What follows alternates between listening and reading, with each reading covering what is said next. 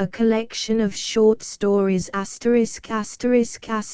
a collection of short stories edited by L.A. Pittenger, A.M., critic in English, Indiana University, New York, The Macmillan Company, 1914. Set up and electrotyped. Published November, 1913. Reprinted January, 1914. Norwood Press, J.S. Cushing Company, Berwick and Smith Company, Norwood, Mass., USA. Contents: a prefatory note, introduction, history of the short story, qualities of the short story, composition of the short story, books for reference, collections of short stories, The Father. 1860. Bjornstjerne and Bjornson. The Griffin and the Minor Canon. 1887. Frank R. Stockton. The Piece of String. 1884. Guy de Maupassant. The Man Who Was. 1889. Rudyard Kipling. The Fall of the House of Usher. 1839. Edgar Allan Poe. The Gold Bug. 1843. Edgar Allan Poe. The Birthmark. 1843. Nathaniel Hawthorne. Ethan Brand. 1848. Nathaniel Hawthorne. The Sire de Maltroit's Door. 1878. Robert Louis Stevenson. Markheim. 1884. Robert Louis Stevenson. A prefatory note: this collection of short stories does not illustrate the history of short story writing, nor does it pretend that these are the 10 best stories ever written, but it does attempt to present selections from a list of the greatest short stories that have proved, in actual use, most beneficial to high school students. The introduction presents a concise statement of the essentials of the history, qualities, and composition of the short story. A brief biography of each author and a criticism covering the main characteristics of his writings serve as starting points for the recitation. The references following both the biography and criticism are given in order that the study of the short story may be amplified, and that high school teachers may build a systematic and serviceable library about their classwork in the teaching of the story. The collateral readings, listed after each story, will aid in the creation of a suitable atmosphere for the story studied, and explain many questions developed in the recitation. Only such definitions as are not easily found in school dictionaries are included in the notes. Introduction: history of the short story. Just when, where, and by whom storytelling was begun no one can say. From the first use of speech, no doubt, our ancestors have told stories of war, love, mysteries, and the miraculous performances of lower animals and inanimate objects. The ultimate source of all stories lies in a thorough democracy, unhampered by the restrictions of a higher civilization. Many tales spring from a loathsome filth that is extremely obnoxious to our present-day tastes.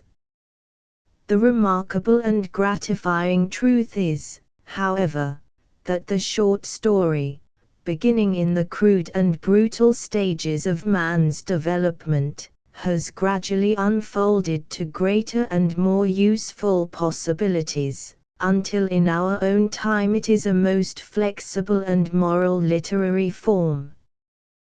The first historical evidence in the development of the story shows no conception of a short story other than that it is not so long as other narratives. This judgment of the short story obtained until the beginning of the 19th century, when a new version of its meaning was given, and an enlarged vision of its possibilities was experienced by a number of writers almost simultaneously. In the early centuries of storytelling there was only one purpose in mind, that of narrating for the joy of the telling and hearing. The storytellers sacrificed unity and totality of effect as well as originality for an entertaining method of reciting their incidents. The story of Ruth and the Prodigal Son are excellent short tales, but they do not fulfill the requirements of our modern short story for the reason that they are not constructed for one single impression, but are in reality parts of possible longer stories. They are, as it were, parts of stories not unlike Dr. Jekyll and Mr. Hyde and A Lear of the Steppes, and lack those complete and concise artistic effects found in the short stories, Markheim and Mew Mew, by the same authors. Both Ruth and the Prodigal Son are exceptionally well told, possess a splendid moral tone, and are excellent prophecies of what the 19th century has developed for us in the art of short story writing. The Greeks did very little writing in prose until the era of their decadence, and showed little instinct to use the concise and unified form of the short story. The conquering Romans followed closely in the paths of their predecessors and did little work in the shorter narratives. The myths of Greece and Rome were not bound by facts, and opened a wonderland where writers were free to roam. The epics were slow in movement, and presented a list of loosely organized stories arranged about some character like Ulysses or Aeneas. During the medieval period, storytellers and stories appeared everywhere. The more ignorant of these storytellers produced the fable, and the educated monks produced the simple, crude and disjointed tales. The Gesta Romanorum is a wonderful storehouse of these medieval stories. In the Decameron, Boccaccio deals with traditional and contemporary materials. He is a born storyteller and presents many interesting and well-told narratives, but as Professor Baldwin, 1, has said, more than half are merely anecdotes, and the remaining stories are bare plots, ingeniously done in a kind of scenario form. 3 approach our modern idea of the short story, and 2, the second story of the second day and the 6th story of the 9th day, actually attain to our standard. Boccaccio was not conscious of a standard in short storytelling, for he had none in the sense that Poe and Maupassant defined and practiced it. Chaucer in England told his stories in verse and added the charm of humor and well-defined characters to the development of storytelling. In the 17th century, Cervantes gave the world its first great novel, Don Quixote. Cervantes was careless in his work and did not write short stories, but tales that are fairly brief. Spain added to the story a high sense of chivalry and a richness of character that the Greek romance and the Italian novella did not possess. France followed this loose composition and lack of beauty in form. Scarron and Le Sage, the 2 French fiction writers of this period, contributed little or nothing to the advancement of storytelling. Cervantes the liberal lover is as near as this period came to producing a real short story. The storytelling of the 17th century was largely shaped by the popularity of the drama. In the 18th century the drama gave place to the essay, and it is to the sketch and essay that we must go to trace the evolution of the story during this period. Voltaire in France had a burning message in every essay, and he paid far greater attention to the development of the thought of his message than to the story he was telling. Addison and Steele in The Spectator developed some real characters of the fiction type and told some good stories, but even their best, like Theodosius and Constantia, fall far short of developing all the dramatic possibilities, and lack the focusing of interest found in the 19th century stories. Some of Lamb's essays of Elia, especially The Dream Children, introduce a delicate fancy and an essayist's clearness of thought and statement into the story. At the close of this century, German Romanticism began to seep into English thought and prepare the way for things new in literary thought and treatment. The 19th century opened with a decided preference for fiction. Washington Irving, reverting to The Spectator, produced his sketches, and, following the trend of his time, looked forward to a new form and wrote The Spectre Bridegroom and Rip Van Winkle. It is only by a precise definition of short story that Irving is robbed of the honor of being the founder of the modern short story. He loved to meander and to fit his materials to his story scheme in a leisurely manner. He did not quite see what Hawthorne instinctively followed and Poe consciously defined and practiced, and he did not realize that terseness of statement and totality of impression were the chief qualities he needed to make him the father of a new literary form. Poe and Maupassant have reduced the form of the short story to an exact science. Hawthorne and Hart have done successfully in the field of Romanticism what the Germans, Tieck and Hoffmann, did not do so well. Johnson and Henry James have analyzed character psychologically in their short stories. Kipling has used the short story as a vehicle for the conveyance of specific knowledge. Stevenson has gathered most, if not all, of the literary possibilities adaptable to short story use, and has incorporated them in his Markheim. France with her literary newspapers and artistic tendencies, and the United States with magazines calling incessantly for good short stories, and with every section of its conglomerate life clamoring to express itself, lead in the production and rank of short stories.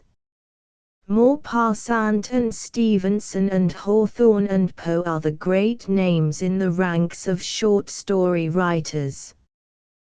The list of present-day writers is interminable, and high school students can best acquire a reasonable appreciation of the great work these writers are doing by reading regularly some of the better-grade literary magazines. For a comprehensive view of specimens representing the history and development of the short story, students should have access to Brander Matthews' The Short Story, Jessup and Canby's The Book of the Short Story, and Waite and Taylor's modern masterpieces of short prose fiction. Note: 1. American Short Stories, by Charles Sears Baldwin, New York, Longmans, Green and Company, 1904. Qualities of the short story. It was not until well along in the 19th century that anyone attempted to define the short story. The three quotations given here are among the best things that have been spoken on this subject. The right novella is never a novel cropped back from the size of a tree to a bush, or the branch of a tree stuck into the ground and made to serve for a bush. It is another species, destined by the agencies at work in the realm of unconsciousness to be brought into being of its own kind, and not of another. W. D. Howells, North American Review, 173:429. A true short story is something other and something more than a mere story which is short. A true short story differs from the novel chiefly in its essential unity of impression. In a far more exact and precise use of the word, a short story has unity as a novel cannot have it. A short story deals with a single character, a single event, a single emotion, or the series of emotions called forth by a single situation. Brander Matthews, The Philosophy of the Short Story. The aim of a short story is to produce a single narrative effect with the greatest economy of means that is consistent with the utmost emphasis. Clayton Hamilton, Materials and Methods of Fiction. The short story must always have a compact unity and a direct simplicity. In such stories as Bjornson's The Father and Maupassant's The Piece of String, this simplicity is equal to that of the anecdote, but in no case can an anecdote possess the dramatic possibilities of these simple short stories, for a short story must always have that tensity of emotion that comes only in the crucial tests of life. The short story does not demand the consistency in treatment of the long story, for there are not so many elements to marshal and direct properly, but the short story must be original and varied in its themes, cleverly constructed, and lighted through and through with the glow of vivid imaginings. A single incident in daily life is caught as in a snapshot exposure and held before the reader in such a manner that the impression of the whole is derived largely from suggestion. The single incident may be the turning point in life history, as in The Man Who Was. It may be a mental surrender of habits fixed seemingly in indelible colors in the soul and a sudden, inflexible decision to be a man, as in the case of Markheim, or it may be a gradual realization of the value of spiritual gifts, as Bjornson has concisely presented it in his little story The Father. The aim of the short story is always to present a cross-section of life in such a vivid manner that the importance of the incident becomes universal. Some short stories are told with the definite end in view of telling a story for the sake of exploiting a plot. The Cask of Amontillado is all action in comparison with the Mask of the Red Death. The Goldbug sets for itself the task of solving a puzzle and possesses action from first to last. Other stories teach a moral. Ethan Brand deals with the unpardonable sin, and The Great Stone Face is our classic story in the field of ideals and their development. Hawthorne, above all writers, is most interested in ethical laws and moral development. Still other stories aim to portray character. Miss Jewett and Mrs. Freeman voraciously picture the faded put womanhood in New England. Henry James and Bjornson turn the X-rays of psychology and sociology on their characters. Stevenson follows with the precision of the tick of a watch the steps in Markheim's mental evolution. The types of the short story are as varied as life itself. Addison, Lamb, Irving, Warner, and many others have used the story in their sketches and essays with wonderful effect. The legend of Sleepy Hollow is as impressive as any of Scott's tales. The allegory in The Great Stone Face loses little or nothing when compared with Bunyan's Pilgrim's Progress.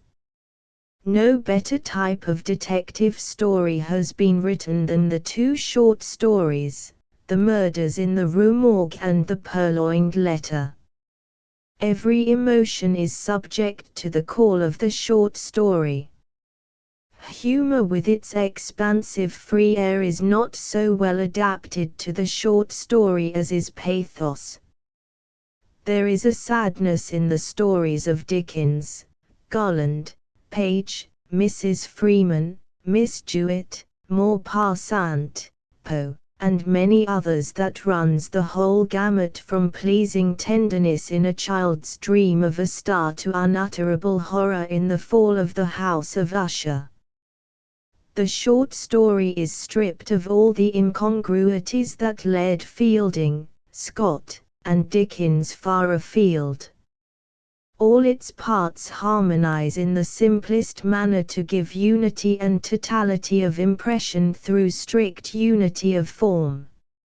It is a concentrated piece of life snatched from the ordinary and uneventful round of living and steeped in fancy until it becomes the acme of literary art. Composition of the short story. Any student who wishes to express himself correctly and pleasingly, and desires a keener sense for the appreciation of literary work must write. The way others have done the thing never appears in a forceful light until one sets himself at a task of like nature. Just so in the study of this text. To find and appreciate the better points of the short story, students must write stories of their own, patterned in a small way on the technique of the masterpieces. The process of short story writing follows in a general way the following program. In the first place, the class must have something interesting and suggestive to write about.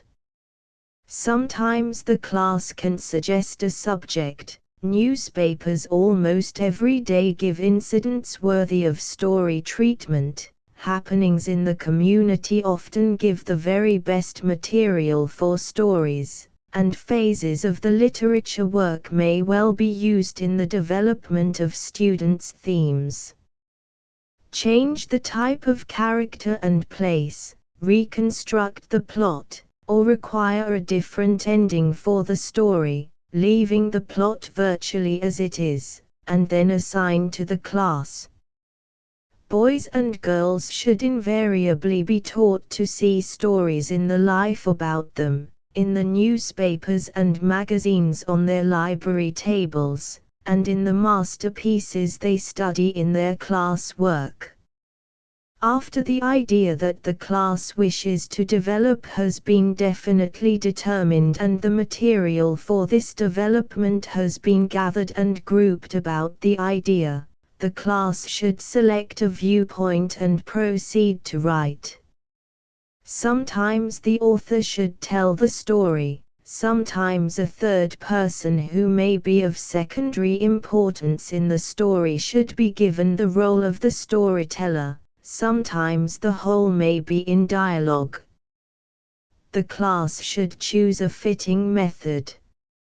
Young writers should be very careful about the beginning of a story. An action story should start with a striking incident that catches the reader's attention at once and forecasts subsequent happenings. In every case, this first incident must have in it the essence of the end of the story and should be perfectly logical to the reader after he has finished the reading. A story in which the setting is emphasized can well begin, with a description and contain a number of descriptions and expositions, distributed with a sense of propriety throughout the theme. A good method to use in the opening of a character story is that of conversation. An excellent example of a sharp use of this device is Mrs. Freeman's Revolt of Mother, where the first paragraph is a single spoken word. Every incident included in the story should be tested for its value in the development of the theme. An incident that does not amplify certain phases of the story has no right to be included, and great care should be used in an effort to incorporate just the material necessary for the proper evolution of the thought. The problem is not so much what can be secured to be included in the story, but rather, after making a thorough collection of the material, what of all these points should be cast out. The ending must be a natural outgrowth of the development found in the body of the composition. Even in a story with a surprise ending, of which we are tempted to say that we have had no preparation for such a turn in the story, there must be hints, the subtler the better, that point unerringly and always toward the end. The end is presupposed in the beginning, and the changing of one means the altering of the other. Young writers have trouble in stopping at the right place. They should learn, as soon as possible, that to drag on after the logical ending has been reached spoils the best of stories. It is just as bad to stop before arriving at the true end.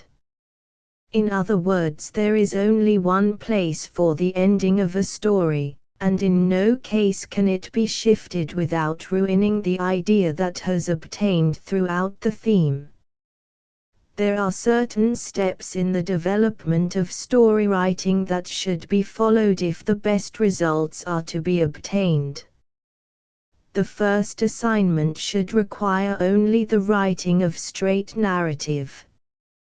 The Arabian Nights tales and children's stories represent this type of writing and will give the teacher valuable aid in the presentation of this work. After the students have produced simple stories resembling the Sinbad voyages, they should next add descriptions of persons and places and explanations of situations to develop clearness and interest in their original productions. Taking these themes in turn, students should be required to introduce plot incidents that complicate the simple happenings and divert the straightforward trend of the narrative. Now that the stories are well developed in their descriptions, expositions, and plot interests, they should be tested for their emotional effects. Students should go through their themes, and by making the proper changes give in some cases a humorous and in others a pathetic or tragic effect. These few suggestions are given to emphasize the facts that no one conceives a story in all its details in a moment of inspiration, and that there is a way of proceeding that passes in logical gradations from the simplest to the most complex phases of story writing. Franklin and Stevenson knew no rules for writing other than to practice incessantly on some form they wished to imitate. Hard work is the first lesson that boys and girls must learn in the art of writing, and a systematic gradation of assignments is what the teacher must provide for his students. Walter Besant gave the following rules for novel writers. Some of them may be suggestive to writers of the high school age, so the list is given in its complete form. 1. Practice writing something original every day. 2. Cultivate the habit of observation. 3. Work regularly at certain hours. 4. Read no rubbish. 5. Aim at the formation of style. 6. Endeavor to be dramatic.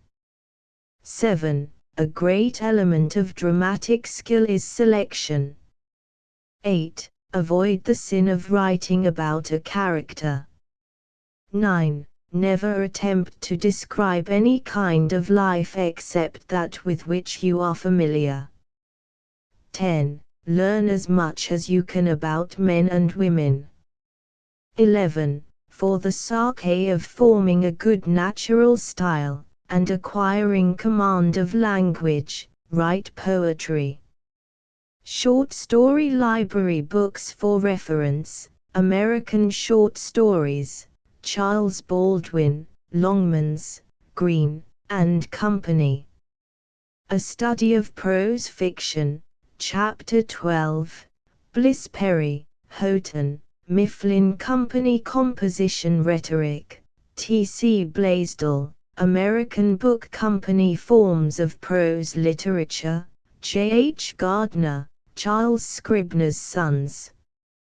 Materials and Methods of Fiction, Clayton Hamilton, The Baker and Taylor Company. Principles of Literary Criticism, C.T. Winchester, The Macmillan Company. Short Story Writing, C.R. Barrett. The Baker and Taylor Company. Specimens of the Short Story, G.H. Nettleton, H. Holt and Company. Storywriting and Journalism, Sherwin Cody, Funk and Wagnalls Company. Talks on Writing English, Arlo Bates, Houghton Mifflin Company. The Writing of the Short Story, L. W. Smith, D. C. Heath and Company. The Philosophy of the Short Story, Brander Matthews, Longmans, Green, and Company. The World's Greatest Short Stories, Sherwin Cody, A. C. McClurg and Company.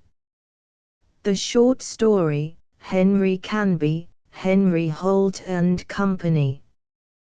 The Short Story, Evelyn May Albright, The Macmillan Company. The Book of the Short Story, Jessup and Canby, D. Appleton and Company. Modern Masterpieces of Short Prose Fiction, Waite and Taylor, D. Appleton and Company. The Short Story, Brander Matthews, American Book Company. Writing the Short Story, E. Sen Wayne, Hines, Noble and Eldredge. A Study of the Short Story in English, Henry Seidel Canby, Henry Holt and Company. Collections of Short Stories, American Short Stories, Charles S. Baldwin, Longmans, Green, and Company. Great Short Stories, 3 vols, William Paton, P. F. Collier and Son. Little French Masterpieces, 6 vols. Alexander Jessup, G. P. Putnam's Sons. Short Story Classics, American, 5 vols, William Paton, P. F. Collier and Son. Short Story Classics, Foreign, 5 vols, William Paton, P. F. Collier and Son. Stories by American Authors, 10 vols, Charles Scribner's Sons. Stories by English Authors, 10 vols, Charles Scribner's Sons. Stories by Foreign Authors, 10 vols, Charles Scribner's Sons. Stories New and Old, American and English, Hamilton W. Mabye, The Macmillan Company. World's Greatest Short Stories, Sherwin Cody, A. C. McClurg and Company. The American Short Story, Elias Lieberman. The Father, 1, by Bjornstjerne Bjornson, 1838–1910, The man whose story is here to be told was the wealthiest and most influential person in his parish. His name was Thord Overas. He appeared in the priest's study one day, tall and earnest. "I have gotten a son," said he, "and I wish to present him for baptism. What shall his name be?" "Finn, after my father." "And the sponsors?" They were mentioned, and proved to be the best men and women of Thord's relations in the parish. "Is there anything else?" inquired the priest, and looked up. The peasant hesitated a little. "I should like very much to have him baptized by himself," said he, finally. "That is to say on a weekday. Next Saturday, at 12 o'clock noon." "Is there anything else?" inquired the priest. "There is nothing else," and the peasant twirled his cap, as though he were about to go. Then the priest rose. "There is yet this, however," said he, and walking toward Thord, he took him by the hand and looked gravely into his eyes. "God grant that the child may become a blessing to you." One day 16 years later, Thord stood once more in the priest's study. "Really, you carry your age astonishingly well," Thord said the priest, for he saw no change whatever in the man. "That is because I have no troubles," replied Thord. To this the priest said nothing, but after a while he asked, "What is your pleasure this evening?" "I have come this evening about that son of mine who is to be confirmed tomorrow. He is a bright boy. I did not wish to pay the priest until I heard what number the boy would have when he takes his place in the church tomorrow. He will stand number 1. So I have heard, and here are $10 for the priest." "Is there anything else I can do for you?" inquired the priest, fixing his eyes on Thord. "There is nothing else." Thord went out. 8 years more rolled by, and then one day a noise was heard outside of the priest's study, for many men were approaching, and at their head was Thord, who entered first. The priest looked up and recognized him. "You come well attended this evening," Thord said he. "I am here to request that the bans may be published for my son. He is about to marry Karen Stilliden, daughter of Gudmund, who stands here beside me." "Why, that is the richest girl in the parish." "So they say," replied the peasant, stroking back his hair with one hand. The priest sat a while as if in deep thought, then entered the names in his book, without making any comments, and the men wrote their signatures underneath. Thord laid $3 on the table. "1 is all I am to have," said the priest. "I know that very well, but he is my only child. I want to do it handsomely." The priest took the money.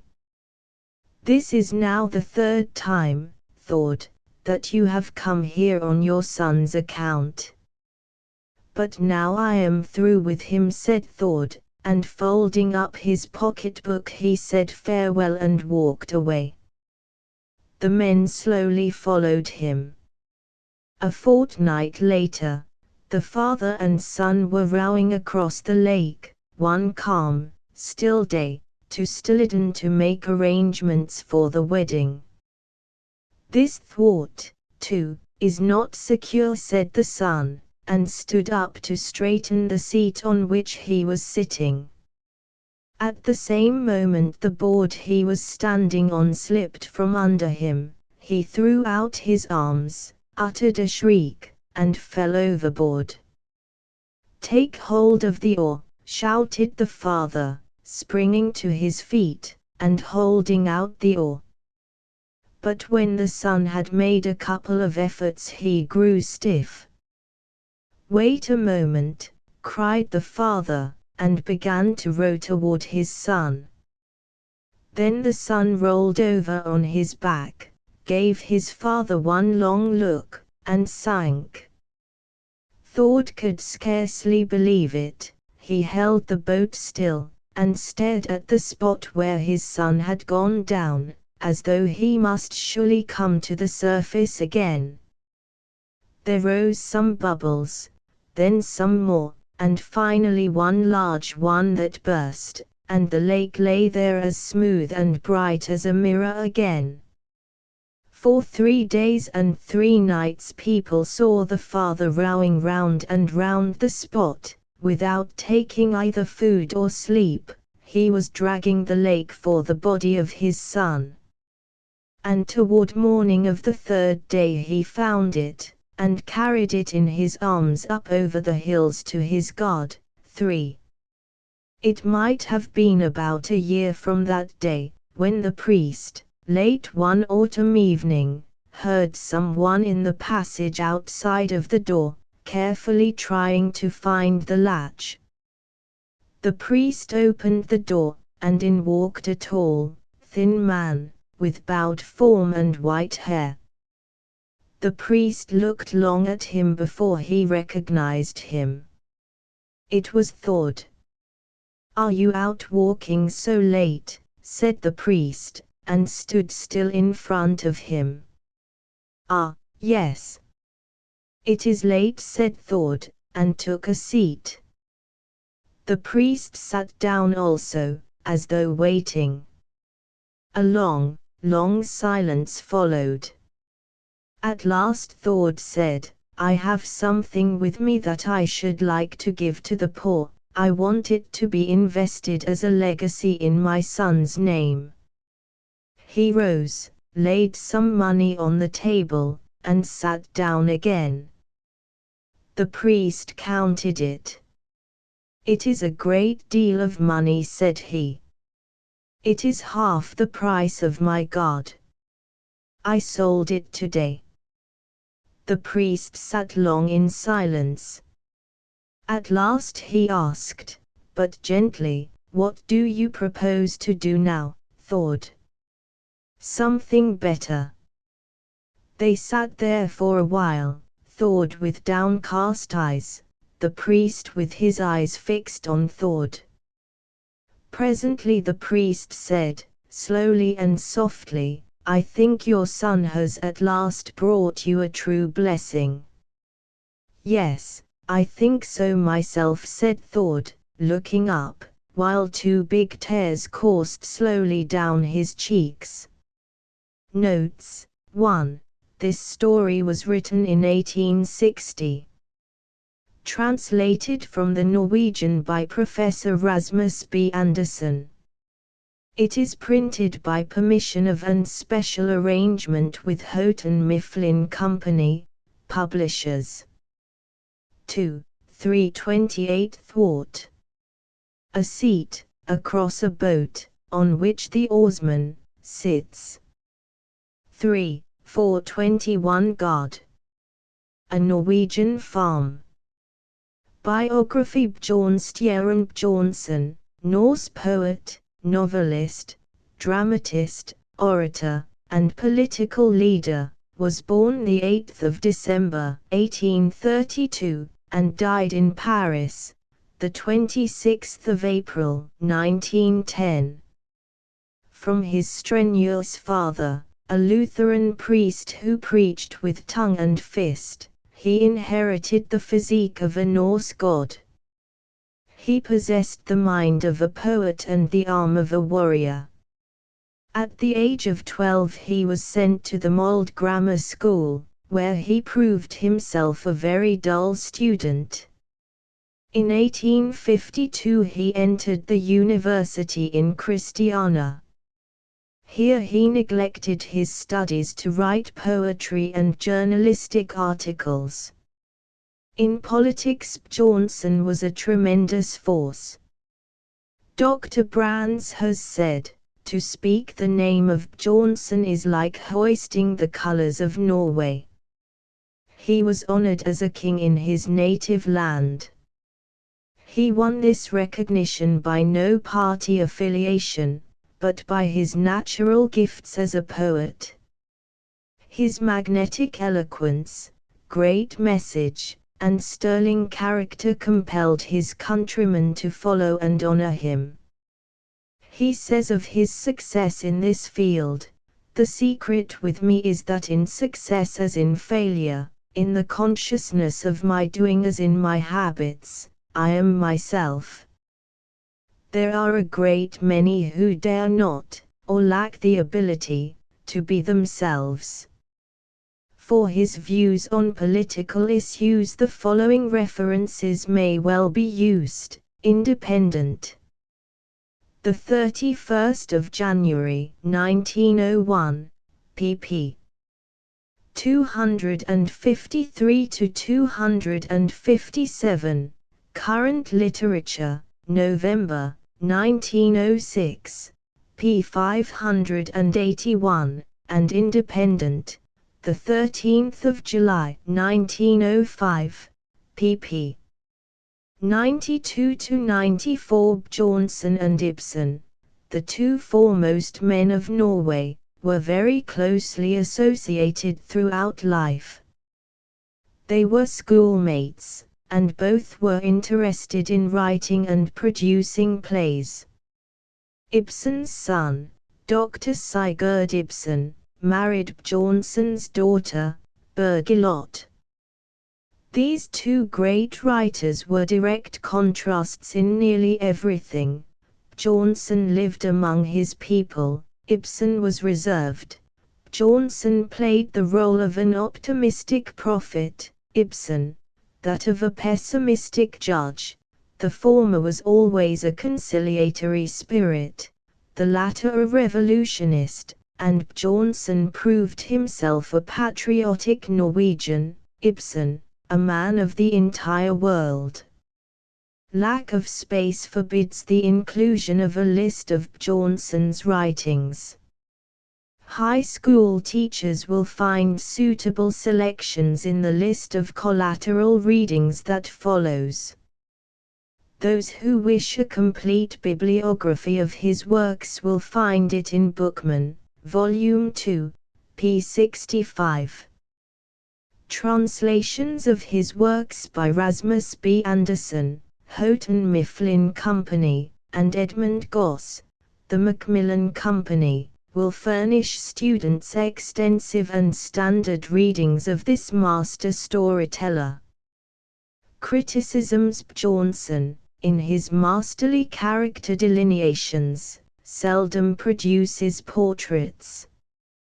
He gives the reader suggestive glimpses often enough and of the right quality and arrangement to produce a full and vigorous conception of his characters. His female parts are especially well done. His characters present themselves to the reader by unique thinking and choice expressions. Students should analyze the father for this phase of character building. Note also the simplicity of the words, sentences, paragraphs, and complete story arrangement, the author's originality of story conception and expression, his short, passionate, panting sentences, the poetic atmosphere that sweetens and enriches his virile writing, and the correct, religious pictures he paints of his beloved Northland. After having read a number of selections from Bjornson, students will see that he has a wonderful breadth of treatment for every imaginable subject. He is so universal in his choice of subjects that Lemaitre in his impressions of the theatre half humorously and half ironically puts these words in Bjornson's mouth: "I am king in the spiritual kingdom and there are two men in Europe who have genius, I and Ibsen, granting that Ibsen has it. General references Adventures in Criticism, ATQ Couch. Essays on Modern Novelists, William Leon Phelps. Johnsoniana Dial, the 16th of January, 1903, pp. 37 to 38. Prophet Poet of Norway Cosmopolitan, April, 1903, pp. 621 to 631. 310 Dial, December, 1902, pp. 383 to 385. Collateral Readings Lectures, Volume I, John L. Stoddard. The Making of an American, Chapters 1, 7, and Jacob Ritis. Myths of Northern Lands. Gerber. Synnöve Solbacken, Bjornson. A Happy Boy, Bjornson. The Fisher Maiden, Bjornson.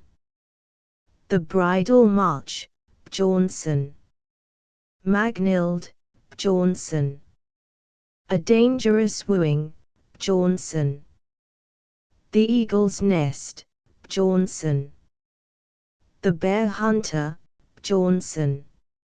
Master and Man, Leo Tolstoy. The Doll's House, Henrik Ibsen. The Minister's Black Veil, Nathaniel Hawthorne.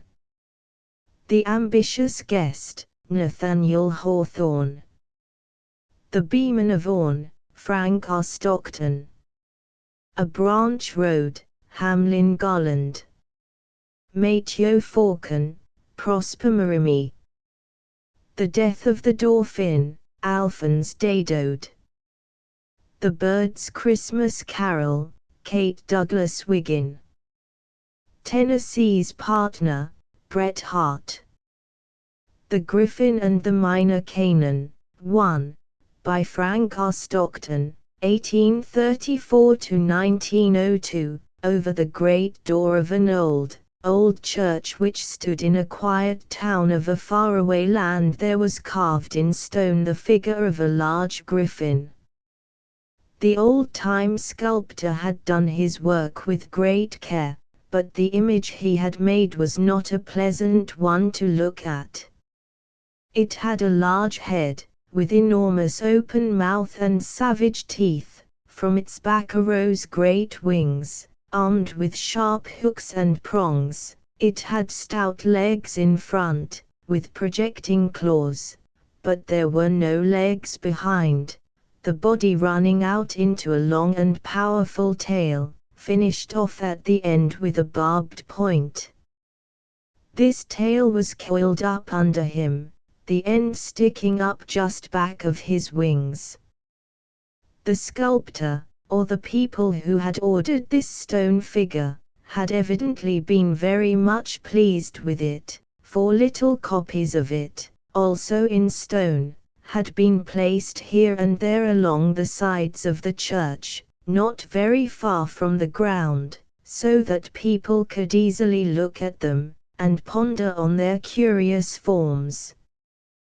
There were a great many other sculptures on the outside of this church, saints, martyrs, grotesque heads of men, beasts, and birds, as well as those of other creatures which cannot be named, because nobody knows exactly what they were, but none were so curious and interesting as the great griffin over the door, and the little griffins on the sides of the church.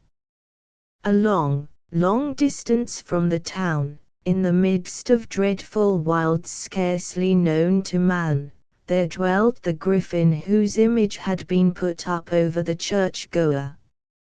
In some way or other, the old-time sculptor had seen him, and afterward, to the best of his memory, had copied his figure in stone. The griffin had never known this, until, hundreds of years afterward, he heard from a bird, from a wild animal, or in some manner which it is not now easy to find out, that there was a likeness of him on the old church in the distant town. Now this Griffin had no idea how he looked. He had never seen a mirror, and the streams where he lived were so turbulent and violent that a quiet piece of water, which would reflect the image of anything looking into it, could not be found. Being, as far as could be ascertained, the very last of his race, he had never seen another Griffin. Therefore it was, that, when he heard of this stone image of himself, he became very anxious to know what he looked like, and at last he determined to go to the old church, and see for himself what manner of being he was. So he started off from the dreadful wilds, and flew on and on until he came to the countries inhabited by men, where his appearance in the air created great consternation, but he alighted nowhere, keeping up a steady flight until he reached the suburbs of the town which had his image on its church. Here, late in the afternoon, he alighted in a green meadow by the side of a brook, and stretched himself on the grass to rest. His great wings were tired, for he had not made such a long flight in a century, or more. The news of his coming spread quickly over the town, and the people, frightened nearly out of their wits by the arrival of so extraordinary a visitor, fled into their houses, and shut themselves up. The Griffin called loudly for someone to come to him, but the more he called, the more afraid the people were to show themselves.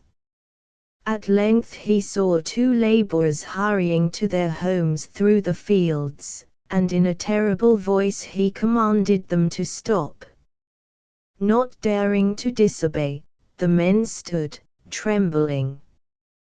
"What is the matter with you all?" cried the Griffin. "Is there not a man in your town who is brave enough to speak to me?"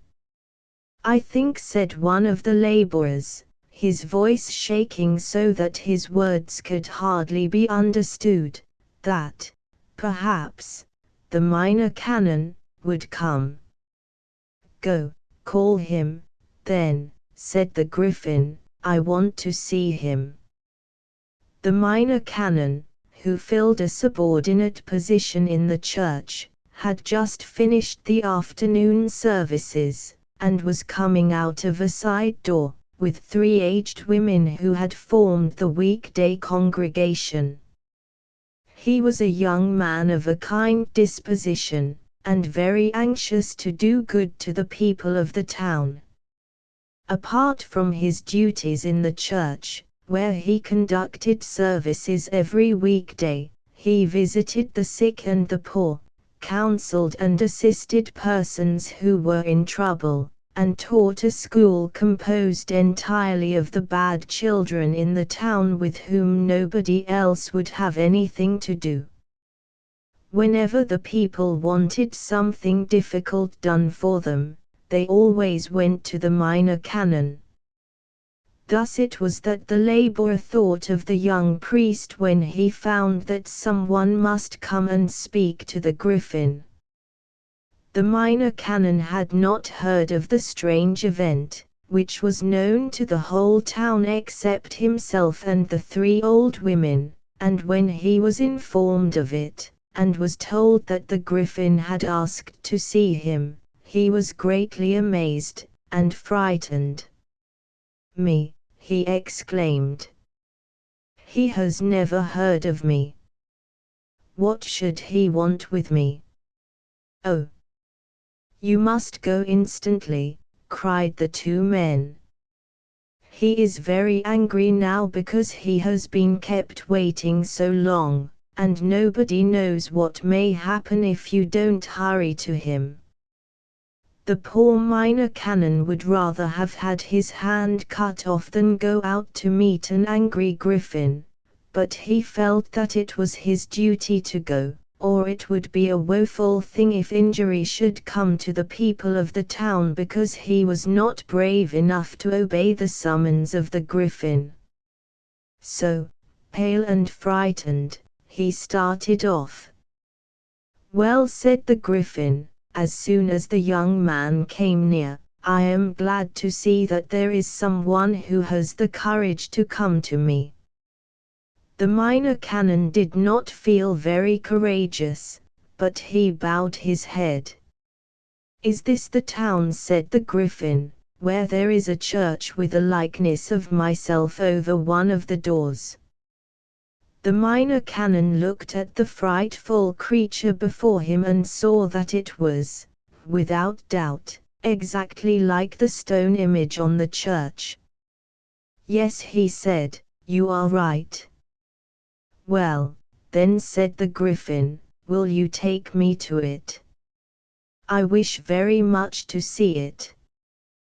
The Minor Canon instantly thought that if the griffin entered the town without the people knowing what he came for, some of them would probably be frightened to death, and so he sought to gain time to prepare their minds. "It is growing dark now," he said, very much afraid, as he spoke, that his words might enrage the griffin, and objects on the front of the church cannot be seen clearly.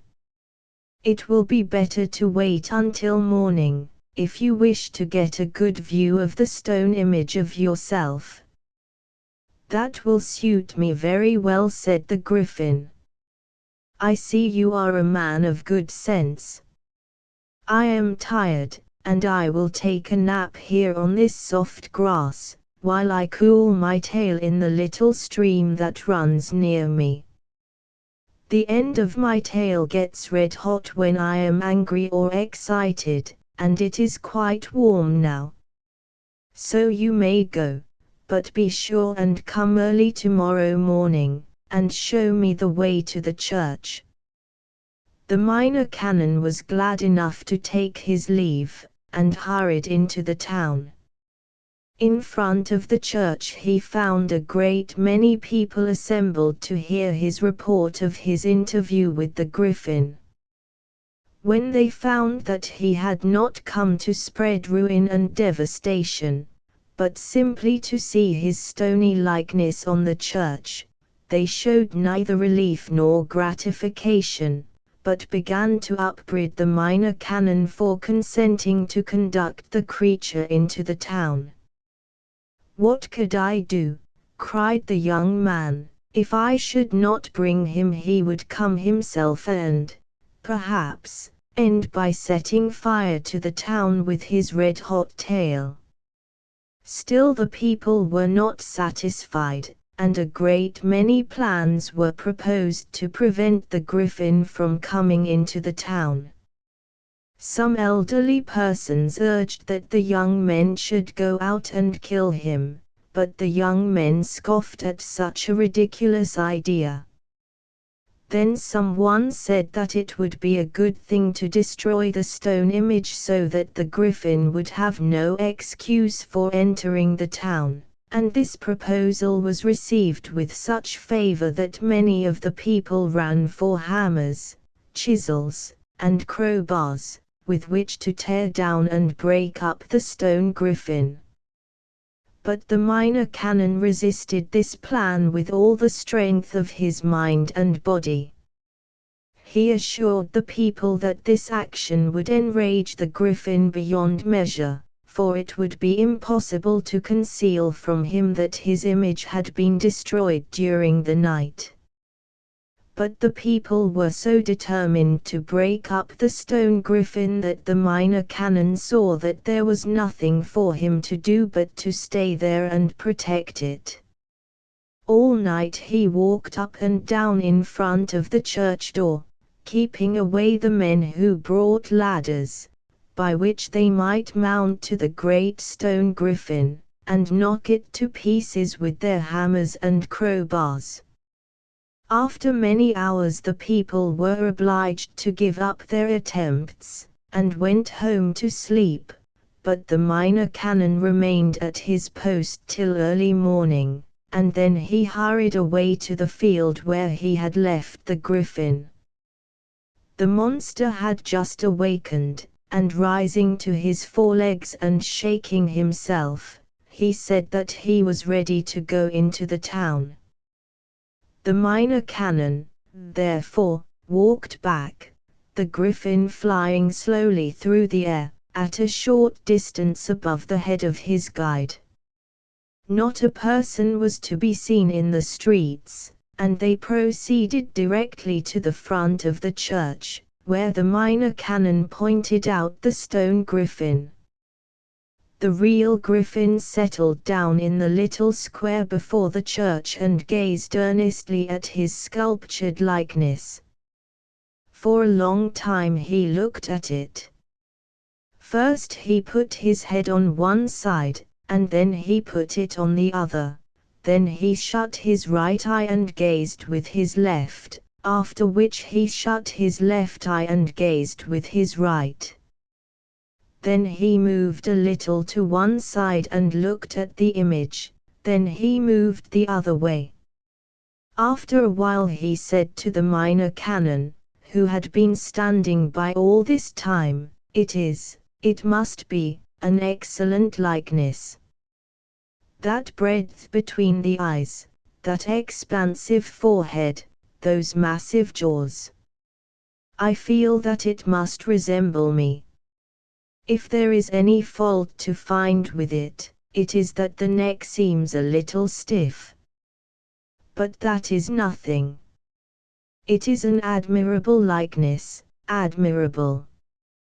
The griffin sat looking at his image all the morning and all the afternoon. The Minor Canon had been afraid to go away and leave him, and had hoped all through the day that he would soon be satisfied with his inspection and fly away home. But by evening the poor young man was utterly exhausted, and felt that he must eat and sleep. He frankly admitted this fact to the griffin, and asked him if he would not like something to eat. He said this because he felt obliged in politeness to do so, but as soon as he had spoken the words, he was seized with dread lest the monster should demand 6 babies, or some tempting repast of that kind. "Oh, no," said the griffin, "I never eat between the equinoxes. At the vernal and at the autumnal equinox I take a good meal, and that lasts me for half a year. I am extremely regular in my habits, and do not think it healthful to eat at odd times. But if you need food, go and get it, and I will return to the soft grass where I slept last night and take another nap."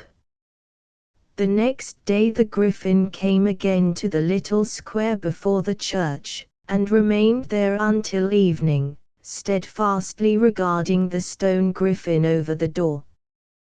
The Minor Canon came once or twice to look at him, and the griffin seemed very glad to see him, but the young clergyman could not stay as he had done before, for he had many duties to perform. Nobody went to the church, but the people came to the Minor Canon's house, and anxiously asked him how long the griffin was going to stay. "I do not know," he answered, "but I think he will soon be satisfied with regarding his stone likeness, and then he will go away." But the griffin did not go away. Morning after morning he came to the church, but after a time he did not stay there all day. He seemed to have taken a great fancy to the Minor Canon, and followed him about as he pursued his various avocations. He would wait for him at the side door of the church, for the Minor Canon held services every day, morning and evening, though nobody came now. If anyone should come, he said to himself, I must be found at my post. When the young man came out, the griffin would accompany him in his visits to the sick and the poor, and would often look into the windows of the schoolhouse where the minor canon was teaching his unruly scholars. All the other schools were closed, but the parents of the minor canon's scholars forced them to go to school, because they were so bad they could not endure them all day at home, griffin or no griffin. But it must be said they generally behaved very well when that great monster sat up on his tail and looked in at the schoolroom window.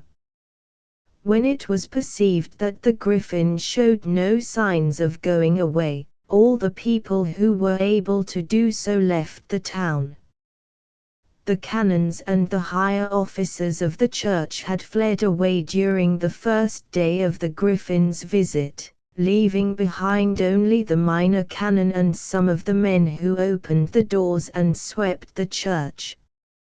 All the citizens who could afford it shut up their houses and traveled to distant parts, and only the working people and the poor were left behind. After some days these ventured to go about and attend to their business, for if they did not work they would starve. They were getting a little used to seeing the griffin, and having been told that he did not eat between equinoxes, they did not feel so much afraid of him as before. Day by day the griffin became more and more attached to the minor canon.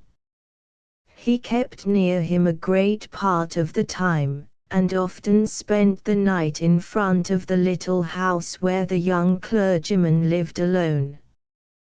This strange companionship was often burdensome to the minor canon, but, on the other hand, he could not deny that he derived a great deal of benefit and instruction from it. The griffin had lived for hundreds of years, and had seen much, and he told the minor canon many wonderful things. It is like reading an old book, said the young clergyman to himself, but how many books I would have had to read before I would have found out what the griffin has told me about the earth, the air, the water, about minerals, and metals, and growing things, and all the wonders of the world. Thus the summer went on, and drew toward its close. And now the people of the town began to be very much troubled again. It will not be long, they said, before the autumnal equinox is here, and then that monster will want to eat. He will be dreadfully hungry, for he has taken so much exercise since his last meal. He will devour our children. Without doubt, he will eat them all. What is to be done? To this question no one could give an answer, but all agreed that the griffin must not be allowed to remain until the approaching equinox. After talking over the matter a great deal, a crowd of the people went to the minor canon, at a time when the griffin was not with him. It is all your fault, they said, that monster is among us. You brought him here, and you ought to see that he goes away. It is only on your account that he stays here at all, for, although he visits his image every day, he is with you the greater part of the time. If you were not here, he would not stay. It is your duty to go away, and then he will follow you, and we shall be free from the dreadful danger which hangs over us.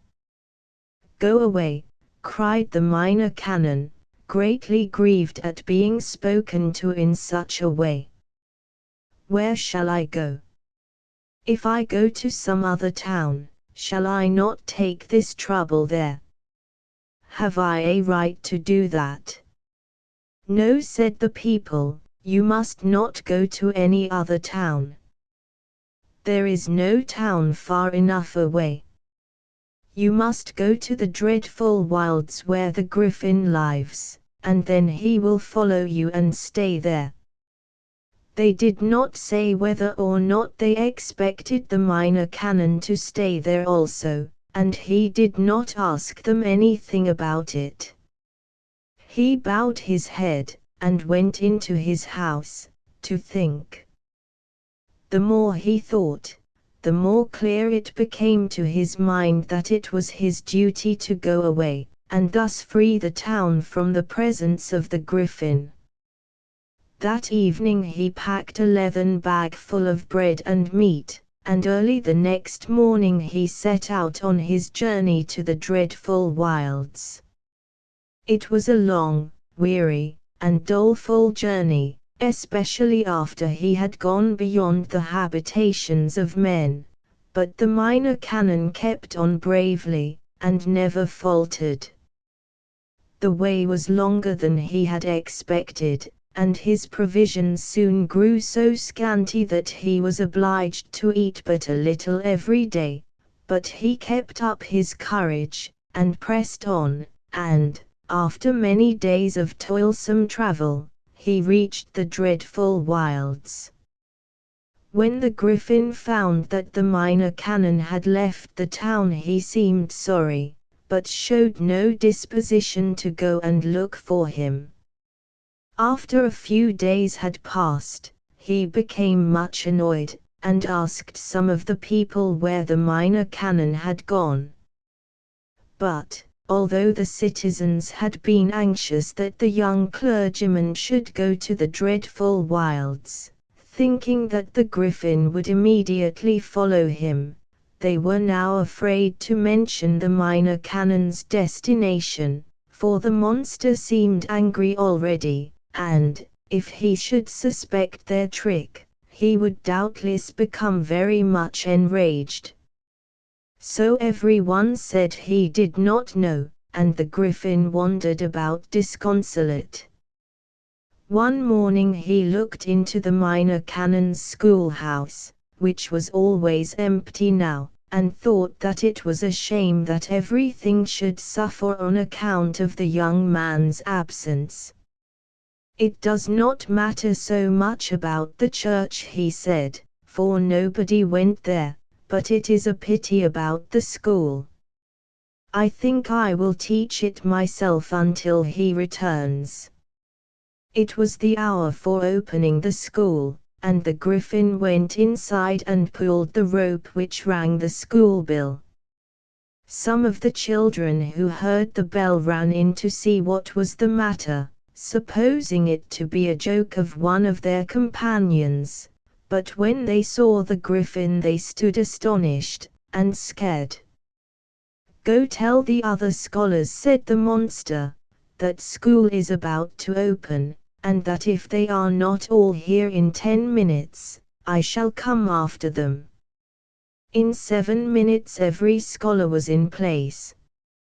Never was seen such an orderly school. Not a boy or girl moved, or uttered a whisper. The griffin climbed into the master's seat, his wide wings spread on each side of him, because he could not lean back in his chair while they stuck out behind, and his great tail coiled around, in front of the desk, the barbed end sticking up, ready to tap any boy or girl who might misbehave. The griffin now addressed the scholars, telling them that he intended to teach them while their master was away. In speaking he endeavored to imitate, as far as possible, the mild and gentle tones of the Minor Canon, but it must be admitted that in this he was not very successful. He had paid a good deal of attention to the studies of the school, and he determined not to attempt to teach them anything new, but to review them in what they had been studying. So he called up the various classes, and questioned them upon their previous lessons. The children racked their brains to remember what they had learned. They were so afraid of the griffin's displeasure that they recited as they had never recited before. One of the boys far down in his class answered so well that the griffin was astonished. "I should think you would be at the head," said he. "I am sure you have never been in the habit of reciting so well." "Why is this?" "Because I did not choose to take the trouble," said the boy, trembling in his boots. He felt obliged to speak the truth, for all the children thought that the great eyes of the griffin could see right through them, and that he would know when they told a falsehood. "You ought to be ashamed of yourself," said the griffin. "Go down to the very tail of the class, and if you are not at the head in 2 days, I shall know the reason why." The next afternoon the boy was number 1. It was astonishing how much these children now learned of what they had been studying. It was as if they had been educated over again. The griffin used no severity toward them, but there was a look about him which made them unwilling to go to bed until they were sure they knew their lessons for the next day. The griffin now thought that he ought to visit the sick and the poor, and he began to go about the town for this purpose. The effect upon the sick was miraculous. All, except those who were very ill indeed, jumped from their beds when they heard he was coming, and declared themselves quite well. To those who could not get up, he gave herbs and roots, which none of them had ever before thought of as medicines, but which the griffin had seen used in various parts of the world, and most of them recovered. But, for all that, they afterward said that no matter what happened to them, they hoped that they should never again have such a doctor coming to their bedsides, feeling their pulses and looking at their tongues. As for the poor, they seemed to have utterly disappeared. All those who had depended upon charity for their daily bread were now at work in some way or other, many of them offering to do odd jobs for their neighbors just for the sake of their meals, a thing which before had been seldom heard of in the town. The griffin could find no one who needed his assistance. The summer had now passed, and the autumnal equinox was rapidly approaching. The citizens were in a state of great alarm and anxiety. The griffin showed no signs of going away, but seemed to have settled himself permanently among them. In a short time, the day for his semi-annual meal would arrive, and then what would happen? The monster would certainly be very hungry, and would devour all their children. Now they greatly regretted and lamented that they had sent away the Minor Canon. He was the only one on whom they could have depended in this trouble, for he could talk freely with the griffin, and so find out what could be done. But it would not do to be inactive. Some step must be taken immediately. A meeting of the citizens was called, and 2 old men were appointed to go and talk to the griffin. They were instructed to offer to prepare a splendid dinner for him on Equinox Day, one which would entirely satisfy his hunger. They would offer him the fattest mutton, the most tender beef, fish, and game of various sorts, and anything of the kind that he might fancy. If none of these suited, they were to mention that there was an orphan asylum in the next town. Anything would be better, said the citizens, than to have our dear children devoured. The old men went to the griffin, but their propositions were not received with favor. "From what I have seen of the people of this town," said the monster, "I do not think I could relish anything which was prepared by them. They appear to be all cowards, and, therefore, mean and selfish. As for eating one of them, old or young, I could not think of it for a moment. In fact, there was only one creature in the whole place for whom I could have had any appetite, and that is the Minor Canon, who has gone away. He was brave, and good, and honest, and I think I should have relished him." "Ah," said one of the old men very politely, "in that case I wish we had not sent him to the dreadful wilds." "What?" cried the Griffin. "What do you mean? Explain instantly what you are talking about." The old man, terribly frightened at what he had said, was obliged to tell how the Minor Canon had been sent away by the people, in the hope that the Griffin might be induced to follow him. When the monster heard this, he became furiously angry. He dashed away from the old men and, spreading his wings, flew backward and forward over the town. He was so much excited that his tail became red hot, and glowed like a meteor against the evening sky. When at last he settled down in the little field where he usually rested, and thrust his tail into the brook, the steam arose like a cloud, and the water of the stream ran hot through the town. The citizens were greatly frightened, and bitterly blamed the old man for telling about the Minor Canon.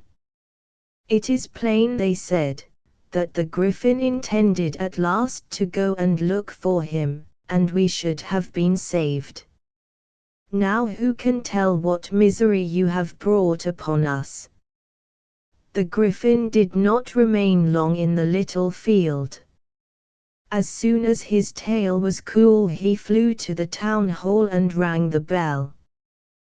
The citizens knew that they were expected to come there, and although they were afraid to go, they were still more afraid to stay away, and they crowded into the hall. The Griffin was on the platform at one end, flapping his wings and walking up and down, and the end of his tail was still so warm that it slightly scorched the boards as he dragged it after him. When everybody who was able to come was there, the Griffin stood still and addressed the meeting. "I have had a contemptible opinion of you," he said, "ever since I discovered what cowards you are, but I had no idea that you were so ungrateful, selfish, and cruel as I now find you to be. Here was your Minor Canon, who labored day and night for your good, and thought of nothing else but how he might benefit you and make you happy, and as soon as you imagine yourselves threatened with a danger, for well I know you are dreadfully afraid of me, you send him off, caring not whether he returns or perishes, hoping thereby to save yourselves. Now, I had conceived a great liking for that young man, and had intended, in a day or two, to go and look him up. But I have changed my mind about him. I shall go and find him, but I shall send him back here to live among you, and I intend that he shall enjoy the reward of his labor and his sacrifices. Go, some of you, to the officers of the church, who so cowardly ran away when I first came here, and tell them never to return to this town under penalty of death. And if, when your Minor Canon comes back to you, you do not bow yourselves before him, put him in the highest place among you, and serve and honor him all his life, beware of my terrible vengeance.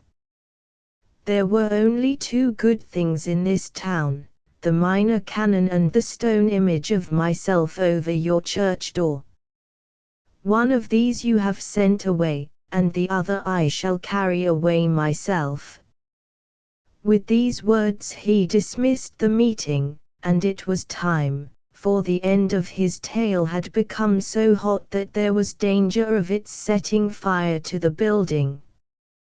The next morning, the griffin came to the church, and tearing the stone image of himself from its fastenings over the great door, he grasped it with his powerful forelegs and flew up into the air. Then, after hovering over the town for a moment, he gave his tail an angry shake and took up his flight to the dreadful wilds. When he reached this desolate region, he set the stone griffin upon a ledge of a rock which rose in front of the dismal cave he called his home. There the image occupied a position somewhat similar to that it had had over the church door, and the griffin, panting with the exertion of carrying such an enormous load to so great a distance, lay down upon the ground, and regarded it with much satisfaction. When he felt somewhat rested he went to look for the minor canon. He found the young man, weak and half-starved, lying under the shadow of a rock. After picking him up and carrying him to his cave, the griffin flew away to a distant marsh, where he procured some roots and herbs which he well knew were strengthening and beneficial to man, though he had never tasted them himself.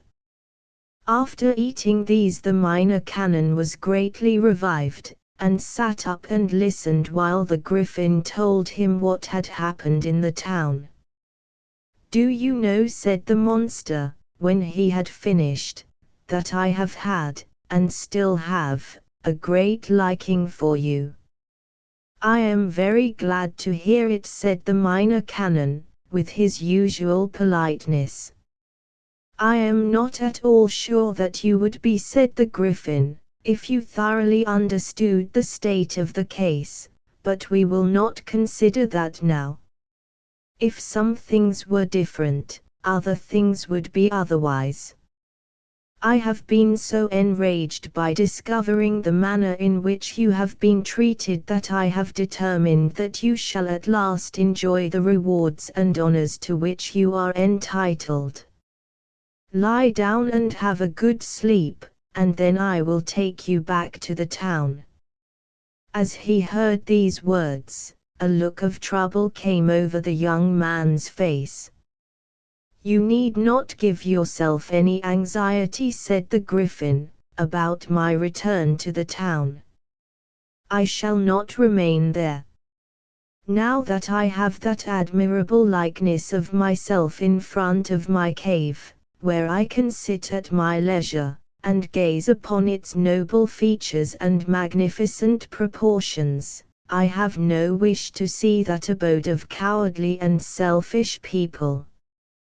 The minor canon, relieved from his fears, lay back, and dropped into a doze, and when he was sound asleep the griffin took him up, and carried him back to the town.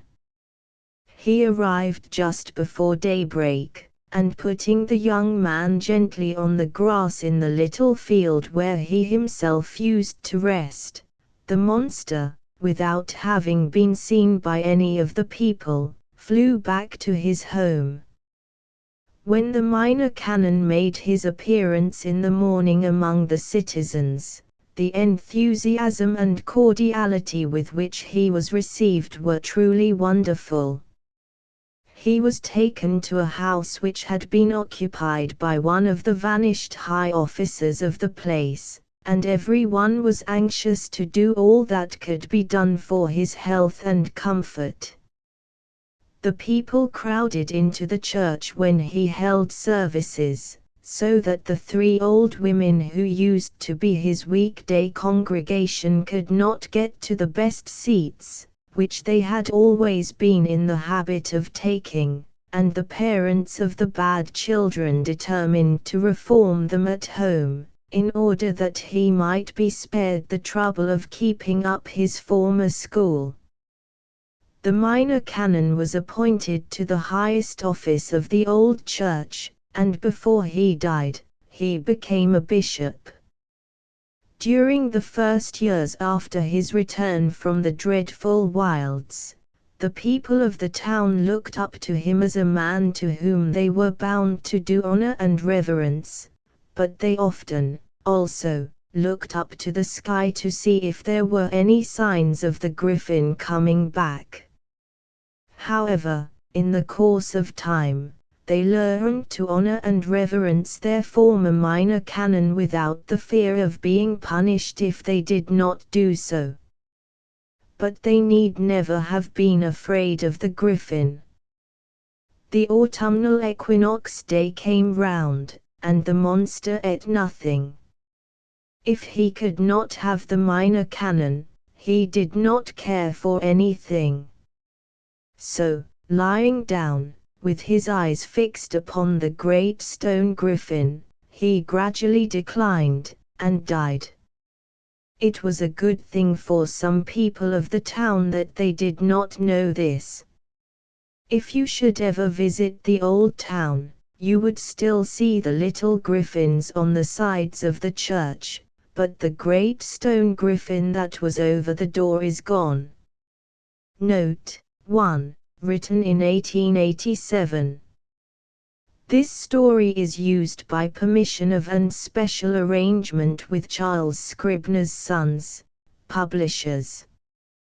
Biography. Frank Richard Stockton, one of America's foremost storytellers and humorists, was born in Philadelphia in 1834. His father was a Presbyterian minister who devoutly wished that his son might study medicine.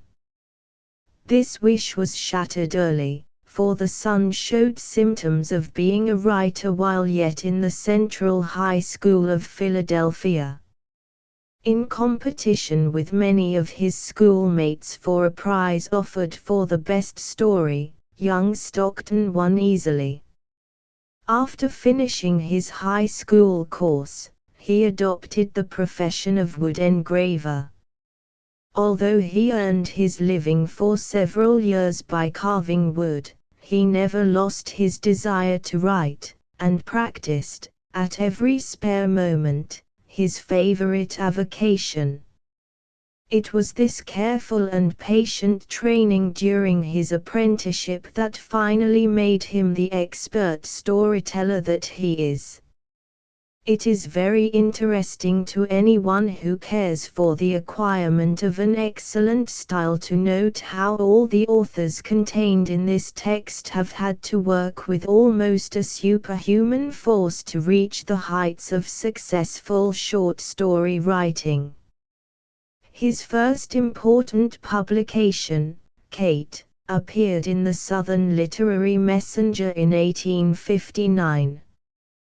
He then joined the staff of the Philadelphia Morning Post, where he did regular newspaper work and contributed to the Riverside Magazine and Hearth and Home. In 1872 his Stephen Scarrige's Christmas appeared in Scribner's Monthly.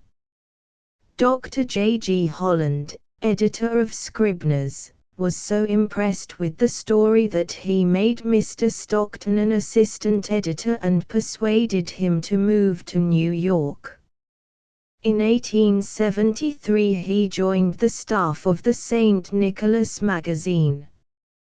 His publication of the Rudder Grange series in Scribner's Monthly in 1878 made him famous. In 1882 he resigned all editorial work and spent his entire time in literary composition. Mr. Stockton possessed a frail body and very little physical endurance. In spite of this physical handicap he was very vivacious and gay. He was a genial and companionable man, loved by all who knew him. He was very modest, even to the point of shyness, exceptionally sincere, and quaintly humorous. He established homes in New Jersey and West Virginia, where he spent the greater part of his time from 1882 until his death in 1902. Biographical references: famous authors, 107 to 122, B. F. Harkis. American authors, 59 to 73, F. W. Halsey. Character sketchbook buyer, 24:355-357. Home at Claremont Current Literature, 32-1. Sketch Outlook, 70, 1000 to 1001. Stockton and his work. Atlantic Monthly, 87:136-138. Criticisms: the writings of Frank R. Stockton are excellent representatives of the man himself.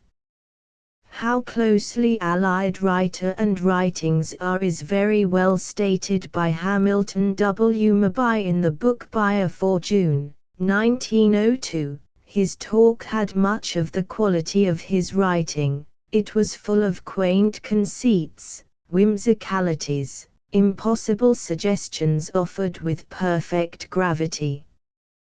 He was always perfectly natural. He never attempted to live up to his part, in talk, at least. He never forced the note. His attitude toward himself was slightly tinged with humor, and he knew how to foil easily and pleasantly too great a pressure of praise. His tales are extravagantly impossible but extremely realistic in effect, filled with humorous situations and singular plots, and peopled with eccentric characters that afford amusement on every page. His most successful writing is done when he explains contrivances upon which his story depends.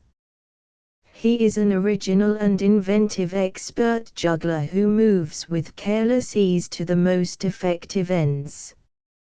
His characters are little more than pieces of mechanism that act when he pulls the string. They have little emotion, and even in their love-making they show their emotion mostly for the sake of the reader's amusement. His Negro characters are exceptions to his general treatment and are true to life. He inveigles the reader into believing the most extravagant incidents by having a reliable witness narrate them. Stockton never stoops to the burlesque, cynic, or vulgar phases of life to secure amusement. He is grotesque and droll in his manner, and above all always restrained. His literary life is full of sprites and gnomes that frolic before young children and once before mature people. The Griffin and the Minor Canon is a beautiful fairy story lifted from childhood's thought and diction into a mature realm. His humor is plain and simple, cool and keenly calculating.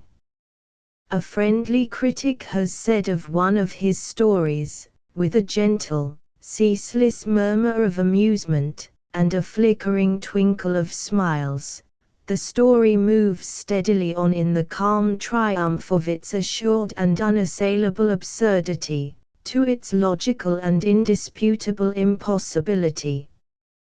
This observation is very largely true of all his stories. General references: Frank R. Stockton, ATQ Couch. Stockton's method of working current literature, 32:495. Criticism Athenaeum, 1532. Estimate Harper's Weekly, 46:555. Collateral readings: The Beeman of Orne, and Other Fanciful Tales, Frank R. Stockton. The Lady or the Tiger, Frank R. Stockton. Rudder Grange, Frank R. Stockton. A Tale of Negative Gravity, Frank R. Stockton. The Remarkable Wreck of the Thomas Hyde, Frank R. Stockton. His Wife's Deceased Sister, Frank R. Stockton. Legend of Sleepy Hollow, Washington Irving. Monsieur du Mauroy, Nathaniel Hawthorne. At the End of the Passage, Rudyard Kipling.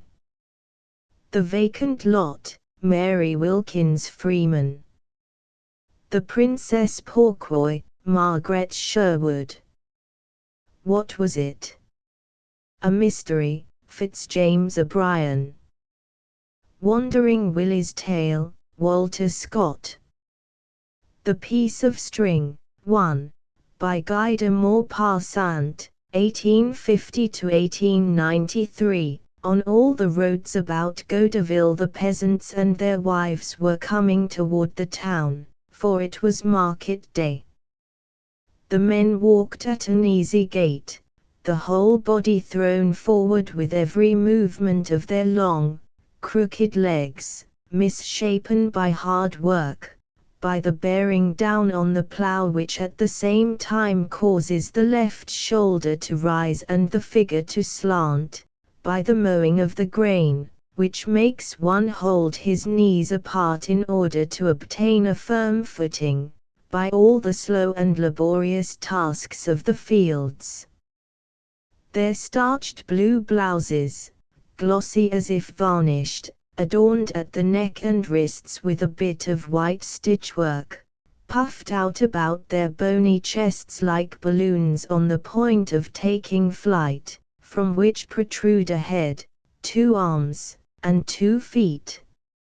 Some of them led a cow or a calf at the end of a rope.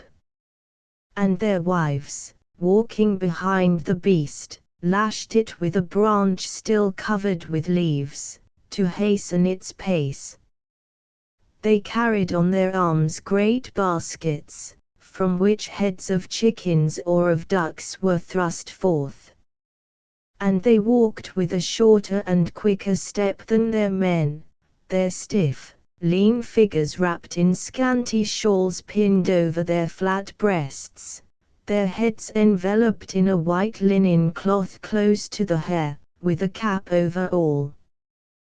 Then a char-a-bancs, too, passed, drawn by a jerky-paced nag, with 2 men seated side by side shaking like jelly, and a woman behind, who clung to the side of the vehicle to lessen the rough jolting. On the square at Gaudeville there was a crowd, a medley of men and beasts. The horns of the cattle, the high hats, with a long, hairy nap, of the wealthy peasants, and the head-dresses of the peasant women, appeared on the surface of the throng.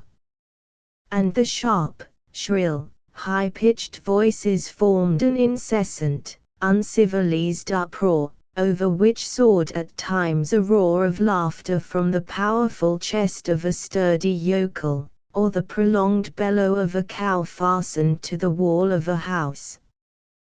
There was an all-pervading smell of the stable, of milk, of the dunghill, of hay, and of perspiration, that acrid, disgusting odor of man and beast peculiar to country people.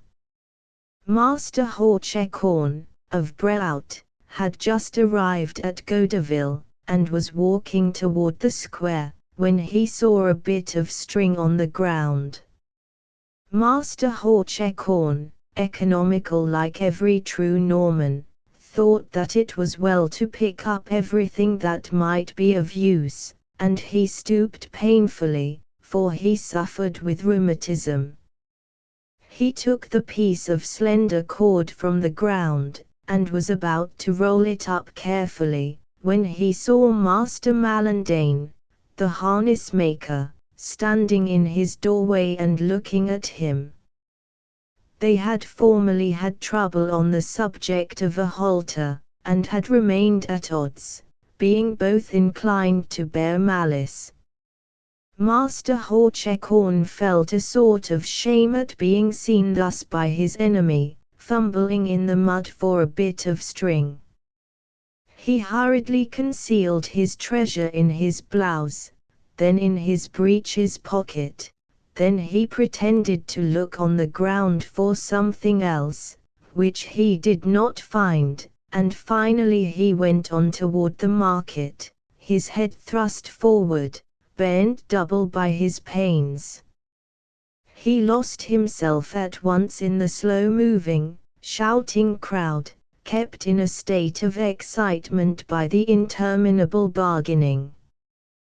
The peasants felt of the cows, went away, returned, sorely perplexed, always afraid of being cheated, never daring to make up their minds, watching the vendor's eye, striving incessantly to detect the tricks of the man and the defect in the beast. The women, having placed their great baskets at their feet, took out their fowls, which lay on the ground, their legs tied together, with frightened eyes and scarlet combs. They listened to offers, adhered to their prices, short of speech and impassive of face, or else, suddenly deciding to accept the lower price offered, they would call out to the customer as he walked slowly away, "All right, Master Anthime. You can have it." Then, little by little, the square became empty, and when the Angelus, 3, struck midday, those who lived too far away to go home betook themselves to the various inns. At Jourdain's the common room was full of customers, as the great yard was full of vehicles of every sort, carts, cabriolets, 4, char-a-bancs, tilburys, 5, unnumberable carriages, shapeless, patched, with their shafts reaching heavenward like arms, or with their noses in the ground and their tails in the air. The vast fireplace, full of clear flame, cast an intense heat against the backs of the row on the right of the table. 3 spits were revolving, laden with chickens, pigeons, and legs of mutton, and a delectable odor of roast meat, and of gravy dripping from the brown skin, came forth from the hearth, stirred the guests to merriment, and made their mouths water. All the aristocracy of the plough ate there, at Master Jourdain's, the innkeeper and horse trader, a shrewd rascal who had money. The dishes passed and were soon emptied, like the jugs of yellow cider. Every one told of his affairs, his sales and his purchases. They inquired about the crops. The weather was good for green stuffs, but a little wet for wheat. Suddenly a drum rolled in the yard, in front of the house. In an instant everybody was on his feet, save a few indifferent ones, and they all ran to the door and windows with their mouths still full and napkins in hand. Having finished his long tattoo, the public crier shouted in a jerky voice, making his pauses in the wrong places, "The people of Godeville, and all those present at the market are informed that between 9 and 10 o'clock this morning on the Bouzeville road, a black leather wallet was lost, containing 500 francs, and business papers. The finder is requested to carry it to the mayor's at once, or to Master Fortune Hulbach of Manorville. A reward of 20 francs will be paid." Then he went away. They heard once more in the distance the muffled roll of the drum and the indistinct voice of the crier. Then they began to talk about the incident, reckoning Master Hebrick's chance of finding or not finding his wallet. And the meal went on. They were finishing their coffee when the corporal of gendarmes appeared in the doorway. He inquired, "Is Master Horcheckhorn of Bre out here?" Master Horcheckhorn, who was seated at the farther end of the table, answered, "Here I am." And the corporal added, "Master Horcheckhorn, will you be kind enough to go to the mayor's office with me? Monsieur the mayor would like to speak to you." The peasant, surprised and disturbed, drank his petit verre, 6, at one swallow, rose, and even more bent than in the morning, for the first steps after each rest were particularly painful. He started off, repeating, "Here I am, here I am." And he followed the brigadier. The mayor was waiting for him, seated in his armchair. He was the local notary, a stout, solemn-faced man, given to pompous speeches. "Master Horcheckhorn," he said, "you were seen this morning, on the Bouzeville road, to pick up the wallet lost by Master Hulbert of Manaville." The rustic, dumbfounded, stared at the mayor, already alarmed by this suspicion which had fallen upon him, although he failed to understand it. I picked up that wallet." "Yes, you." "On my word of honor, I didn't even so much as see it." "You were seen." "They saw me." "Who was it saw me?" "Monsieur Malandain, the harness maker." Thereupon the old man remembered and understood, and flushing with anger, he cried, "Ah! He saw me, did he, that sneak? He saw me pick up this string, look, Monsieur Mayor." And fumbling in the depths of his pocket, he produced the little piece of cord. But the mayor was incredulous and shook his head. "You won't make me believe, Master Horcheckhorn, that Monsieur Malandain, who is a man deserving of credit, mistook this string for a wallet." The peasant, in a rage, raised his hand, spit to one side to pledge his honor, and said, "It's God's own truth, the sacred truth, all the same, Monsieur Mayor. I say it again, by my soul and my salvation." "After picking it up," rejoined the mayor, "you hunted a long while in the mud, to see if some piece of money hadn't fallen out." The good man was suffocated with wrath and fear. If anyone can tell lies like that to ruin an honest man. If anyone can say, to no purpose did he protest, he was not believed.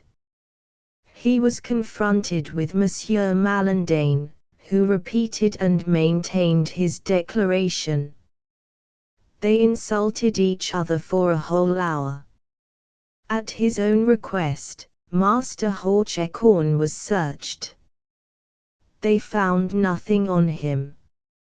At last the mayor, being sorely perplexed, discharged him, but warned him that he proposed to inform the prosecuting attorney's office and to ask for orders. The news had spread. On leaving the mayor's office, the old man was surrounded and questioned with serious or bantering curiosity, in which, however, there was no trace of indignation. And he began to tell the story of the string.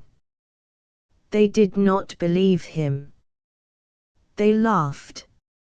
He went his way, stopping his acquaintances, repeating again and again his story and his protestations, showing his pockets turned inside out, to prove that he had nothing. They said to him, "You old rogue, v."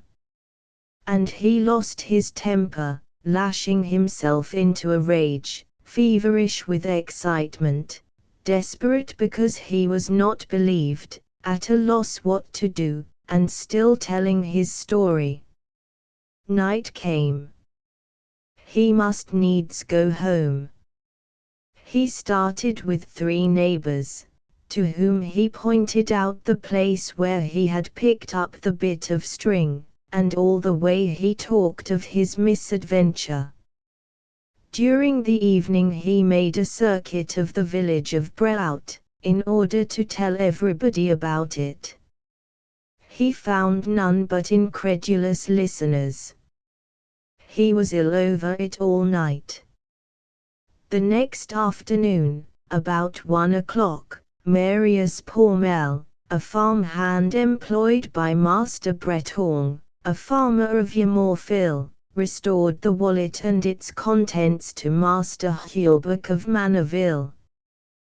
The man claimed that he had found it on the road, but, being unable to read, had carried it home and given it to his employer. The news soon became known in the neighborhood. Master Horcheckhorn was informed of it. He started out again at once, and began to tell his story, now made complete by the dinament. He was triumphant.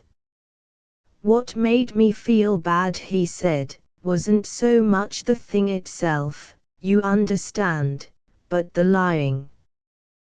There's nothing hurts you so much as being blamed for lying."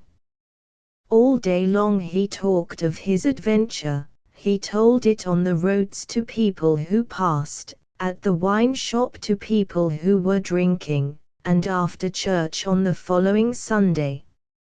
He even stopped strangers to tell them about it. His mind was at rest now, and yet something embarrassed him, although he could not say just what it was. People seemed to laugh while they listened to him. They did not seem convinced. He felt as if remarks were made behind his back.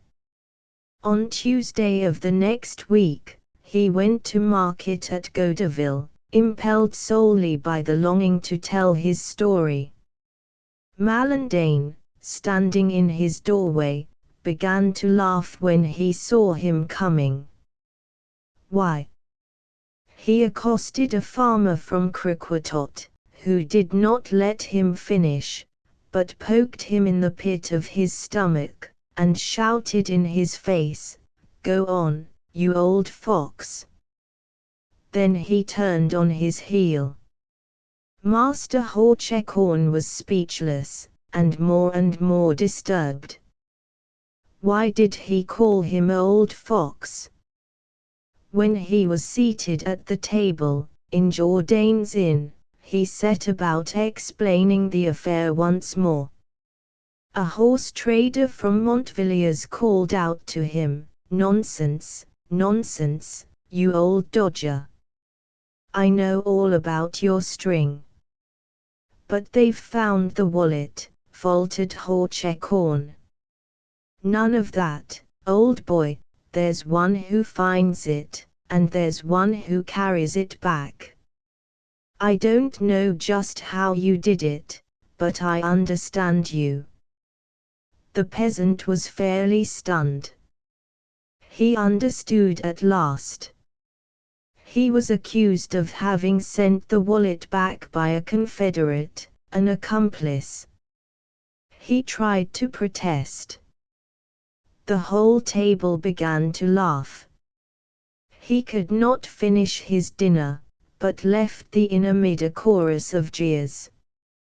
He returned home, shamefaced and indignant, suffocated by wrath, by confusion, and all the more cast down because, with his Norman cunning, he was quite capable of doing the thing with which he was charged, and even of boasting of it as a shrewd trick.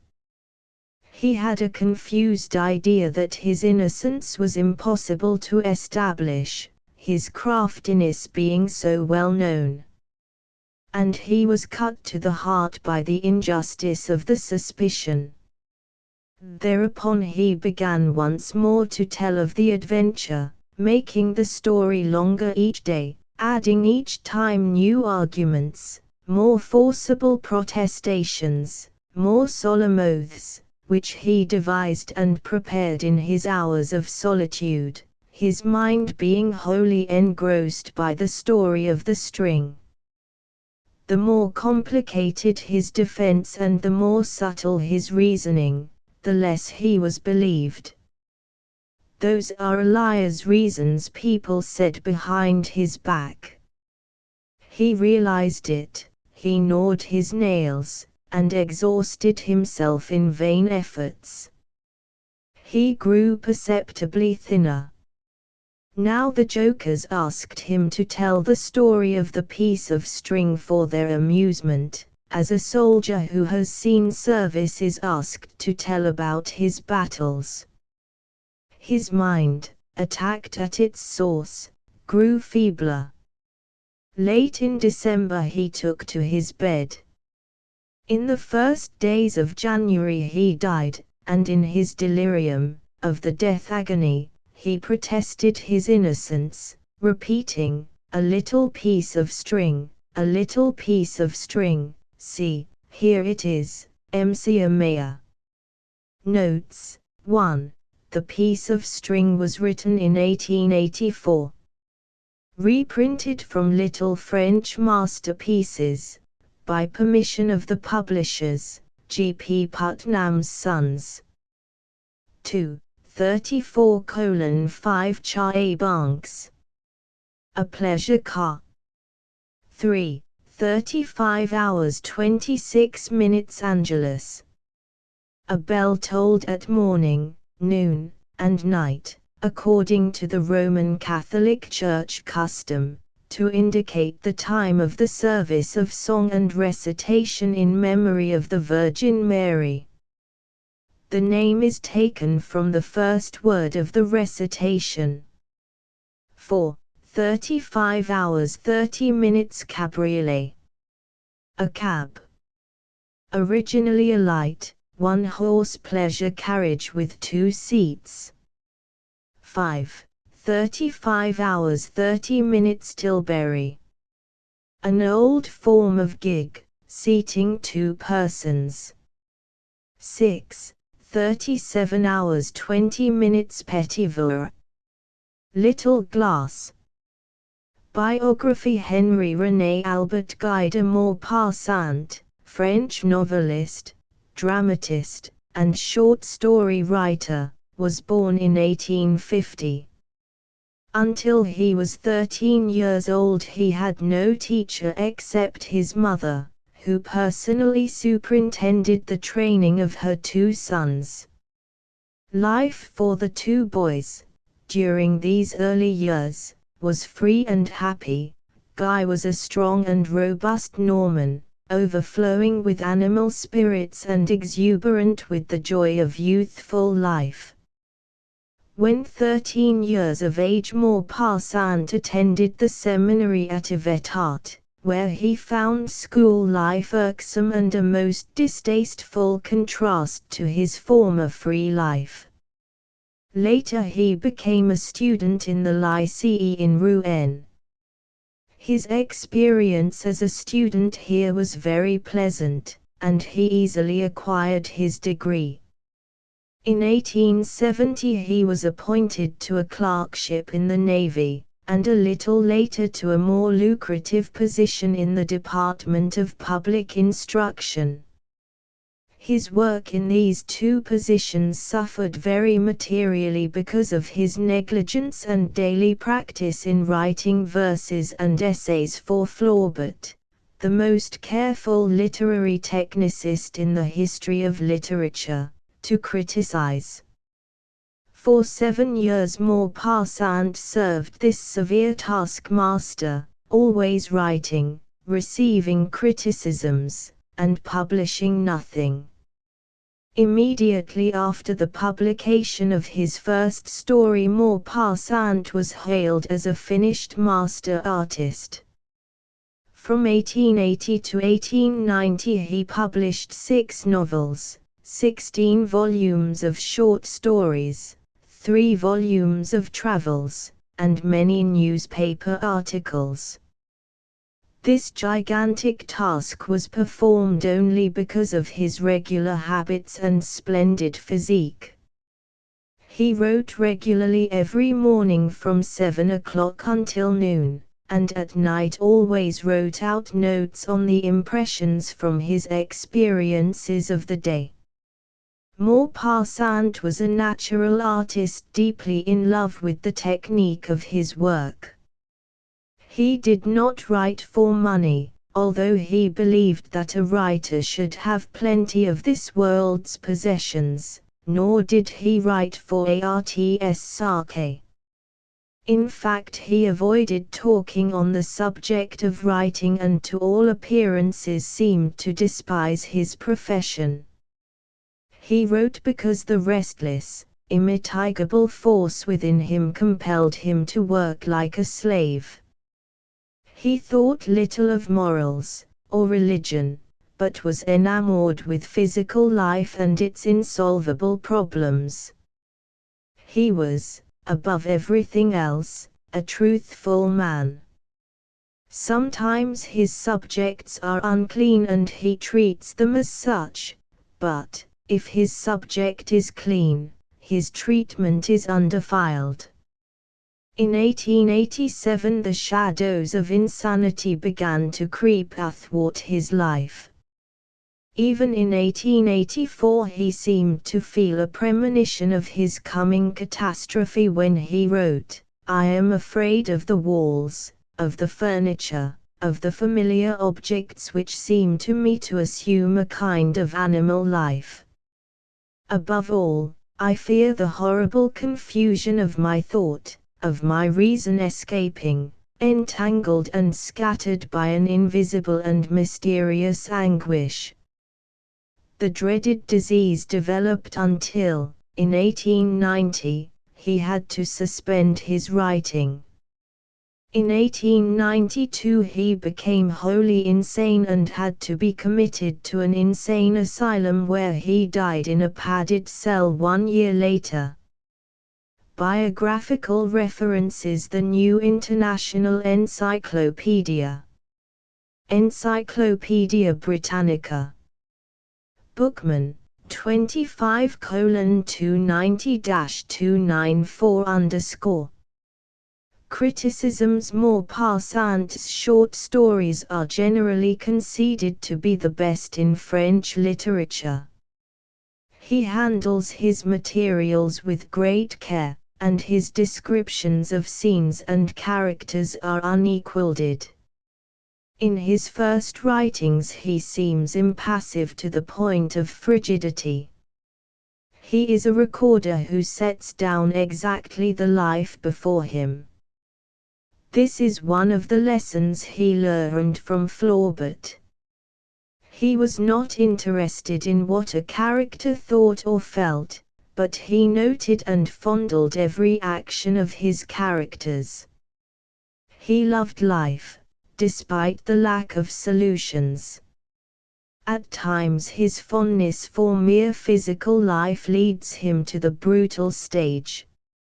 In his story, On the Water, he gives a confession of a purely sensual man. "How gladly, at times, I would think no more, feel no more, live the life of a brute, in a warm, bright country, in a yellow country, without crude and brutal verdure, in one of those eastern countries in which one falls asleep without concern, is active and has no cares, loves and has no distress, and is scarcely aware that one is going on living." Maupassant was a keen observer, possessed an excellent but not lofty imagination, and never asserted a philosophy of life. His writings are all interesting, terse, precise, and truthful, but lack the glow that comes with a sympathetic and spiritual outlook on life. Zola says of him, "A Latin of good, clear, solid head, a maker of beautiful sentences shining like gold." He chooses a single incident, a few characteristics, and then molds them into a compact story. 9/10 of his stories deal with selfishness and hypocrisy. Tolstoy wrote, Maupassant possessed genius, that gift of attention revealing in the objects and facts of life properties not perceived by others. He possessed a beautiful form of expression, uttering clearly, simply, and with charm what he wished to say, and he possessed also the merit of sincerity, without which a work of art produces no effect. That is, he did not merely pretend to love or hate, but did indeed love or hate what he described. General References, Inquiries and Opinions, Brander Matthews. A Criticism Outlook, 88:973-976. Greatest short story writer that ever lived. Current literature, 42:636-638. Collateral Readings, Happiness, Odd Number, Guy de Maupassant. The Wolf, Guy de Maupassant. Lamia Sauvage, Guy de Maupassant. The Confession, Guy de Maupassant. On the Journey, Guy de Maupassant. The Beggar, Guy de Maupassant. A Ghost, Guy de Maupassant. Little Soldier, Guy de Maupassant. The Wreck, Guy de Maupassant. The Necklace, Guy de Maupassant. A Note of Scarlet, Ruth Stewart. Expiation, Octave Thanet. Fagin, Roland Thomas. La Grande Bretèche, Jessup and Canby, Honor de Balzac. The Man Who Was, 1.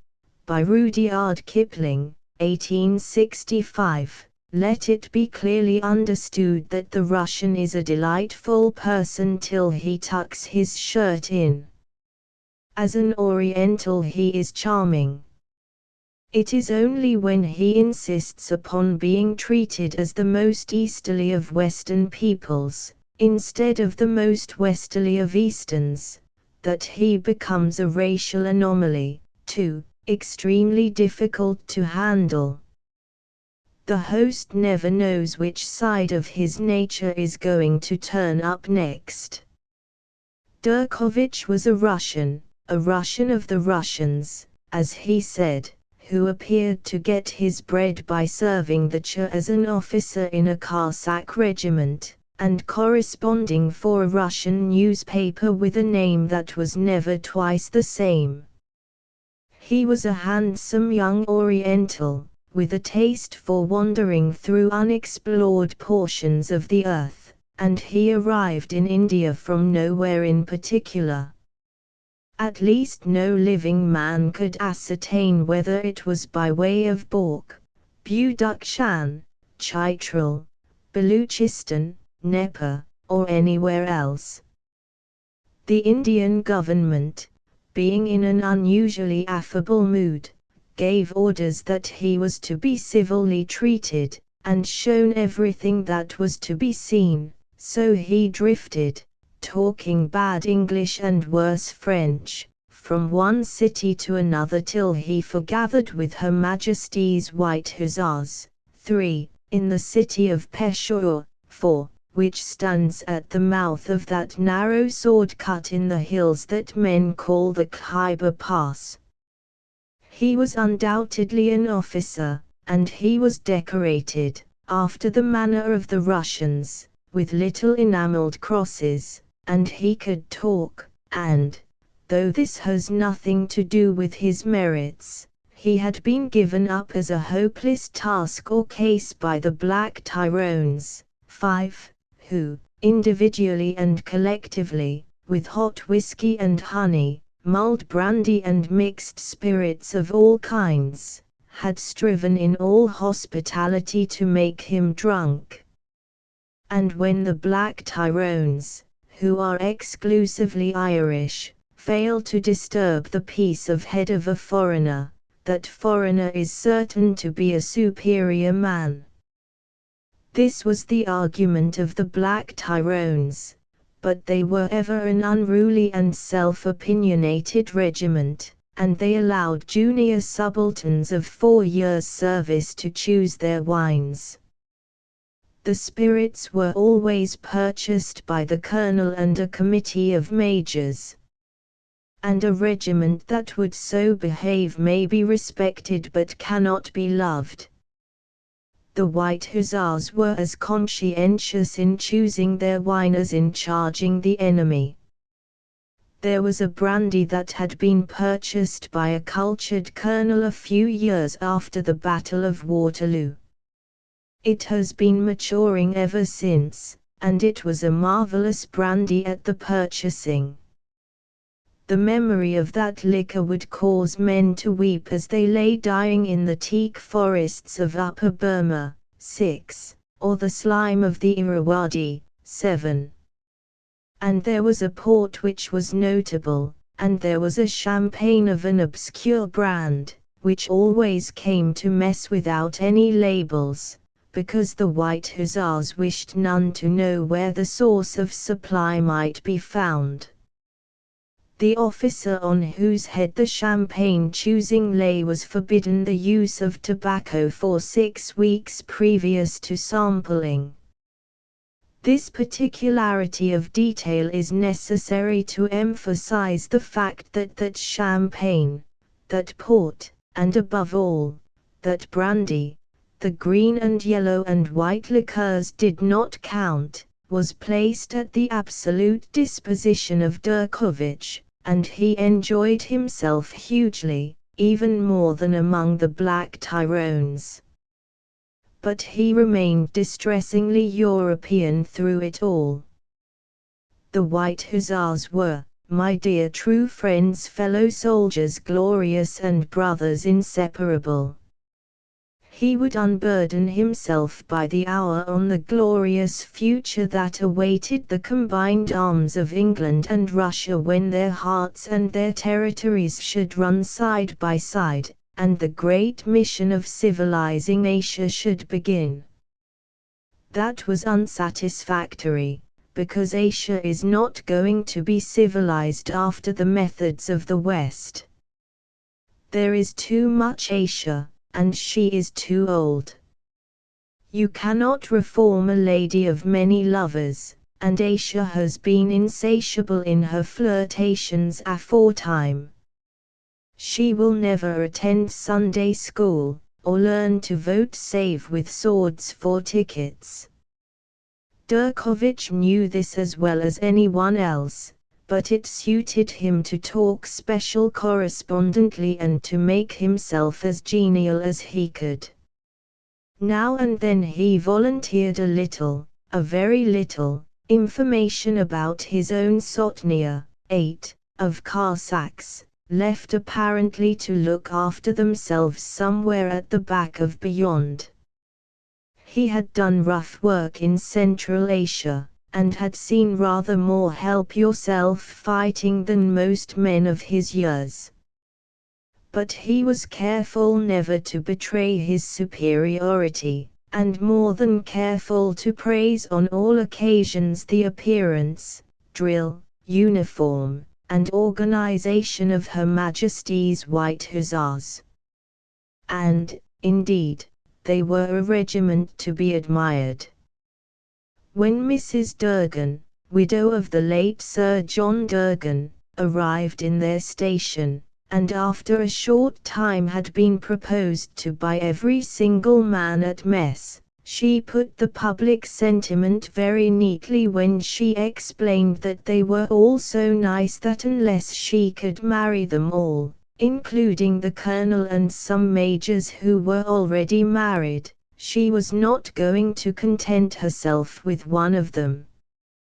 Wherefore she wedded a little man in a rifle regiment, being by nature contradictious, and the White Hussars were going to wear crape on their arms, but compromised by attending the wedding in full force, and lining the aisle with unutterable reproach. She had jilted them all, from Bassett Holmer, the senior captain, to little Mildred, the last subaltern, and he could have given her 4,000 a year and a title. He was a viscount, and on his arrival the mess had said he had better go into the Guards, because they were all sons of large grocers and small clothiers in the Hussars. But Mildred begged very hard to be allowed to stay, and behaved so prettily that he was forgiven, and became a man, which is much more important than being any sort of viscount. The only persons who did not share the general regard for the White Hussars were a few thousand gentlemen of Jewish extraction who lived across the border, and answered to the name of Pathan. They had only met the regiment officially, and for something less than 20 minutes, but the interview, which was complicated with many casualties, had filled them with prejudice. They even called the White Hussars children of the devil and sons of persons whom it would be perfectly impossible to meet in decent society. Yet they were not above making their aversion fill their money belts. The regiment possessed carbines, beautiful Martina Henry carbines, that would cob a bullet into an enemy's camp at 1,000 yards, and were even handier than the long rifle. Therefore they were coveted all along the border, and since demand inevitably breeds supply, they were supplied at the risk of life and limb for exactly their weight in coined silver, 7½ pounds of rupees, 9 or 16 pounds and a few shillings each, reckoning the rupee at par. They were stolen at night by snaky-haired thieves that crawled on their stomachs under the nose of the sentries. They disappeared mysteriously from arm racks, and in the hot weather, when all the doors and windows were open, they vanished like puffs of their own smoke. The border people desired them first for their own family vendettas, 10, and then for contingencies. But in the long cold nights of the northern Indian winter they were stolen most extensively. The traffic of murder was liveliest among the hills at that season, and prices ruled high. The regimental guards were first doubled and then trebled. A trooper does not much care if he loses a weapon, government must make it good, but he deeply resents the loss of his sleep. The regiment grew very angry, and one night thief who managed to limp away bears the visible marks of their anger upon him to this hour. That incident stopped the burglaries for a time, and the guards were reduced accordingly, and the regiment devoted itself to polo with unexpected results, for it beat by 2-1 that very terrible polo corps the Lashkar Light Horse, though the latter had 4 ponies apiece for a short hour's fight, as well as a native officer who played like a lambent flame across the ground. Then they gave a dinner to celebrate the event. The Lashkar team came, and Durkovich came, in the fullest full uniform of Cossack officer, which is as full as a dressing gown, and was introduced to the Lashkars, and opened his eyes as he regarded them. They were lighter men than the Hussars, and they carried themselves with the swing that is the peculiar right of the Punjab. 11. frontier force and all irregular horse. Like everything else in the service, it has to be learned, but unlike many things, it is never forgotten, and remains on the body till death.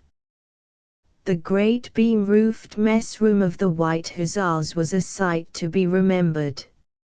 All the mess plate was on the long table, the same table that had served up the bodies of 5 dead officers in a forgotten fight long and long ago.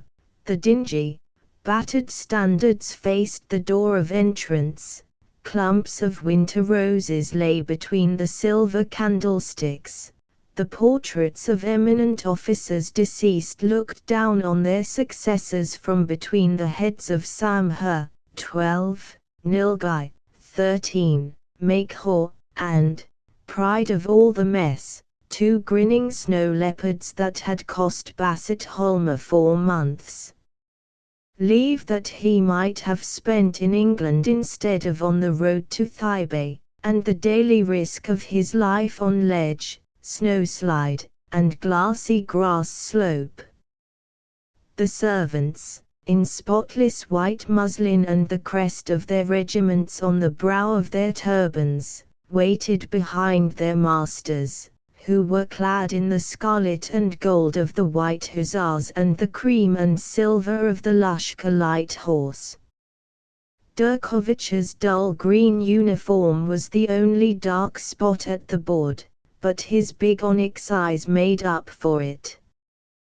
He was fraternizing effusively with the captain of the Lashkar team, who was wondering how many of Durkovich's Cossacks his own long, lathy-down countrymen could account for in a fair charge.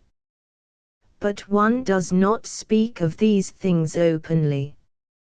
The talk rose higher and higher, and the regimental band played between the courses, as is the immemorial custom, till all tongues ceased for a moment with the removal of the dinner slips and the first toast of obligation, when the colonel, rising, said, "Mr. Vice."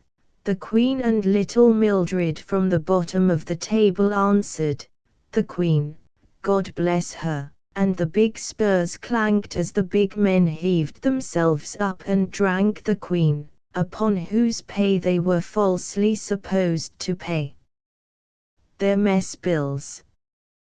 That sacrament of the mess never grows old, and never ceases to bring a lump into the throat of the listener wherever he be, by land or by sea. Durkovich rose with his brothers glorious, but he could not understand. No one but an officer can understand what the toast means, and the bulk have more sentiment than comprehension. It all comes to the same in the end, as the enemy said when he was wriggling on a lance point. Immediately after the little silence that follows on the ceremony there entered the native officer who had played for the Lashkar team. He could not of course eat with the alien, but he came in at dessert, all 6 feet of him, with the blue and silver turban atop, and the big black top boots below. The mess rose joyously as he thrust forward the hilt of his saber, in token of fealty, for the colonel of the White Hussars to touch, and dropped into a vacant chair amid shouts of "Rung ho! Hira Singh!" which being translated means "Go in and win." "Did I whack you over the knee, old man?"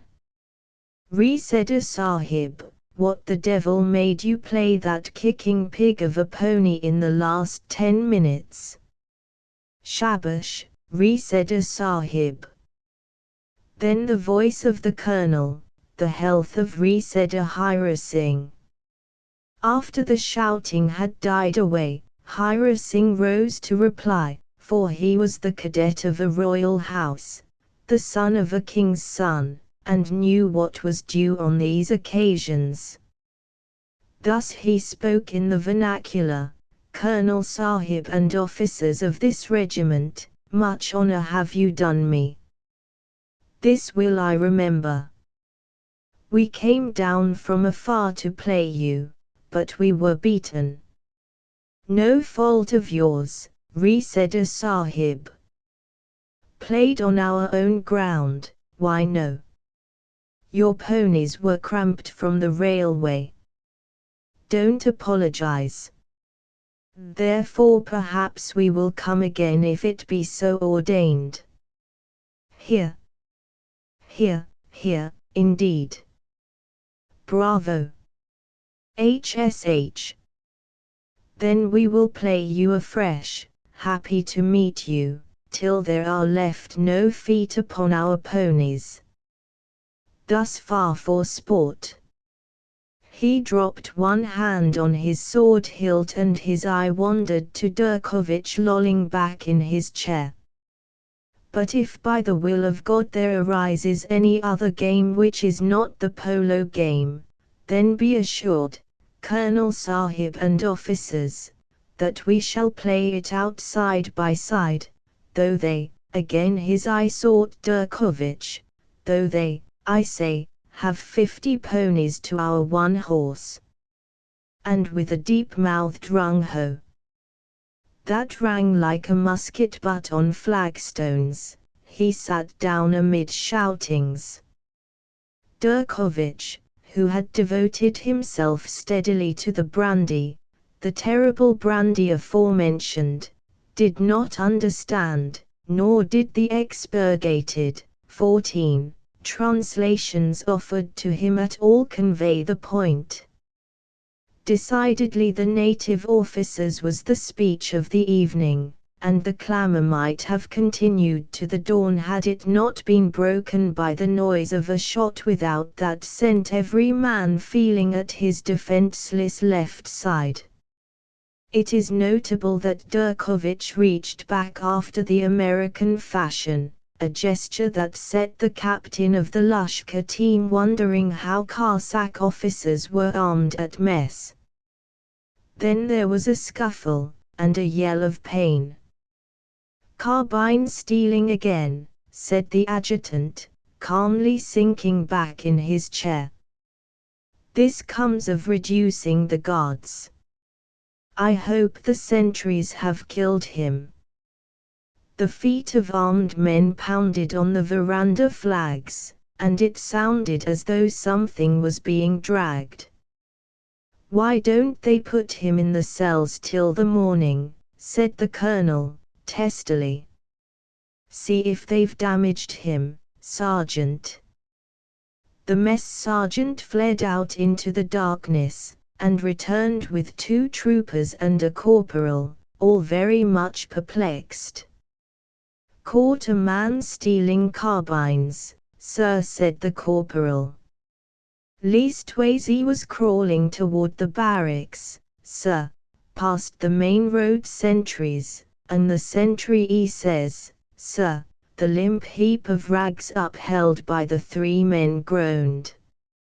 "Never was seen so destitute and demoralized an Afghan. He was turbanless, shoeless, caked with dirt, and all but dead with rough handling." Hira Singh started slightly at the sound of the man's pain. Durkovich took another liqueur glass of brandy. "What does the sentry say?" said the colonel. "Says he speaks English, sir," said the corporal. "So you brought him into mess instead of handing him over to the sergeant? If he spoke all the tongues of the Pentecost you've no business." Again the bundle groaned and muttered. Little Mildred had risen from his place to inspect. He jumped back as though he had been shot. "Perhaps it would be better, sir, to send the men away," said he to the colonel, for he was a much privileged subaltern. He put his arms round the rag-bound horror as he spoke, and dropped him into a chair. It may not have been explained that the littleness of Mildred lay in his being 6 feet 4, and big in proportion. The corporal, seeing that an officer was disposed to look after the capture, and that the colonel's eye was beginning to blaze, promptly removed himself and his men. The mess was left alone with the carbine thief, who laid his head on the table and wept bitterly, hopelessly, and inconsolably, as little children weep. Hira Singh leaped to his feet with a long-drawn vernacular oath. "Colonel Sahib," said he, "that man is no Afghan, for they weep Ari. Ari. Nor is he of Hindustan, for they weep O. Ho. He weeps after the fashion of the white men, who say ow. Ow. Now where the dickens did you get that knowledge, Hira Singh?" said the captain of the Lashkar team. "Hear him," said Hira Singh, simply, pointing at the crumpled figure that wept as though it would never cease. "He said, 'My God,'" said little Mildred, "I heard him say it." The colonel and the mess room looked at the man in silence. It is a horrible thing to hear a man cry. A woman can sob from the top of her palate, or her lips, or anywhere else, but a man cries from his diaphragm, and it rends him to pieces. Also, the exhibition causes the throat of the onlooker to close at the top. "Poor devil," said the colonel, coughing tremendously, "we ought to send him to hospital. He's been manhandled." Now the adjutant loved his rifles. They were to him as his grandchildren, the men standing in the first place. He grunted rebelliously, "I can understand an Afghan stealing, because he's made that way. But I can't understand his crying. That makes it worse." The brandy must have affected Durkovich, for he lay back in his chair and stared at the ceiling. There was nothing special in the ceiling beyond a shadow as of a huge black coffin. Owing to some peculiarity in the construction of the mess room, this shadow was always thrown when the candles were lighted. It never disturbed the digestion of the White Hussars. They were, in rather proud of it. "Is he going to cry all night?" said the colonel, "or are we supposed to sit up with little Mildred's guest until he feels better?" The man in the chair threw up his head and stared at the mess. Outside, the wheels of the first of those bidden to the festivities crunched the roadway. "Oh, my God," said the man in the chair, and every soul in the mess rose to his feet. Then the Lashkar captain did a deed for which he ought to have been given the Victoria Cross, distinguished gallantry in a fight against overwhelming curiosity. He picked up his team with his eyes as the hostess picks up the ladies at the opportune moment, and pausing only by the colonel's chair to say, "This isn't our affair, you know," Sir, led the team into the veranda and the gardens. Hira Singh was the last, and he looked at Durkovich as he moved. But Durkovich had departed into a brandy paradise of his own. His lips moved without sound, and he was studying the coffin on the ceiling. "White, white all over," said Bassett Holmer, the adjutant.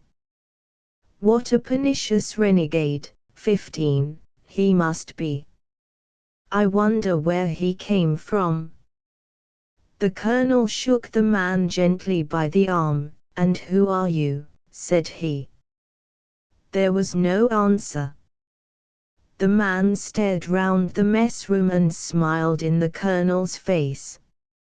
Little Mildred, who was always more of a woman than a man till boot and saddle was sounded, repeated the question in a voice that would have drawn confidences from a geyser.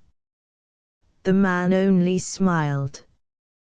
Durkovich, at the far end of the table, slid gently from his chair to the floor. No son of Adam, in this present imperfect world, can mix the hussar's champagne with the hussar's brandy by 5 and 8 glasses of each without remembering the pit whence he has been digged and descending thither. The band began to play the tune with which the White Hussars, from the date of their formation, preface all their functions. They would sooner be disbanded than abandon that tune. It is a part of their system. The man straightened himself in his chair and drummed on the table with his fingers.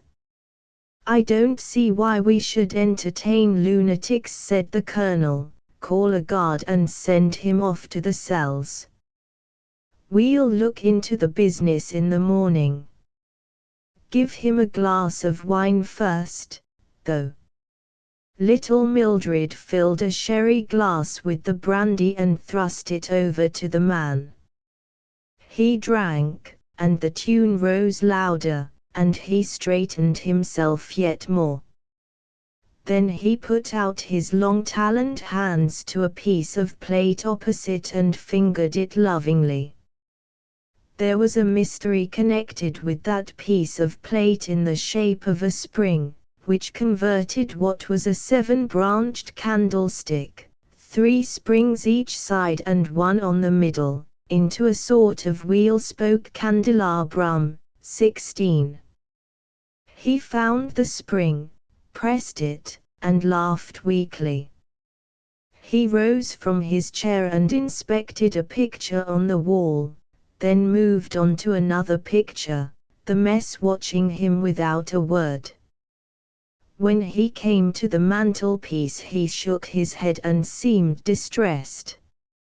A piece of plate representing a mounted hussar in full uniform caught his eye. He pointed to it, and then to the mantelpiece, with inquiry in his eyes. "What is it? Oh, what is it?" said little Mildred.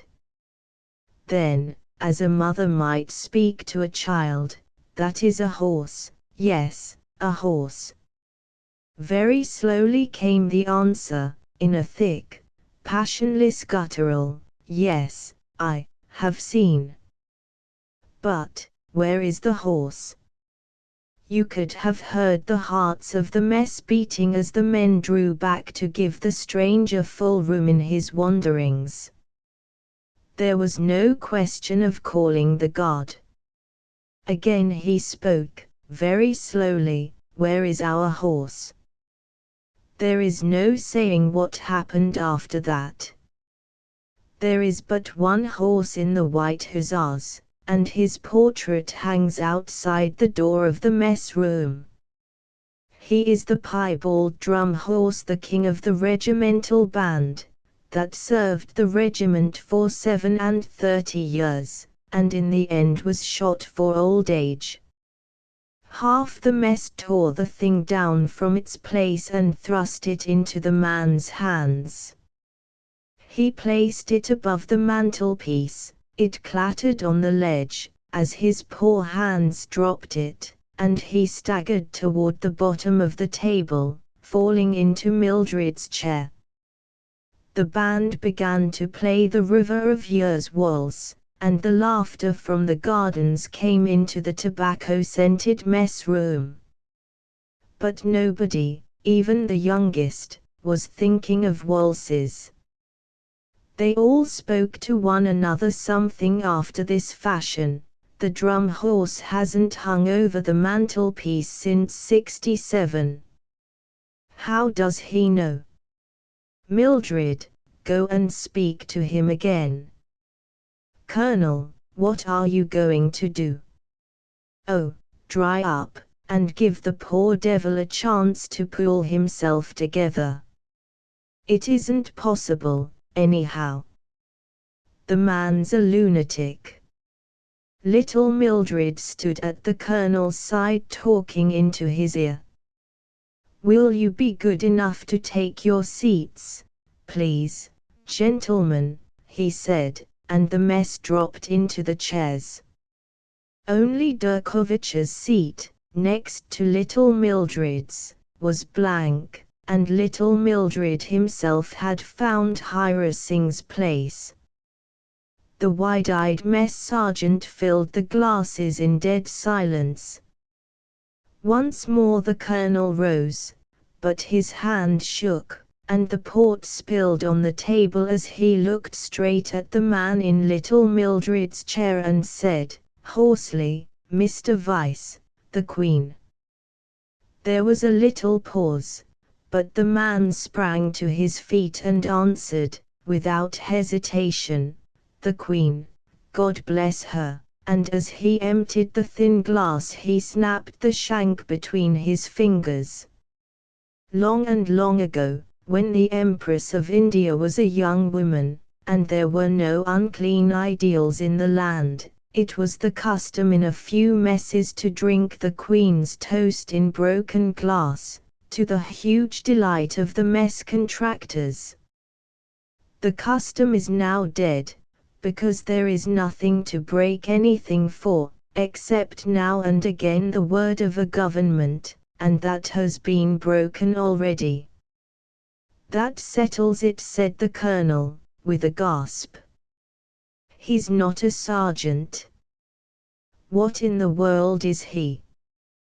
The entire mess echoed the word, and the volley of questions would have scared any man. Small wonder that the ragged, filthy invader could only smile and shake his head. From under the table, calm and smiling urbanely, 17, rose Durkovich, who had been roused from healthful slumber by feet upon his body. By the side of the man he rose, and the man shrieked and grovelled at his feet. It was a horrible sight, coming so swiftly upon the pride and glory of the toast that had brought the Straitwits together. Durkovich made no offer to raise him, but little Mildred heaved him up in an instant. It is not good that a gentleman who can answer to the Queen's toast should lie at the feet of a subaltern of Cossacks. The hasty action tore the wretch's upper clothing nearly to the waist, and his body was seamed with dry black scars. There is only one weapon in the world that cuts in parallel lines, and it is neither the cane nor the cat. Durkovich saw the marks, and the pupils of his eyes dilated, also, his face changed. He said something that sounded like "Что вы taked," and the man, fawning, answered, "Chataya."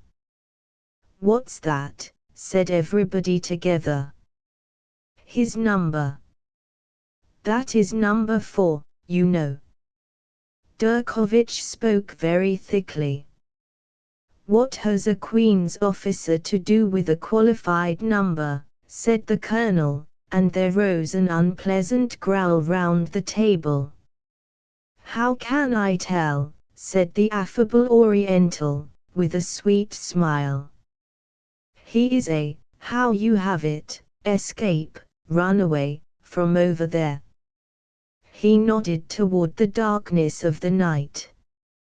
"Speak to him, if he'll answer you, and speak to him gently," said little Mildred, settling the man in a chair.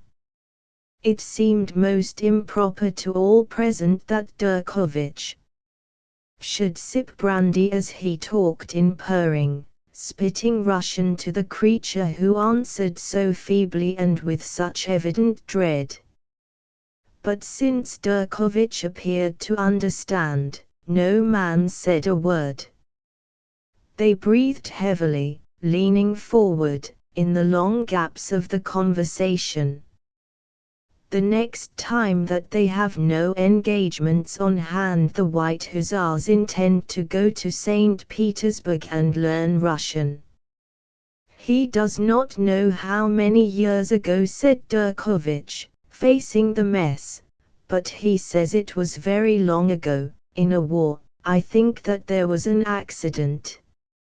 He says he was of this glorious and distinguished regiment in the war. The rolls. The rolls. Holmer, get the rolls, said little Mildred, and the adjutant dashed off bareheaded to the orderly room where the rolls of the regiment were kept.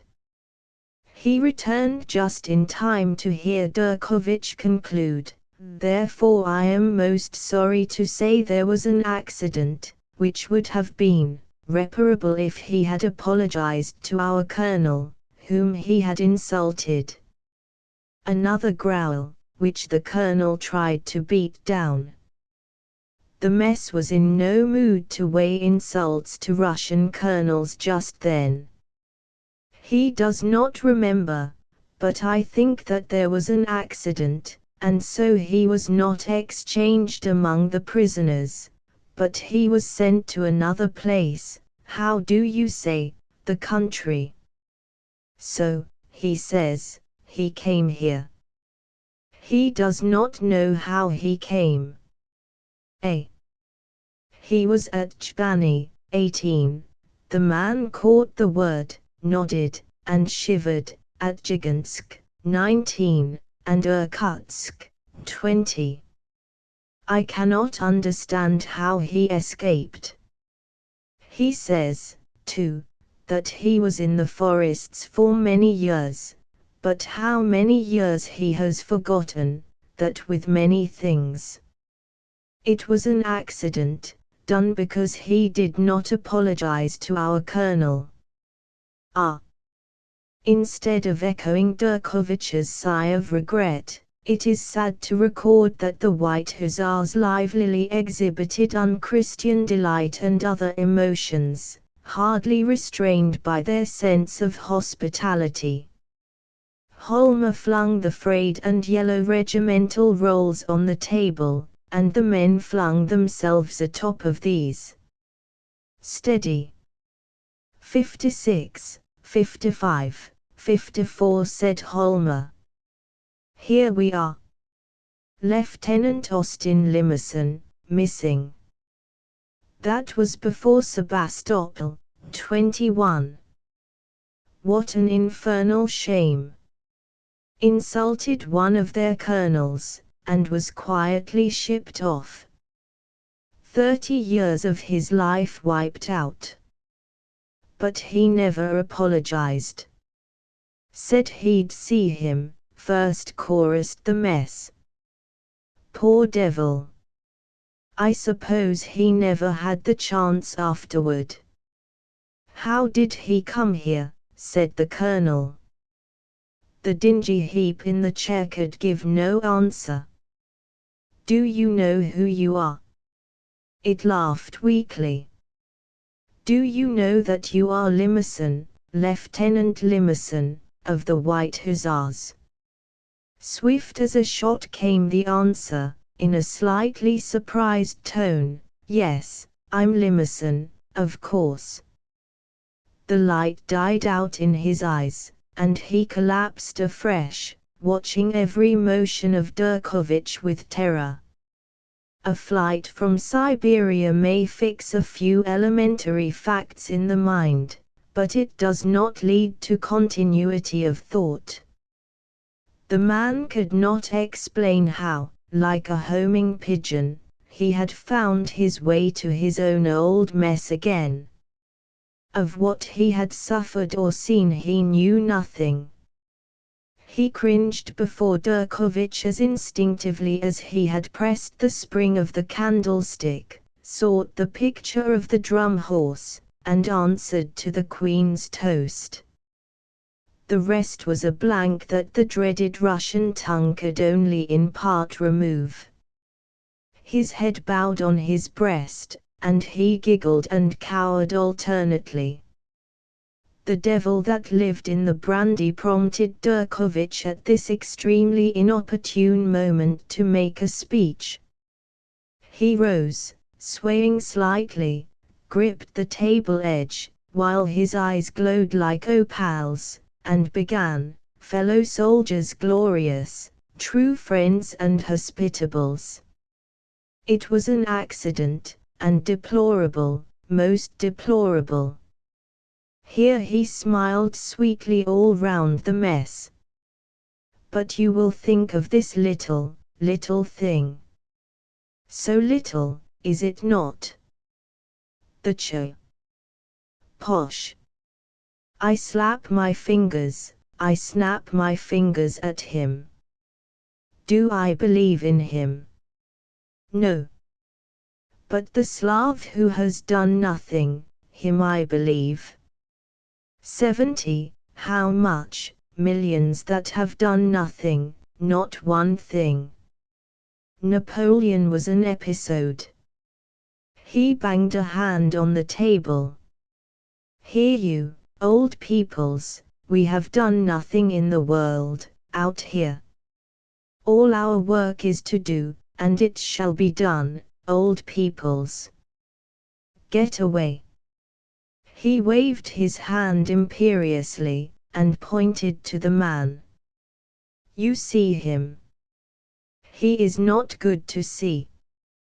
He was just one little, oh, so little, accident, that no one remembered.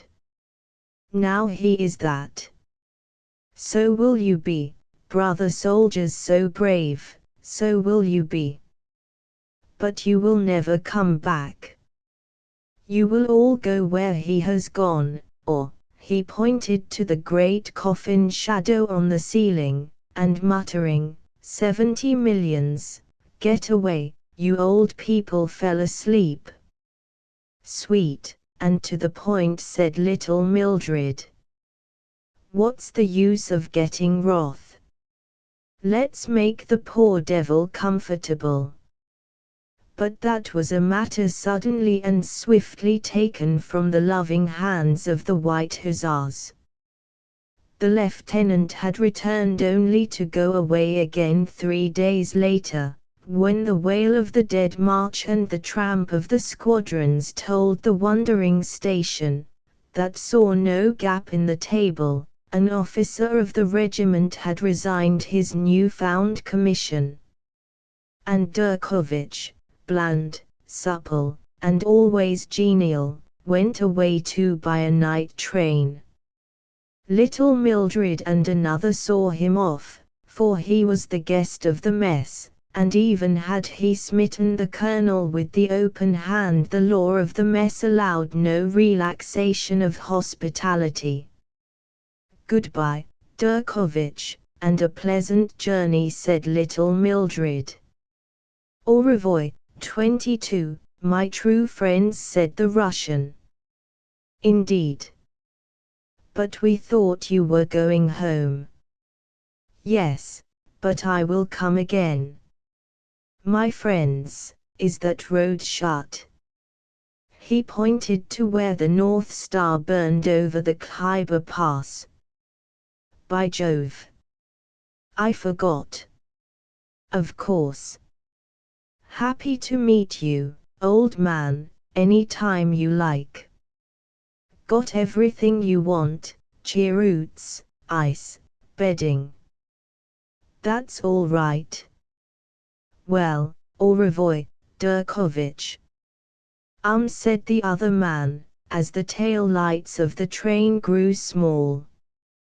Of all the unmitigated 23, little Mildred answered nothing, but watched the North Star, and hummed a selection from a recent burlesque that had much delighted the White Hussars. It ran, "I'm sorry for Mr. Bluebeard, I'm sorry to cause him pain, but a terrible spree there's sure to be when he comes back again." Notes: 1. The Man Who Was written in 1889. 2. 46:6 Anomaly. Deviation from type. 3. 47-1 Hussars. Light horse troopers armed with sabre and carbine. 4. 47-1 Peshawar. City in British India. 5. 47:7 Tyrones. From a county in Ireland by this name. 6. 47 hours 26 minutes Burma. In southeastern Asia. Part of the British Empire. 7. 47 hours 27 minutes Irrawaddy. Chief River of Burma. 8. 48 hours 27 minutes Sotnia. Company of the Cossacks. 9. 50 hours 14 minutes Rupee. Indian coin worth about 48 cents. 10. 50 hours 21 minutes Vendettas. Private blood feuds. 11. 51 hours 14 minutes Punjab. Country of 5 rivers, tributaries of the Indus. 12. 81 hours 26 minutes Samha. A Rusine deer found in India. 13. 51 hours 26 minutes Nilgai. Antelope with hind legs shorter than its forelegs. 14. 54:9 Expurgated. Purified. 15. 57 hours 23 minutes Renegade. One who deserts his faith. 16. 58 hours 26 minutes Candelabrum. Stand supporting several lamps. 17. 61:3 Urbanely. Politely.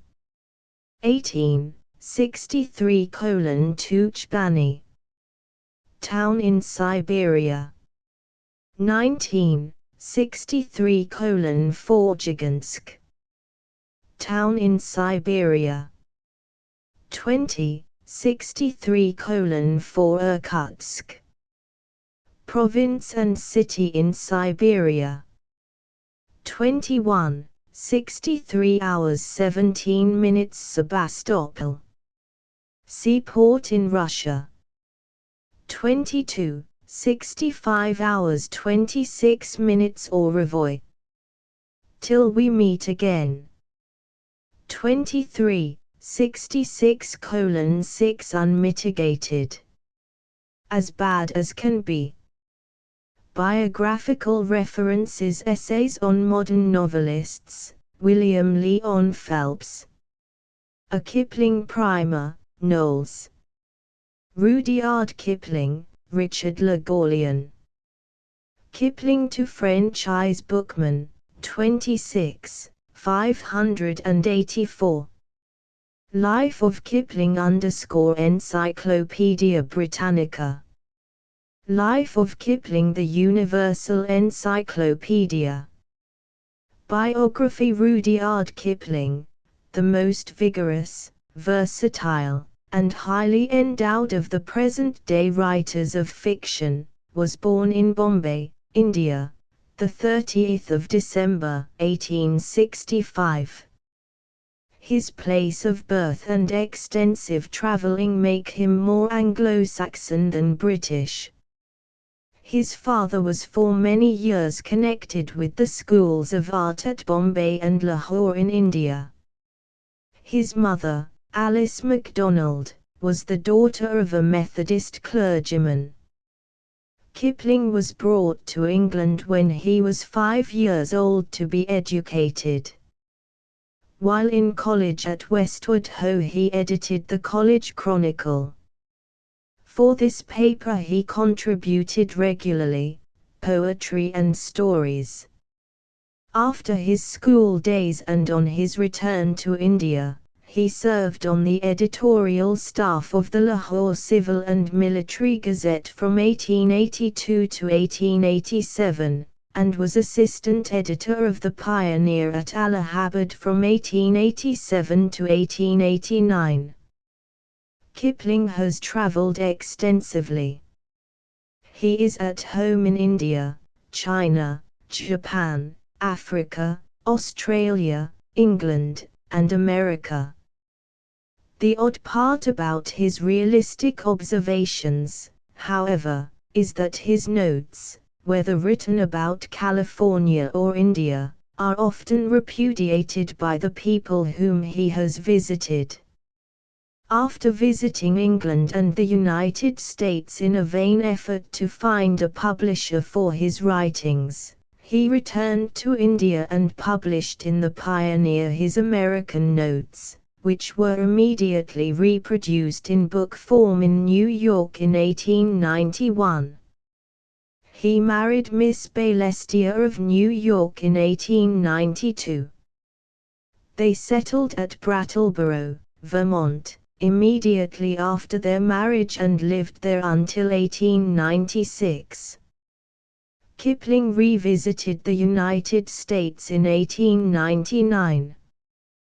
While on this trip he suffered a severe attack of pneumonia which brought out a demonstration of interest from the American people that clearly showed their appreciation of him as a man and a writer.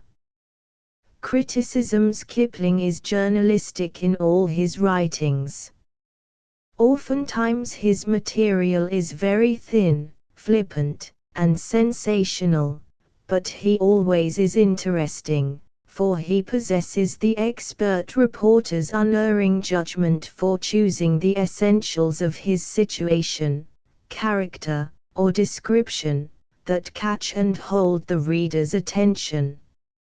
In his earlier writings, like Plain Tales from the Hills or the Jungle Books, the radical racial differences between his characters and readers, and the background of primitive, mysterious India caught the reading world and instantly established Kipling's fame.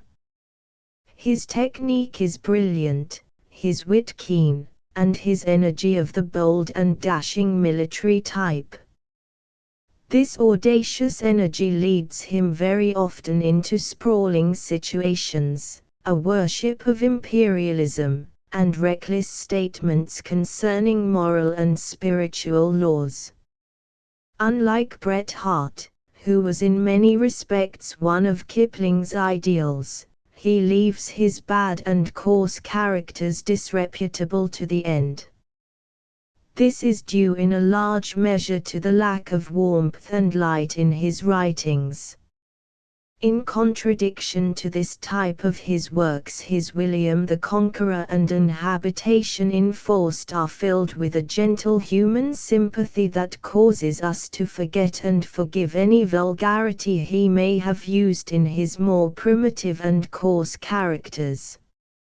Even Kipling partisans must sometimes wish that Kipling's vision were not so dimmed by the British flag and that he might forget for a time the British soldier he loves so ardently.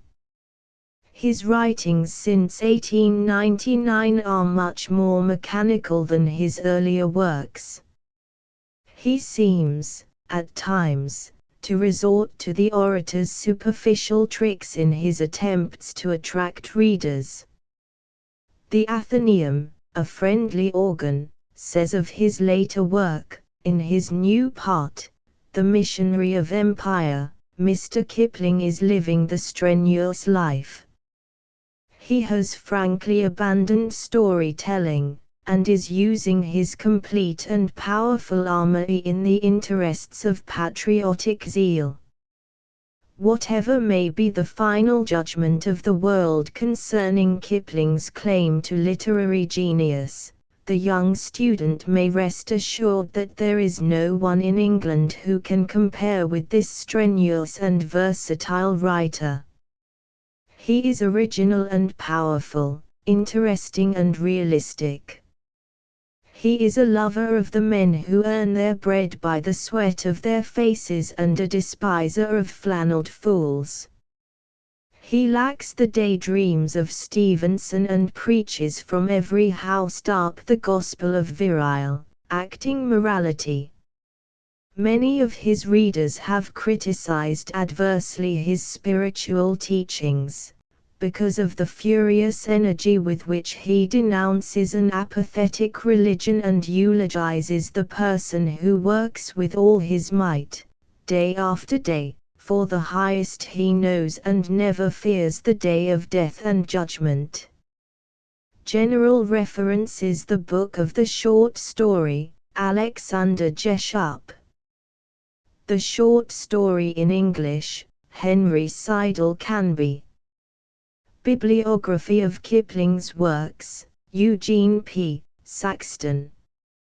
Contradictory elements in Rudyard Kipling. Current literature, 44, 274. Where Kipling Stands. Bookman, 29, 120–122. Are there two Kiplings? Cosmopolitan, 31, 653–660. Literary style of Kipling. Lippincott, 73, 99–103. Collateral readings. The Man Who Would Be King, Rudyard Kipling. William the Conqueror, Rudyard Kipling. Phantom Rickshaw, Rudyard Kipling. The Finest Story in the World, Rudyard Kipling. Under the Deodars, Rudyard Kipling. An Habitation Enforced, Rudyard Kipling. Plain Tales from the Hills, Rudyard Kipling. The Light That Failed, Rudyard Kipling. Wee Willie Winkie, Rudyard Kipling. BAA Black Sheep, Rudyard Kipling. Captains Courageous, Rudyard Kipling. The Jungle Books, Rudyard Kipling. They, Rudyard Kipling. The Brushwood Boy, Rudyard Kipling. Christ in Flanders, Honore de Balzac. The Old Gentleman of the Black Stock, Thomas Nelson Page.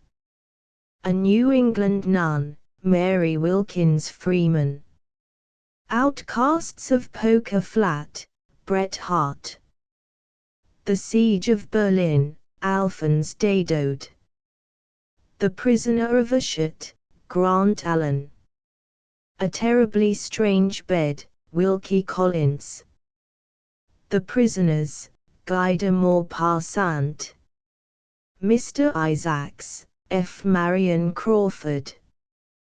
Where Love Is, There God Is Also, Leo Tolstoy. The Fall of the House of Usher, 1, by Edgar Allan Poe, 1809–1849, Sun ko yoist un luth suspendu, citot question on le tushil risen. De Birangadot, 2, during the whole of a dull, dark, and soundless day in the autumn of the year, when the clouds hung oppressively low in the heavens, I had been passing alone, on horseback, through a singularly dreary tract of country, and at length found myself, as the shades of the evening drew on, within view of the melancholy house of Usher. I know not how it was, but, with the first glimpse of the building, a sense of insufferable gloom pervaded my spirit. I say insufferable, for the feeling was unrelieved by any of that half-pleasurable, because poetic, sentiment, with which the mind usually receives even the sternest natural images of the desolate or terrible. I looked upon the scene before me, upon the mere house, and the simple landscape features of the domain, upon the bleak walls, upon the vacant eye-like windows, a few rank sedges, and upon a few white trunks of decayed trees, with an utter depression of soul which I can compare to no earthly sensation more properly than to the after-dream of the reveller upon opium, the bitter lapse into everyday life, the hideous dropping off of the veil. There was an iciness, a sinking, a sickening of the heart, an unredeemed dreariness of thought which no goading of the imagination could torture into aught of the sublime. What was it, I paused to think, what was it that so unnerved me in the contemplation of the house of Usher? It was a mystery all insoluble, nor could I grapple with the shadowy fancies that crowded upon me as I pondered. I was forced to fall back upon the unsatisfactory conclusion that while, beyond doubt, there are combinations of very simple natural objects which have the power of thus affecting us, still the analysis of this power lies among considerations beyond our depth.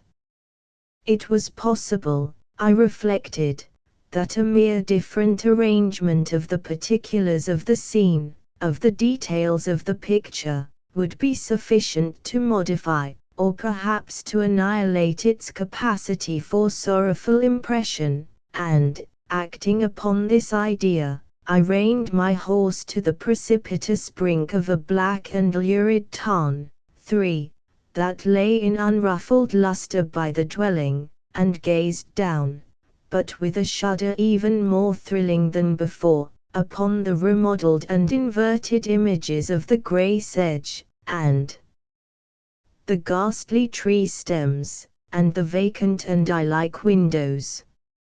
Nevertheless, in this mansion of gloom I now proposed to myself a sojourn of some weeks. Its proprietor, Roderick Usher, had been one of my boon companions in boyhood, but many years had elapsed since our last meeting.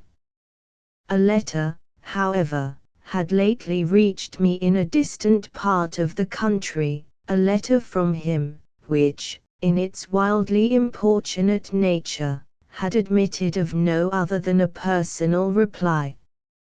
The miss gave evidence of nervous agitation. The writer spoke of acute bodily illness, of a mental disorder which oppressed him, and of an earnest desire to see me, as his best, and indeed his only, personal friend, with a view of attempting, by the cheerfulness of my society, some alleviation of his malady. It was the manner in which all this, and much more, was said, it was the apparent heart that went with his request, which allowed me no room for hesitation, and I accordingly obeyed forthwith what I still considered a very singular summons. Although, as boys, we had been even intimate associates, yet I really knew little of my friend. His reserve had been always excessive and habitual. I was aware, however, that his very ancient family had been noted, time out of mind, for a peculiar sensibility of temperament, displaying itself, through long ages, in many works of exalted art, and manifested, of late, in repeated deeds of munificent, yet unobtrusive, charity, as well as in a passionate devotion to the intricacies, perhaps even more than to the orthodox and easily recognizable beauties, of musical science. I had learned, too, the very remarkable fact that the stem of the Usher race, all time honored as it was, had put forth, at no period, any enduring branch, in other words, that the entire family lay in the direct line of descent, and had always, with very trifling and very temporary variation, so lain. It was this deficiency, I considered, while running over in thought the perfect keeping of the character of the premises with the accredited character of the people, and while speculating upon the possible influence which the one, in the long lapse of centuries, might have exercised upon the other, it was this deficiency, perhaps, of collateral issue, and the consequent undeviating transmission, from sire to son, of the patrimony with the name, which had, at length, so identified the two as to merge the original title of the estate in the quaint and equivocal appellation of the House of Usher, an appellation which seemed to include, in the minds of the peasantry who used it, both the family and the family mansion. I have said that the sole effect of my somewhat childish experiment of looking down within the tarn had been to deepen the first singular impression. There can be no doubt that the consciousness of the rapid increase of my superstition, for why should I not so term it, served mainly to accelerate the increase itself. Such, I have long known, is the paradoxical law of all sentiments having terror as a basis. And it might have been for this reason only, that, when I again uplifted my eyes to the house itself, from its image in the pool, there grew in my mind a strange fancy, a fancy so ridiculous, indeed, that I but mention it to show the vivid force of the sensations which oppressed me. I had so worked upon my imagination as really to believe that about the whole mansion and domain there hung an atmosphere peculiar to themselves and their immediate vicinity, an atmosphere which had no affinity with the air of heaven, but which had reeked up from the decayed trees, and the grey wall, and the silent tarn, a pestilent and mystic vapour, dull, sluggish, faintly discernible, and leaden-hued. Shaking off from my spirit what must have been a dream, I scanned more narrowly the real aspect of the building. Its principal feature seemed to be that of an excessive antiquity. The discoloration of ages had been great. Minute fungi overspread the whole exterior, hanging in a fine, tangled webwork from the eaves. Yet all this was apart from any extraordinary dilapidation. No portion of the masonry had fallen, and there appeared to be a wild inconsistency between its still perfect adaptation of parts, and the crumbling condition of the individual stones. In this there was much that reminded me of the specious totality of old woodwork which has rotted for years in some neglected vault, with no disturbance from the breath of the external air. Beyond this indication of extensive decay, however, the fabric gave little token of instability. Perhaps the eye of a scrutinizing observer might have discovered a barely perceptible fissure, which, extending from the roof of the building in front, made its way down the wall in a zigzag direction, until it became lost in the sullen waters of the tarn. Noticing these things, I rode over a short causeway to the house. A servant in waiting took my horse, and I entered the Gothic archway of the hall. A valet, of stealthy step, thence conducted me, in silence, through many dark and intricate passages in my progress to the studio of his master.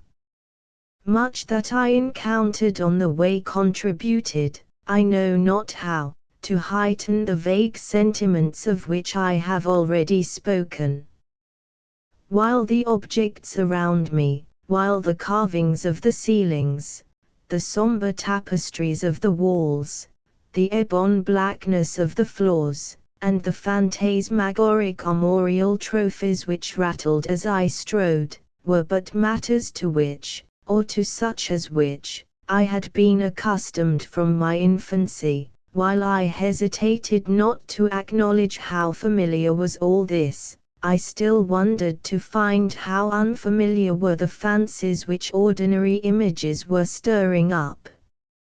On one of the staircases I met the physician of the family.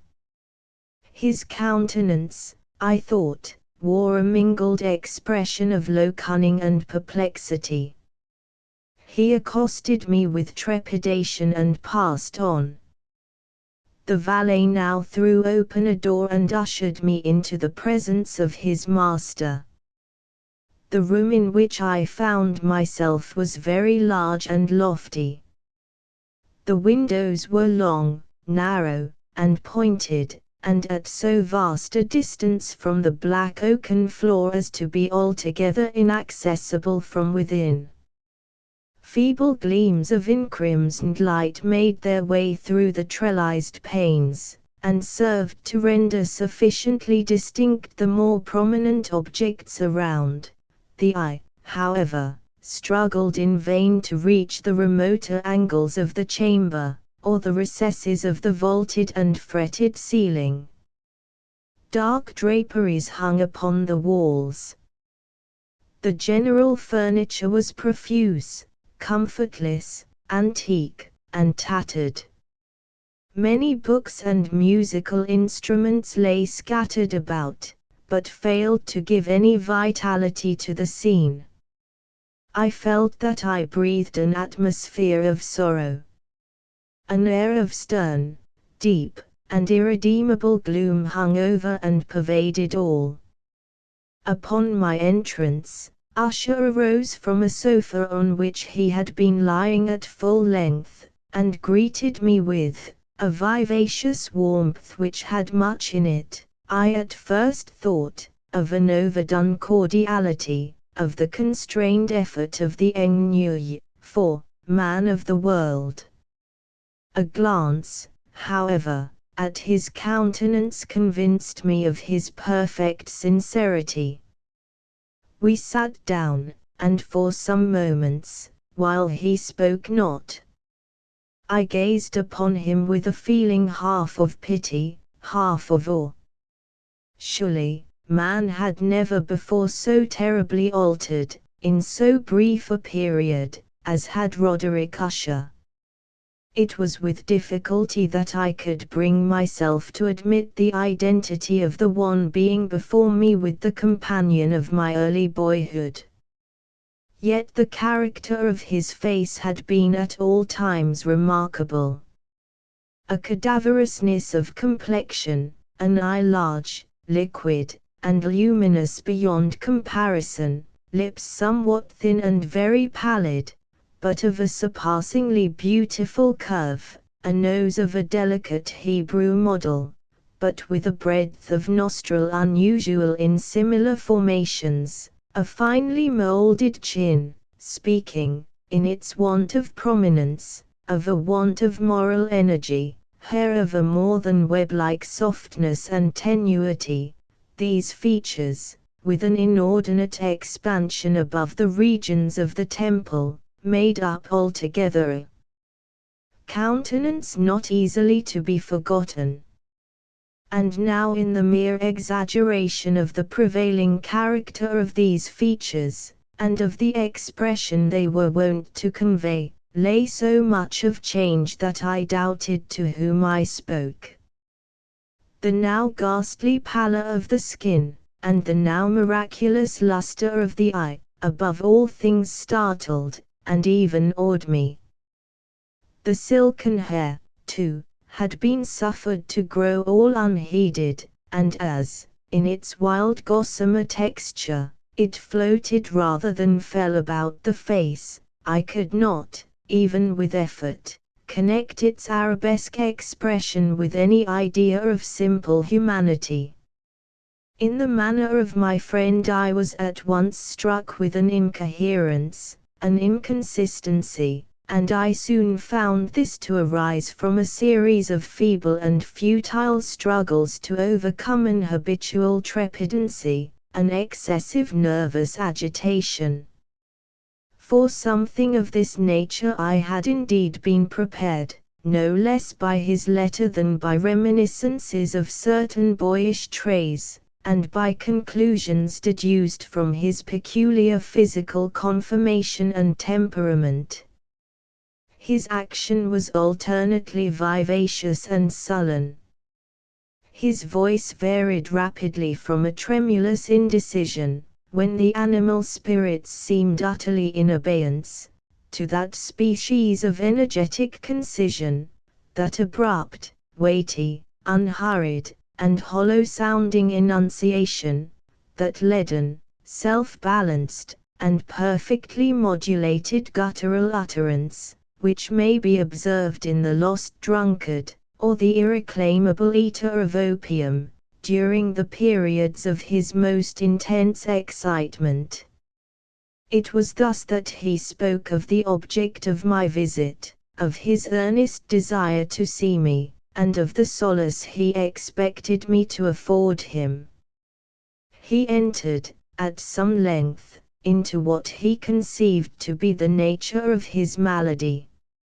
It was, he said, a constitutional and a family evil, and one for which he despaired to find a remedy, a mere nervous affection, he immediately added, which would undoubtedly soon pass off. It displayed itself in a host of unnatural sensations. Some of these, as he detailed them, interested and bewildered me, although, perhaps, the terms and the general manner of the narration had their weight. He suffered much from a morbid acuteness of the senses. The most insipid food was alone endurable, he could wear only garments of certain texture, the odors of all flowers were oppressive, his eyes were tortured by even a faint light, and there were but peculiar sounds, and these from stringed instruments, which did not inspire him with horror. To an anomalous species of terror I found him a bounden, 5, slave. I shall perish, said he, I must perish, in this deplorable folly. Thus, and not otherwise, shall I be lost. I dread the events of the future, not in themselves, but in their results. I shudder at the thought of any, even the most trivial, incident, which may operate upon this intolerable agitation of soul. I have, indeed, no abhorrence of danger, except in its absolute effect, in terror.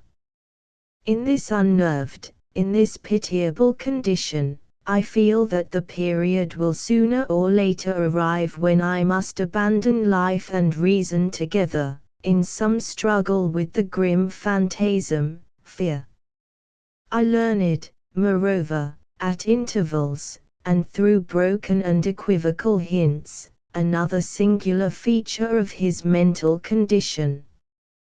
He was enchained by certain superstitious impressions in regard to the dwelling which he tenanted, and whence, for many years, he had never ventured forth, in regard to an influence whose supposititious force was conveyed in terms too shadowy here to be restated, an influence which some peculiarities in the mere form and substance of his family mansion had, by dint of long sufferance, he said, obtained over his spirit, an effect which the physique of the grey walls and turrets, and of the dim tarn into which they all looked down, had, at length, brought about upon the morale of his existence.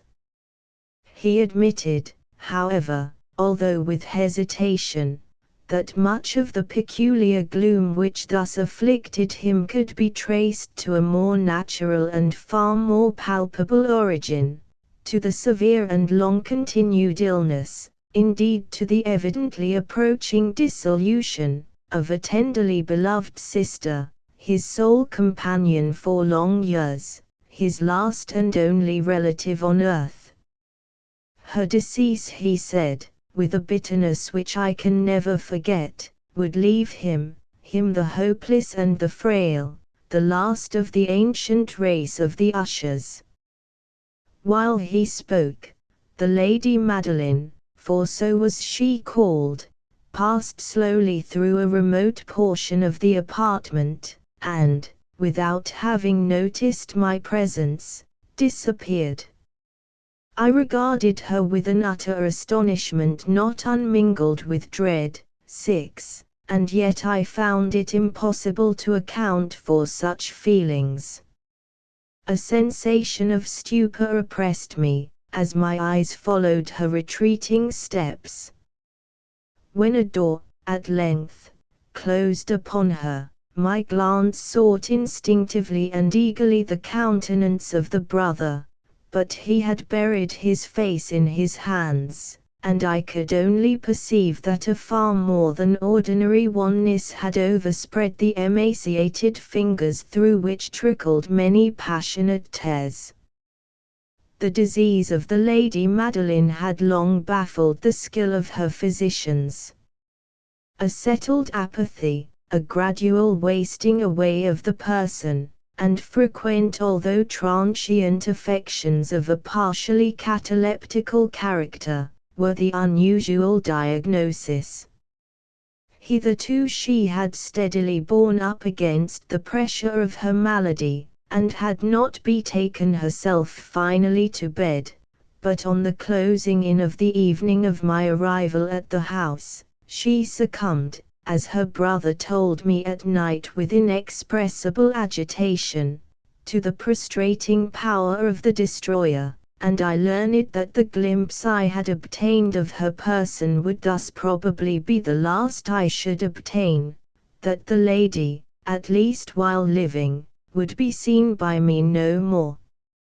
For several days ensuing her name was unmentioned by either Usher or myself, and during this period I was busied in earnest endeavors to alleviate the melancholy of my friend. We painted and read together, or I listened, as if in a dream, to the wild improvisations, 7, of his speaking guitar. And thus, as a closer and still closer intimacy admitted me more unreservedly into the recesses of his spirit, the more bitterly did I perceive the futility of all attempt at cheering a mind from which darkness, as if an inherent positive quality, poured forth upon all objects of the moral and physical universe, in one unceasing radiation of gloom. I shall ever bear about me a memory of the many solemn hours I thus spent alone with the master of the house of Usher. Yet I should fail in any attempt to convey an idea of the exact character of the studies, or of the occupations in which he involved me, or led me the way. An excited and highly distempered ideality threw a sulphurous luster over all. His long, improvised dirges will ring forever in my ears. Among other things, I hold painfully in mind a certain singular perversion and amplification of the wild air of the last waltz of von Weber, 8. From the paintings over which his elaborate fancy brooded, and which grew, touch by touch, into vaguenesses at which I shuddered the more thrillingly because I shuddered knowing not why, from these paintings, vivid as their images now are before me, I would in vain endeavor to educe more than a small portion which should lie within the compass of merely written words. By the utter simplicity, by the nakedness of his designs, he arrested and overawed attention. If ever mortal painted an idea, that mortal was Roderick Usher. For me, at least, in the circumstances then surrounding me, there arose out of the pure abstractions which the hypochondriac contrived to throw upon his canvas, an intensity of intolerable awe, no shadow of which felt I ever yet in the contemplation of the certainly glowing yet too concrete reveries of Fuseli. 9. One of the phantasmagoric conceptions of my friend, partaking not so rigidly of the spirit of abstraction, may be shadowed forth, although feebly, in words. A small picture presented the interior of an immensely long and rectangular vault or tunnel, with low walls, smooth, white, and without interruption or device. Certain accessory points of the design served well to convey the idea that this excavation lay at an exceeding depth below the surface of the earth. No outlet was observed in any portion of its vast extent, and no torch or other artificial source of light was discernible, yet a flood of intense rays rolled throughout, and bathed the whole in a ghastly and inappropriate splendor. I have just spoken of that morbid condition of the auditory nerve which rendered all music intolerable to the sufferer, with the exception of certain effects of stringed instruments. It was, perhaps, the narrow limits to which he thus confined himself upon the guitar, which gave birth, in great measure, to the fantastic character of his performances. But the fervid facility of his impromptus could not be so accounted for. They must have been, and were, in the notes, as well as in the words of his wild fantasias, for he not unfrequently accompanied himself with rhymed verbal improvisations, the result of that intense mental collectedness and concentration to which I have previously alluded as observable only in particular moments of the highest artificial excitement. The words of one of these rhapsodies I have easily remembered. I was, perhaps, the more forcibly impressed with it, as he gave it, because, in the under or mystic current of its meaning, I fancied that I perceived, and for the first time, a full consciousness on the part of Usher, of the tottering of his lofty reason upon her throne. The verses, which were entitled The Haunted Palace, 10, ran very nearly, if not accurately, thus: I in the greenest of our valleys, by good angels tenanted, once a fair and stately palace, radiant palace, reared its head. In the monarch thought's dominion, it stood there. Never seraph spread a pinion over fabric half so fair. Two banners yellow, glorious, golden, on its roof did float and flow. This, all this, was in the olden time long ago, and every gentle air that dallied, in that sweet day, along the ramparts plumed and pallid, a winged odor went away. Three wanderers in that happy valley through two luminous windows saw spirits moving musically to a lute's well-tuned law, round about a throne, where sitting, Porphrogen 11, in state his glory well befitting, the ruler of the realm was seen.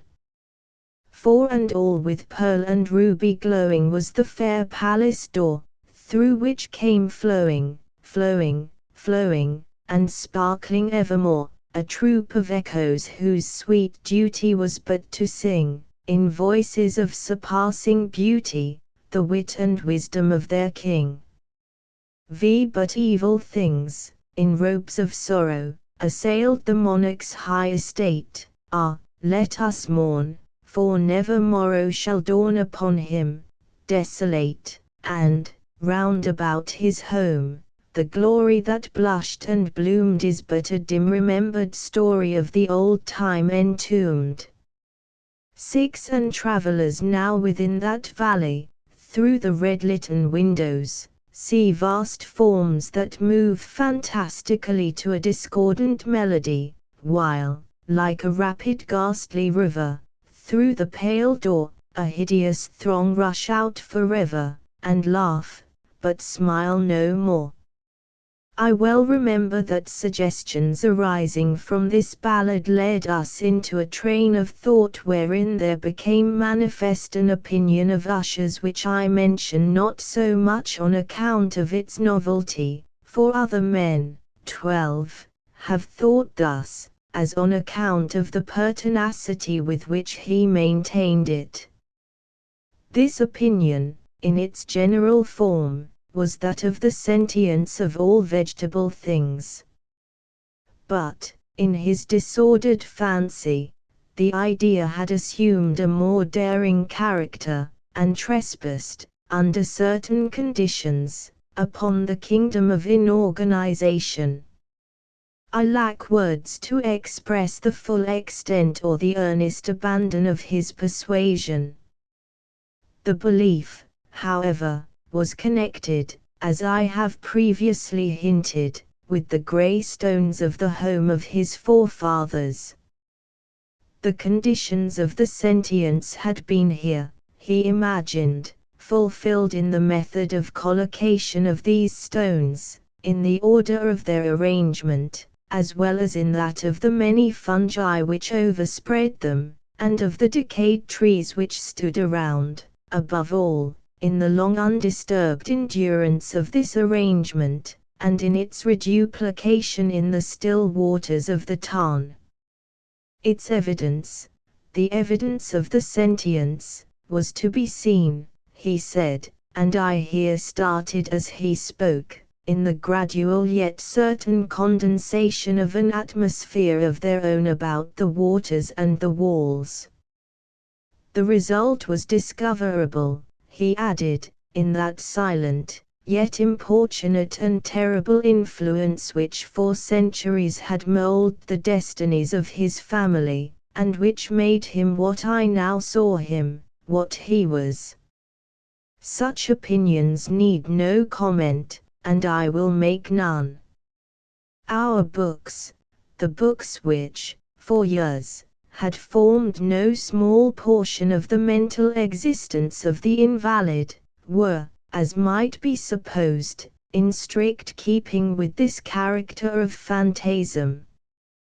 We pored together over such works as the Ververtit Chartreuse, 13, of Gresset, the Belphegor, 14, of Machiavelli, the Heaven and Hell, 15, of Swedenborg, the Subterranean Voyage of Nicholas Klim, 16, by Holberg, the Chiromancy, 17, of Robert Flood, of Jean d'Ildegene, and of de la Chambre, 18, the Journey into the Blue Distance of Tyche, 19, and the City of the Sun, 20, of Campanella.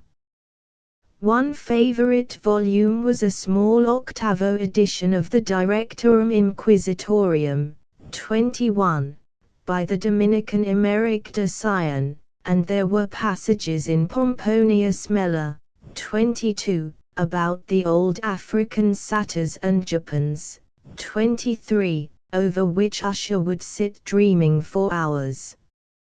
His chief delight, however, was found in the perusal of an exceedingly rare and curious book in quarto Gothic, the Manual of a Forgotten Church, the Vigiliae Mortuorum Secundum Coram Ecclesiae Maguntini.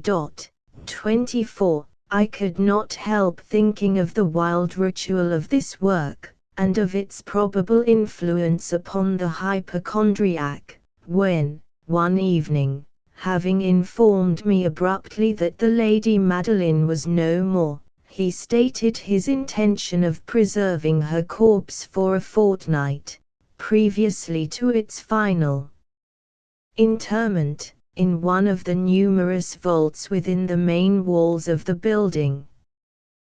The worldly reason, however, assigned for this singular proceeding, was one which I did not feel at liberty to dispute. The brother had been led to his resolution, so he told me, by consideration of the unusual character of the malady of the deceased, of certain obtrusive and eager inquiries on the part of her medical men, and of the remote and exposed situation of the burial ground of the family, I will not deny that when I called to mind the sinister countenance of the person whom I met upon the staircase, on the day of my arrival at the house, I had no desire to oppose what I regarded as at best but a harmless, and by no means an unnatural precaution. At the request of Usher, I personally aided him in the arrangements for the temporary entombment. The body having been encoffined, we two alone bore it to its rest.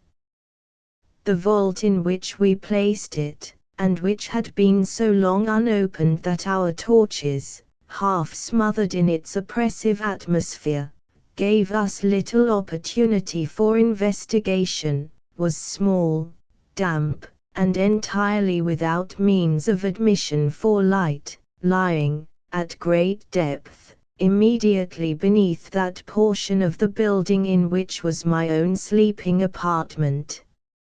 It had been used, apparently, in remote feudal times, for the worst purposes of a donjon keep, and in later days, as a place of deposit for powder, or some other highly combustible substance, as a portion of its floor, and the whole interior of a long archway through which we reached it, were carefully sheathed with copper. The door, of massive iron, had been also similarly protected. Its immense weight caused an unusually sharp grating sound as it moved upon its hinges. Having deposited our mournful burden upon trestles within this region of horror, we partially turned aside the yet unscrewed lid of the coffin, and looked upon the face of the tenant. A striking similitude between the brother and sister now first arrested my attention, and Usher, divining, perhaps, my thoughts, murmured out some few words from which I learned that the deceased and himself had been twins, and that sympathies of a scarcely intelligible nature had always existed between them. Our glances, however, rested not long upon the dead, for we could not regard her unawed. The disease which had thus entombed the lady in the maturity of youth, had left, as usual in all maladies of a strictly cataleptical character, the mockery of a faint blush upon the bosom and the face, and that suspiciously lingering smile upon the lip which is so terrible in death. We replaced and screwed down the lid, and having secured the door of iron, made our way, with toil, into the scarcely less gloomy apartments of the upper portion of the house. And now, some days of bitter grief having elapsed, an observable change came over the features of the mental disorder of my friend. His ordinary manner had vanished. His ordinary occupations were neglected or forgotten. He roamed from chamber to chamber with hurried, unequal, and objectless step. The pallor of his countenance had assumed, if possible, a more ghastly line, but the luminousness of his eye had utterly gone out. The once occasional huskiness of his tone was heard no more, and a tremulous quaver, as if of extreme terror, habitually characterized his utterance. There were times, indeed, when I thought his unceasingly agitated mind was laboring with some oppressive secret, to divulge which he struggled for the necessary courage.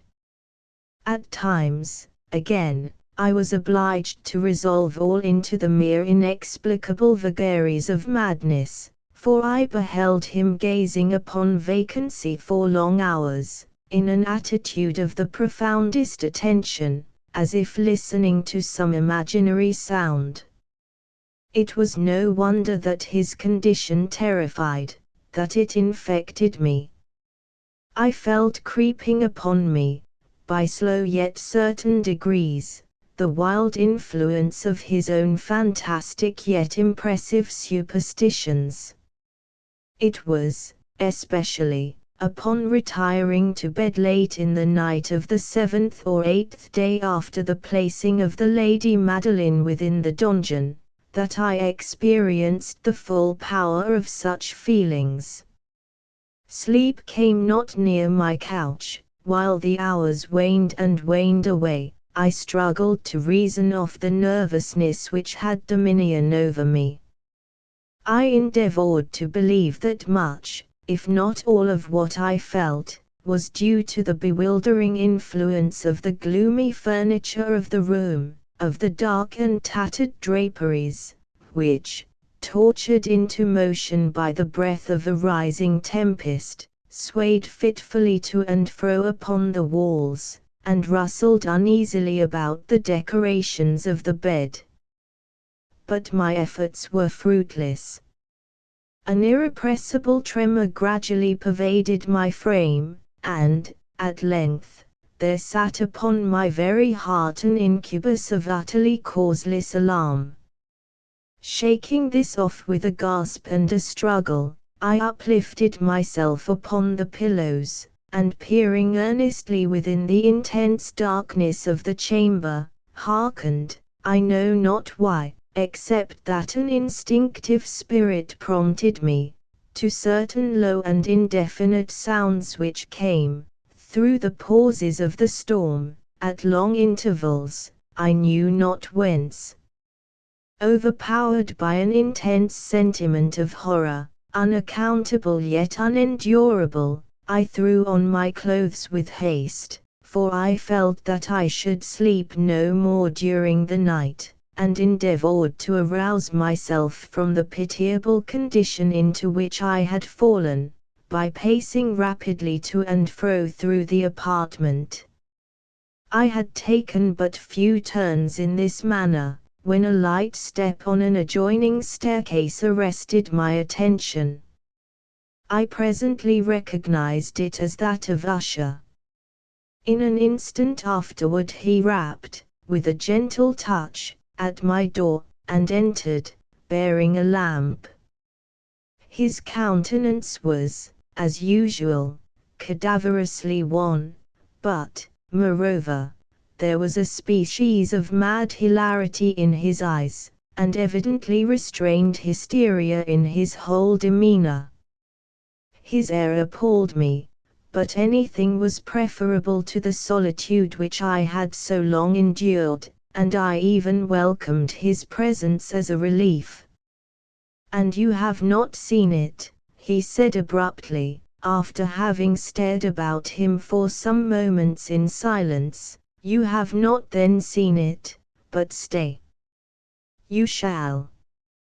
Thus speaking, and having carefully shaded his lamp, he hurried to one of the casements, and threw it freely open to the storm. The impetuous fury of the entering gust nearly lifted us from our feet. It was, indeed, a tempestuous yet sternly beautiful night, and one wildly singular in its terror and its beauty. A whirlwind had apparently collected its force in our vicinity, for there were frequent and violent alterations in the direction of the wind, and the exceeding density of the clouds, which hung so low as to press upon the turrets of the house, did not prevent our perceiving the lifelike velocity with which they flew careering from all points against each other, without passing away into the distance. I say that even their exceeding density did not prevent our perceiving this, yet we had no glimpse of the moon or stars, nor was there any flashing forth of the lightning. But the undersurfaces of the huge masses of agitated vapor, as well as all terrestrial objects immediately around us, were glowing in the unnatural light of a faintly luminous and distinctly visible gaseous exhalation which hung about and enshrouded the mansion. "You must not, you shall not behold this," said I, shudderingly, to Usher, as I led him, with a gentle violence, from the window to a seat. "These appearances, which bewilder you, are merely electrical phenomena not uncommon, or it may be that they have their ghastly origin in the rank miasma of the tarn. Let us close this casement, the air is chilling and dangerous to your frame. Here is one of your favorite romances. I will read and you shall listen, and so we will pass away this terrible night together." The antique volume which I had taken up was The Mad Tryst of Sir Launcelot Canning, 25, but I had called it a favourite of Usher's more in sad jest than in earnest, for, in truth, there is little in its uncouth and unimaginative prolixity which could have had interest for the lofty and spiritual ideality of my friend. It was, however, the only book immediately at hand, and I indulged a vague hope that the excitement which now agitated the hypochondriac might find relief, for the history of mental disorder is full of similar anomalies, even in the extremeness of the folly which I should read. Could I have judged, indeed, by the wild, overstrained air of vivacity with which he hearkened, or apparently hearkened, to the words of the tale, I might well have congratulated myself upon the success of my design. I had arrived at that well-known portion of the story where Ethelred, the hero of the tryst, having sought in vain for peaceable admission into the dwelling of the hermit, proceeds to make good an entrance by force. Here, it will be remembered, the words of the narrative run thus: "And Ethelred, who was by nature of a doughty heart, and who was now mighty withal, on account of the powerfulness of the wine which he had drunken, waited no longer to hold parley with the hermit, who, in sooth, was of an obstinate and maliceful turn, but, feeling the rain upon his shoulders, and fearing the rising of the tempest, uplifted his mace outright, and, with blows, made quickly room in the plankings of the door for his gauntleted hand, and now pulling therewith sturdily, he so cracked, and ripped, and tore all asunder, that the noise of the dry and hollow sounding wood alarummed, 26, and reverberated throughout the forest." At the termination of this sentence I started, and for a moment paused, for it appeared to me, although I at once concluded that my excited fancy had deceived me, it appeared to me that, from some very remote portion of the mansion, there came, indistinctly, to my ears what might have been, in its exact similarity of character, the echo, but a stifled and dull one certainly, of the very cracking and ripping sound which Sir Launcelot had so particularly described. It was, beyond doubt, the coincidence alone which had arrested my attention, for, amid the rattling of the sashes of the casements, and the ordinary commingled noises of the still increasing storm, the sound, in itself, had nothing, surely, which should have interested or disturbed me.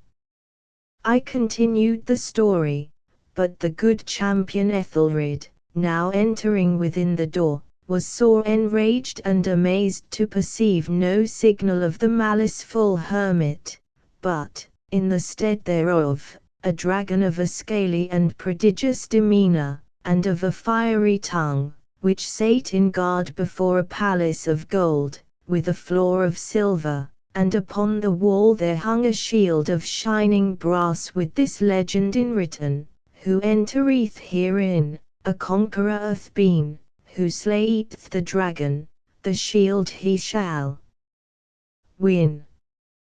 And Ethelred uplifted his mace, and struck upon the head of the dragon, which fell before him, and gave up his pesty breath, with a shriek so horrid and harsh, and withal so piercing, that Ethelred had fain, 27, to close his ears with his hands against the dreadful noise of it, the like whereof was never before heard. Here again I paused abruptly, and now with a feeling of wild amazement, for there could be no doubt whatever that, in this instance, I did actually hear, although from what direction it proceeded I found it impossible to say, a low and apparently distant, but harsh, protracted, and most unusual screaming or grating sound, the exact counterpart of what my fancy had already conjured up for the dragon's unnatural shriek as described by the romancer. Oppressed, as I certainly was, upon the occurrence of this second and most extraordinary coincidence, by 1,000 conflicting sensations, in which wonder and extreme terror were predominant, I still retained sufficient presence of mind to avoid exciting, by any observation, the sensitive nervousness of my companion. I was by no means certain that he had noticed the sounds in question, although, assuredly, a strange alteration had, during the last few minutes, taken place in his demeanor. From a position fronting my own, he had gradually brought round his chair, so as to sit with his face to the door of the chamber, and thus I could but partially perceive his features, although I saw that his lips trembled as if he were murmuring inaudibly. His head had dropped upon his breast, yet I knew that he was not asleep, from the wide and rigid opening of the eye as I caught a glance of it in profile. The motion of his body, too, was at variance with this idea, for he rocked from side to side with a gentle yet constant and uniform sway.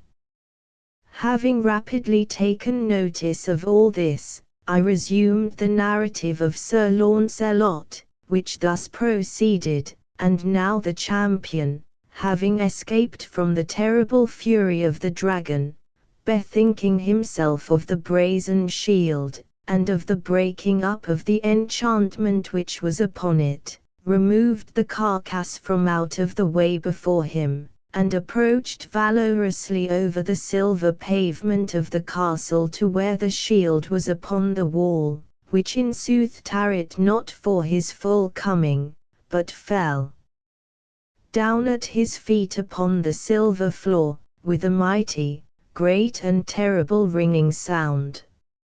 No sooner had these syllables passed my lips, than, as if a shield of brass had indeed, at the moment, fallen heavily upon a floor of silver, I became aware of a distinct, hollow, metallic and clangorous, yet apparently muffled reverberation. Completely unnerved, I leaped to my feet, but the measured rocking movement of Usher was undisturbed. I rushed to the chair in which he sat.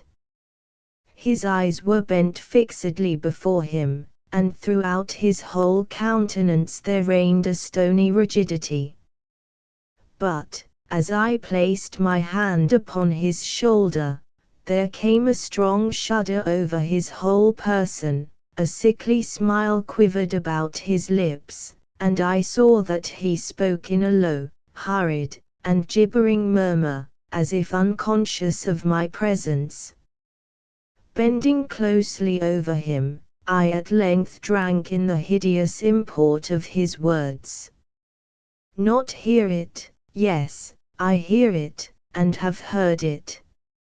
Long, long, long, many minutes, many hours, many days, have I heard it, yet I dared not, oh, pity me, miserable wretch that I am, I dared not speak. We have put her living in the tomb. Said I not that my senses were acute? I now tell you that I heard her first feeble movements in the hollow coffin.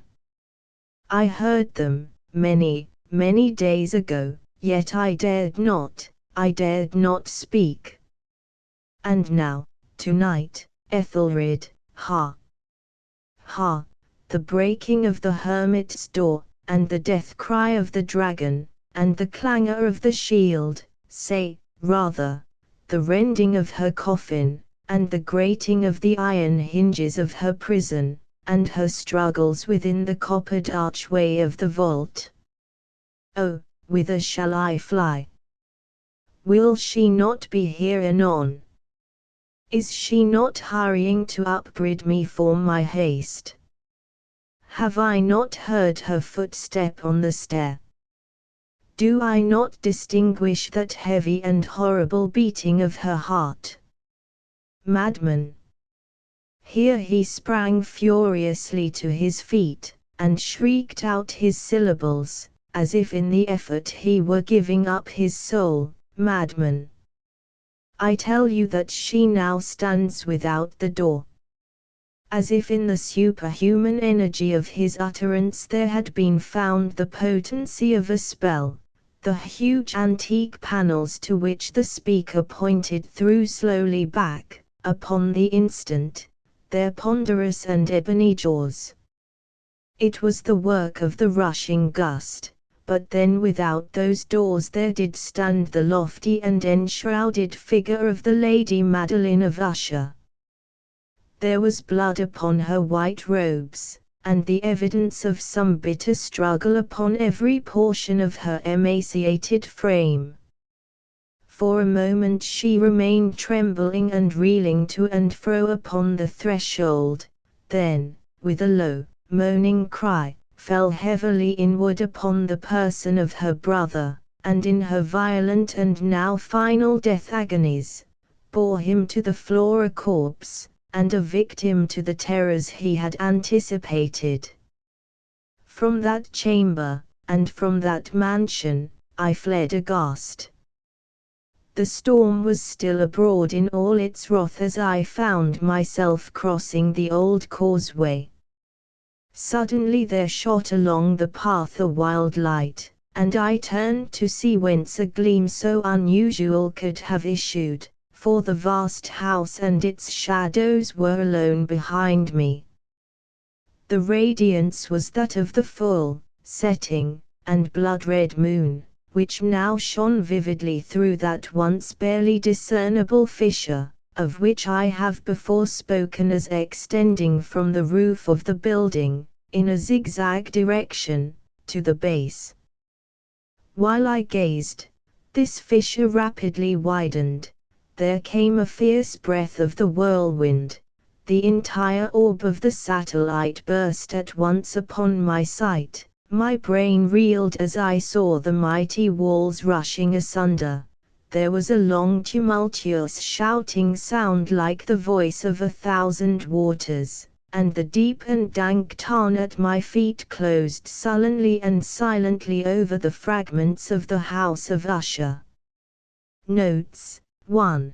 The Fall of the House of Usher was written in 1839 and published at the end of the same year in his Tales of the Grotesque and of the Arabesque. 2. 70. Motto de Biringa. Popular French lyric poet, 1780 to 1857. His heart is a suspended lute, as soon as it is touched it resounds. 3. 71 hours 23 minutes Tarn. A small mountain lake. 4. 76:7 Eng Nuyi. mentally wearied or bored. 5. 78 hours 11 minutes bounden. An archaic word. 6. 79 hours 19 minutes dread. Reading of the first edition, her figure, her air, her features, all, in their very minutest development, were identically, I can use no other sufficient term, were identically those of the Roderick Usher who sat beside me. A feeling of stupor, etc. 7. 80 hours 16 minutes improvisations. Extemporaneous composition of poetry or music. 8. 81:4 von Weber. The celebrated German composer, 1786 to 1826. 9. 81 hours 20 minutes Fuseli. An artist and professor of painting at the Royal Academy in London, 1741 to 1825. 10. 82 hours 24 minutes The Haunted Palace. First published in the Baltimore Museum for April, 1839. 11. 83 hours 18 minutes Porphyrogen. Of royal birth. 12. 84 hours 16 minutes for other men. Watson, Dr. Percival, and especially the Bishop of Llandaff. See Chemical Essays Volume V, 13, 85 hours 16 minutes Ververtet Chartreuse. Two poems by Jean-Baptiste Cresset, 1709 to 1777. For Tenet 14, 85 hours 17 minutes Belphegor.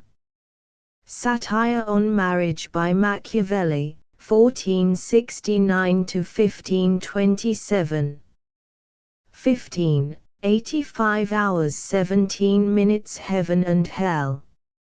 Extracts from Arcana Celestia by Swedenborg, 1688 to 1772. 16. 85 hours 18 minutes Subterranean Voyage of Nicholas Klim. A celebrated poem by Ludwig Holberg, 1684 to 1754. 17. 85 hours 19 minutes Chiromancy. Palmistry applied to the future. Poe refers rather to physiognomy. The book was written by the English mystic, Robert Fludd, 1574 to 1637. 18. 85 hours 19 minutes Jean d'Indigene and de la Chambre. Two continental writers of the 16th and 17th centuries respectively. 19. 85 hours 21 minutes Tieck. A great German romanticist, 1773 to 1853. 20. 85 hours 21 minutes City of the Sun. A sketch of an ideal state by Campanella, 1568 to 1639. 21. 85 hours 23 minutes Directorum Inquisitorium. A detailed account of the methods of the Inquisition by Sion, Inquisitor General for Castile, in 1356. 22. 85 hours 24 minutes Pomponius Mela. Spanish geographer in the 1st century AD, author of De Chorographia, the earliest extant account of the geography of the ancient world. 23. 85 hours 25 minutes Japans. An epithet applied to Pan. 24. 85 hours 30 minutes Vigilii Mortuorum. No such book is known. 25, 90 hours 30 minutes Mad Tryst. No such book is known. 26, 91 hours 29 minutes Alarmed. Alarmed. 27, 92 hours 25 minutes Had Fain. In the sense of was glad. Biography Edgar Allan Poe was born in Boston, the 19th of January, 1809. His parents, who were actors, died before their son was 3 years old. Mr. Allan, a wealthy Richmond merchant, adopted the child and gave him a splendid home. How scantily Poe appreciated and improved the advantages of this kindness he himself confesses in a letter to Lowell in 1844. I have been too deeply conscious of the mutability and evanescence of temporal things to give any continuous effort to anything, to be consistent in anything. My life has been whim, impulse, passion, a longing for solitude, a scorn of all things present in an earnest desire for the future. He was a dreamer who had a fair chance to be happy, but he flung the opportunity away. He was a spoiled child who remained ignorant of life even unto his death. He entered the University of Virginia in 1826, where his conduct was so bad that he was, after a year, removed from the college. This action broke the strong friendship Mr. Allan had long held for his adopted son. Poe, urged by a hot temper or possibly by a remorse for his actions, ran away and enlisted in the regular army. In 1829 Mr. Allan became partially reconciled with Poe, and again came to his assistance. In 1830 Poe entered West Point, but was there only a short time when he was dismissed for willful neglect of duty. Following this dismissal Poe went to Baltimore, where he did hack work for newspapers. This was the beginning of a process of writing that has brought him high rank and an imperishable honor. His narrative is clear, compressed, and powerful, and throughout his writings choice symbols abound. He was fond of themes of death, insanity, and terror. The wonder of it all is that this struggling, poverty-stricken craftsman, irregular in his habits of living, using only negative life and shadowy abstractions, should, from out his disordered fancies, weave stories and poems of such undying beauty and force. Poe married his 13-year-old cousin, Virginia Clemm. Her health was always delicate and her death confirmed Poe's tendency toward dissipation. His life was filled with dire poverty and a hard struggle for a livelihood. His home relations were happy. The last years of his life were spent at Fordham, a suburb of New York. He died in a Baltimore hospital, the 7th of October, 1849. Biographical references Introduction to American Literature, Brander Matthews. Studies in American Literature, Charles Noble. Introduction to American Literature, F.V.N. Painter. Life of Poe, Richard Henry Stoddard. Edgar Allan Poe, G. E. Woodbury.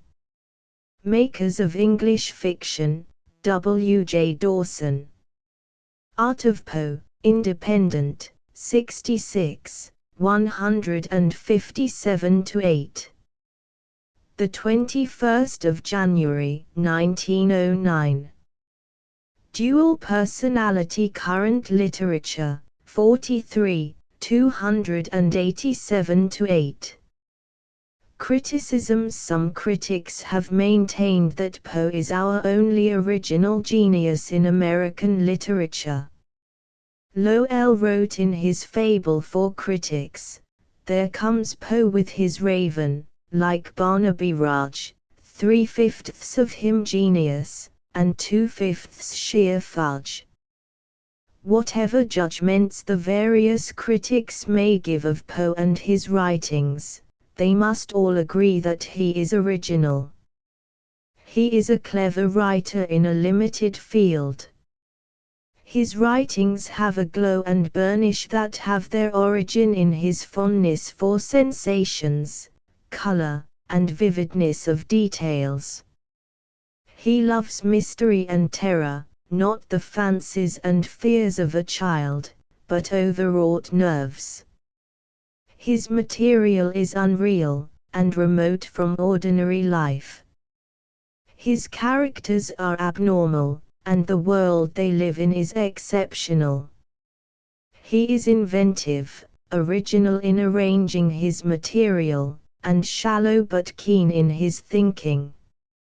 He believed that art and life have little in common, and in his writings seemed to be unmoved by friendship, loyalty, patriotism, courage, self-sacrifice, or any of the great positive attributes of life that make living worthwhile. His writings lack the human touch, tenderness, and the buoyancy of sympathy. He is an artist who does his work with a clear-cut, hard finish. His choice of words, vivid pictures, and clearly evolved plots make his writings excellent studies for anyone who wishes to develop literary appreciation and to learn to write. General References, Studies and Appreciations, L. E. Gates. American Prose Masters, William Crary Brownell. The Short Story in English, Henry Seidel Canby. Edgar Poe, R. H. Button. Inquiries and Opinions, Brander Matthews. Life of Edgar Allan Poe. Nation, 89, 100–110. Weird Genius Cosmopolitan, 46:243–252. Collateral Readings. Ligeia, Edgar Allan Poe. The Cask of Amontillado, Edgar Allan Poe. The Assignation, Edgar Allan Poe. Miss Pound in Bottle, Edgar Allan Poe. The Black Cat, Edgar Allan Poe. Berenice, Edgar Allan Poe. The Telltale Heart, Edgar Allan Poe. The White Old Maid, Nathaniel Hawthorne. Moonlight, Odd Number, Guy de Maupassant. A Journey, Edith Wharton. The Brushwood Boy, Rudyard Kipling. At the Pit's Mouth, Rudyard Kipling. The Gold Bug, 1, by Edgar Allan Poe, 1809–1849, What ho! What ho! This fellow is dancing mad. He hath been bitten by the tarantula. All in the wrong dot, too. Many years ago I contracted an intimacy with a Mr. William Legrand. He was of an ancient Huguenot, family, and had once been wealthy, but a series of misfortunes had reduced him to want. To avoid the mortification consequent upon his disasters, he left New Orleans, the city of his forefathers, and took up his residence at Sullivan's Island, near Charleston, South Carolina. This island is a very singular one. It consists of little else than the sea sand, and is about 3 miles long. Its breadth at no point exceeds 1/4 of a mile. It is separated from the mainland by a scarcely perceptible creek, oozing its way through a wilderness of reeds and slime, a favorite resort of the marsh hen. The vegetation, as might be supposed, is scant, or at least dwarfish. No trees of any magnitude are to be seen. Near the western extremity, where Fort Moultrie, stands, and where are some miserable frame buildings, tenanted, during summer, by the fugitives from Charleston dust and fever, may be found, indeed, the bristly palmetto, but the whole island, with the exception of this western point, and a line of hard, white beach on the sea coast, is covered with a dense undergrowth of the sweet myrtle, so much prized by the horticulturists of England. The shrub here often attains the height of 15 or 20 feet, and forms an almost impenetrable coppice, burdening the air with its fragrance. In the utmost recesses of this coppice, not far from the eastern or more remote end of the island, Legrand had built himself a small hut, which he occupied when I first, by mere accident, made his acquaintance. This soon ripened into friendship, for there was much in the recluse to excite interest and esteem. I found him well educated, with unusual powers of mind, but infected with misanthropy, and subject to perverse moods of alternate enthusiasm and melancholy. He had with him many books, but rarely employed them. His chief amusements were gunning and fishing, or sauntering along the beach and through the myrtles, in quest of shells or entomological specimens. His collection of the latter might have been envied by a Swammerdam. 5. In these excursions he was usually accompanied by an old Negro, called Jupiter, who had been manumitted, 6. Before the reverses of the family, but who could be induced, neither by threats nor by promises, to abandon what he considered his right of attendance upon the footsteps of his young Massa Will. It is not improbable that the relatives of Legrand, conceiving him to be somewhat unsettled in intellect, had contrived to instill this obstinacy into Jupiter, with a view to the supervision and guardianship of the wanderer. The winters in the latitude of Sullivan's Island are seldom very severe, and in the fall of the year it is a rare event indeed when a fire is considered necessary. About the middle of October, 18, there occurred, however, a day of remarkable chilliness. Just before sunset I scrambled my way through the evergreens to the hut of my friend, whom I had not visited for several weeks, my residence being at that time in Charleston, a distance of 9 miles from the island, while the facilities of passage and repassage were very far behind those of the present day. Upon reaching the hut I rapped, as was my custom, and getting no reply, sought for the key where I knew it was secreted, unlocked the door, and went in. A fine fire was blazing upon the hearth. It was a novelty, and by no means an ungrateful one. I threw off an overcoat, took an armchair by the crackling logs, and awaited patiently the arrival of my hosts.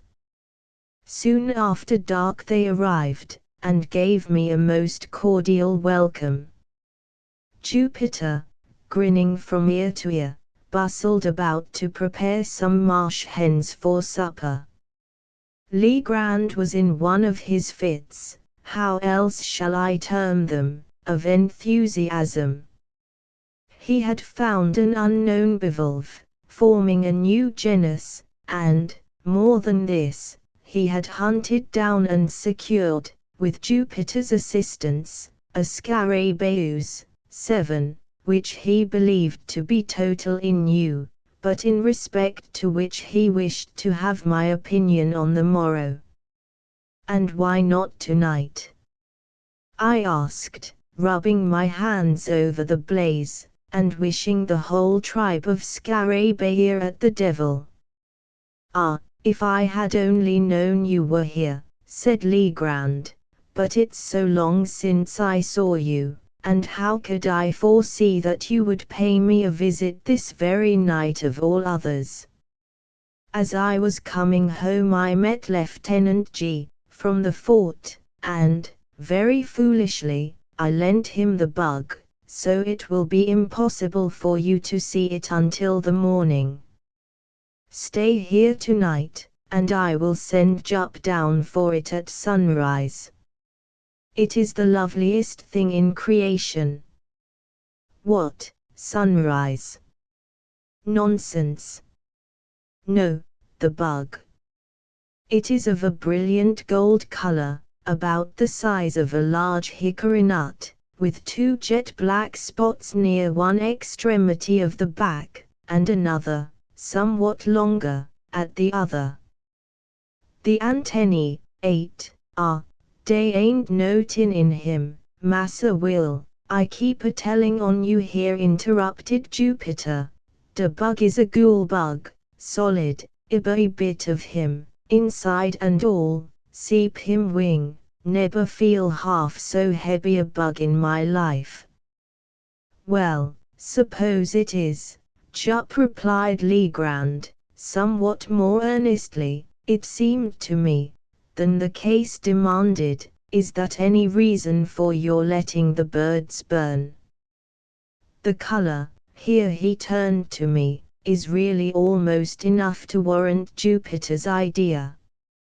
You never saw a more brilliant metallic luster than the scales emit, but of this you cannot judge till tomorrow. In the meantime I can give you some idea of the shape. Saying this, he seated himself at a small table, on which were a pen and ink, but no paper. He looked for some in a drawer, but found none. Never mind, said he at length, this will answer, and he drew from his waistcoat pocket a scrap of what I took to be very dirty foolscap, and made upon it a rough drawing with the pen. While he did this I retained my seat by the fire, for I was still chilly. When the design was complete, he handed it to me without rising. As I received it, a loud growl was heard, succeeded by a scratching at the door. Jupiter opened it, and a large Newfoundland, belonging to Legrand, rushed in, leaped upon my shoulders, and loaded me with caresses, for I had shown him much attention during previous visits. When his gambols were over, I looked at the paper, and, to speak the truth, found myself not a little puzzled at what my friend had depicted. Well, I said, after contemplating it for some minutes, this is a strange Scarabaeus, I must confess, new to me, never saw anything like it before, unless it was a skull, or a death's head, which it more nearly resembles than anything else that has come under my observation. A death's head, echoed Legrand. Oh, yes, well, it has something of that appearance upon paper, no doubt. The 2 upper black spots look like eyes, and the longer one at the bottom like a mouth, and then the shape of the whole is oval. Perhaps so, said I, but, Legrand, I fear you are no artist. I must wait until I see the beetle itself, if I am to form any idea of its personal appearance. Well, I don't know, said he, a little nettled. I draw tolerably, should do it at least, have had good masters, and flatter myself that I am not quite a blockhead. But, my dear fellow, you are joking then, said I. This is a very passable skull. Indeed, I may say that it is a very excellent skull, according to the vulgar notions about such specimens of physiology, and your Scarabaeus must be the queerest Scarabaeus in the world if it resembles it. Why, we may get up a very thrilling bit of superstition upon this hint. I presume, you will call the bug Scarabaeus caput homines, 9, or something of that kind. There are many similar titles in the natural histories. But where are the antennae you spoke of? The antennae, said Legrand, who seemed to be getting unaccountably warm upon the subject. I am sure you must see the antennae. I made them as distinct as they are in the original insect, and I presume that is sufficient.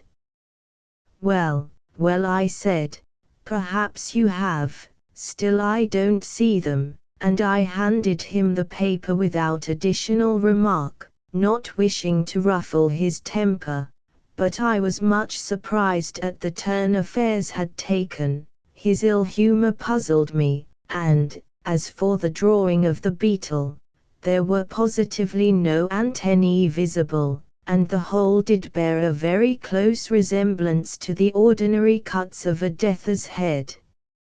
He received the paper very peevishly, and was about to crumple it, apparently to throw it in the fire, when a casual glance at the design seemed suddenly to rivet his attention. In an instant his face grew violently red, in another as excessively pale. For some minutes he continued to scrutinize the drawing minutely where he sat. At length he arose, took a candle from the table, and proceeded to seat himself upon a sea-chest in the farthest corner of the room. Here again he made an anxious examination of the paper, turning it in all directions. He said nothing, however, and his conduct greatly astonished me, yet I thought it prudent not to exacerbate the growing moodiness of his temper by any comment. Presently he took from his coat pocket a wallet, placed the paper carefully in it, and deposited both in a writing desk, which he locked. He now grew more composed in his demeanor, but his original air of enthusiasm had quite disappeared. Yet he seemed not so much sulky as abstracted. As the evening wore away he became more and more absorbed in reverie, from which no sallies of mine could arouse him. It had been my intention to pass the night at the hut, as I had frequently done before, but, seeing my host in this mood, I deemed it proper to take leave. He did not press me to remain, but, as I departed, he shook my hand with even more than his usual cordiality. It was about a month after this, and during the interval I had seen nothing of Legrand, when I received a visit, at Charleston, from his man Jupiter. I had never seen the good old Negro look so dispirited, and I feared that some serious disaster had befallen my friend. "Well, Jup," said I, "what is the matter now? How is your master?" "Why, to speak the truth, massa, him not so berry well as mout be." "Not well? I am truly sorry to hear it. What does he complain of?" "Dar. That's it, him nerber plain of notin', but him berry sick for all that." very sick, Jupiter. Why didn't you say so at once? Is he confined to bed?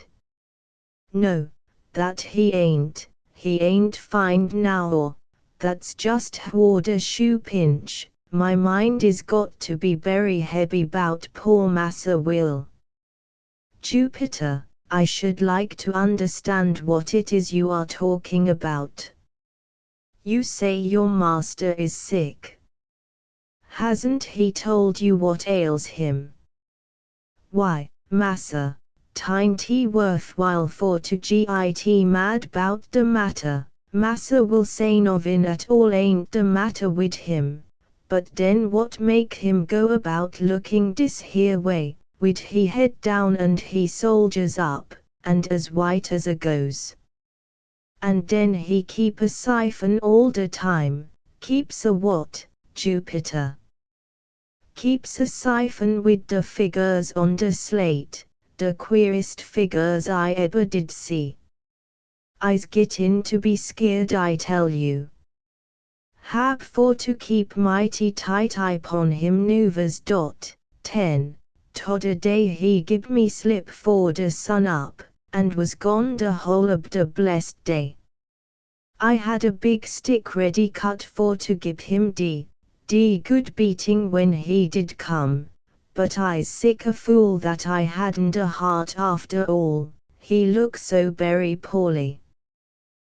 What? Ah, yes, upon the whole, I think you had better not be too severe with the poor fellow. Don't flog him, Jupiter, he can't very well stand it. But can you form an idea of what has occasioned this illness, or rather this change of conduct? Has anything unpleasant happened since I saw you? No, Massa, dey ain't been novin unpleasant since den. 'Twas for den, I'm feared, 'twas the very day you was there. How? What do you mean? Why, Massa, I mean the bug, there now. The what? The bug. I'm very sartin that Massa will been bit somewhere bout the head by that ghoul bug. And what cause have you, Jupiter, for such a supposition? Claws enough, Massa, and mouth, too. I never did see sick a d bug. He kick and he bite eating what come near him. Massa will cotch him fuss, but had for to let him go gin mighty quick, I tell you, den was the time he must ha got the bite. I didn't like the look of the bug mouth, myself, nohow, so I wouldn't take hold of him wid my finger, but I cotch him wid a piece of paper that I found. I wrap him up in the paper and stuff piece of it in he mouth, that was the way. And you think, then, that your master was really bitten by the beetle, and that the bite made him sick?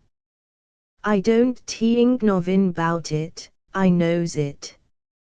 What make him dream bout the ghoul so much, if tain't he cause he bit by the ghoul bug? I's heard bout dem ghoul bugs for dis. But how do you know he dreams about gold? How I know? Why, 'cause he talk about it in he sleep, that's how I knows. Well, Jup, perhaps you are right, but to what fortunate circumstances am I to attribute the honor of a visit from you today? What the matter, Massa? Did you bring any message from Mr. Legrand? No, Massa, I bring dis here pistol, and here Jupiter handed me a note, which ran thus: My dear, why have I not seen you for so long a time? I hope you have not been so foolish as to take offense at any little brusquerie, 11, of mine, but no, that is improbable. Since I saw you I have had great cause for anxiety. I have something to tell you, yet scarcely know how to tell it, or whether I should tell it at all. I have not been quite well for some days past, and poor old Jup annoys me, almost beyond endurance, by his well-meant attentions. Would you believe it? He had prepared a huge stick, the other day, with which to chastise me for giving him the slip, and spending the day, solus, among the hills on the mainland. I verily believe that my ill looks alone saved me a flogging. I have made no addition to my cabinet since we met. If you can, in any way, make it convenient, come over with Jupiter. Do come. I wish to see you tonight, upon business of importance. I assure you that it is of the highest importance. Ever yours, William Legrand. There was something in the tone of this note which gave me great uneasiness. Its whole style differed materially from that of Legrand. What could he be dreaming of? What new crotchet possessed his excitable brain? What business of the highest importance could he possibly have to transact? Jupiter's account of him boded no good. I dreaded lest the continued pressure of misfortune had, at length, fairly unsettled the reason of my friend. Without a moment's hesitation, therefore, I prepared to accompany the negro. Upon reaching the wharf, I noticed a scythe and 3 spades, all apparently new, lying in the bottom of the boat in which we were to embark. What is the meaning of all this, Jup?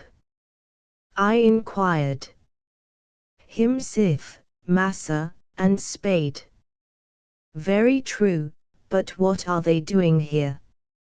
Him de scythe and de spade what massa will sispon my buying for him in de town, and de debil's own lot of money I had to give for 'em. But what, in the name of all that is mysterious, is your massa will going to do with scythes and spades? That's more dan I know, and debil take me if I don't believe 'tis more dan he know, too. But it's all come ob de bug. Finding that no satisfaction was to be obtained of Jupiter, whose whole intellect seemed to be absorbed by de bug, I now stepped into the boat and made sail. With a fair and strong breeze we soon ran into the little cove to the northward of Fort Moultrie, and a walk of some 2 miles brought us to the hut. It was about 3 in the afternoon when we arrived. Legrand had been awaiting us in eager expectation.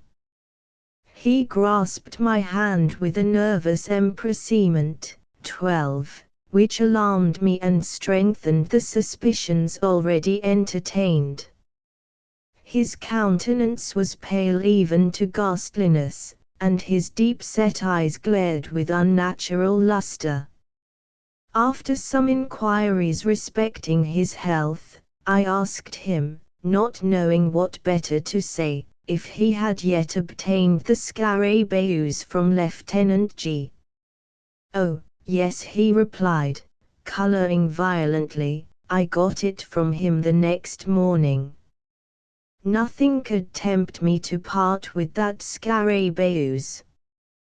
"Do you know that Jupiter is quite right about it?" "In what way?" I asked, with a sad foreboding at heart. "In supposing it to be a bug of real gold." He said this with an air of profound seriousness, and I felt inexpressibly shocked. "This bug is to make my fortune," he continued, with a triumphant smile, and reinstate me in my family possessions. Is it any wonder, then, that I prize it? Since fortune has thought fit to bestow it upon me, I have only to use it properly and I shall arrive at the gold of which it is the index. Jupiter, bring me that Scarabaeus. What? De bug, massa. I'd rather not go fur trouble that bug, you muse git him for your own self. Hereupon Legrand arose, with a grave and stately air, and brought me the beetle from a glass case in which it was enclosed. It was a beautiful Scarabaeus, and, at that time, unknown to naturalists, of course a great prize in a scientific point of view. There were 2 round black spots near one extremity of the back, and a long one near the other. The scales were exceedingly hard and glossy, with all the appearance of burnished gold. The weight of the insect was very remarkable, and, taking all things into consideration, I could hardly blame Jupiter for his opinion respecting it. But what to make of Legrand's agreement with that opinion, I could not, for the life of me, tell. I sent for you, said he, in a grandiloquent tone when I had completed my examination of the beetle. I sent for you, that I might have your counsel and assistance in furthering the views of fate and of the bug. My dear Legrand, I cried, interrupting him, you are certainly unwell, and had better use some little precautions. You shall go to bed, and I will remain with you a few days, until you get over this. You are feverish and feel my pulse, said he. I felt it, and, to say the truth, found not the slightest indication of fever. But you may be ill and yet have no fever. Allow me this once to prescribe for you. In the first place, go to bed. In the next, you are mistaken, he interposed. I am as well as I can expect to be under the excitement which I suffer. If you really wish me well, you will relieve this excitement. And how is this to be done? Very easily. Jupiter and myself are going upon an expedition into the hills, upon the mainland, and, in this expedition, we shall need the aid of some person in whom we can confide. You are the only one we can trust. Whether we succeed or fail, the excitement which you now perceive in me will be equally allayed. I am anxious to oblige you in any way, I replied, but do you mean to say that this infernal beetle has any connection with your expedition into the hills? It has. Then, Legrand, I can become a party to no such absurd proceeding. I am sorry, very sorry, for we shall have to try it by ourselves. Try it by yourselves. The man is surely mad, but stay, how long do you propose to be absent? Probably all night. We shall start immediately, and be back, at all events, by sunrise. And will you promise me upon your honor, that when this freak of yours is over, and the bug business, good God, settled to your satisfaction, you will then return home and follow my advice implicitly, as that of your physician? Yes, I promise. And now let us be off, for we have no time to lose.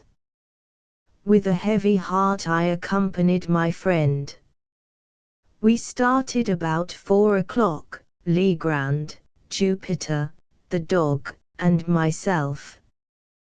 Jupiter had with him the scythe and spades, the whole of which he insisted upon carrying, more through fear, it seemed to me, of trusting either of the implements within reach of his master, than from any excess of industry or complaisance. His demeanor was dogged in the extreme, and that debug were the sole words which escaped his lips during the journey. For my own part, I had charge of a couple of dark lanterns, while Legrand contented himself with the scarabaeus, which he carried attached to the end of a bit of whipcord, twirling it to and fro, with the air of a conjurer, as he went. When I observed this last plain evidence of my friend's aberration of mind, I could scarcely refrain from tears. I thought it best, however, to humor his fancy, at least for the present, or until I could adopt some more energetic measures with a chance of success. In the meantime I endeavored, but all in vain, to sound him in regard to the object of the expedition. Having succeeded in inducing me to accompany him, he seemed unwilling to hold conversation upon any topic of minor importance, and to all my questions vouchsafed no other reply than "we shall see." We crossed the creek at the head of the island by means of a skiff, and, ascending the high grounds on the shore of the mainland, proceeded in a northwesterly direction, through a tract of country excessively wild and desolate, where no trace of a human footstep was to be seen. Legrand led the way with decision, pausing only for an instant, here and there, to consult what appeared is to be certain landmarks of his own contrivance upon a former occasion. In this manner we journeyed for about 2 hours, and the sun was just setting when we entered a region infinitely more dreary than any yet seen. It was a species of table-land, near the summit of an almost inaccessible hill, densely wooded from base to pinnacle, and interspersed with huge crags that appeared to lie loosely upon the soil, and in many cases were prevented from precipitating themselves into the valleys below, merely by the support of the trees against which they reclined. Deep ravines, in various directions, gave an air of still sterner solemnity to the scene. The natural platform to which we had clambered was thickly overgrown with brambles, through which we soon discovered that it would have been impossible to force our way but for the scythe, and Jupiter, by direction of his master, proceeded to clear for us a path to the foot of an enormously tall tulip tree, which stood, with some 8 or 10 oaks, upon the level, and far surpassed them all, and all other trees which I had ever seen, in the beauty of its foliage and form, in the widespread of its branches, and in the general majesty of its appearance. When we reached this tree, Legrand turned to Jupiter, and asked him if he thought he could climb it. The old man seemed a little staggered by the question, and for some moments made no reply. At length he approached the huge trunk, walked slowly around it, and examined it with minute attention.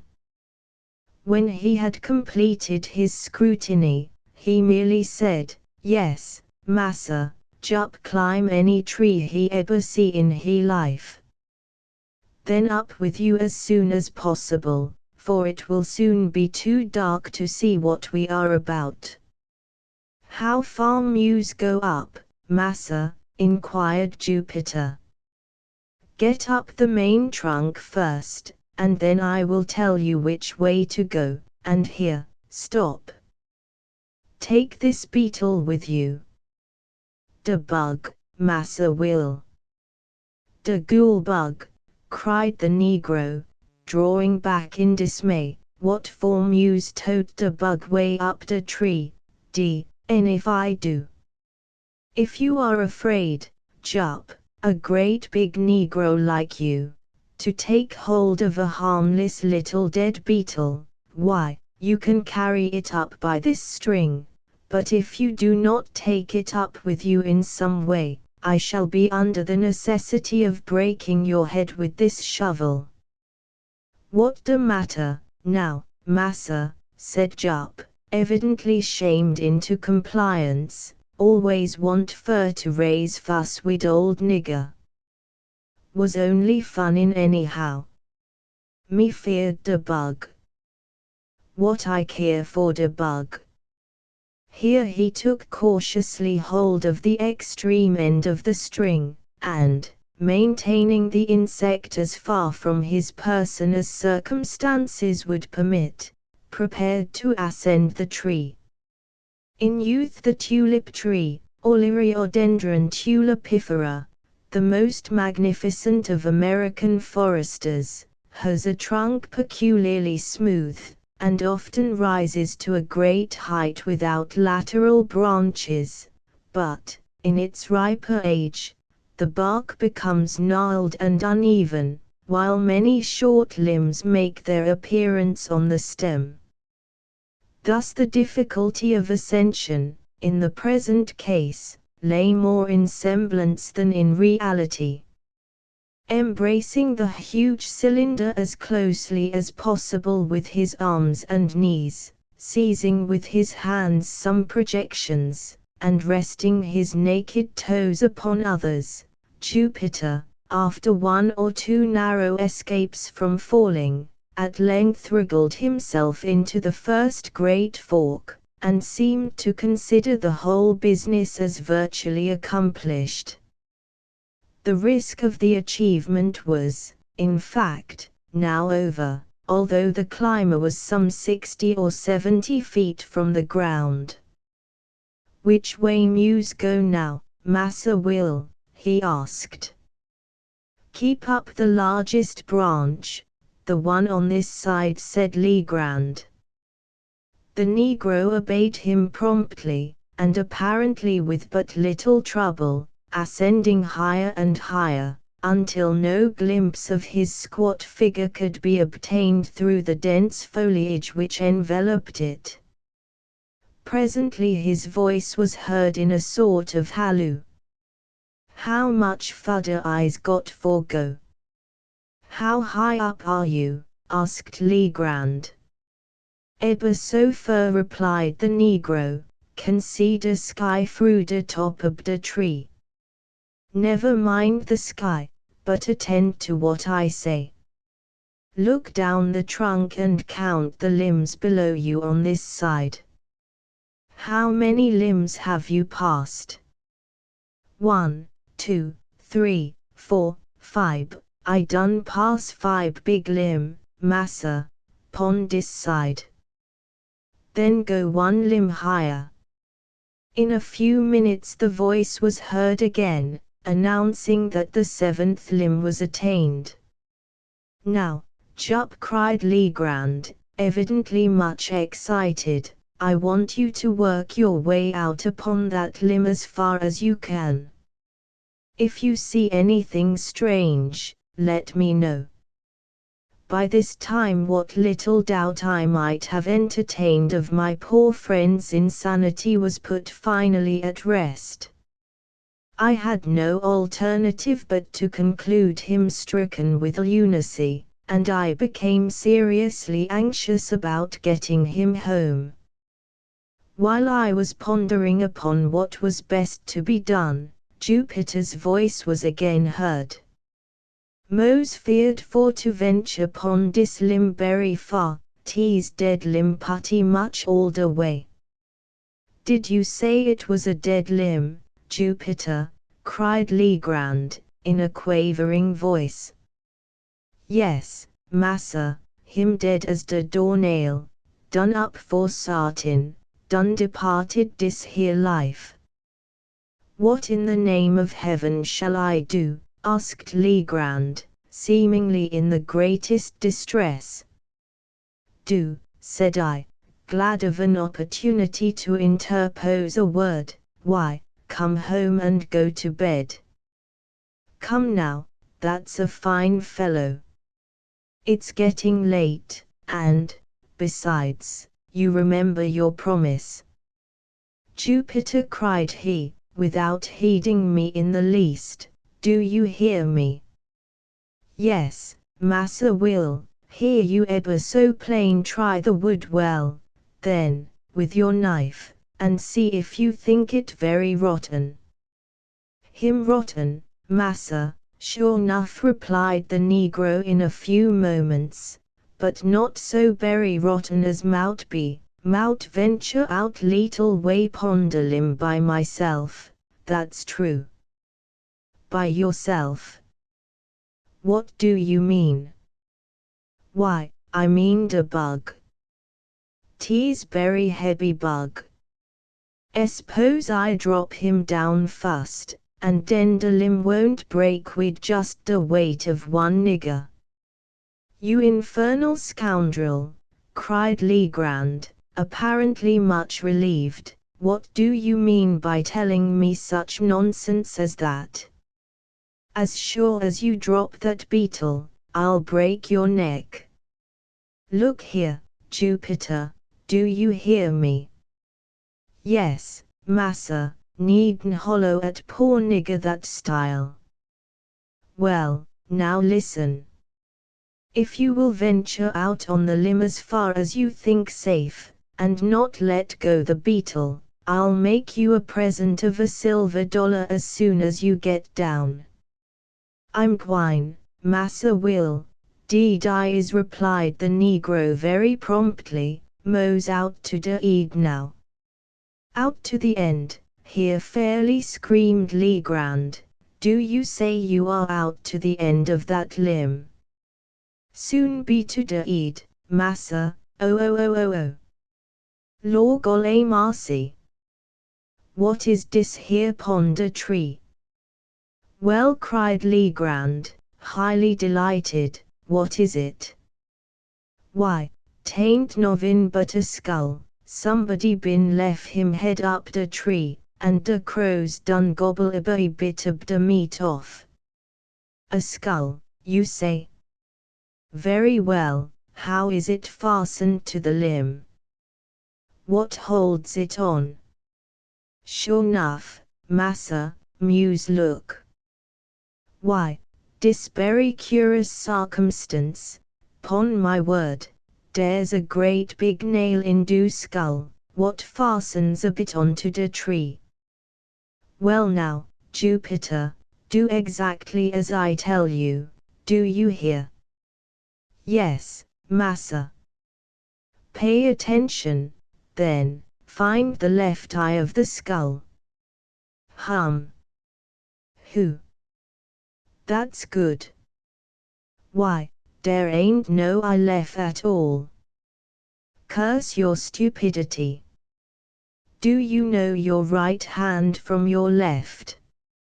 Yes, I knows that, knows all 'bout that. 'Tis my left hand what I chops de wood wid.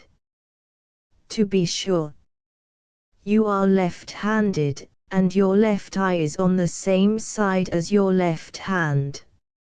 Now, I suppose you can find the left eye of the skull, or the place where the left eye has been. Have you found it? Here was a long pause. At length the negro asked, is de left eye ob de skull pon de same side as de left hand ob de skull, too? Cause the skull ain't got not a bit of a hand at all, neber mind. I got de left eye now, here de left eye. What Muse do wid it? Let the beetle drop through it, as far as the string will reach, but be careful and not let go your hold of the string. All that done, Massa Will, mighty easy ting for to put de bug through de hole, look out for him dar below.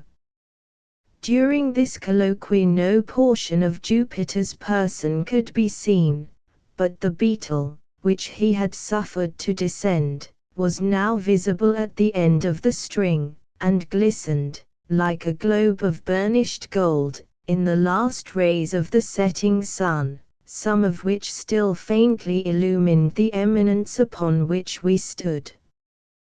The scarabaeus hung quite clear of any branches, and if allowed to fall, would have fallen at our feet. Legrand immediately took the scythe, and cleared with it a circular space, 3 or 4 yards in diameter, just beneath the insect, and, having accomplished this, ordered Jupiter to let go the string and come down from the tree. Driving a peg, with great nicety, into the ground, at the precise spot where the beetle fell, my friend now produced from his pocket a tape measure. Fastening one end of this at that point of the trunk of the tree which was nearest the peg, he unrolled it till it reached the peg, and thence farther unrolled it, in the direction already established by the 2 points of the tree and the peg, for the distance of 50 feet, Jupiter clearing away the brambles with the scythe. At the spot thus attained a second peg was driven, and about this, as a center, a rude circle, about 4 feet in diameter, described. Taking now a spade himself, and giving one to Jupiter and one to me, Legrand begged us to set about digging as quickly as possible. To speak the truth, I had no especial relish for such amusement at any time, and, at that particular moment, would most willingly have declined it, for the night was coming on, and I felt much fatigued with the exercise already taken, but I saw no mode of escape, and was fearful of disturbing my poor friend's equanimity by a refusal. Could I have depended, indeed, upon Jupiter's aid, I would have had no hesitation in attempting to get the lunatic home by force, but I was too well assured of the old Negro's disposition, to hope that he would assist me, under any circumstances, in a personal contest with his master. I made no doubt that the latter had been infected with some of the innumerable southern superstitions about money buried, and that his fantasy had received confirmation by the finding of the scarabaeus, or, perhaps, by Jupiter's obstinacy in maintaining it to be a bug of real gold. A mind disposed to lunacy would readily be led away by such suggestions, especially if chiming in with favorite preconceived ideas, and then I called to mind the poor fellow's speech about the beetles being the index of his fortune. Upon the whole, I was sadly vexed and puzzled, but, at length, I concluded to make a virtue of necessity, to dig with a good will, and thus the sooner to convince the visionary, by ocular demonstration, of the fallacy of the opinions he entertained. The lanterns having been lit, we all fell to work with a zeal worthy a more rational cause, and, as the glare fell upon our persons and implements, I could not help thinking how picturesque a group we composed, and how strange and suspicious our labors must have appeared to any interloper who, by chance, might have stumbled upon our whereabouts. We dug very steadily for 2 hours. Little was said, and our chief embarrassment lay in the yelping of the dog, who took exceeding interest in our proceedings. He at length became so obstreperous, that we grew fearful of his giving the alarm to some stragglers in the vicinity, or, rather, this was the apprehension of Legrand, for myself, I should have rejoiced at any interruption which might have enabled me to get the wanderer home. The noise was, at length, very effectually silenced by Jupiter, who, getting out of the hole with a dogged air of deliberation, tied the brute's mouth up with one of his suspenders, and then returned, with a grave chuckle, to his task.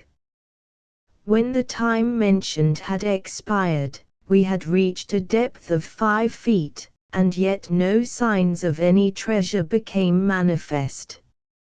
A general pause ensued, and I began to hope that the farce was at an end. Legrand, however, although evidently much disconcerted, wiped his brow thoughtfully and recommenced.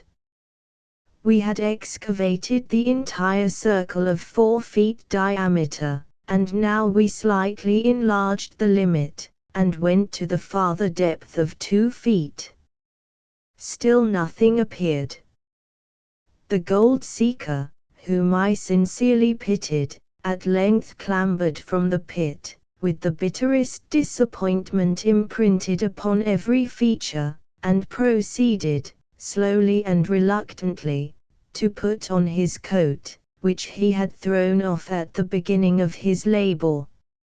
In the meantime I made no remark.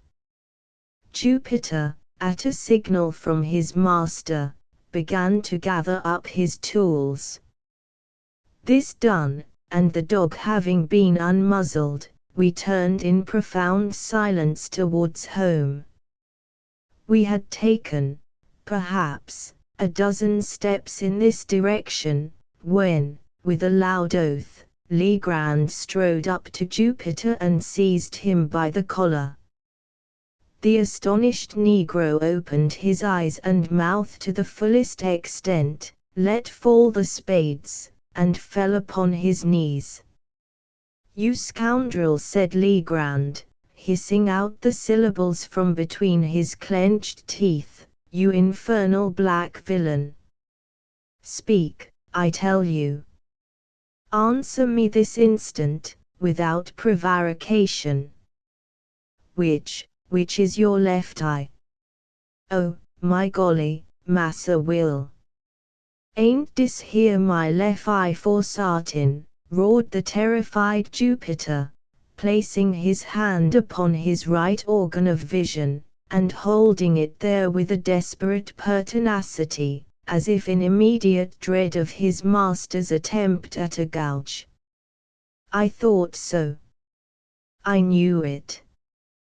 "Hurrah!" vociferated Legrand, letting the Negro go, and executing a series of curvets and caracoles, 13, much to the astonishment of his valet, who, arising from his knees, looked mutely from his master to myself, and then from myself to his master.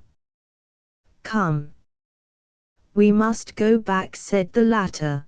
"The game's not up yet," and he again led the way to the tulip tree. "Jupiter," said he, when he reached its foot, "come here." Was the skull nailed to the limb with the face outwards, or with the face to the limb? "De face was out, massa, so that de crows could get at de eyes good, widout any trouble." "Well, then, was it this eye or that through which you dropped the beetle?" Here Legrand touched each of Jupiter's eyes. "'Twas dis eye, massa, de left eye, jes as you tell me," and here it was his right eye that the Negro indicated. "That will do, we must try it again. Here, my friend, about whose madness I now saw or fancied that I saw certain indications of method, removed the peg which marked the spot where the beetle fell, to a spot about 3 inches to the westward of its former position, taking now the tape measure from the nearest point of the trunk to the peg, as before, and continuing the extension in a straight line to the distance of 50 feet, A spot was indicated, removed by several yards from the point at which we had been digging.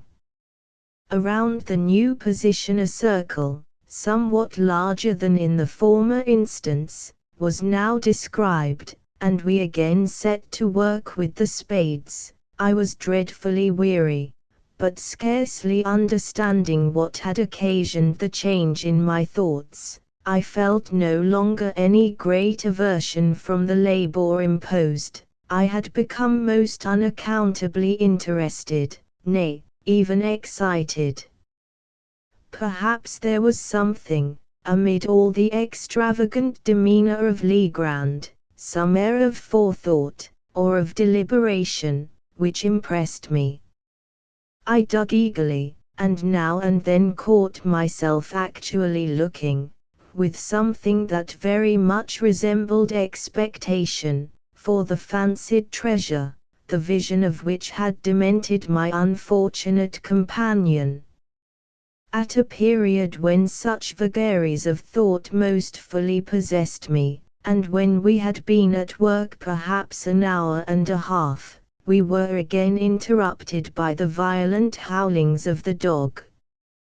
His uneasiness in the first instance had been, evidently, but the result of playfulness or caprice, but he now assumed a bitter and serious tone.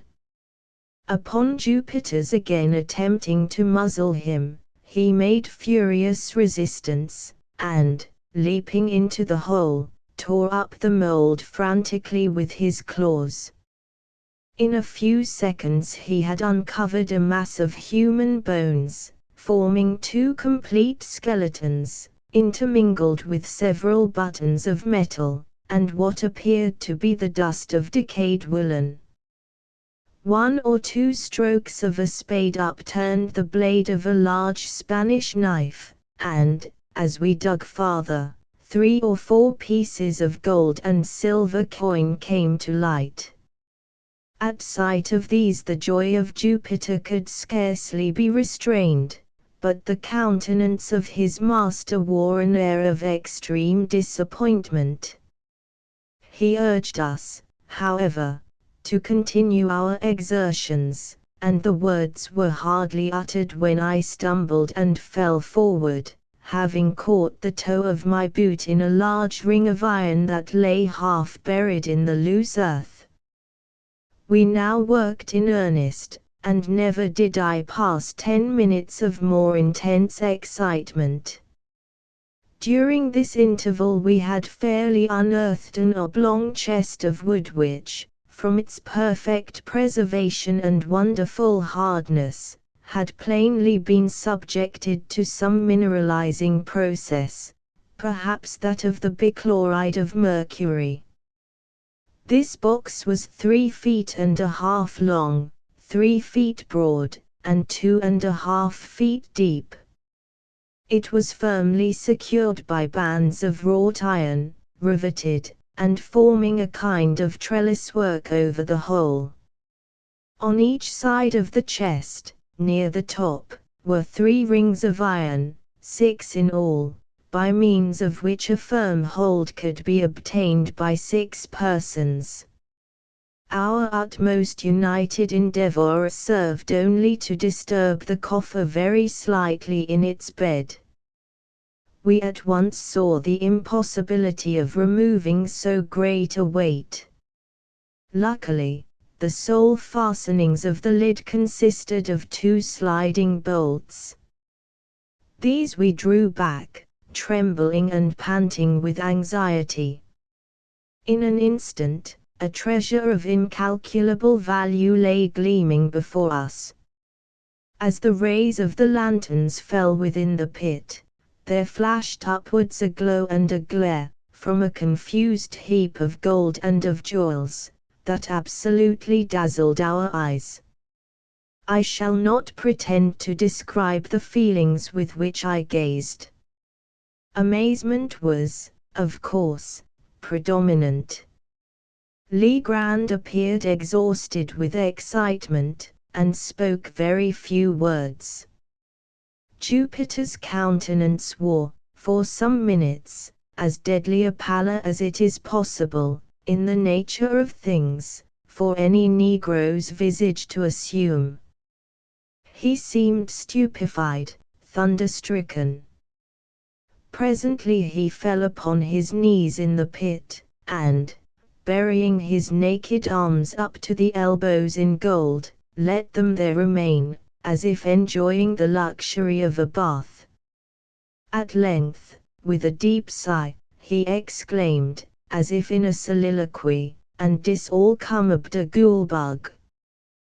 De putty Goolbug. De poor little Goolbug, what I boozed in that savage kind ob style. Ain't you shamed a for yourself, nigger, answer me that." It became necessary, at last, that I should arouse both master and valet to the expediency of removing the treasure. It was growing late, and it behooved us to make exertion, that we might get everything housed before daylight. It was difficult to say what should be done, and much time was spent in deliberation, so confused were the ideas of all. We, finally, lightened the box by removing 2/3 of its contents, when we were enabled, with some trouble, to raise it from the hole. The articles taken out were deposited among the brambles, and the dog left to guard them, with strict orders from Jupiter neither, upon any pretense, to stir from the spot, nor to open his mouth until our return. We then hurriedly made for home with the chest, reaching the hut in safety, but after excessive toil, at 1 o'clock in the morning. Worn out as we were, it was not in human nature to do more just now. We rested until 2, and had supper, starting for the hills immediately afterwards, armed with 3 stout sacks, which, by good luck, were upon the premises. A little before 4 we arrived at the pit, divided the remainder of the booty as equally as might be among us, and, leaving the holes unfilled, again set out for the hut, at which, for the second time, we deposited our golden burdens, just as the first streaks of dawn gleamed from over the treetops in the east. We were now thoroughly broken down, but the intense excitement of the time denied us repose. After an unquiet slumber of some 3 or 4 hours' duration, we arose, as if by preconcert, to make examination of our treasure. The chest had been full to the brim, and we spent the whole day, and the greater part of the next night, in a scrutiny of its contents. There had been nothing like order or arrangement. Everything had been heaped in promiscuously. Having assorted all with care, we found ourselves possessed of even vaster wealth than we had at first supposed. In coin there was rather more than $450,000, estimating the value of the pieces, as accurately as we could, by the tables of the period. There was not a particle of silver. All was gold of antique date and of great variety, French, Spanish, and German money, with a few English guineas, and some counters, 14, of which we had never seen specimens before. There were several very large and heavy coins, so worn that we could make nothing of their inscriptions. There was no American money. The value of the jewels we found more difficulty in estimating. There were diamonds, some of them exceedingly large and fine, 110 in all, and not one of them small, 18 rubies of remarkable brilliancy, 310 emeralds, all very beautiful, and 21 sapphires, with an opal. These stones had all been broken from their settings and thrown loose in the chest. The settings themselves, which we picked out from among the other gold, appeared to have been beaten up with hammers, as if to prevent indentification.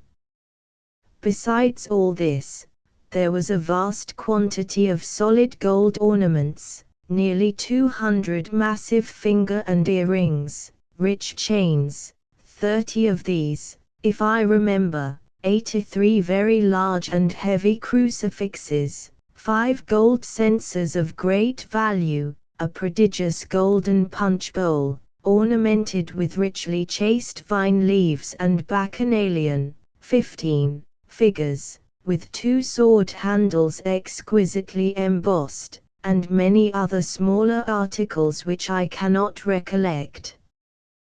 The weight of these valuables exceeded 350 pounds of wadoupois, and in this estimate I have not included 197 superb gold watches, 3 of the number being worth each $500, if one. Many of them were very old, and as timekeepers valueless, the works having suffered, more or less, from corrosion, but all were richly jeweled and in cases of great worth. We estimated the entire contents of the chest, that night, at $1.5 million, and, upon the subsequent disposal of the trinkets and jewels, a few being retained for our own use, it was found we had greatly undervalued the treasure. When, at length, we had concluded our examination, and the intense excitement of the time had in some measure subsided, Legrand, who saw that I was dying with impatience for a solution of this most extraordinary riddle, entered into a full detail of all the circumstances connected with it. "You remember," said he, "the night when I handed you the rough sketch I had made of the scarabaeus. You recollect, also, that I became quite vexed at you for insisting that my drawing resembled a death's head. When you first made this assertion I thought you were jesting, but afterwards I called to mind the peculiar spots on the back of the insect, and admitted to myself that your remark had some little foundation in fact. Still, the sneer at my graphic powers irritated me, for I am considered a good artist, and, therefore, when you handed me the scrap of parchment, I was about to crumple it up and throw it angrily into the fire." "The scrap of paper, you mean," said I. "No, it had much of the appearance of paper, and at first I supposed it to be such, but when I came to draw upon it, I discovered it at once to be a piece of very thin parchment. It was quite dirty, you remember. Well, as I was in the very act of crumpling it up, my glance fell upon the sketch at which you had been looking, and you may imagine my astonishment when I perceived, in fact, the figure of a death's head just where, it seemed to me, I had made the drawing of the beetle. For a moment I was too much amazed to think with accuracy. I knew that my design was very different in detail from this, although there was a certain similarity in general outline. Presently I took a candle, and seating myself at the other end of the room, proceeded to scrutinize the parchment more closely. Upon turning it over, I saw my own sketch upon the reverse, just as I had made it. My first idea, now, was mere surprise at the really remarkable similarity of outline, at the singular coincidence involved in the fact that, unknown to me, there should have been a skull upon the other side of the parchment, immediately beneath my figure of the Scarabaeus, and that this skull, not only in outline, but in size, should so closely resemble my drawing. I say the singularity of this coincidence absolutely stupefied me for a time. This is the usual effect of such coincidences. The mind struggles to establish a connection, a sequence of cause and effect, and being unable to do so, suffers a species of temporary paralysis. But when I recovered from this stupor, there dawned upon me gradually a conviction which startled me even far more than the coincidence. I began distinctly, positively, to remember that there had been no drawing upon the parchment when I made my sketch of the Scarabaeus. I became perfectly certain of this, for I recollected turning up first one side and then the other, in search of the cleanest spot. Had the skull been then there, of course, I could not have failed to notice it. Here was indeed a mystery which I felt it impossible to explain, but, even at that early moment, there seemed to glimmer, faintly, within the most remote and secret chambers of my intellect, a glowworm-like conception of that truth which last night's adventure brought to so magnificent a demonstration. I arose at once, and putting the parchment securely away, dismissed all further reflection until I should be alone. When you had gone, and when Jupiter was fast asleep, I betook myself to a more methodical investigation of the affair. In the first place I considered the manner in which the parchment had come into my possession. The spot where we discovered the Scarabaeus was on the coast of the mainland, about a mile eastward of the island, and but a short distance above high water mark. Upon my taking hold of it, it gave me a sharp bite, which caused me to let it drop. Jupiter, with his accustomed caution, before seizing the insect, which had flown towards him, looked about him for a leaf, or something of that nature, by which to take hold of it. It was at this moment that his eyes, and mine also, fell upon the scrap of parchment, which I then supposed to be paper. It was lying half buried in the sand, a corner sticking up. Near the spot where we found it, I observed the remnants of the hull of what appeared to have been a ship's longboat. The wreck seemed to have been there for a very great while, for the resemblance to boat timbers could scarcely be traced. Well, Jupiter picked up the parchment, wrapped the beetle in it, and gave it to me. Soon afterwards we turned to go home, and on the way met Lieutenant G. I showed him the insect, and he begged me to let him take it to the fort. Upon my consenting, he thrust it forthwith into his waistcoat pocket, without the parchment in which it had been wrapped, and which I had continued to hold in my hand during his inspection. Perhaps he dreaded my changing my mind, and thought it best to make sure of the prize at once. You know how enthusiastic he is on all subjects connected with natural history. At the same time, without being conscious of it, I must have deposited the parchment in my own pocket. You remember that when I went to the table, for the purpose of making a sketch of the beetle, I found no paper where it was usually kept. I looked in the drawer, and found none there. I searched my pockets, hoping to find an old letter, when my hand fell upon the parchment. I thus detail the precise mode in which it came into my possession, for the circumstances impressed me with peculiar force. No doubt you will think me fanciful, but I had already established a kind of connection. I had put together two links of a great chain.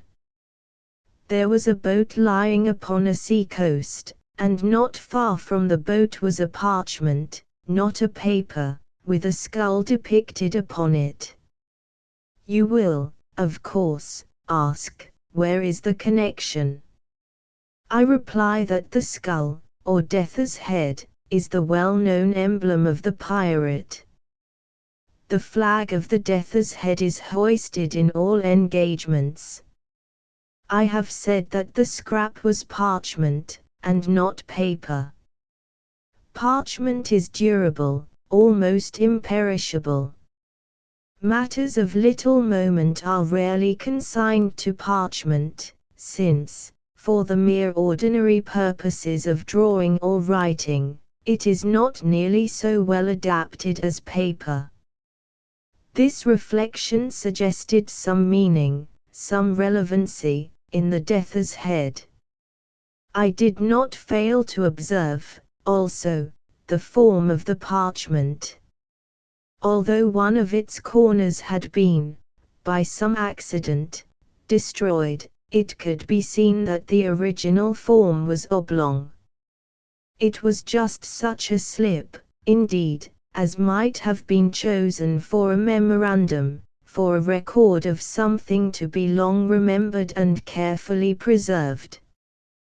But I interposed, you say that the skull was not upon the parchment when you made the drawing of the beetle.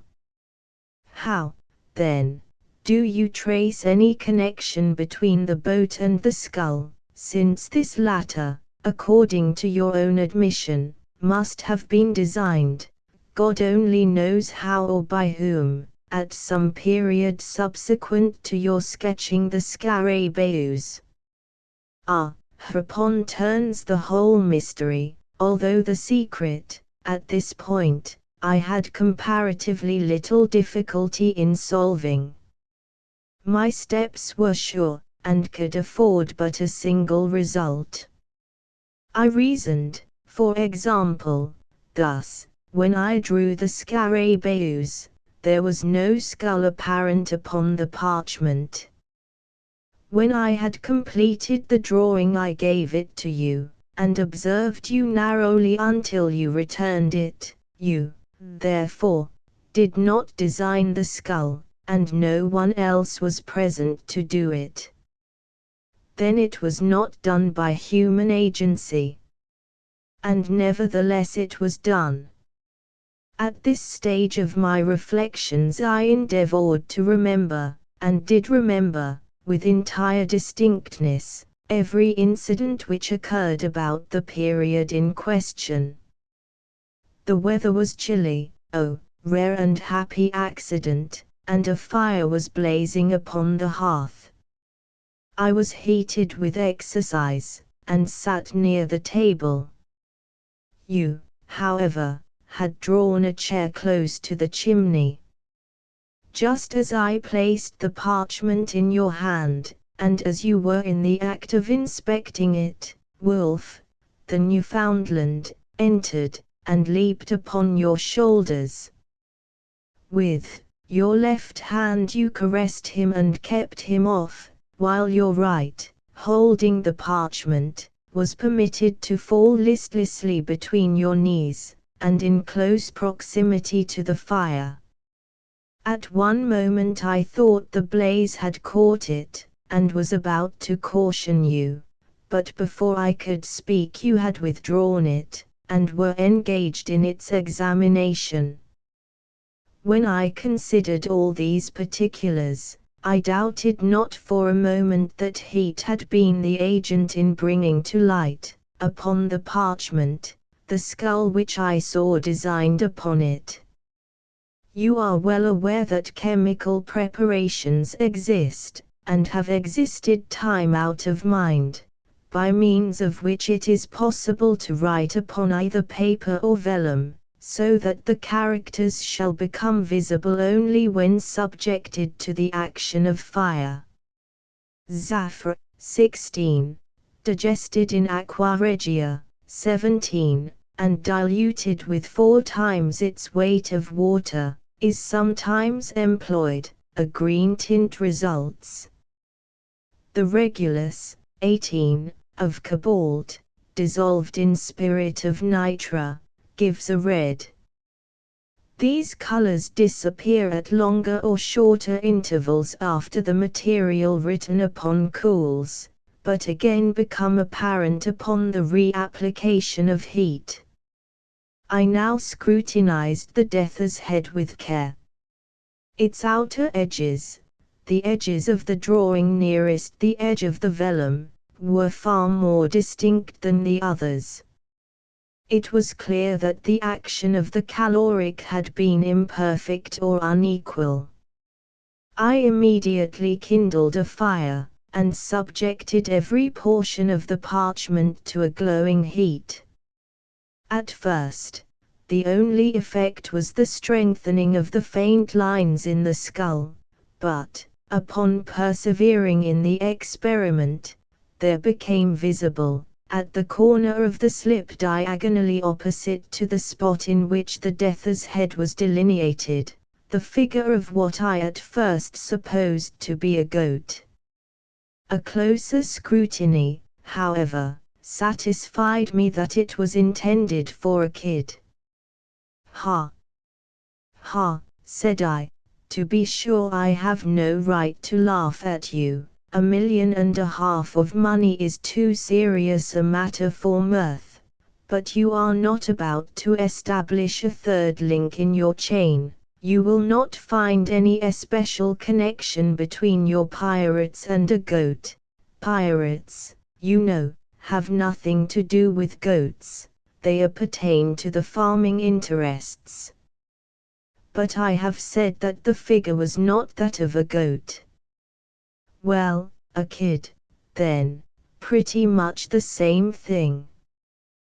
"Pretty much, but not altogether," said Legrand. "You may have heard of one Captain Kidd, 19. I at once looked on the figure of the animal as a kind of punning or hieroglyphical signature. I say signature because its position upon the vellum suggested this idea. The death's head at the corner diagonally opposite had, in the same manner, the air of a stamp, or seal. But I was sorely put out by the absence of all else, of the body to my imagined instrument, of the text for my context. I presume you expected to find a letter between the stamp and the signature. Something of the kind. The fact is, I felt irresistibly impressed with a presentiment of some vast good fortune impending. I can scarcely say why. Perhaps, after all, it was rather a desire than an actual belief, but do you know that Jupiter's silly words, about the bug being of solid gold, had a remarkable effect upon my fancy? And then the series of accidents and coincidences, these were so very extraordinary. Do you observe how mere an accident it was that these events should have occurred upon the sole day of all the year in which it has been, or may be, sufficiently cool for fire, and that without the fire, or without the intervention of the dog at the precise moment in which he appeared, I should never have become aware of the death's head, and so never the possessor of the treasure. But proceed, I am all impatience." "Well, you have heard, of course, the many stories current, the 1,000 vague rumors afloat about money buried, somewhere, upon the Atlantic coast, by Kidd and his associates.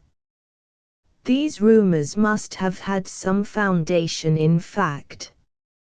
and that the rumors have existed so long and so continuously could have resulted, it appeared to me, only from the circumstance of the buried treasure still remaining entombed. Had Kidd concealed his plunder for a time, and afterwards reclaimed it, the rumors would scarcely have reached us in their present unvarying form. You will observe that the stories told are all about money seekers, not about money finders. Had the pirate recovered his money, there the affair would have dropped. It seemed to me that some accident, say the loss of a memorandum indicating its locality, had deprived him of the means of recovering it, and that this accident had become known to his followers who otherwise might never have heard that treasure had been concealed at all, and who, busying themselves in vain, because unguided attempts to regain it had given first birth, and then universal currency, to the reports which are now so common. Have you ever heard of any important treasure being unearthed along the coast? Never. But that Kidd's accumulations were immense is well known. I took it for granted, therefore, that the earth still held them, and you will scarcely be surprised when I tell you that I felt a hope, nearly amounting to certainty, that the parchment so strangely found involved a lost record of the place of deposit.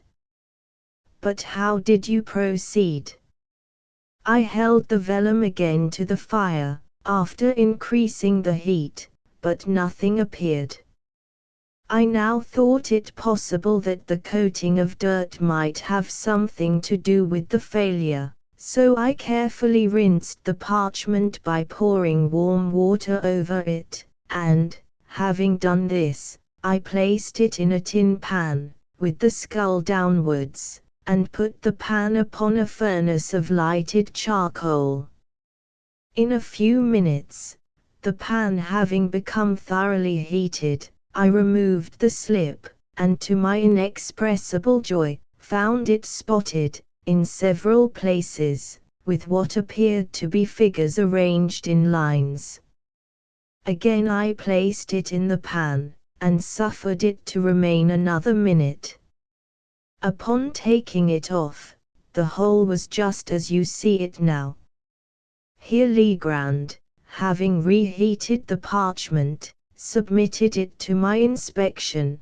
The following characters were rudely traced, in a red tint between the death's head and the goat: 53305, 6 * 4826, 4.806 * 48860, 85, 1, colon * 883, 88, 5 * 46, 88 * 96, 8, * 485, 5 * 2 * 4956 * 2, 5 * 4, 88 * 4069285, winking smiley 68, 4, 1, 9, 48081,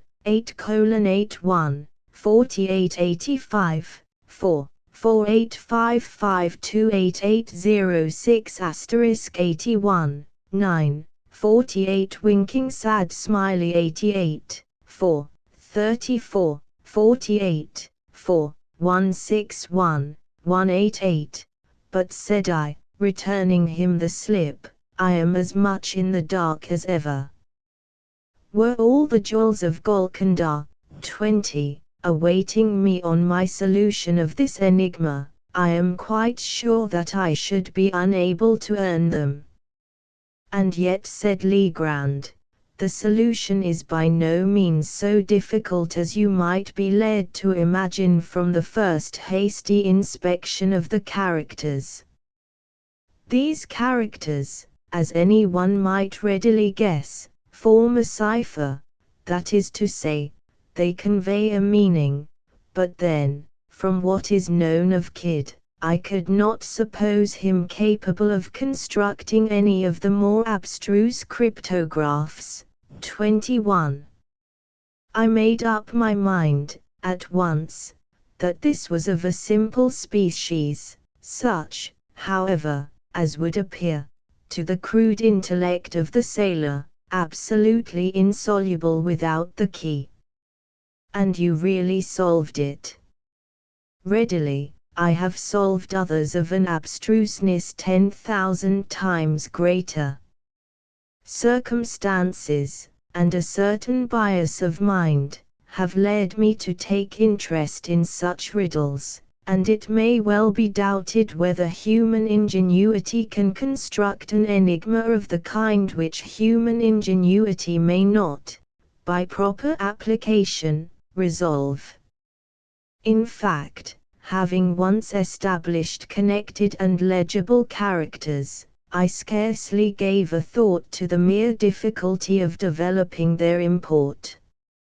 In the present case, indeed, in all cases of secret writing, the first question regards the language of the cipher, for the principles of solution, so far especially as the more simple ciphers are concerned, depend upon, and are varied by, the genius of the particular idiom. In general, there is no alternative but experiment, directed by probabilities, of every tongue known to him who attempts the solution, until the true one be attained. But, with the cipher now before us, all difficulty was removed by the signature. The pun upon the word Kidd is appreciable in no other language than the English. But for this consideration I should have begun my attempts with the Spanish and French, as the tongues in which a secret of this kind would most naturally have been written by a pirate of the Spanish Main. 22. As it was, I assume the cryptograph to be English. You observe there are no divisions between the words. Had there been divisions, the task would have been comparatively easy. In such case I would have commenced with a collation and analysis of the shorter words, and had a word of a single letter occurred, as is most likely, a or I, for example, I should have considered the solution as assured. But there being no divisions, my first step was to ascertain the predominant letters, as well as the least frequent. Counting all, I constructed a table thus: of the character 8 there are 33, 26, 419, 16, asterisk 13, 512, 611, 18, 06, 92534, 32. 1. Now, in English, the letter which most frequently occurs is E. Afterwards, the succession runs thus: AOIDHNRSTUYCFGLMWBKPQXZE predominates, however, so remarkably that an individual sentence of any length is rarely seen in which it is not the prevailing character. Here, then, we have, in the very beginning, the groundwork for something more than a mere guess. The general use which may be made of the table is obvious, but in this particular cipher we shall only very partially require its aid. As our predominant character is 8, we will commence by assuming it as the E of the natural alphabet. To verify the supposition, let us observe if the 8 be seen often in couples, for E is doubled with great frequency in English, in such words, for example, as meet, fleet, speed, seen, been, agree, etc. In the present instance we see it doubled no less than 5 times, although the cryptograph is brief. Let us assume 8, then, as e. Now of all words in the language, the is most usual. Let us see, therefore, whether there are not repetitions of any 3 characters, in the same order of collocation, the last of them being 8. If we discover repetitions of such letters, so arranged, they will most probably represent the word the. Upon inspection, we find no less than 7 such arrangements, the characters being 48. We may, therefore, assume that the semicolon represents T, that 4 represents H, and that 8 represents E, the last being now well confirmed. Thus a great step has been taken. But, having established a single word, we are enabled to establish a vastly important point, that is to say, several commencements and terminations of other words. Let us refer, for example, to the last instance but one, in which the combination 48 occurs, not far from the end of the cipher. We know that the semicolon immediately ensuing is the commencement of a word, and, of the 6 characters succeeding this we are cognizant of no less than 5. Let us set these characters down, thus, by the letters we know them to represent, leaving a space for the unknown, teeth. Here we are enabled, at once, to discard the th as forming no portion of the word commencing with the first t, since by experiment of the entire alphabet for a letter adapted to the vacancy, we perceive that no word can be formed of which this th can be a part. We are thus narrowed into tee, and, going through the alphabet, if necessary, as before, we arrive at the word tree as the sole possible reading. We thus gain another letter, r, represented by, with the words the tree in juxtaposition. Looking beyond these words, for a short distance, we again see the combination, 48, and employ it by way of termination to what immediately precedes. We have thus this arrangement, the tree, 4, 34 the, or, substituting the natural letters, where unknown, it reads thus, the tree thr, 3h the. Now, if, in place of the unknown characters, we leave blank spaces, or substitute dots, we read thus, the tree thr, h the, when the word through makes itself evident at once. But the discovery gives us 3 new letters, O, U, and G, represented by and 3. Looking now, narrowly, through the cipher for combinations of known characters, we find, not very far from the beginning, this arrangement. 83, 88, or, agree, which, plainly, is the conclusion of the word degree and gives us another letter, D, represented by 4 letters beyond the word degree we perceive the combination, 46, 88 asterisk. Translating the known characters, and representing the unknown by dots, as before, we read thus, th.t, an arrangement immediately suggestive of the word 13 and again furnishing us with 2 new characters, I, and n, represented by 6 and asterisk. Referring, now, to the beginning of the cryptograph, we find the combination, 53. Translating, as before, we obtain good, which assures us that the first letter is a, and that the first two words are a good. To avoid confusion, it is now time that we arrange our key, as far as discovered, in a tabular form. It will stand thus: 5 represents AD 83 G4 H6 I *NO, R, T. We have, therefore, no less than 10 of the most important letters represented, and it will be unnecessary to proceed with the details of the solution. I have said enough to convince you that ciphers of this nature are readily soluble, and to give you some insight into the rationale, 23, of their development. But be assured that the specimen before us appertains to the very simplest species of cryptograph.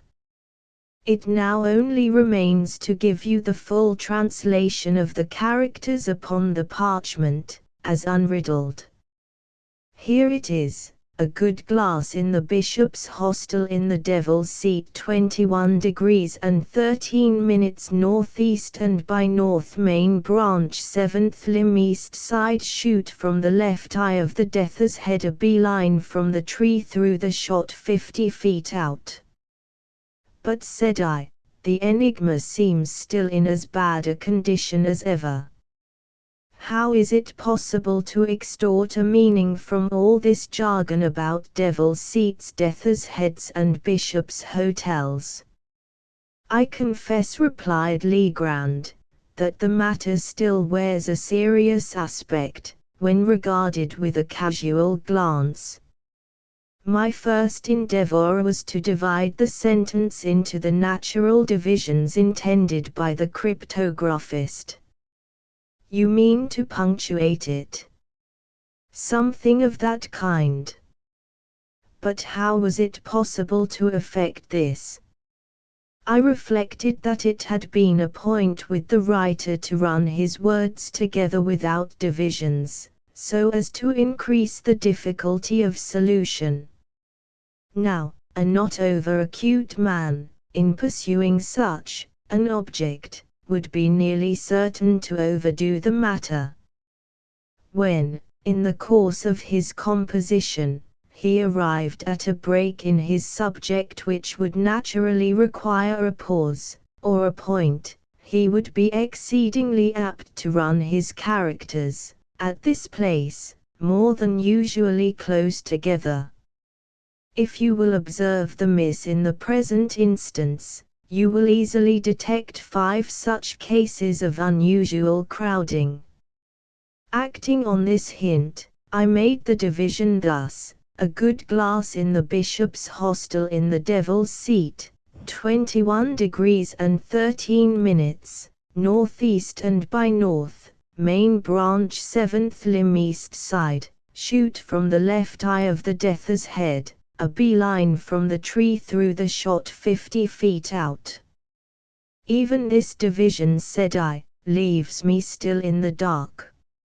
It left me also in the dark, replied Legrand, for a few days, during which I made diligent inquiry, in the neighborhood of Sullivan's Island, for any building, which went by the name of the Bishop's Hotel, for of course I dropped the obsolete word hostel.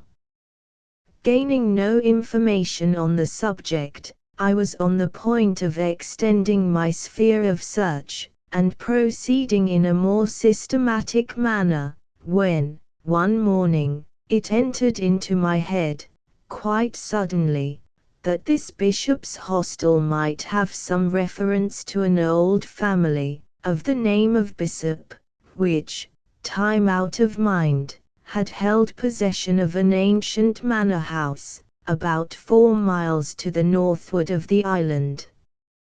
I accordingly went over to the plantation, and reinstituted my inquiries among the older Negroes of the place. At length one of the most aged of the women said that she had heard of such a place as Bishop's Castle and thought that she could guide me to it, but that it was not a castle, nor tavern, but a high rock. I offered to pay her well for her trouble, and, after some demur, she consented to accompany me to the spot. We found it without much difficulty, when, dismissing her, I proceeded to examine the place. The castle consisted of an irregular assemblage of cliffs and rocks, one of the latter being quite remarkable for its height as well as for its insulated and artificial appearance. I clambered to its apex, and then felt much at a loss as to what should be next done. While I was buried in reflection, my eyes fell upon a narrow ledge in the eastern face of the rock, perhaps a yard below the summit upon which I stood. This ledge projected about 18 inches, and was not more than a foot wide, while a niche in the cliff just above it gave it a rude resemblance to one of the hollow-backed chairs used by our ancestors. I made no doubt that here was the devil's seat alluded to in the myth, and now I seemed to grasp the full secret of the riddle. The good glass, I knew, could have reference to nothing but a telescope, for the word glass is rarely employed in any other sense by seamen. Now here, I at once saw, was a telescope to be used, and a definite point of view, admitting no variation, from which to use it. Nor did I hesitate to believe that the phrase 21 degrees and 13 minutes and northeast and by north were intended as directions for the leveling of the glass. Greatly excited by these discoveries, I hurried home, procured a telescope, and returned to the rock. I let myself down to the ledge, and found that it was impossible to retain a seat upon it except in one particular position. This fact confirmed my preconceived idea. I proceeded to use the glass. Of course the 21 degrees and 13 minutes could allude to nothing but elevation above the visible horizon, since the horizontal direction was clearly indicated by the words northeast and by north. This latter direction I at once established by means of a pocket compass, then, pointing the glass as nearly at an angle of 21 degrees of elevation as I could do it by guess, I moved it cautiously up or down, until my attention was arrested by a circular rift or opening in the foliage of a large tree that overtopped its fellows in the distance. In the center of this rift I perceived a white spot, but could not, at first, distinguish what it was. Adjusting the focus of the telescope, I again looked, and now made it out to be a human skull. On this discovery I was so sanguine as to consider the enigma solved, for the phrase main branch, seventh limb, east side could refer only to the position of the skull on the tree, while shoot from the left eye of the death's head admitted also of but one interpretation, in regard to a search for buried treasure.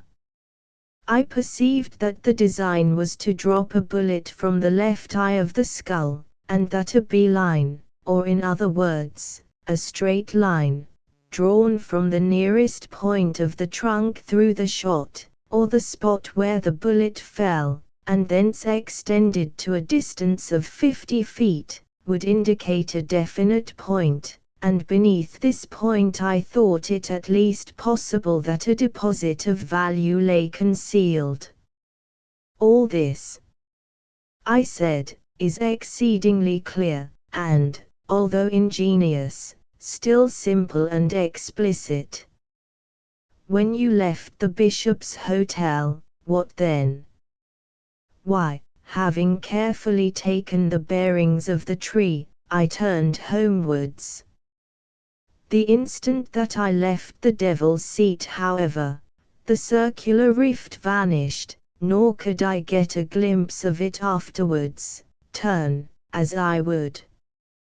What seems to me the chief ingenuity in this whole business is the fact, for repeated experiment has convinced me it is a fact, that the circular opening in question is visible from no other attainable point of view than that afforded by the narrow ledge on the face of the rock. In this expedition to the Bishop's Hotel I had been attended by Jupiter, who had no doubt observed for some weeks past the abstraction of my demeanor, and took especial care not to leave me alone. But, on the next day, getting up very early, I contrived to give him the slip, and went into the hills in search of the tree. After much toil I found it. When I came home at night my valet proposed to give me a flogging. With the rest of the adventure I believe you are as well acquainted as myself. I suppose, said I, you missed the spot, in the first attempt at digging, through Jupiter's stupidity in letting the bug fall through the right instead of through the left eye of the skull. Precisely. This mistake made a difference of about 2.5 inches in the shot, that is to say, in the position of the peg nearest the tree, and had the treasure been beneath the shot the error would have been of little moment, but the shot together with the nearest point of the tree, were merely 2 points for the establishment of a line of direction. Of course the error, however trivial in the beginning, increased as we proceeded with the line, and by the time we had gone 50 feet, threw us quite off the scent. But for my deep-seated convictions that treasure was here somewhere actually buried, we might have had all our labor in vain. I presume the fancy of the skull, of letting fall a bullet through the skull's eye, was suggested to Kidd by the piratical flag. No doubt he felt a kind of poetical consistency in recovering his money through this ominous insignium. 24. Perhaps so, still, I cannot help thinking that common sense had quite as much to do with the matter as poetical consistency. To be visible from the Devil's Seat, it was necessary that the object, if small, should be white, and there is nothing like your human skull for retaining and even increasing its whiteness under exposure to all vicissitudes of weather. But your grandiloquence, and your conduct in swinging the beetle, how excessively odd! I was sure you were mad. And why did you insist on letting fall the bug, instead of a bullet, from the skull? Why, to be frank, I felt somewhat annoyed by your evident suspicions touching my sanity, and so resolved to punish you quietly, in my own way, by a little bit of sober mystification. For this reason I swung the beetle, and for this reason I let it fall from the tree. An observation of yours about its great weight suggested the latter idea. Yes, I perceive, and now there is only one point which puzzles me. What are we to make of the skeletons found in the hole? That is a question I am no more able to answer than yourself. There seems, however, only one plausible way of accounting for them, and yet it is dreadful to believe in such atrocity as my suggestion would imply.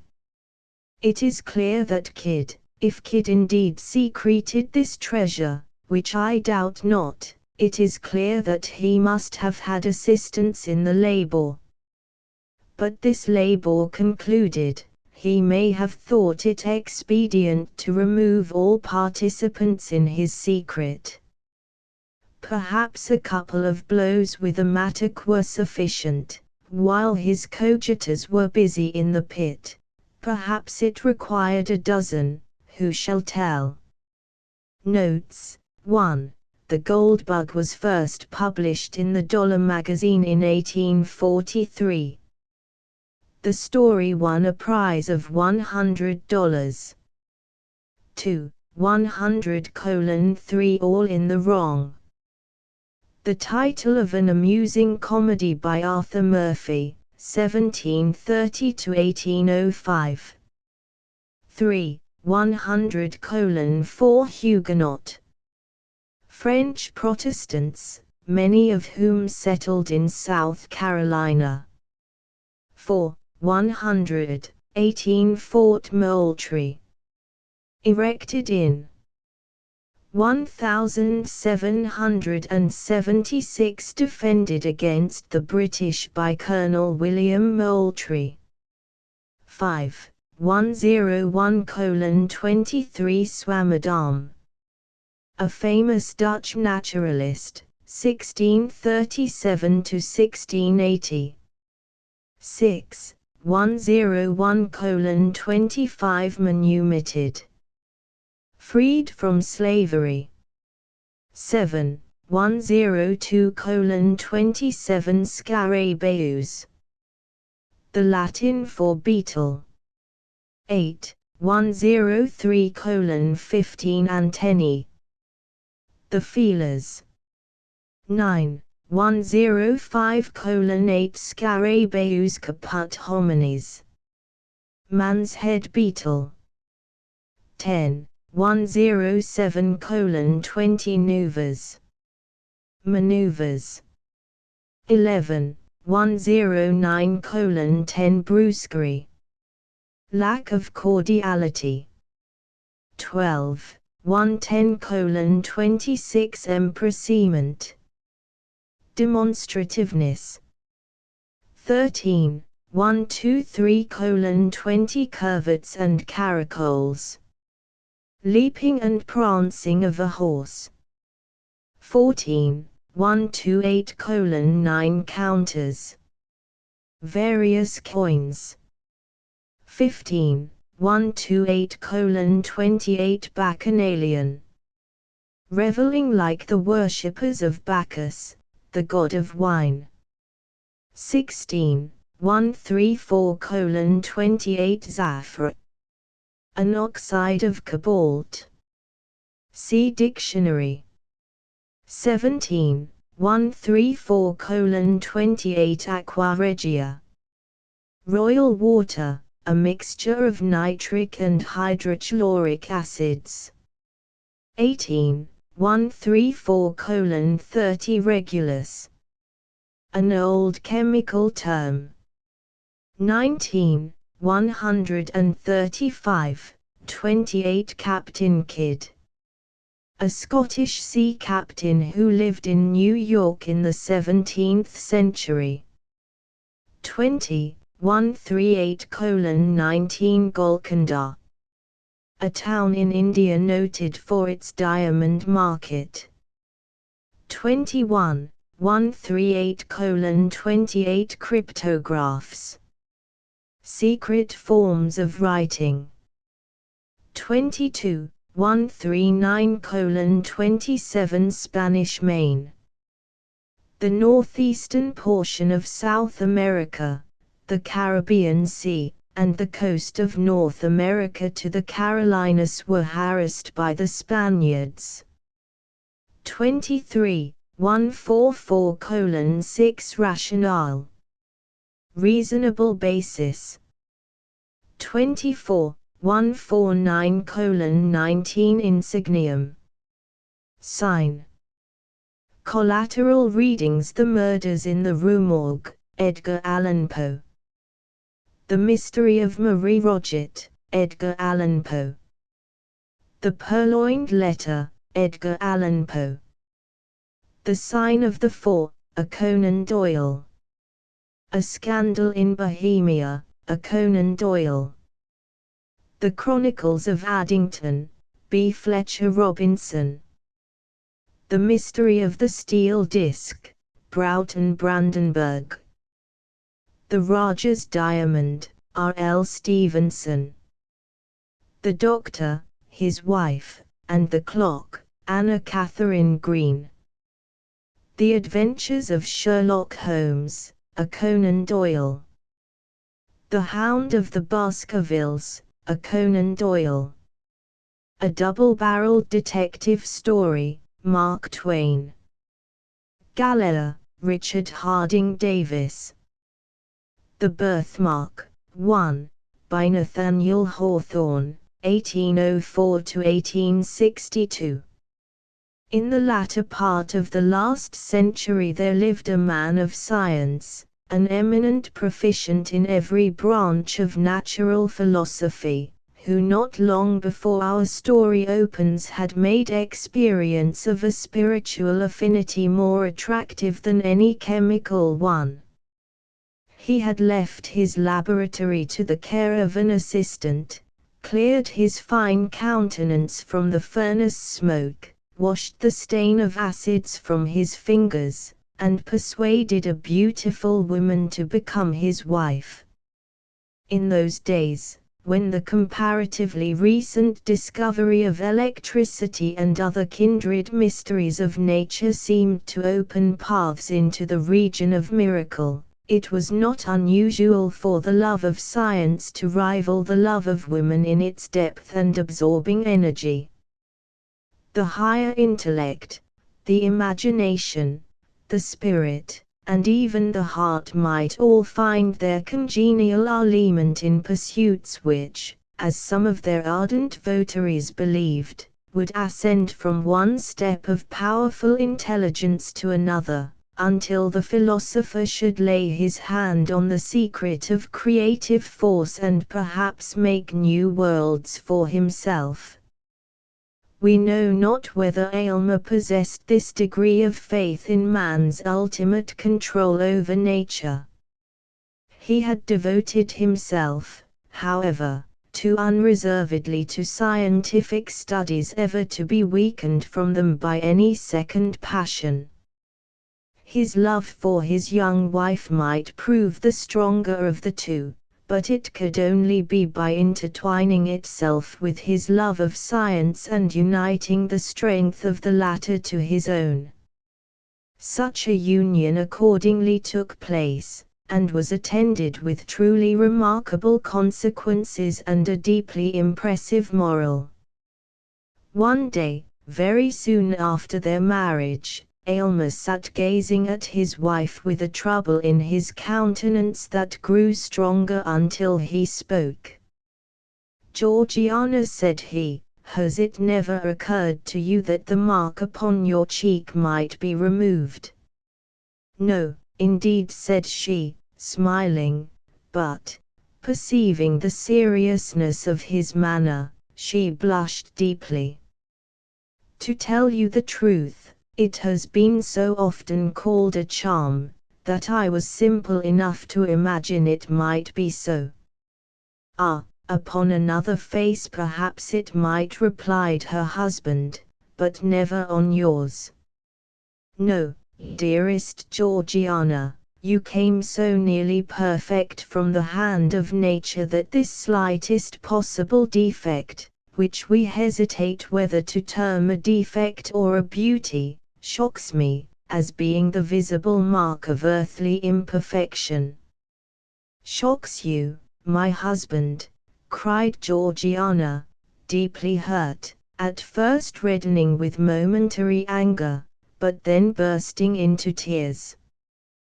"Then why did you take me from my mother's side? You cannot love what shocks you." To explain this conversation, it must be mentioned that in the center of Georgiana's left cheek there was a singular mark, deeply interwoven, as it were, with the texture and substance of her face. In the usual state of her complexion, a healthy though delicate bloom, the mark wore a tint of deeper crimson, which imperfectly defined its shape amid the surrounding rosiness. When she blushed it gradually became more indistinct, and finally vanished amid the triumphant rush of blood that bathed the whole cheek with its brilliant glow. But if any shifting emotion caused her to turn pale, there was the mark again, a crimson stain upon the snow, in what Aylmer sometimes deemed an almost fearful distinctness. Its shape bore not a little similarity to the human hand, though of the smallest pygmy size.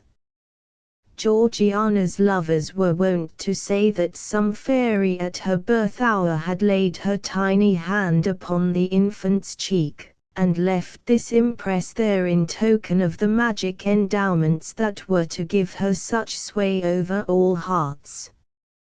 Many a desperate swain would have risked life for the privilege of pressing his lips to the mysterious hand. It must not be concealed, however, that the impression wrought by this fairy sign manual varied exceedingly according to the difference of temperament in the beholders. Some fastidious persons, but they were exclusively of her own sex, affirmed that the bloody hand, as they chose to call it, quite destroyed the effect of Georgiana's beauty and rendered her countenance even hideous. But it would be as reasonable to say that one of those small blue stains which sometimes occur in the purest statuary marble would convert the Eve of Powers, to a monster. Masculine observers, if the birthmark did not heighten their admiration, contented themselves with wishing it away, that the world might possess one living specimen of ideal loveliness without the semblance of a flaw. After his marriage, for he thought little or nothing of the matter before, Aylmer discovered that this was the case with himself. Had she been less beautiful, if envy's self could have found aught else to sneer at, he might have felt his affection heightened by the prettiness of this mimic hand, now vaguely portrayed, now lost, now stealing forth again and glimmering to and fro with every pulse of emotion that throbbed within her heart. But, seeing her otherwise so perfect, he found this one defect grow more and more intolerable with every moment of their united lives. It was the fatal flaw of humanity which nature, in one shape or another, stamps ineffaceably on all her productions, either to imply that they are temporary and finite, or that their perfection must be wrought by toil and pain. The crimson hand expressed the ineludible gripe in which mortality clutches the highest and purest of earthly mold, degrading them into kindred with the lowest, and even with the very brutes, like whom their visible frames return to dust. In this manner, selecting it as the symbol of his wife's liability to sin, sorrow, decay, and death, Aylmer's sombre imagination was not long in rendering the birthmark a frightful object, causing him more trouble and horror than ever Georgiana's beauty, whether of soul or sense, had given him delight.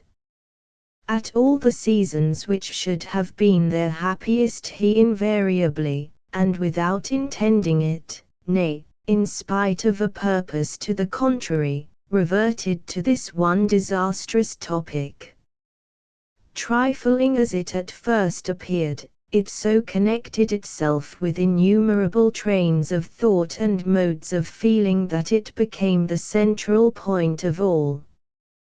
With the morning twilight Aylmer opened his eyes upon his wife's face and recognized the symbol of imperfection, and when they sat together at the evening hearth his eyes wandered stealthily to her cheek, and beheld, flickering with the blaze of the wood fire, the spectral hand that wrote mortality where he would fain have worshipped. Georgiana soon learned to shudder at his gaze. It needed but a glance with the peculiar expression that his face often wore to change the roses of her cheek into a death-like paleness, amid which the crimson hand was brought strongly out, like a bas-relief of ruby on the whitest marble.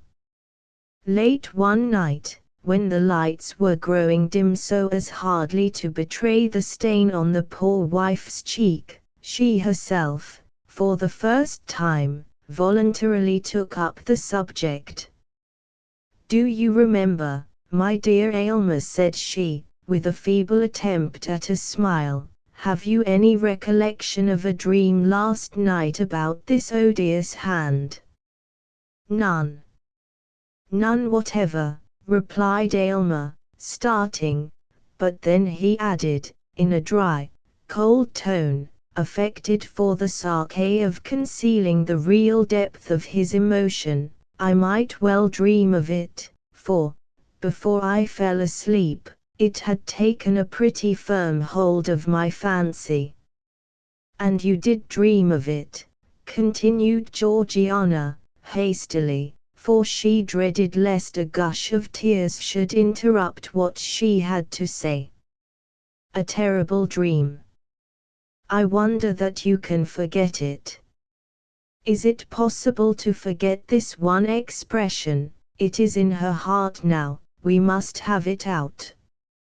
Reflect, my husband, for by all means I would have you recall that dream. The mind is in a sad state when sleep, the all-involving, cannot confine her spectres within the dim region of her sway, but suffers them to break forth, affrighting this actual life with secrets that perchance belong to a deeper one." Aylmer now remembered his dream. He had fancied himself with his servant Aminadab attempting an operation for the removal of the birthmark, but the deeper went the knife, the deeper sank the hand, until at length its tiny grasp appeared to have caught hold of Georgiana's heart, whence, however, her husband was inexorably resolved to cut or wrench it away. When the dream had shaped itself perfectly in his memory, Aylmer sat in his wife's presence with a guilty feeling. Truth often finds its way to the mind close muffled in robes of sleep, and then speaks with uncompromising directness of matters in regard to which we practice an unconscious self-deception during our waking moments. Until now he had not been aware of the tyrannizing influence acquired by one idea over his mind, and of the lengths which he might find in his heart to go for the sake of giving himself peace. Aylmer, resumed Georgiana, solemnly, "I know not what may be the cost to both of us to rid me of this fatal birthmark. Perhaps its removal may cause cureless deformity, or it may be the stain goes as deep as life itself. Again, do we know that there is a possibility, on any terms, of unclasping the firm gripe of this little hand which was laid upon me before I came into the world?" "Dearest Georgiana, I have spent much thought upon the subject," hastily interrupted Aylmer. "I am convinced of the perfect practicability of its removal." "If there be the remotest possibility of it," continued Georgiana, "let the attempt be made, at whatever risk. Danger is nothing to rue, for life, while this hateful mark makes me the object of your horror and disgust, life is a burden which I would fling down with joy. Either remove this dreadful hand, or take my wretched life. You have deep science. All the world bears witness of it. You have achieved great wonders. Cannot you remove this little mark, which I cover with the tips of 2 small fingers? Is this beyond your power, for the sake of your own peace, and to save your poor wife from madness. Noblest, dearest, tenderest wife, cried Aylmer, rapturously, doubt not my power. I have already given this matter the deepest thought which might almost have enlightened me to create a being less perfect than yourself. Georgiana, you have led me deeper than ever into the heart of science. I feel myself fully competent to render this dear cheek as faultless as its fellow, and then, most beloved, what will be my triumph when I shall have corrected what nature left imperfect in her fairest work. Even Pygmalion, 3, when his sculptured woman assumed life, felt not greater ecstasy than mine will be. It is resolved, then said Georgiana, faintly smiling. And, Aylmer, spare me not, though you should find the birthmark take refuge in my heart at last. Her husband tenderly kissed her cheek, her right cheek, not that which bore the impress of the crimson hand. The next day Aylmer apprised his wife of a plan that he had formed whereby he might have opportunity for the intense thought and constant watchfulness which the proposed operation would require, while Georgiana, likewise, would enjoy the perfect repose essential to its success. They were to seclude themselves in the extensive apartments occupied by Aylmer as a laboratory, and where, during his toilsome youth, he had made discoveries in the elemental powers of nature that had roused the admiration of all the learned societies in Europe. Seated calmly in this laboratory, the pale philosopher had investigated the secrets of the highest cloud region and of the profoundest mines. He had satisfied himself of the causes that kindled and kept alive the fires of the volcano, and had explained the mystery of fountains, and how it is that they gush forth, some so bright and pure, and others with such rich medicinal virtues, from the dark bosom of the earth. Here, too, at an earlier period, he had studied the wonders of the human frame, and attempted to fathom the very process by which nature assimilates all her precious influences from earth and air, and from the spiritual world, to create and foster man, her masterpiece. The latter pursuit, however, Aylmer had long laid aside in unwilling recognition of the truth, against which all seekers sooner or later stumble, that our great creative mother, while she amuses us with apparently working in the broadest sunshine, is yet severely careful to keep her own secrets, and, in spite of her pretended openness, shows us nothing but results. She permits us, indeed, to mar, but seldom to mend, and, like a jealous patentee, on no account to make. Now, however, Aylmer resumed these half-forgotten investigations, not, of course, with such hopes or wishes as first suggested them, but because they involved much physiological truth and lay in the path of his proposed scheme for the treatment of Georgiana. As he led her over the threshold of the laboratory, Georgiana was cold and tremulous. Aylmer looked cheerfully into her face, with intent to reassure her, but was so startled with the intense glow of the birthmark upon the whiteness of her cheek that he could not restrain a strong convulsive shudder. His wife fainted. "Aminadab! Aminadab!" shouted Aylmer, stamping violently on the floor. Forthwith there issued from an inner apartment a man of low stature, but bulky frame, with shaggy hair hanging about his visage, which was grimed with the vapors of the furnace.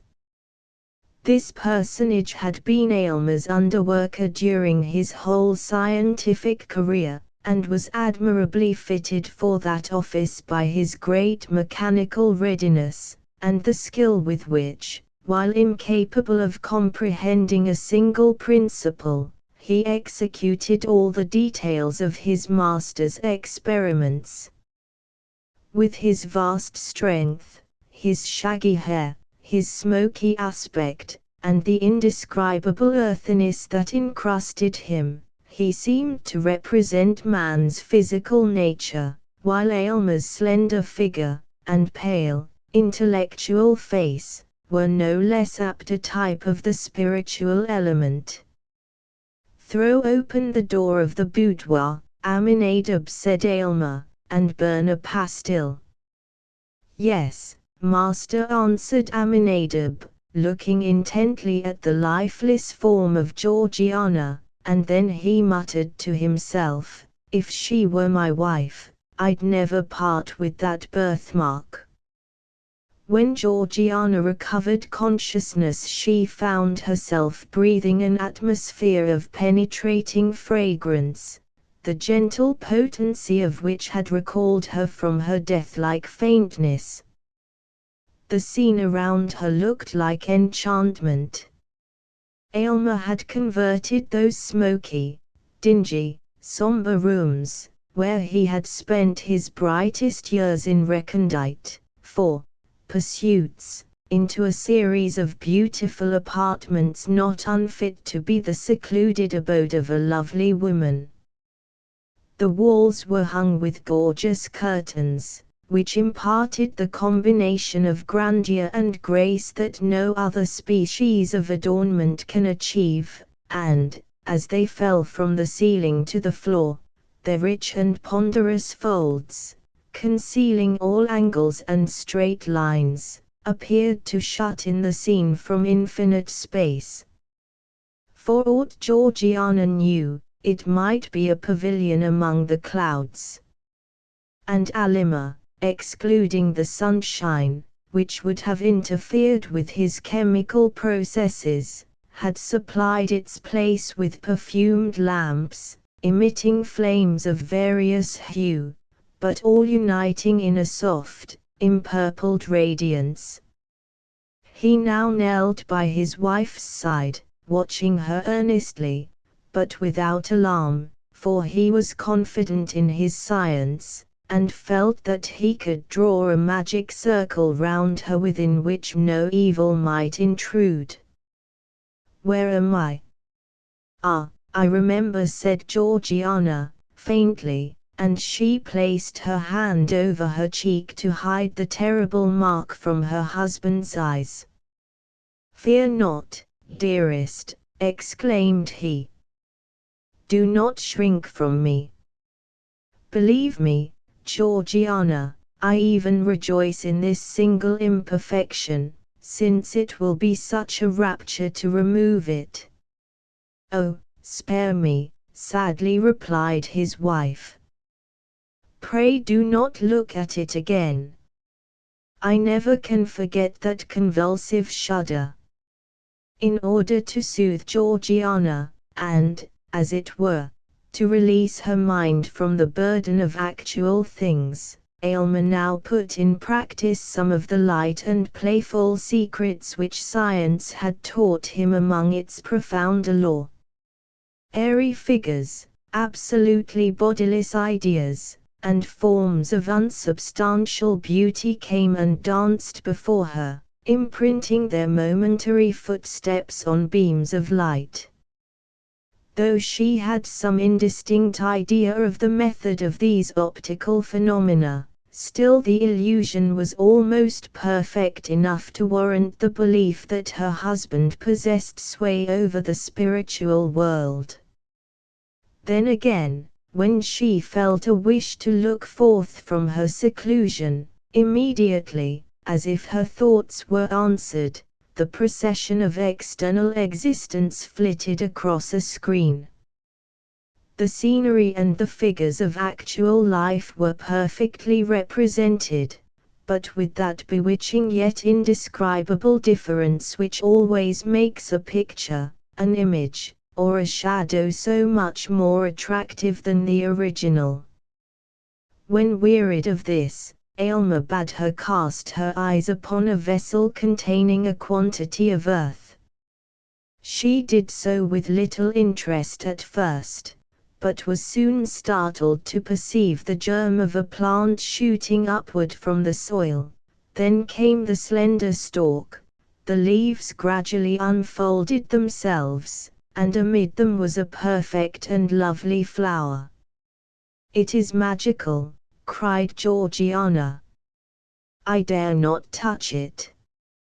"Nay, pluck it," answered Aylmer, "pluck it, and inhale its brief perfume while you may.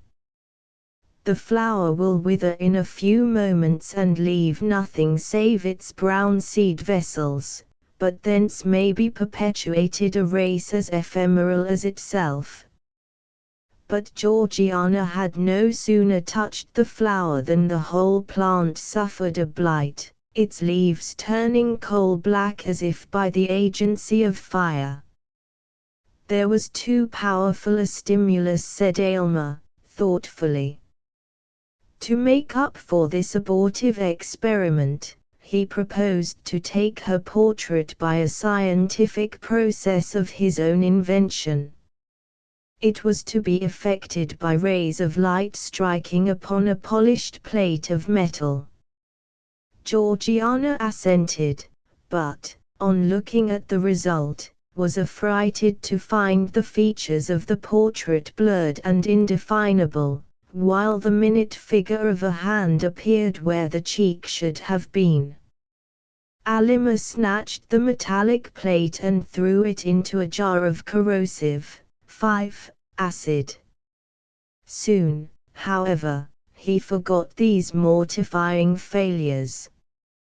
In the intervals of study and chemical experiment he came to her flushed and exhausted, but seemed invigorated by her presence, and spoke in glowing language of the resources of his art. He gave a history of the long dynasty of the alchemists, who spent so many ages in quest of the universal solvent by which the golden principle might be elicited from all things vile and base. Aylmer appeared to believe that, by the plainest scientific logic, it was altogether within the limits of possibility to discover this long-sought medium. But he added, a philosopher who should go deep enough to acquire the power would attain too lofty a wisdom to stoop to the exercise of it. Not less singular were his opinions in regard to the elixir vitae. 6. He more than intimated that it was at his option to concoct a liquid that should prolong life for years, perhaps interminably, but that it would produce a discord in nature which all the world, and chiefly the quaffer of the immortal nostrum, would find cause to curse. "Aylmer, are you in earnest?" asked Georgiana, looking at him with amazement and fear. "It is terrible to possess such power, or even to dream of possessing it." "Oh, do not tremble, my love," said her husband. "I would not wrong either you or myself by working such inharmonious effects upon our lives, but I would have you consider how trifling, in comparison, is the skill requisite to remove this little hand." At the mention of the birthmark, Georgiana, as usual, shrank as if a red-hot iron had touched her cheek. Again Aylmer applied himself to his labors. She could hear his voice in the distant furnace room giving directions to Aminadab, whose harsh, uncouth, misshapen tones were audible in response, more like the grunt or growl of a brute than human speech. After hours of absence, Aylmer reappeared and proposed that she should now examine his cabinet of chemical products and natural treasures of the earth. Among the former he showed her a small vial, in which, he remarked, was contained a gentle yet most powerful fragrance, capable of impregnating all the breezes that blow across a kingdom. They were of inestimable value, the contents of that little vial, and, as he said so, he threw some of the perfume into the air and filled the room with piercing and invigorating delight. "And what is this?" asked Georgiana, pointing to a small crystal globe containing a gold-colored liquid. "It is so beautiful to the eye that I could imagine it the elixir of life." "In one sense it is," replied Aylmer, "or rather, the elixir of immortality. It is the most precious poison that ever was concocted in this world. By its aid I could apportion the lifetime of any mortal at whom you might point your finger. The strength of the dose would determine whether he were to linger out years, or drop dead in the midst of a breath. No king on his guarded throne could keep his life if I, in my private station, should deem that the welfare of millions justified me in depriving him of it." "Why do you keep such a terrific drug?" inquired Georgiana, in horror. "Do not mistrust me, dearest," said her husband, smiling. "Its virtuous potency is yet greater than its harmful one. But see, here is a powerful cosmetic. With a few drops of this in a vase of water, freckles may be washed away as easily as the hands are cleansed. A stronger infusion, 7, would take the blood out of the cheek, and leave the rosiest beauty a pale ghost. Is it with this lotion that you intend to bathe my cheek?" asked Georgiana, anxiously. "Oh no," hastily replied her husband, "this is merely superficial. Your case demands a remedy that shall go deeper." In his interviews with Georgiana, Aylmer generally made minute inquiries as to her sensations, and whether the confinement of the rooms and the temperature of the atmosphere agreed with her. These questions had such a particular drift that Georgiana began to conjecture that she was already subjected to certain physical influences, either breathed in with the fragrant air or taken with her food. She fancied likewise, but it might be altogether fancy, that there was a stirring up of her system, a strange, indefinite sensation creeping through her veins, and tingling, half painfully, half pleasurably, at her heart. Still, whenever she dared to look into the mirror, there she beheld herself pale as a white rose and with the crimson birthmark stamped upon her cheek. Not even Aylmer now hated it so much as she. To dispel the tedium of the hours which her husband found it necessary to devote to the processes of combination and analysis, Georgiana turned over the volumes of his scientific library. In many dark old tomes she met with chapters full of romance and poetry. They were the works of the philosophers of the Middle Ages, such as Albertus Magnus, 8, Cornelius Agrippa, 9, Paracelsus, 10, and the famous friar who created the prophetic brazen head.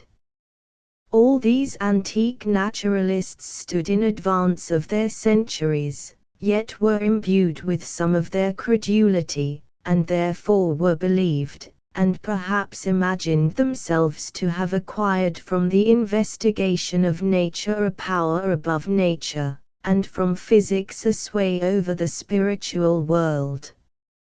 Hardly less curious and imaginative were the early volumes of the Transactions of the Royal Society, 11, in which the members, knowing little of the limits of natural possibility, were continually recording wonders or proposing methods whereby wonders might be wrought. But, to Georgiana, the most engrossing volume was a large folio from her husband's own hand, in which he had recorded every experiment of his scientific career, its original aim, the methods adopted for its development, and its final success or failure, with the circumstances to which either event was attributable. The book, in truth, was both the history and emblem of his ardent, ambitious, imaginative, yet practical and laborious life. He handled physical details as if there were nothing beyond them, yet spiritualized them all, and redeemed himself from materialism by his strong and eager aspiration towards the infinite. In his grasp the veriest clod of earth assumed a soul. Georgiana, as she read, reverenced Aylmer and loved him more profoundly than ever, but with a less entire dependence on his judgment than heretofore.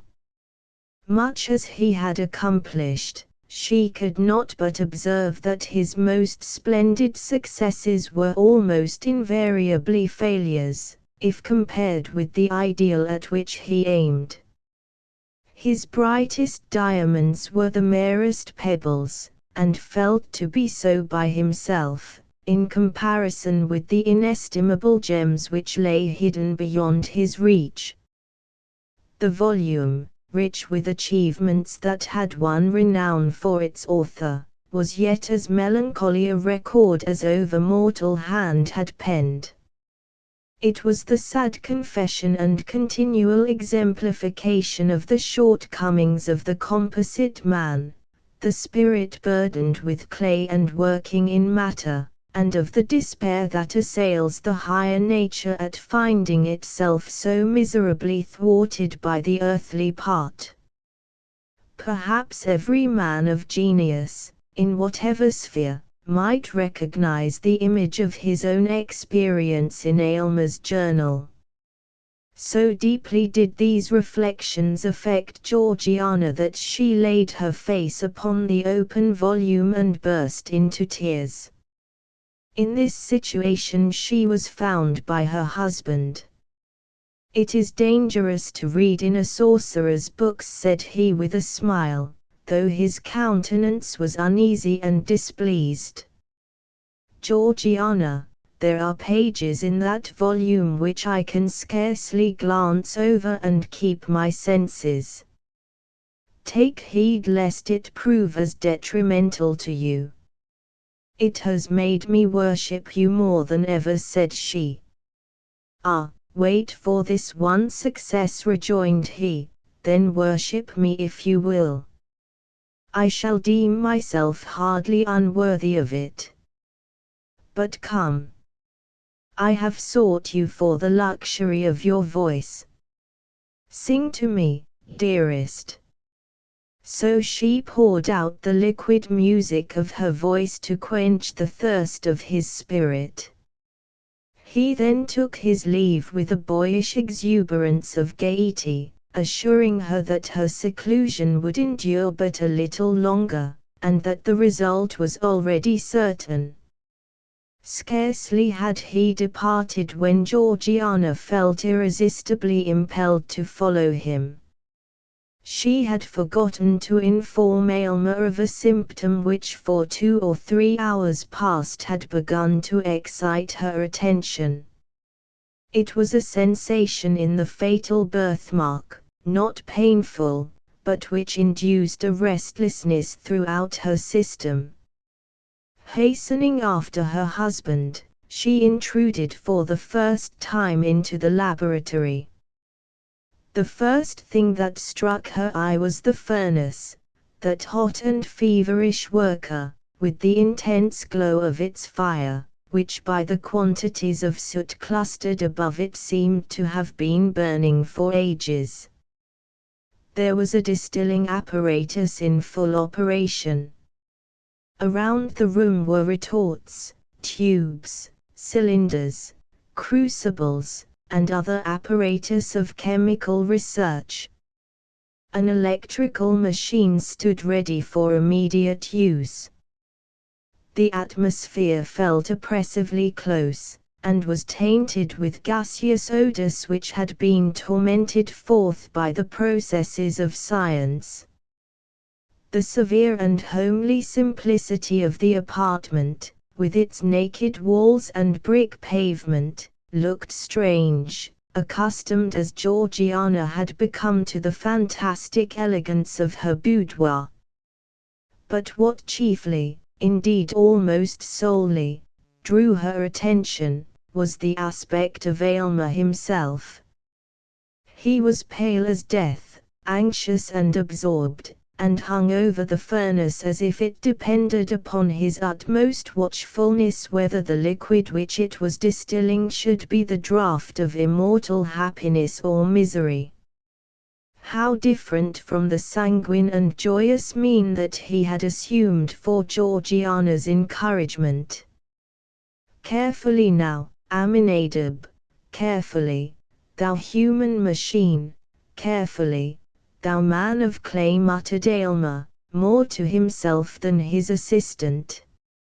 "Now, if there be a thought too much or too little, it is all over." "Ho! Ho!" mumbled Aminadab. "Look, master! Look!"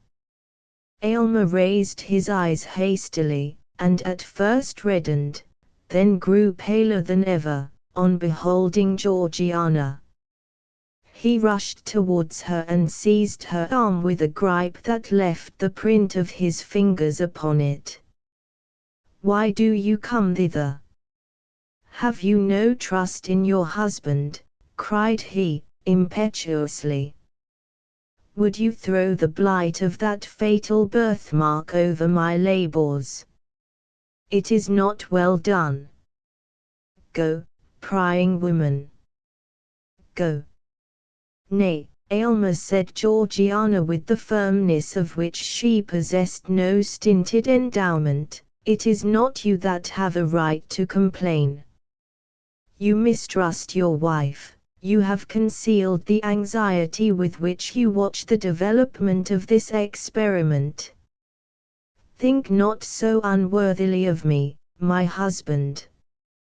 Tell me all the risk we run, and fear not that I shall shrink, for my share in it is far less than your own." "No, no, Georgiana," said Aylmer, impatiently, "it must not be." "I submit," replied she, calmly. "And, Aylmer, I shall quaff whatever draught you bring me, but it will be on the same principle that would induce me to take a dose of poison if offered by your hand." "My noble wife," said Aylmer, deeply moved, "I knew not the height and depth of your nature until now. Nothing shall be concealed. Know, then, that this crimson hand, superficial as it seems, has clutched its grasp into your being with a strength of which I had no previous conception. I have already administered agents powerful enough to do aught except to change your entire physical system. Only one thing remains to be tried. If that fail us, we are ruined." "Why did you hesitate to tell me this?" asked she. "Because," Georgiana said Aylmer, in a low voice, "there is danger." "Danger? There is but one danger, that this horrible stigma shall be left upon my cheek," cried Georgiana. Remove it, whatever be the cost, or we shall both go mad." Heaven knows your words are too true, said Aylmer, sadly. And now, dearest, return to your boudoir. In a little while all will be tested. He conducted her back and took leave of her with a solemn tenderness which spoke far more than his words how much was now at stake. After his departure Georgiana became wrapped in musings. She considered the character of Aylmer, and did it completer justice than at any previous moment. Her heart exulted, while it trembled, at his honourable love, so pure and lofty that it would accept nothing less than perfection, nor miserably make itself contented with an earthlier nature than he had dreamed of. She felt how much more precious was such a sentiment than that meaner kind which would have borne with the imperfection for her Sake, and have been guilty of treason to holy love by degrading its perfect idea to the level of the actual, and with her whole spirit she prayed that, for a single moment, she might satisfy his highest and deepest conception. Longer than one moment she well knew it could not be, for his spirit was ever on the march, ever ascending, and each instant required something that was beyond the scope of the instant before. The sound of her husband's footsteps aroused her. He bore a crystal goblet containing a liquor colourless as water, but bright enough to be the draught of immortality. Aylmer was pale, but it seemed rather the consequence of a highly wrought state of mind and tension of spirit than of fear or doubt. "The concoction of the draught has been perfect," said he, in answer to Georgiana's look. "Unless all my science have deceived me, it cannot fail." "Save on your account, my dearest Aylmer," observed his wife, "I might wish to put off this birthmark of mortality by relinquishing mortality itself in preference to any other mode. Life is but a sad possession to those who have attained precisely the degree of moral advancement at which I stand. Were I weaker and blinder, it might be happiness. Were I stronger, it might be endured hopefully. But, being what I find myself, methinks I am of all mortals the most fit to die." "You are fit for heaven without tasting death," replied her husband. "But why do we speak of dying? The draught cannot fail. Behold its effect upon this plant." On the window seat there stood a geranium diseased with yellow blotches, which had overspread all its leaves. Aylmer poured a small quantity of the liquid upon the soil in which it grew. In a little time, when the roots of the plant had taken up the moisture, the unsightly blotches began to be extinguished in a living verdure. "There needed no proof," said Georgiana, quietly. "Give me the goblet. I joyfully stake all upon your word." "Drink, then, thou lofty creature," exclaimed Aylmer, with fervid admiration. "There is no taint of imperfection on thy spirit. Thy sensible frame, too, shall soon be all perfect." She quaffed the liquid and returned the goblet to his hand. "It is grateful," said she, with a placid smile. "Methinks it is like water from a heavenly fountain, for it contains I know not what of unobtrusive fragrance and deliciousness. It allays a feverish thirst that had parched me for many days. Now, dearest, let me sleep. My earthly senses are closing over my spirit like the leaves around the heart of a rose at sunset. She spoke the last words with a gentle reluctance, as if it required almost more energy than she could command to pronounce the faint and lingering syllables. Scarcely had they loitered through her lips ere she was lost in slumber. Aylmer sat by her side, watching her aspect with the emotions proper to a man, the whole value of whose existence was involved in the process now to be tested. Mingled with this mood, however, was the philosophic investigation characteristic of the man of science. Not the minutest symptom escaped him. A heightened flush of the cheek, a slight irregularity of breath, a quiver of the eyelid, a hardly perceptible tremor through the frame, such were the details which, as the moments passed, he wrote down, in his folio volume. Intense thought had set its stamp upon every previous page of that volume, but the thoughts of years were all concentrated upon the last. While thus employed, he failed not to gaze often at the fatal hand, and not without a shudder. Yet once, by a strange and unaccountable impulse, he pressed it with his lips. His spirit recoiled, however, in the very act, and Georgiana, out of the midst of her deep sleep, moved uneasily, and murmured, as if in remonstrance. Again Aylmer resumed his watch. Nor was it without avail. The crimson hand, which at first had been strongly visible upon the marble paleness of Georgiana's cheek, now grew more faintly outlined. She remained not less pale than ever, but the birthmark, with every breath that came and went, lost somewhat of its former distinctness. Its presence had been awful, its departure was more awful still. Watch the stain of the rainbow fading out of the sky, and you will know how that mysterious symbol passed away. By heaven! It is well nigh gone, said Aylmer to himself, in almost irrepressible ecstasy.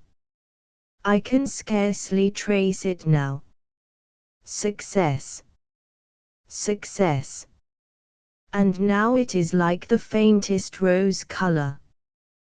The lightest flush of blood across her cheek would overcome it. But she is so pale. He drew aside the window curtain and suffered the light of natural day to fall into the room and rest upon her cheek. At the same time he heard a gross, hoarse chuckle, which he had long known as his servant Aminadab's expression of delight. Ah, clod!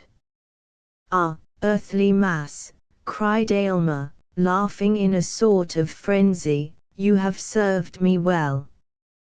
Matter and spirit, earth and heaven, have both done their part in this.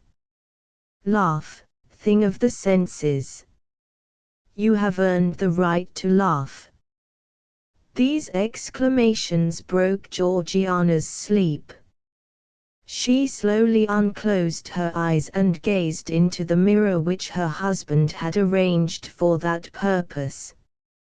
A faint smile flitted over her lips when she recognized how barely perceptible was now that crimson hand which had once blazed forth with such disastrous brilliancy as to scare away all their happiness. But then her eyes sought Aylmer's face with a trouble and anxiety that he could by no means account for. "My poor Aylmer," murmured she. "Poor? Nay, richest, happiest, most favored," exclaimed he. "My peerless bride, it is successful. You are perfect." "My poor Aylmer," she repeated, with a more than human tenderness, "you have aimed loftily, you have done nobly. Do not repent that, with so high and pure a feeling, you have rejected the best the earth could offer. Aylmer, dearest Aylmer, I am dying. Alas! It was too true. The fatal hand had grappled with the mystery of life, and was the bond by which an angelic spirit kept itself in union with a mortal frame. As the last crimson tint of the birthmark, that sole token of human imperfection, faded from her cheek, the parting breath of the now perfect woman passed into the atmosphere, and her soul, lingering a moment, near her husband, took its heavenward flight. Then a hoarse, chuckling laugh was heard again. Thus ever does the gross fatality of earth exult in its invariable triumph over the immortal essence which, in this dim sphere of half-development, demands the completeness of a higher state. Yet, had Aylmer reached a profounder wisdom, he need not thus have flung away the happiness which would have woven his mortal life of the self-same texture with the celestial. The momentary circumstance was too strong for him. He failed to look beyond the shadowy scope of time, and, living once for all in eternity, to find the perfect future in the present. Notes 1. Published in the March, 1843, number of The Pioneer, edited by J.R. Lowell. Republished in Mosses from an Old Manse in 1846. 2. 154:29 Eve of Powers. A noted American sculptor, 1805 to 1873. Eve the Fisher Boy and America are some of his chief works. 3. 168:28 Pygmalion. A sculptor and king of Cyprus. 4. 181:16 Recondite. Abstruse or secret. 5. 168:27 Corrosive. Destructive of tissue. 6. 184:12 Vitae. Of life. 7. 166:3 Infusion. The act of pouring in. 8. 1671 Albertus Magnus. A famous scholastic philosopher and member of the Dominican order, 1193 to 1280. 9. 1671 Cornelius Agrippa. A German philosopher and student of alchemy and magic, 1486 to 1535. 10. 1671 Paracelsus. A German-Swiss physician and alchemist, 1492 to 1541. 11. 167:10 Royal Society. An association for the advancement of science, founded in London a little before 1660. Biography. Nathaniel Hawthorne was born in Salem, Massachusetts, the 4th of July, 1804. His ancestors were prominent in the affairs of the colony. John Hawthorne was one of the judges who tried the witches in 1620, and another John Hawthorne was a member of the Dignified School Committee of Salem in 1796. Hawthorne's father, a ship captain, died in a foreign land when his son was only 4 years old. His mother lived for 40 years after the death of her husband, the life of a recluse in her own house. The family's star was in the decline, and the people of Salem looked on Nathaniel as a lazy and very queer boy. He grew up in a unique solitude. During these years of seclusion, Hawthorne acquired the habit of keeping silent on all occasions, and reading a few books frequently and thoroughly.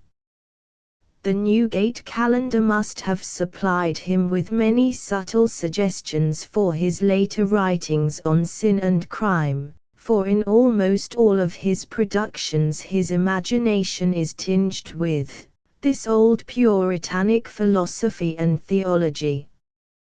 He entered Bowdoin College in 1821 and graduated from this institution in 1825. He had as classmates Longfellow and Franklin Pierce, who afterward became President of the United States. After his graduation, Hawthorne returned to Salem, where he lived with his mother and sisters in almost absolute seclusion for 14 years. During this period he wrote daily, and spent his nights in burning what he had written in the daytime. He was clerk of the Boston Custom House from 1839 to 1841. When the Whig Party removed him for being ultra-partisan in behalf of the Democrats. At this time Hawthorne wrote, "As to the Salem people, I really thought I had been exceedingly good-natured in my treatment of them. They certainly do not deserve good usage at my hands, after permitting me to be deliberately lied down, not merely once, but at 2 separate attacks, and on 2 false indictments, without hardly a voice being raised in my behalf." He married Sophia Peabody, the 9th of July, 1842. From 1842 until 1846 they lived in Concord in the house formerly occupied by Emerson. These were the happiest years of his life. In 1846 he returned to Salem as surveyor in the Salem Custom House. He retired from this office in 1850 and lived in Lenox, Massachusetts, for 2 years. In 1852 he settled in Concord. President Pierce appointed him consul at Liverpool in 1853, and he served in this position until 1857. After leaving Liverpool he travelled 3 years in England and on the continent. He returned to Concord in 1860. He died in the White Mountains, the 18th of May, 1864. Although a silent man and a seeker of solitude during his life, few writers have ever experienced such wide publicity of their inmost lives as has Hawthorne since his death. The publication of his notes has opened his desk and workshop to everyone, and has revealed to us a magnanimous, sympathetic, and pure man, who realized his responsibilities as a writer and improved all his literary opportunities. Biographical references: History of American Literature, Moses Coat Tyler. Introduction to American Literature, Henry S. Pancoast. Studies in American Literature, Charles Noble. Introduction to American Literature, Brander Matthews. Gloom and Cheer in Hawthorne Critic, 45, 28–36. Hawthorne and His Circle Nation, 77, 410–411. Hawthorne as Seen by His Publisher Critic, 45, 51–55.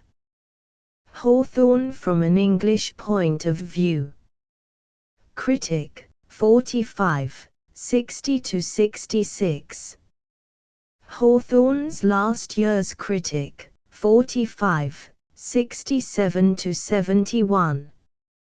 Life of Hawthorne, Atlantic Monthly, 90, 563 to 567. Criticisms. Many influences in Hawthorne's environment served to condition and mold him as a writer.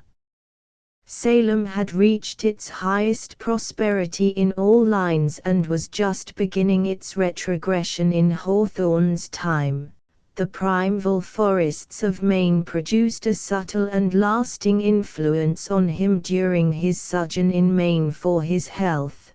Transcendentalism was the ruling thought at the time when Hawthorne was in his most plastic and solitary age. His interest in Brook Farm brought him in contact with all the good and bad points of that social movement. His life in the Old Manse in Concord and in the Berkshire Hills contributed largely to the deepening of his convictions and sympathies, and overall, like a somber cloud, hung his ancestral Puritanic training which penetrated and suffused all his writings. He is the most native and the least imitative of all our fiction writers. Hawthorne did not write on the common subjects and facts of his day, but chose to have his readers go with him, away from prosaic life, out into a world of mysteries where we may revel in all kinds of imaginary sports. By this process he succeeded in producing poetic effects from the most unpromising materials. His writings are fanciful. He enjoyed subjects that deal with the occult, such as mesmerism, hypnotism, and subtle suggestions. He harked back to the rigid beliefs and laws of the Puritans, but he and his subjects are spiritually advanced far above the crude, ponderous, and highly theological tenets of his forefathers. Hawthorne is very provincial. He traveled little until he was 50 years old. He naturally loved the antique and poetic countries, but he always qualified his admiration of these foreign lands by praising something in his own New England. He conceded that there was little or nothing in this prosperous and crude country to inspire a writer to produce poetry, but his patriotism was so strong that he could never free himself wholly from its provincial effects. All his works were produced in the stress created by this pool of opposing forces, his high poetic ideals and his love of country. In form he tends toward the polish of a classicist, in quality and freedom of thought he is very responsive to the mysteries of Romanticism. He is introspective in his thinking and symbolical in his writing. Naturally he thinks abstractly, but is compelled to construct concrete methods of presenting his ideas. He never describes a strong emotion in detail, but delights in using suggestions and sidelights. His pure and refined manhood, his delicate fancy and deep interest in moral and religious questions, his conscience in its most artistic form, all are presented to the reader in the choicest garb of well-chosen words and attuned to a subtle rhythm that adds beauty and attractiveness to his style. General references: Hours in a Library, Leslie Stephen. A Literary History of America, Barrett Wendell. American Literature, William P. Trent. Makers of English Fiction, W. J. Dawson. Leading American Novelists, J. Erskine. Studies and Appreciations, L. E. Gates. An Estimate Scribner's Magazine, 43, 69–84. Unknown Quantity in Hawthorne's Personality. Current Literature, 42, 517 to 518. Collateral readings. Biographical stories for children, Nathaniel Hawthorne. Mosses from an Old Manse, Nathaniel Hawthorne. The Wonder Boot, Nathaniel Hawthorne. The Blithedale Romance, Nathaniel Hawthorne. Tanglewood Tales, Nathaniel Hawthorne. Lady Eleanor's Mantle, Nathaniel Hawthorne. The Great Stone Face, Nathaniel Hawthorne. The Prophetic Pictures, Nathaniel Hawthorne. The Necklace, Guy de Maupassant. A Solitary, Mary Wilkins Freeman. The Lady or the Tiger, Frank R. Stockton. The Strange Ride, Rudyard Kipling. Rukkitikkittavi, Rudyard Kipling. They, Rudyard Kipling. The 12th Guest, Mary Wilkins Freeman. The Shadows on the Wall, Mary Wilkins Freeman.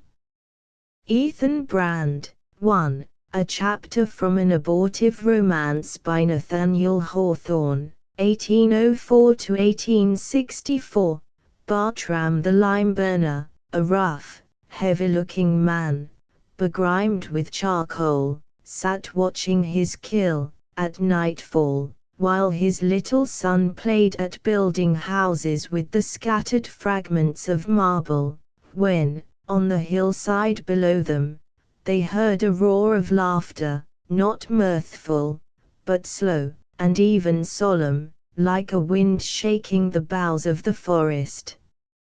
"Father, what is that?" asked the little boy, leaving his play, and pressing betwixt his father's knees. "Oh, some drunken man, I suppose," answered the lime burner, "some merry fellow from the barroom in the village, who dared not laugh loud enough within doors lest he should blow the roof of the house off. So here he is, shaking his jolly sides at the foot of Greylock." "But, father," said the child, more sensitive than the obtuse, middle-aged clown, "he does not laugh like a man that is glad. So the noise frightens me." "Don't be a fool, child," cried his father, gruffly. "You will never make a man, I do believe. There is too much of your mother in you. I have known the rustling of a leaf startle you. Hark! Here comes the merry fellow now. You shall see that there is no harm in him." Bartram and his little son, while they were talking thus, sat watching the same lime-kiln that had been the scene of Ethan Brand's solitary and meditative life, before he began his search for the unpardonable sin. Many years, as we have seen, had now elapsed, since that portentous night when the idea was first developed. The kiln, however, on the mountain-side stood unimpaired, and was in nothing changed since he had thrown his dark thoughts into the intense glow of its furnace, and melted them, as it were, into the one thought that took possession of his life. It was a rude, round, tower-like structure, about 20 feet high, heavily built of rough stones, and with a hillock of earth heaped about the larger part of its circumference, so that the blocks and fragments of marble might be drawn by cartloads, and thrown in at the top. There was an opening at the bottom of the tower, like an oven mouth, but large enough to admit a man in a stooping posture, and provided with a massive iron door. With the smoke and jets of flame issuing from the chinks and crevices of this door, which seemed to give admittance into the hillside, it resembled nothing so much as the private entrance to the infernal regions, which the shepherds of the Delectable Mountains, too, were accustomed to show to pilgrims. There are many such lime kilns in that tract of country, for the purpose of burning the white marble which composes a large part of the substance of the hills. Some of them, built years ago, and long deserted, with weeds growing in the vacant round of the interior, which is open to the sky, and grass and wild flowers rooting themselves into the chinks of the stones, look already like relics of antiquity, and may yet be overspread with the lichens of centuries to come. Others, where the lime burner still feeds his daily and night-long fire, afford points of interest to the wanderer among the hills, who seats himself on a log of wood or a fragment of marble, to hold a chat with the solitary man. It is a lonesome, and, when the character is inclined to thought, may be an intensely thoughtful, occupation, as it proved in the case of Ethan Brand, who had mused to such strange purpose, in days gone by, while the fire in this very kiln was burning. The man who now watched the fire was of a different order, and troubled himself with no thoughts save the very few that were requisite to his business. At frequent intervals he flung back the clashing weight of the iron door, and, turning his face from the insufferable glare, thrust in huge logs of oak, or stirred the immense brands with a long pole.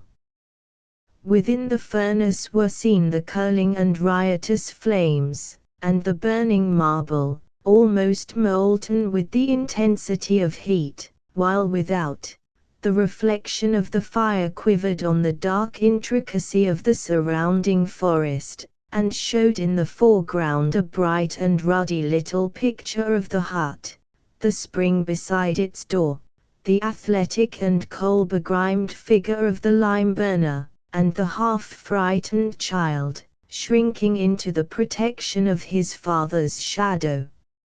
And when again the iron door was closed, then reappeared the tender light of the half-full moon, which vainly strove to trace out the indistinct shapes of the neighboring mountains, and, in the upper sky, there was a flitting congregation of clouds, still faintly tinged with the rosy sunset, though thus far down into the valley the sunshine had vanished long and long ago.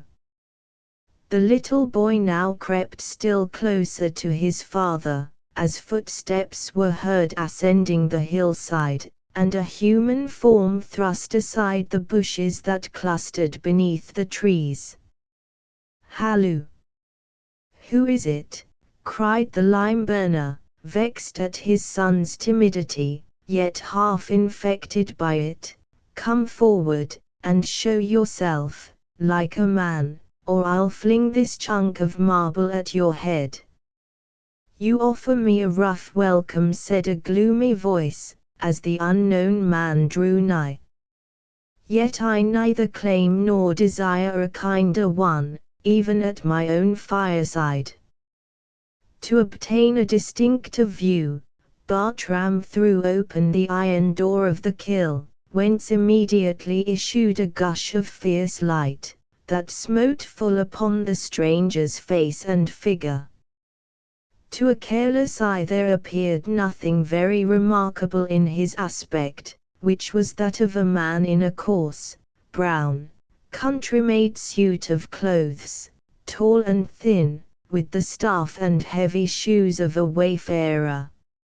As he advanced, he fixed his eyes, which were very bright, intently upon the brightness of the furnace, as if he beheld, or expected to behold, some object worthy of note within it. "Good evening, stranger," said the lime-burner. "Whence come you, so late in the day?" "I come from my search," answered the wayfarer, "for, at last, it is finished." "Drunk, or crazy?" muttered Bartram to himself. I shall have trouble with the fellow. The sooner I drive him away, the better. The little boy, all in a tremble, whispered to his father, and begged him to shut the door of the kill, so that there might not be so much light, for that there was something in the man's face which he was afraid to look at, yet could not look away from.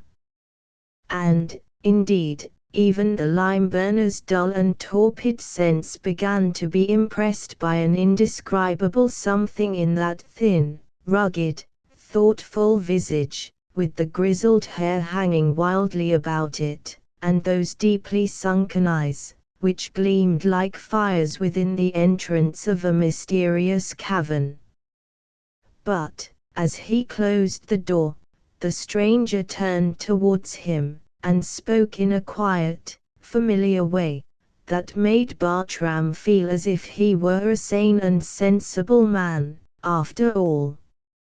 Your task draws to an end, I see, said he. This marble has already been burning 3 days. A few hours more will convert the stone to lime. Why, who are you? Exclaimed the lime-burner. You seem as well acquainted with my business as I am myself. And well I may be, said the stranger, for I followed the same craft many a long year, and here, too, on this very spot. But you are a newcomer in these parts. Did you never hear of Ethan Brand? The man that went in search of the unpardonable sin, asked Bartram, with a laugh. The same, answered the stranger. He has found what he sought, and therefore he comes back again. What? Then you are Ethan Brand himself, cried the lime-burner, in amazement. I am a newcomer here, as you say, and they call it 18 years since you left the foot of Greylock, but, I can tell you, the good folks still talk about Ethan Brand, in the village yonder, and what a strange errand took him away from his lime-kill. Well, and so you have found the unpardonable sin. Even so, said the stranger, calmly. If the question is a fair one, proceeded Bartram, where might it be? Ethan Brand laid his finger on his own heart. Here, replied he. And then, without mirth in his countenance, but as if moved by an involuntary recognition of the infinite absurdity of seeking throughout the world for what was the closest of all things to himself, and looking into every heart, save his own, for what was hidden in no other breast, he broke into a laugh of scorn. It was the same slow, heavy laugh that had almost appalled the lime-burner when it heralded the wayfarer's approach. The solitary mountain side was made dismal by it.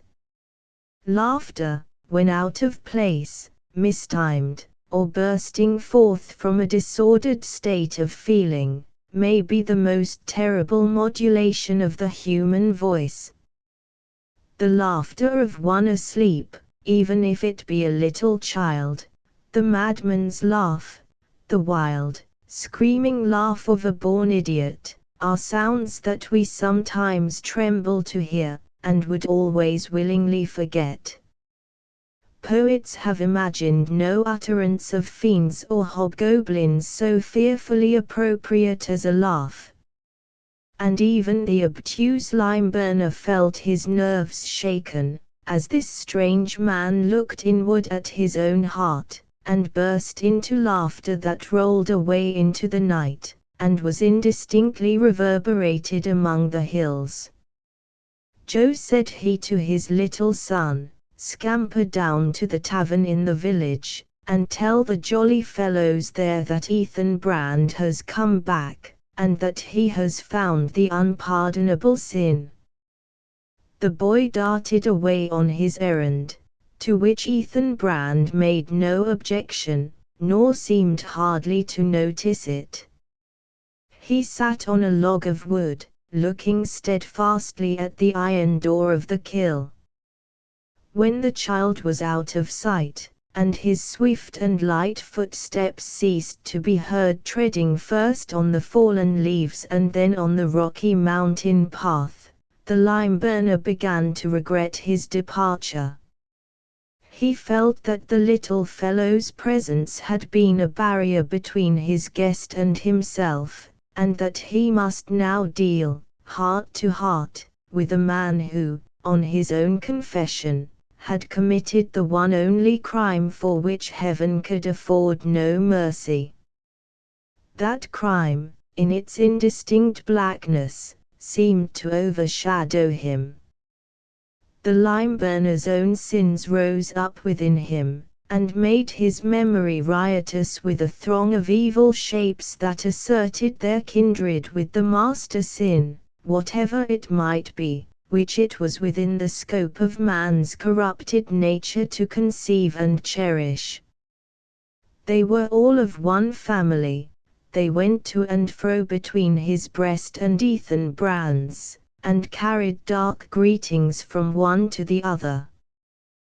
Then Bartram remembered the stories which had grown traditionary in reference to this strange man, who had come upon him like a shadow of the night, and was making himself at home in his old place, after so long absence that the dead people, dead and buried for years, would have had more right to be at home, in any familiar spot, than he. Ethan Brand, it was said, had conversed with Satan himself in the lurid blaze of this very kill.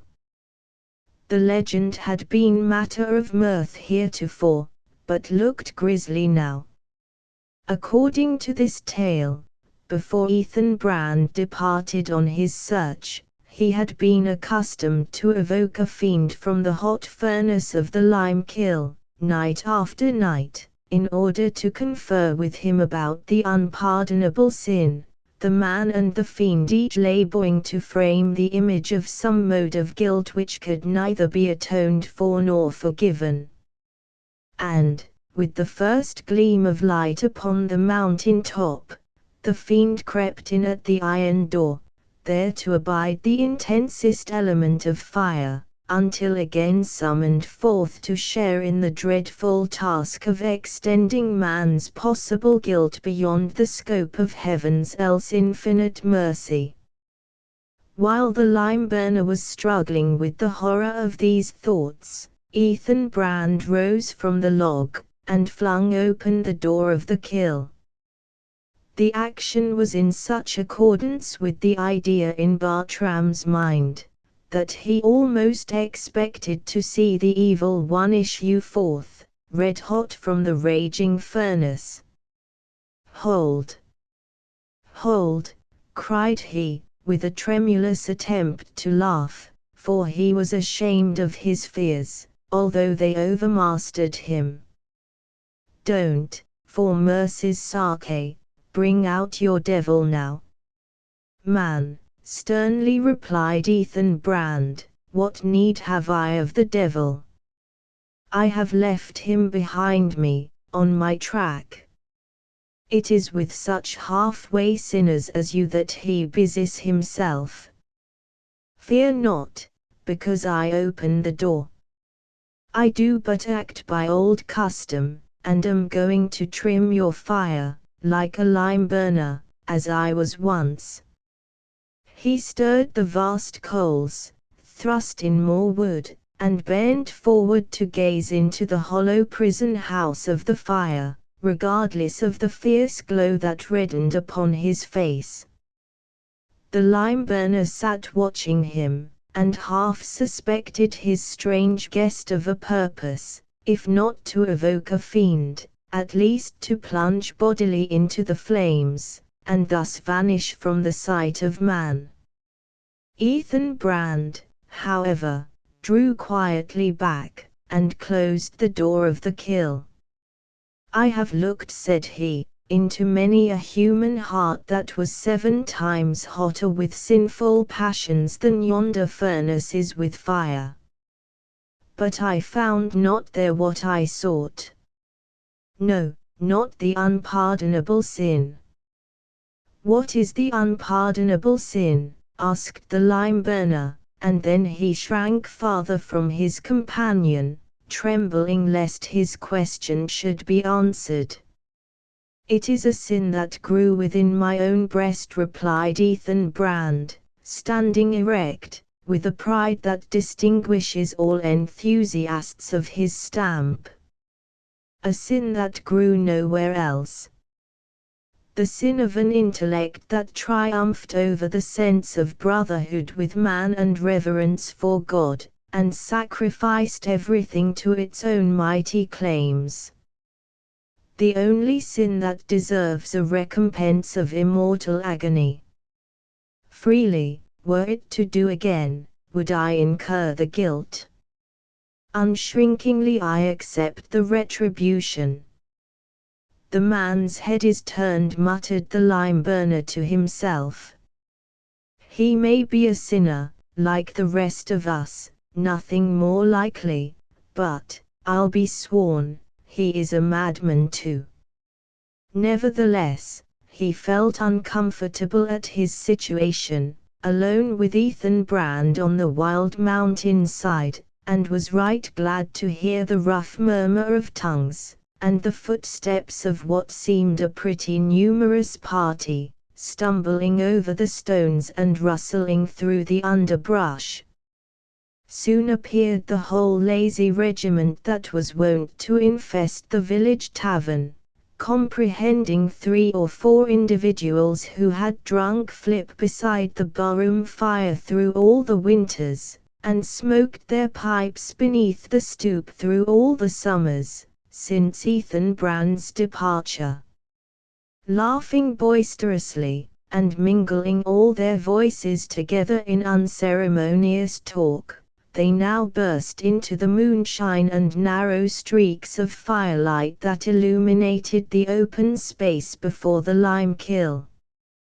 Bartram set the door ajar again, flooding the spot with light, that the whole company might get a fair view of Ethan Brand, and he of them.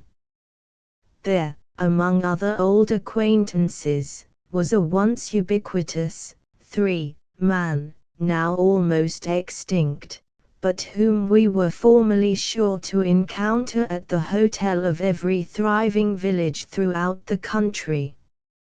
It was the stage agent. The present specimen of the genus was a wilted and smoke-dried man, wrinkled and red-nosed, in a smartly cut, brown, bob-tailed coat, with brass buttons, who, for a length of time unknown, had kept his desk and corner in the bar-room, and was still puffing what seemed to be the same cigar that he had lighted 20 years before. He had great fame as a dry joker, though, perhaps, less on account of any intrinsic humor than from a certain flavor of brandy toddy and tobacco smoke, which impregnated all his ideas and expressions, as well as his person. Another well-remembered though strangely altered face was that of Lawyer Giles, as people still called him in courtesy, an elderly ragamuffin, in his soiled shirt-sleeves and toe-cloth trousers. This poor fellow had been an attorney, in what he called his better days, a sharp practitioner, and in great vogue among the village litigants, but flip, and sling, and toddy, and cocktails, imbibed at all hours, morning, noon, and night, had caused him to slide from intellectual to various kinds and degrees of bodily labor, till, at last, to adopt his own phrase, he slid into a soap vat. In other words, Giles was now a soap boiler, in a small way. He had come to be but the fragment of a human being, a part of one foot having been chopped off by an axe, and an entire hand torn away by the devilish grip of a steam engine. Yet, though the corporeal hand was gone, a spiritual member remained, for, stretching forth the stump, Giles steadfastly averred that he felt an invisible thumb and fingers with as vivid a sensation as before the real ones were amputated. A maimed and miserable wretch he was, but one, nevertheless, whom the world could not trample on, and had no right to scorn, either in this or any previous stage of his misfortunes, since he had still kept up the courage and spirit of a man, asked nothing in charity, and with his one hand, and that the left one, fought a stern battle against want and hostile circumstances. Among the throng, too, came another personage, who, with certain points of similarity to Lawyer Giles, had many more of difference. It was the village doctor, a man of some 50 years, whom, at an earlier period of his life, we introduced as paying a professional visit to Ethan Brand during the latter's supposed insanity. He was now a purple-visaged, rude, and brutal, yet half-gentlemanly figure, with something wild, ruined, and desperate in his talk, and in all the details of his gesture and manners.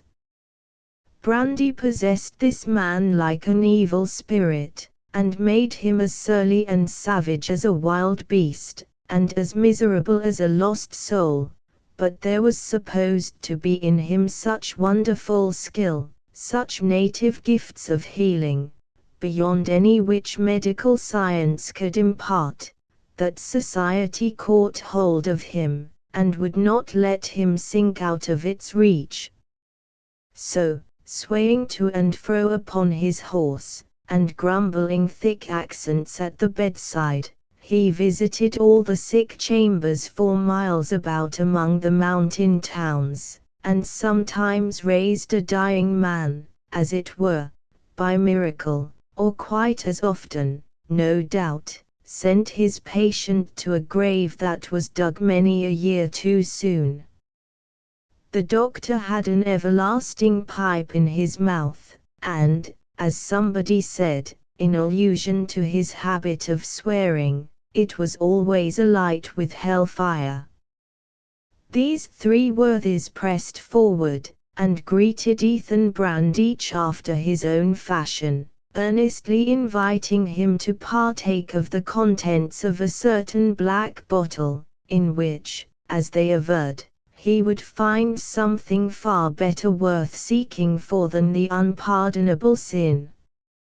No mind, which has wrought itself by intense and solitary meditation into a high state of enthusiasm, can endure the kind of contact with low and vulgar modes of thought and feeling to which Ethan Brand was now subjected. It made him doubt, and, strange to say, it was a painful doubt, whether he had indeed found the unpardonable sin and found it within himself. The whole question on which he had exhausted life, and more than life, looked like a delusion. "Leave me," he said bitterly, "ye brute beasts, that have made yourselves so, shriveling up your souls with fiery liquors. I have done with you. Years and years ago, I groped into your hearts, and found nothing there for my purpose. Get ye gone." "Why, you uncivil scoundrel," cried the fierce doctor, "is that the way you respond to the kindness of your best friends? Then let me tell you the truth. You have no more found the unpardonable sin than yonder boy Joe has. You are but a crazy fellow, I told you so 20 years ago, neither better nor worse than a crazy fellow, and a fit companion of old Humphrey, here. He pointed to an old man, shabbily dressed, with long white hair, thin visage, and unsteady eyes.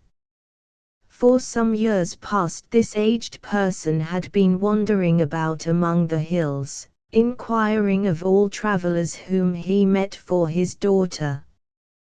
The girl, it seemed, had gone off with a company of circus performers, and occasionally tidings of her came to the village, and fine stories were told of her glittering appearance as she rode on horseback in the ring, or performed marvelous feats on the tight-rope. The white-haired father now approached Ethan Brand, and gazed unsteadily into his face. "They tell me you have been all over the earth," said he, wringing his hands with earnestness. "You must have seen my daughter, for she makes a grand figure in the world, and everybody goes to see her. Did she send any word to her old father, or say when she was coming back?" Ethan Brand's eye quailed beneath the old man's. That daughter, from whom he so earnestly desired a word of greeting, was the Esther of our tale, the very girl whom, with such cold and remorseless purpose, Ethan Brand had made the subject of a psychological experiment, and wasted, absorbed, and perhaps annihilated her soul, in the process. "Yes," murmured he, turning away from the hoary wanderer, "it is no delusion. There is an unpardonable sin." While these things were passing, a merry scene was going forward in the area of cheerful light, beside the spring and before the door of the hut. A number of the youth of the village, young men and girls, had hurried up the hillside, impelled by curiosity to see Ethan Brand, the hero of so many a legend familiar to their childhood. Finding nothing, however, very remarkable in his aspect, nothing but a sunburnt wayfarer, in plain garb and dusty shoes, who sat looking into the fire, as if he fancied pictures among the coals, these young people speedily grew tired of observing him. As it happened, there was other amusement at hand. An old German Jew, traveling with a diorama, for, on his back, was passing down the mountain road towards the village just as the party turned aside from it, and, in hopes of eking out the profits of the day, the showman had kept them company to the lime kiln. "Come, old Dutchman," cried one of the young men, "let us see your pictures, if you can swear they are worth looking at." "Oh yes, Captain," answered the Jew, whether as a matter of courtesy or craft, he styled everybody Captain. "I shall show you, indeed, some very superb pictures." So, placing his box in a proper position, he invited the young men and girls to look through the glass orifices of the machine, and proceeded to exhibit a series of the most outrageous scratchings and daubings, as specimens of the fine arts, that ever an itinerant showman had the face to impose upon his circle of spectators. The pictures were worn out, moreover, tattered, full of cracks and wrinkles, dingy with tobacco smoke, and otherwise in a most pitiable condition. Some purported to be cities, public edifices, and ruined castles in Europe, others represented Napoleon's battles and Nelson's sea fights, and in the midst of these would be seen a gigantic, brown, hairy hand, which might have been mistaken for the hand of destiny, though, in truth, it was only the showman's, pointing its forefinger to various scenes of the conflict, while its owner gave historical illustrations. When, with much merriment at its abominable deficiency of merit. The exhibition was concluded. The German bade little Joe put his head into the box. Viewed through the magnifying glasses, the boy's round, rosy visage assumed the strangest imaginable aspect of an immense Titanic child, the mouth grinning broadly, and the eyes and every other feature overflowing with fun at the joke. Suddenly, however, that merry face turned pale, and its expression changed to horror, for this easily impressed and excitable child had become sensible that the eye of Ethan Brand was fixed upon him through the glass. "You make the little man to be afraid, Captain," said the German Jew, turning up the dark and strong outline of his visage, from his stooping posture. "But look again, and, by chance, I shall cause you to see somewhat that is very fine, upon my word." Ethan Brand gazed into the box for an instant, and then starting back, looked fixedly at the German. What had he seen?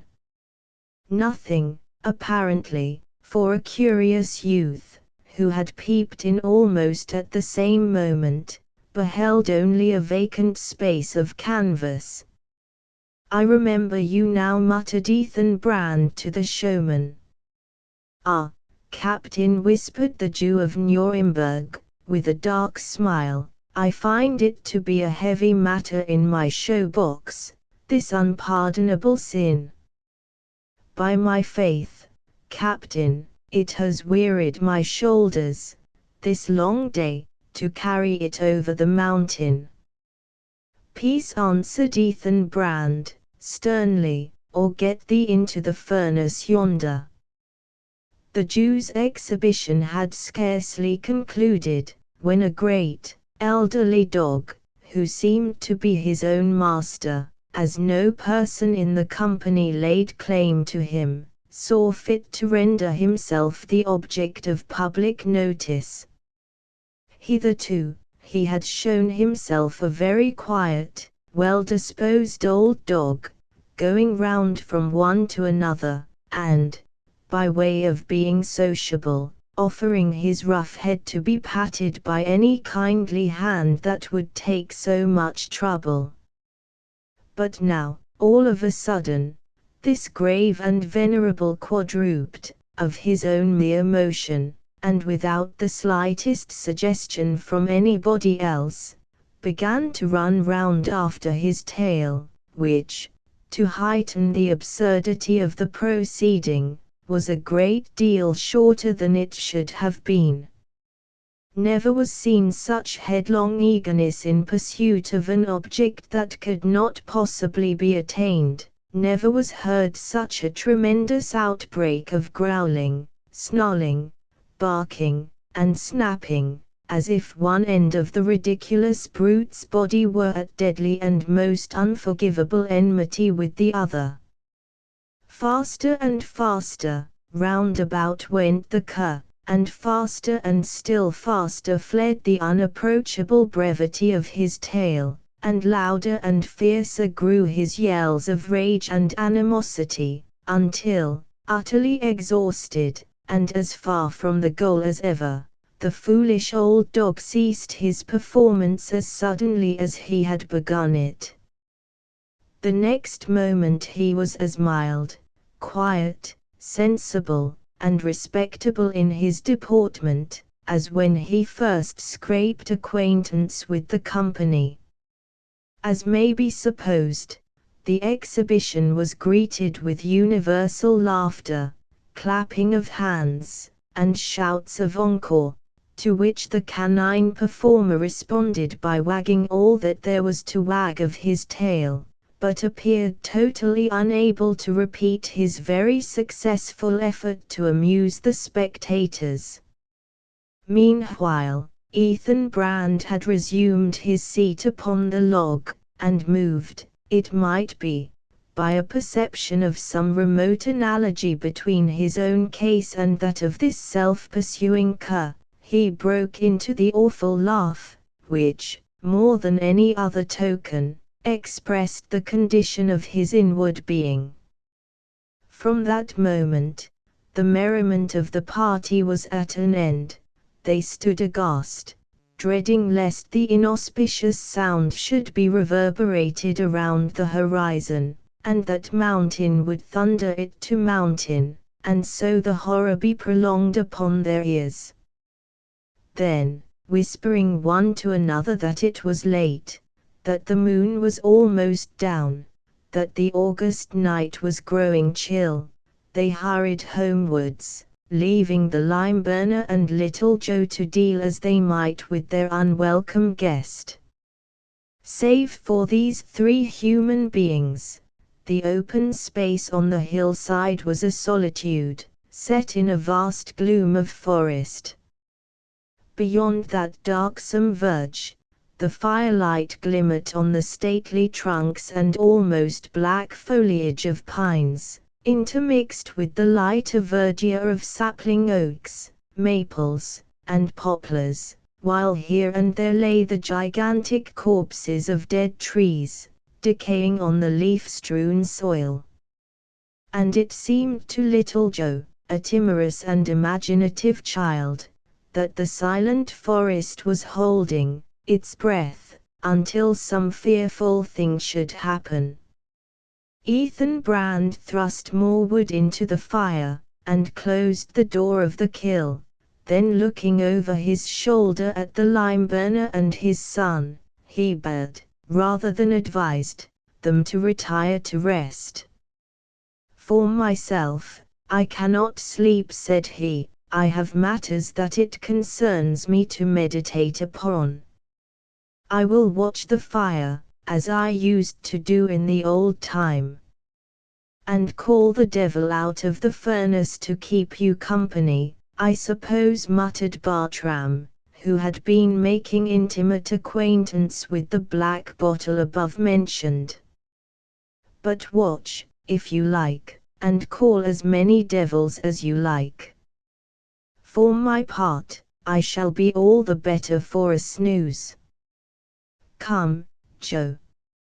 As the boy followed his father into the hut, he looked back at the wayfarer, and the tears came into his eyes, for his tender spirit had an intuition of the bleak and terrible loneliness in which this man had enveloped himself.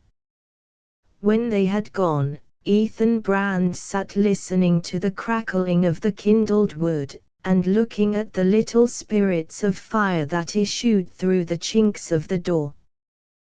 These trifles, however, once so familiar, had but the slightest hold of his attention, while deep within his mind he was reviewing the gradual but marvelous change that had been wrought upon him by the search to which he had devoted himself. He remembered how the night dew had fallen upon him, how the dark forest had whispered to him, how the stars had gleamed upon him, a simple and loving man, watching his fire in the years gone by, and ever musing as it burned. He remembered with what tenderness, with what love and sympathy for mankind, and what pity for human guilt and woe, he had first begun to contemplate those ideas which afterwards became the inspiration of his life, with what reverence he had then looked into the heart of man, viewing it as a temple originally divine, and, however desecrated, still to be held sacred by a brother, with what awful fear he had deprecated the success of his pursuit, and prayed that the unpardonable sin might never be revealed to him. Then ensued that vast intellectual development, which, in its progress, disturbed the counterpoise between his mind and heart.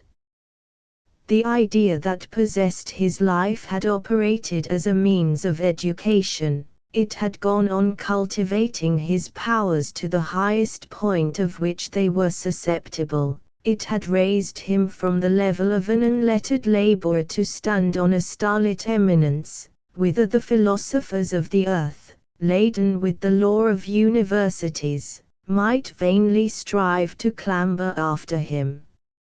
So much for the intellect. But where was the heart? That, indeed, had withered, had contracted, had hardened, had perished. It had ceased to partake of the universal throb.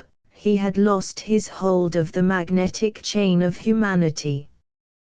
He was no longer a brother man, opening the chambers of the dungeons of our common nature by the key of holy sympathy, which gave him a right to share in all its secrets. He was now a cold observer, looking on mankind as the subject of his experiment, and, at length, converting man and woman to be his puppets, and pulling the wires that moved them to such degrees of crime as were demanded for his study. Thus Ethan Brand became a fiend. He began to be so from the moment that his moral nature had ceased to keep the pace of improvement with his intellect. And now, as his highest effort and inevitable development, as the bright and gorgeous flower, and rich, delicious fruit of his life's labor, he had produced the unpardonable sin. What more have I to seek? What more to achieve? Said Ethan Brand to himself. My task is done, and well done. Starting from the log with a certain alacrity in his gait and ascending the hillock of earth that was raised against the stone circumference of the lime kiln, he thus reached the top of the structure. It was a space of perhaps 10 feet across, from edge to edge, presenting a view of the upper surface of the immense mass of broken marble with which the kiln was heaped. All these innumerable blocks and fragments of marble were red-hot and vividly on fire, sending up great spouts of blue flame, which quivered aloft and danced madly, as within a magic circle, and sank and rose again, with continual and multitudinous activity. As the lonely man bent forward over this terrible body of fire, the blasting heat smote up against his person with a breath that, it might be supposed, would have scorched and shriveled him up in a moment. Ethan Brand stood erect, and raised his arms on high. The blue flames played upon his face, and imparted the wild and ghastly light which alone could have suited its expression. It was that of a fiend on the verge of plunging into his gulf of intensest torment. "O Mother Earth," cried he, "who art no more my mother, and into whose bosom this frame shall never be resolved. O mankind, whose brotherhood I have cast off, and trampled thy great heart beneath my feet. O stars of heaven, that shone on me of old, as if to light me onward and upward, farewell all, and forever. Come, deadly element of fire, henceforth my familiar frame. Embrace me, as I do thee." That night the sound of a fearful peal of laughter rolled heavily through the sleep of the lime burner and his little son. Dim shapes of horror and anguish haunted their dreams, and seemed still present in the rude hovel, when they opened their eyes to the daylight. "Up, boy, up!" cried the lime burner, staring about him.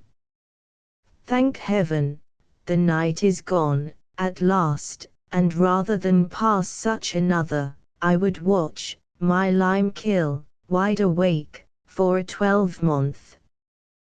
This Ethan Brand, with his humbug of an unpardonable sin, has done me no such mighty favor, in taking my place. He issued from the hut, followed by little Joe, who kept fast hold of his father's hand. The early sunshine was already pouring its gold upon the mountain tops, and though the valleys were still in shadow, they smiled cheerfully in the promise of the bright day that was hastening onward. The village, completely shut in by hills, which swelled away gently about it, looked as if it had rested peacefully in the hollow of the great hand of Providence. Every dwelling was distinctly visible, the little spires of the two churches pointed upwards, and caught a fore-glimmering of brightness from the sun-gilt skies upon their gilded weathercocks. The tavern was astir, and the figure of the old, smoke-dried stage agent, cigar in mouth, was seen beneath the stoop. Old Greylock was glorified with a golden cloud upon his head. Scattered likewise over the breasts of the surrounding mountains, there were heaps of hoary mist, in fantastic shapes, some of them far down into the valley, others high up towards the summits, and still others, of the same family of mist or cloud, hovering in the gold radiance of the upper atmosphere. Stepping from one to another of the clouds that rested on the hills, and thence to the loftier brotherhood that sailed in air, it seemed almost as if a mortal man might thus ascend into the heavenly regions. Earth was so mingled with sky that it was a daydream to look at it. To supply that charm of the familiar and homely, which nature so readily adopts into a scene like this, the stagecoach was rattling down the mountain road, and the driver sounded his horn, while echo caught up the notes, and intertwined them into a rich and varied and elaborate harmony, of which the original performer could lay claim to little share. The great hills played a concert among themselves, each contributing a strain of airy sweetness. Little Joe's face brightened at once. "Dear father," cried he, skipping cheerily to and fro, "that strange man is gone, and the sky and the mountains all seem glad of it." "Yes," growled the lime burner, with an oath, "but he has let the fire go down, and no thanks to him if 500 bushels of lime are not spoiled. If I catch the fellow hereabouts again, I shall feel like tossing him into the furnace." With his long pole in his hand, he ascended to the top of the kill. After a moment's pause, he called to his son. "Come up here, Joe," said he. So little Joe ran up the hillock, and stood by his father's side. The marble was all burnt into perfect, snow-white lime. But on its surface, in the midst of the circle, snow-white too, and thoroughly converted into lime, lay a human skeleton, in the attitude of a person who, after long toil, lies down to long repose. Within the ribs, strange to say, was the shape of a human heart. "Was the fellow's heart made of marble?" cried Bartram, in some perplexity at this phenomenon. "At any rate, it is burnt into what looks like special good lime, and, taking all the bones together, Michael is half a bushel the richer for him."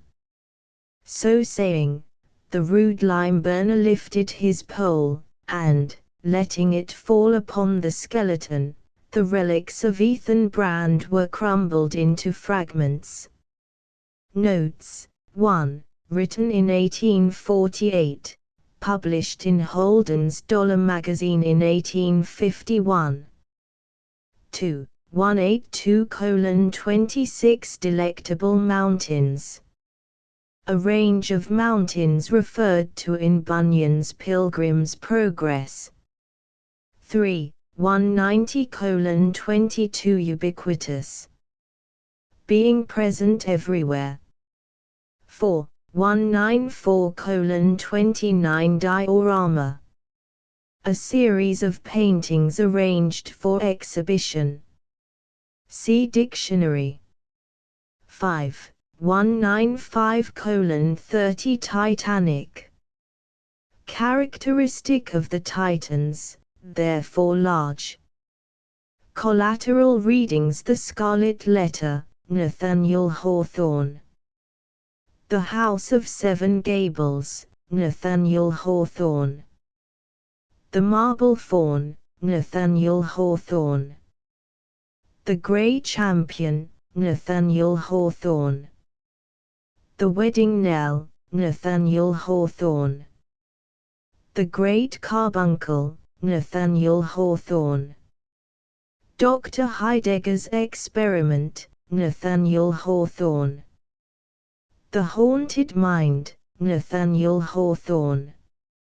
Feathertop, Nathaniel Hawthorne. Rip Van Winkle, Washington Irving. The Elixir of Life, Honoré de Balzac. The Leather Funnel, a Conan Doyle. The Return of Imre's Ghost, Rudyard Kipling. A Gentle Ghost, Mary Wilkins Freeman. The Sire de Maltroit's Door, 1, by Robert Louis Stevenson, 1850–1894. Denis de Beaulieu was not yet 22, but he counted himself a grown man, and a very accomplished cavalier into the bargain. Lads were early formed in that rough, warfaring epoch, and when one has been in a pitched battle and a dozen raids, has killed one's man in an honorable fashion, and knows a thing or two of strategy and mankind, a certain swagger in the gait is surely to be pardoned. He had put up his horse with due care, and supped with due deliberation, and then, in a very agreeable frame of mind, went out to pay a visit in the grey of the evening. It was not a very wise proceeding on the young man's part. He would have done better to remain beside the fire or go decently to bed. For the town was full of the troops of Burgundy and England under a mixed command, and though Denis was there on safe conduct, his safe conduct was like to serve him little on a chance encounter. It was September, 1429. The weather had fallen sharp, a flighty piping wind, laden with showers, beat about the township, and the dead leaves ran riot along the streets. Here and there a window was already lighted up, and the noise of men-at-arms making merry over supper within came forth in fits and was swallowed up and carried away by the wind. The night fell swiftly. The flag of England, fluttering on the spire top, grew ever fainter and fainter against the flying clouds, a black speck like a swallow in the tumultuous, leaden chaos of the sky. As the night fell the wind rose, and began to hoot under archways and roar amid the tree-tops in the valley below the town. Denis de Beaulieu walked fast and was soon knocking at his friend's door, but though he promised himself to stay only a little while and make an early return, his welcome was so pleasant, and he found so much to delay him, that it was already long past midnight before he said good-bye upon the threshold. The wind had fallen again in the meanwhile. The night was as black as the grave, not a star, nor a glimmer of moonshine, slipped through the canopy of cloud. Denis was ill acquainted with the intricate lanes of Château Landon, Even by daylight he had found some trouble in picking his way, and in this absolute darkness he soon lost it altogether. He was certain of one thing only, to keep mounting the hill, for his friend's house lay at the lower end, or tail, of Chateau Landon, while the inn was up at the head, under the great church spire. With this clue to go upon he stumbled and groped forward, now breathing more freely in the open places where there was a good slice of sky overhead, now feeling along the wall in stifling closes. It is an eerie and mysterious position to be thus submerged in opaque blackness in an almost unknown town. The silence is terrifying in its possibilities. The touch of cold window bars to the exploring hand startles the man like the touch of a toad.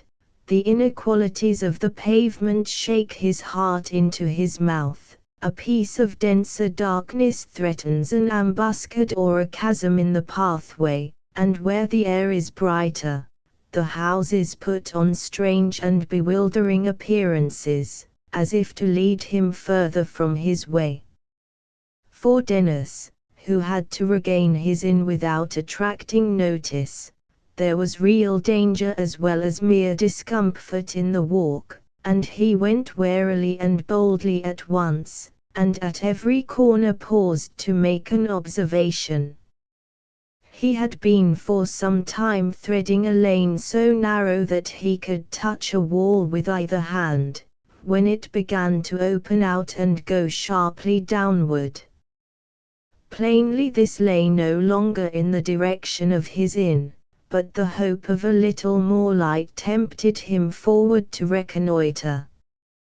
The lane ended in a terrace with a bartizan, wall, which gave an outlook between high houses, as out of an embrasure, into the valley lying dark and formless several hundred feet below. Dennis looked down, and could discern a few treetops waving and a single speck of brightness where the river ran across a weir.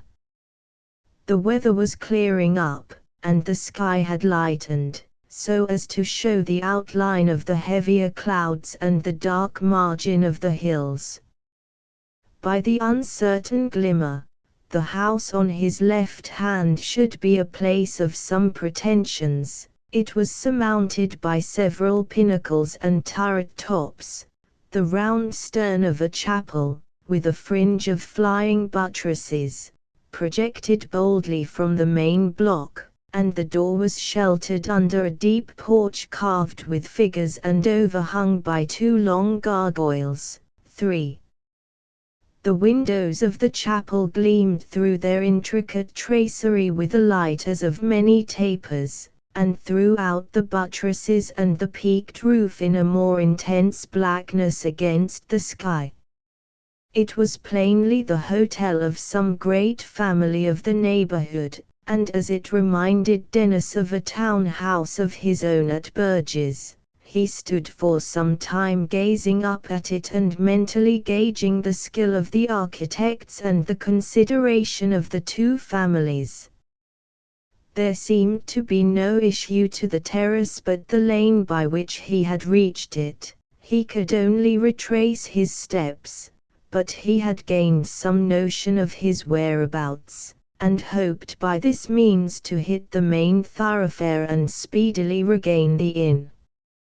He was reckoning without that chapter of accidents which was to make this night memorable above all others in his career, for he had not gone back above 100 yards before he saw a light coming to meet him, and heard loud voices speaking together in the echoing narrows of the lane. It was a party of men-at-arms going the night round with torches. Dennis assured himself that they had all been making free with the wine bowl, and were in no mood to be particular about safe conducts or the niceties of chivalrous war.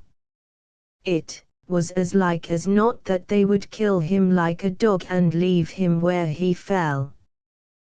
The situation was inspiriting but nervous.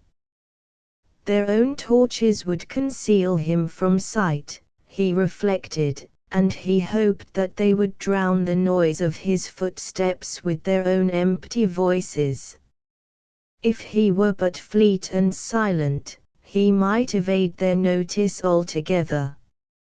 Unfortunately, as he turned to beat a retreat, his foot rolled upon a pebble, he fell against the wall with an ejaculation, and his sword rang loudly on the stones.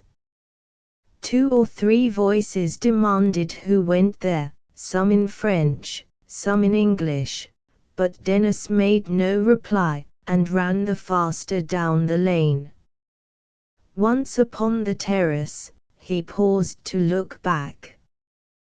They still kept calling after him, and just then began to double the pace in pursuit, with a considerable clank of armor, and great tossing of the torchlight to and fro in the narrow jaws of the passage.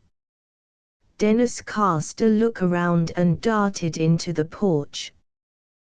There he might escape observation, or, if that were too much to expect, was in a capital posture whether for parley or defense. So thinking, he drew his sword and tried to set his back against the door. To his surprise it yielded behind his weight, and though he turned in a moment, continued to swing back on oiled and noiseless hinges until it stood wide open on a black interior. When things fall out opportunely for the person concerned, he is not apt to be critical about the how or why, his own immediate personal convenience seeming a sufficient reason for the strangest oddities and revolutions in our sublunary things, and so Dennis, without a moment's hesitation, stepped within and partly closed the door behind him to conceal his place of refuge.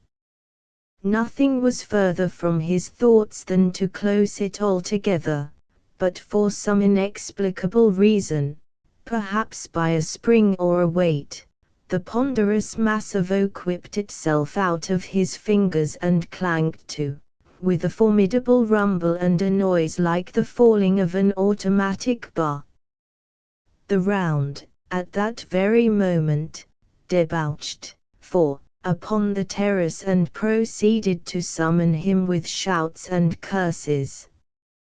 He heard them ferreting in the dark corners, the stock of a lance even rattled along the outer surface of the door behind which he stood, but these gentlemen were in too high a humor to be long delayed, and soon made off down a corkscrew pathway which had escaped Dennis' observation, and passed out of sight and hearing along the battlements of the town.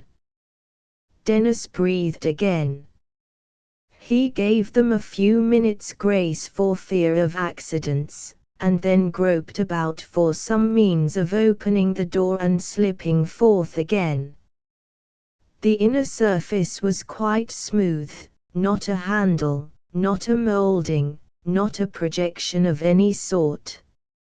He got his fingernails round the edges and pulled, but the mass was immovable. He shook it, it was as firm as a rock.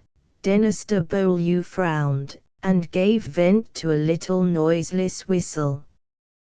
What ailed the door? He wondered. Why was it open? How came it to shut so easily and so effectually after him? There was something obscure and underhand about all this, that was little to the young man's fancy. It looked like a snare, and yet who could suppose a snare in such a quiet by-street and in a house of so prosperous and even noble an exterior? And yet, snare or no snare, intentionally or unintentionally, here he was, prettily trapped, and for the life of him he could see no way out of it again. The darkness began to weigh upon him. He gave ear, All was silent without, but within and close by he seemed to catch a faint sighing, a faint sobbing rustle, a little stealthy creak, as though many persons were at his side, holding themselves quite still, and governing even their respiration with the extreme of slyness. The idea went to his vitals with a shock, and he faced about suddenly as if to defend his life. Then, for the first time, he became aware of a light about the level of his eyes and at some distance in the interior of the house, a vertical thread of light, widening toward the bottom, such as might escape between two wings of arras over a doorway. To see anything was a relief to Dennis. It was like a piece of solid ground to a man laboring in a morass. His mind seized upon it with avidity, and he stood staring at it and trying to piece together some logical conception of his surroundings. Plainly there was a flight of steps ascending from his own level to that of this illuminated doorway, and indeed he thought he could make out another thread of light, as fine as a needle and as faint as phosphorescence, which might very well be reflected along the polished wood of a handrail. Since he had begun to suspect that he was not alone, his heart had continued to beat with smothering violence, and an intolerable desire for action of any sort had possessed itself of his spirit. He was in deadly peril, he believed. What could be more natural than to mount the staircase, lift the curtain, and confront his difficulty at once? At least he would be dealing with something tangible, at least he would be no longer in the dark. He stepped slowly forward with outstretched hands, until his foot struck the bottom step. Then he rapidly scaled the stairs, stood for a moment to compose his expression, lifted the arras and went in. He found himself in a large apartment of polished stone. There were 3 doors, one on each of 3 sides, all similarly curtained with tapestry. The 4th side was occupied by 2 large windows and a great stone chimney-piece, carved with the arms of the Maltroits. Dennis recognized the bearings, and was gratified to find himself in such good hands. The room was strongly illuminated, but it contained little furniture except a heavy table and a chair or 2. The hearth was innocent of fire, and the pavement was but sparsely strewn with rushes clearly many days old. On a high chair beside the chimney, and directly facing Dennis as he entered, sat a little old gentleman in a fur tippet. He sat with his legs crossed and his hands folded, and a cup of spiced wine stood by his elbow on a bracket on the wall. His countenance had a strong masculine cast, not properly human, but such as we see in the bull, the goat, or the domestic boar, something equivocal and wheedling, something greedy, brutal and dangerous. The upper lip was inordinately full, as though swollen by a blow or a toothache, and the smile, the peaked eyebrows, and the small, strong eyes were quaintly and almost comically evil in expression. Beautiful white hair hung straight all round his head, like a saint's, and fell in a single curl upon the tippet. His beard and mustache were the pink of venerable sweetness. Age, probably in consequence of inordinate precautions, had left no mark upon his hands, and the Maltroit hand was famous. It would be difficult to imagine anything at once so fleshy and so delicate in design. The taper, sensual fingers were like those of one of Leonardo's 5 women. The fork of the thumb made a dimpled protuberance when closed. The nails were perfectly shaped, and of a dead, surprising whiteness. It rendered his aspect tenfold more redoubtable, that a man with hands like these should keep them devoutly folded like a virgin martyr, that a man with so intent and startling an expression of face should sit patiently on his seat and contemplates people with an unwinking stare, like a god, or a god's statue. His quiescence seemed ironical and treacherous, it fitted so poorly with his looks. Such was Alain, Sire de Maltroit. Dennis and he looked silently at each other for a second or two. "Pray step in," said the Sire de Maltroit. "I have been expecting you all the evening." He had not risen, but he accompanied his words with a smile and a slight but courteous inclination of the head. Partly from the smile, partly from the strange musical murmur with which the sire prefaced his observation, Dennis felt a strong shudder of disgust go through his marrow. And what with disgust and honest confusion of mind, he could scarcely get words together in reply. "I fear," he said, "that this is a double accident. I am not the person you suppose me. It seems you were looking for a visit, but for my part, nothing was further from my thoughts, nothing could be more contrary to my wishes, than this intrusion." "Well, well," replied the old gentleman indulgently, "here you are, which is the main point. Seat yourself, my friend, and put yourself entirely at your ease. We shall arrange our little affairs presently." Dennis perceived that the matter was still complicated with some misconception, and he hastened to continue his explanation. "Your door," he began. "About my door?" asked the other, raising his peaked eyebrows. "A little piece of ingenuity." And he shrugged his shoulders. "A hospitable fancy. By your own account, you were not desirous of making any acquaintance.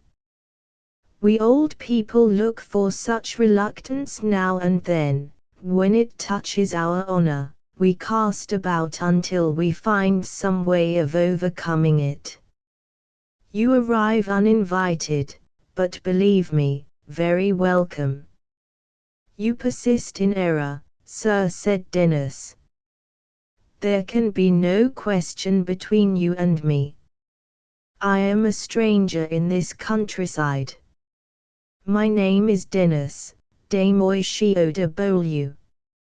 If you see me in your house it is only," my young friend interrupted the other, "you will permit me to have my own ideas on that subject. They probably differ from yours at the present moment," he added with a leer, "but time will show which of us is in the right." Dennis was convinced he had to do with a lunatic. He seated himself with a shrug, content to wait the upshot, and a pause ensued, during which he thought he could distinguish a hurried gabbling as of a prayer from behind the arras immediately opposite him. Sometimes there seemed to be but one person engaged, sometimes two, and the vehemence of the voice, low as it was, seemed to indicate either great haste or an agony of spirit. It occurred to him that this piece of tapestry covered the entrance to the chapel he had noticed from without. The old gentleman meanwhile surveyed Dennis from head to foot with a smile, and from time to time emitted little noises like a bird or a mouse, which seemed to indicate a high degree of satisfaction. This state of matters became rapidly insupportable, and Dennis, to put an end to it, remarked politely that the wind had gone down. The old gentleman fell into a fit of silent laughter, so prolonged and violent that he became quite red in the face. Dennis got upon his feet at once, and put on his hat with a flourish. "Sir," he said, "if you are in your wits, you have affronted me grossly. If you are out of them, I flatter myself I can find better employment for my brains than to talk with lunatics. My conscience is clear. You have made a fool of me from the first moment, you have refused to hear my explanations, and now there is no power under God will make me stay here any longer, and if I cannot make my way out in a more decent fashion, I will hack your door in pieces with my sword." The Sire de Maltroit raised his right hand and wagged it at Dennis with the fore and little fingers extended. "My dear nephew," he said, "sit down." "Nephew," retorted Dennis, "you lie in your throat," and he snapped his fingers in his face.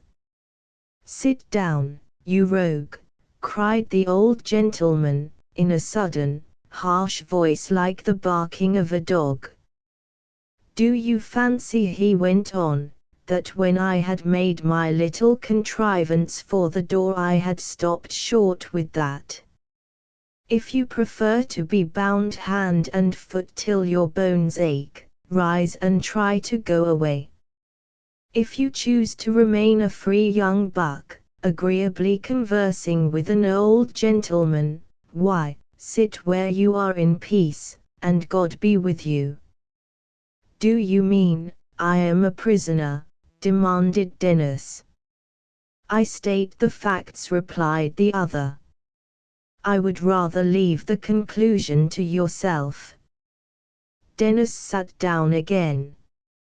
Externally he managed to keep pretty calm, but within, he was now boiling with anger, now chilled with apprehension. He no longer felt convinced that he was dealing with a madman. And if the old gentleman was sane, what, in God's name, had he to look for? What absurd or tragical adventure had befallen him? What countenance was he to assume? While he was thus unpleasantly reflecting, the arras that overhung the chapel door was raised, and a tall priest in his robes came forth, and, giving a long, keen stare at Dennis, said something in an undertone to Sire de Maltroit. "She is in a better frame of spirit?" asked the latter. "She is more resigned," Messi replied the priest. "Now the Lord help her, she is hard to please," sneered the old gentleman. "A likely stripling, not ill-born, and of her own choosing, too. Why, what more would the jade have? The situation is not usual for a young damsel," said the other, and somewhat trying to her blushes.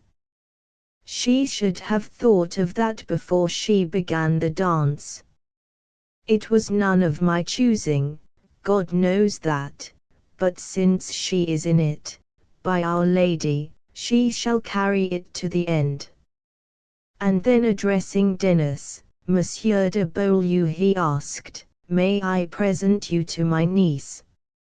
She has been waiting your arrival, I may say, with even greater impatience than myself."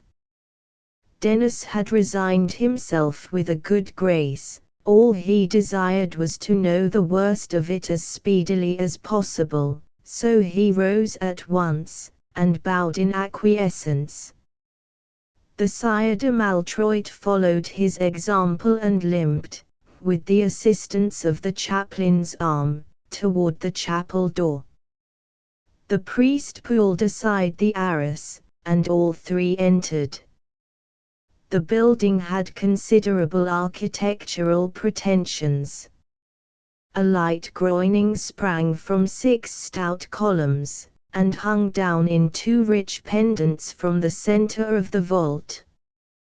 The place terminated behind the altar in a round end, embossed and honeycombed with a superfluity of ornament in relief, and pierced by many little windows shaped like stars, trefoils, or wheels. These windows were imperfectly glazed, so that the night air circulated freely in the chapel.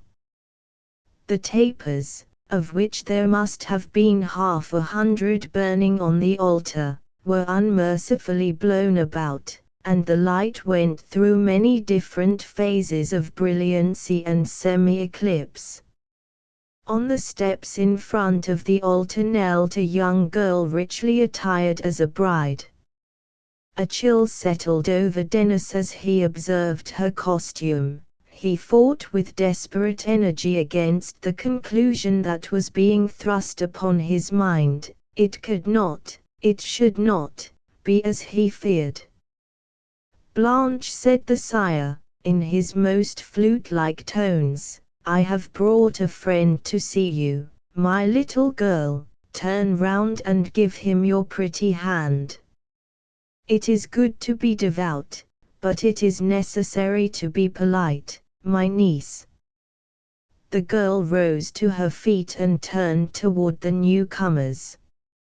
She moved all of a piece, and shame and exhaustion were expressed in every line of her fresh young body, and she held her head down and kept her eyes upon the pavement, as she came slowly forward.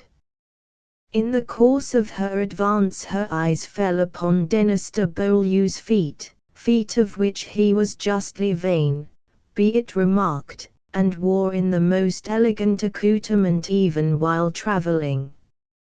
She paused, started, as if his yellow boots had conveyed some shocking meaning, and glanced, suddenly up into the wearer's countenance. Their eyes met, shame gave place to horror and terror in her looks, the blood left her lips, with a piercing scream she covered her face with her hands and sank upon the chapel floor. "That is not the man," she cried.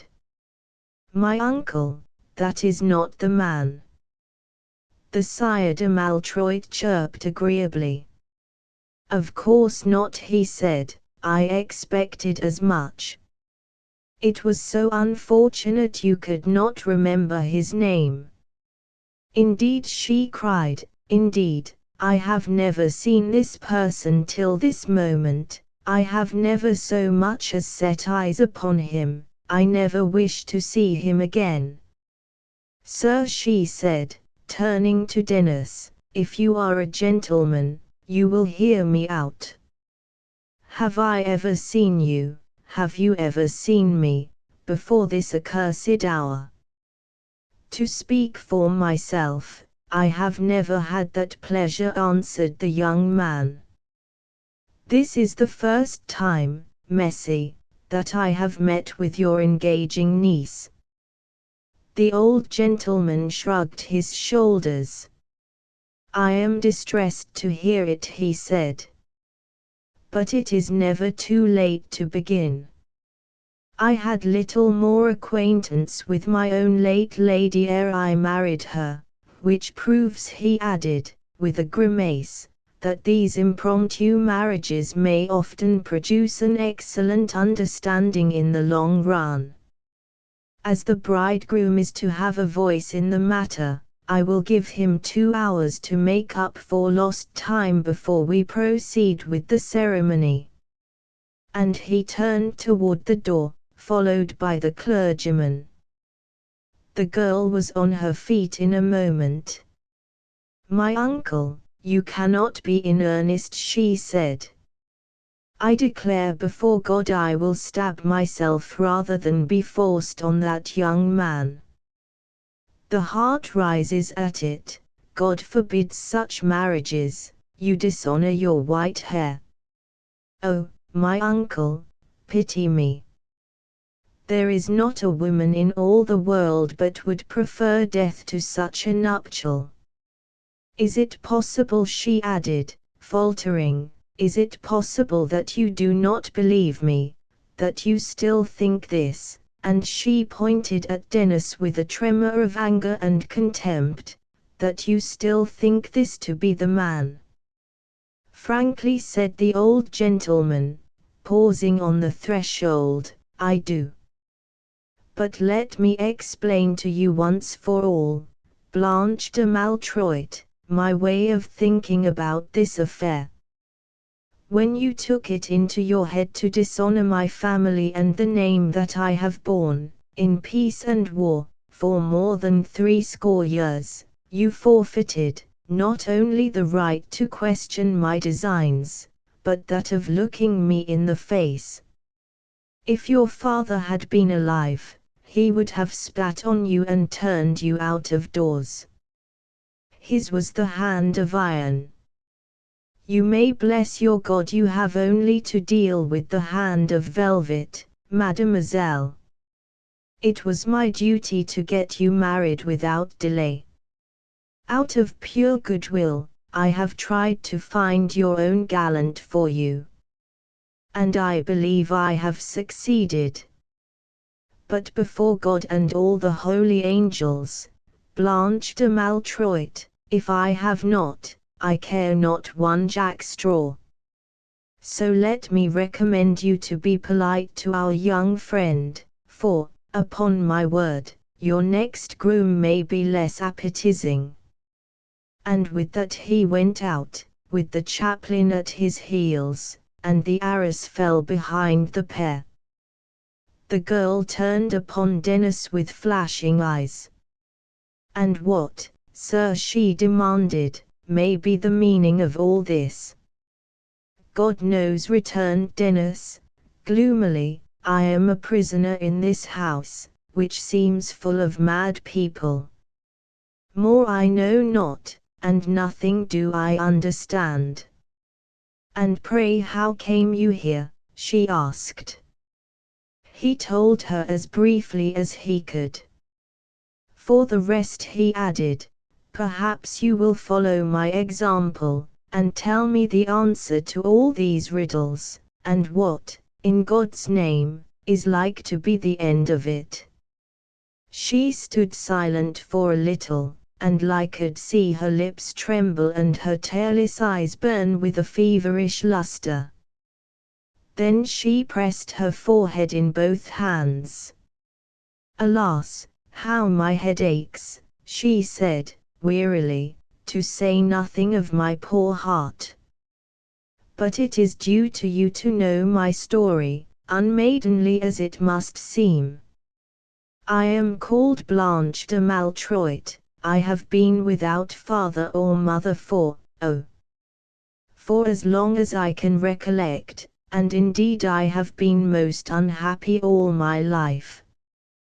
3 months ago a young captain began to stand near me every day in church. I could see that I pleased him. I am much to blame, but I was so glad that anyone should love me, and when he passed me a letter, I took it home with me and read it with great pleasure. Since that time he has written many. He was so anxious to speak with me, poor fellow, and kept asking me to leave the door open some evening that we might have 2 words upon the stair. For he knew how much my uncle trusted me."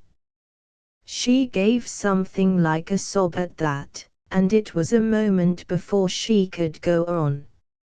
"My uncle is a hard man, but he is very shrewd," she said, at last. "He has performed many feats in war, and was a great person at court, and much trusted by Queen Isabeau in old days. How he came to suspect me I cannot tell, but it is hard to keep anything from his knowledge, and this morning, as we came from Mass, he took my hand into his, forced it open, and read my little billet, walking by my side all the while. When he finished, he gave it back to me with great politeness.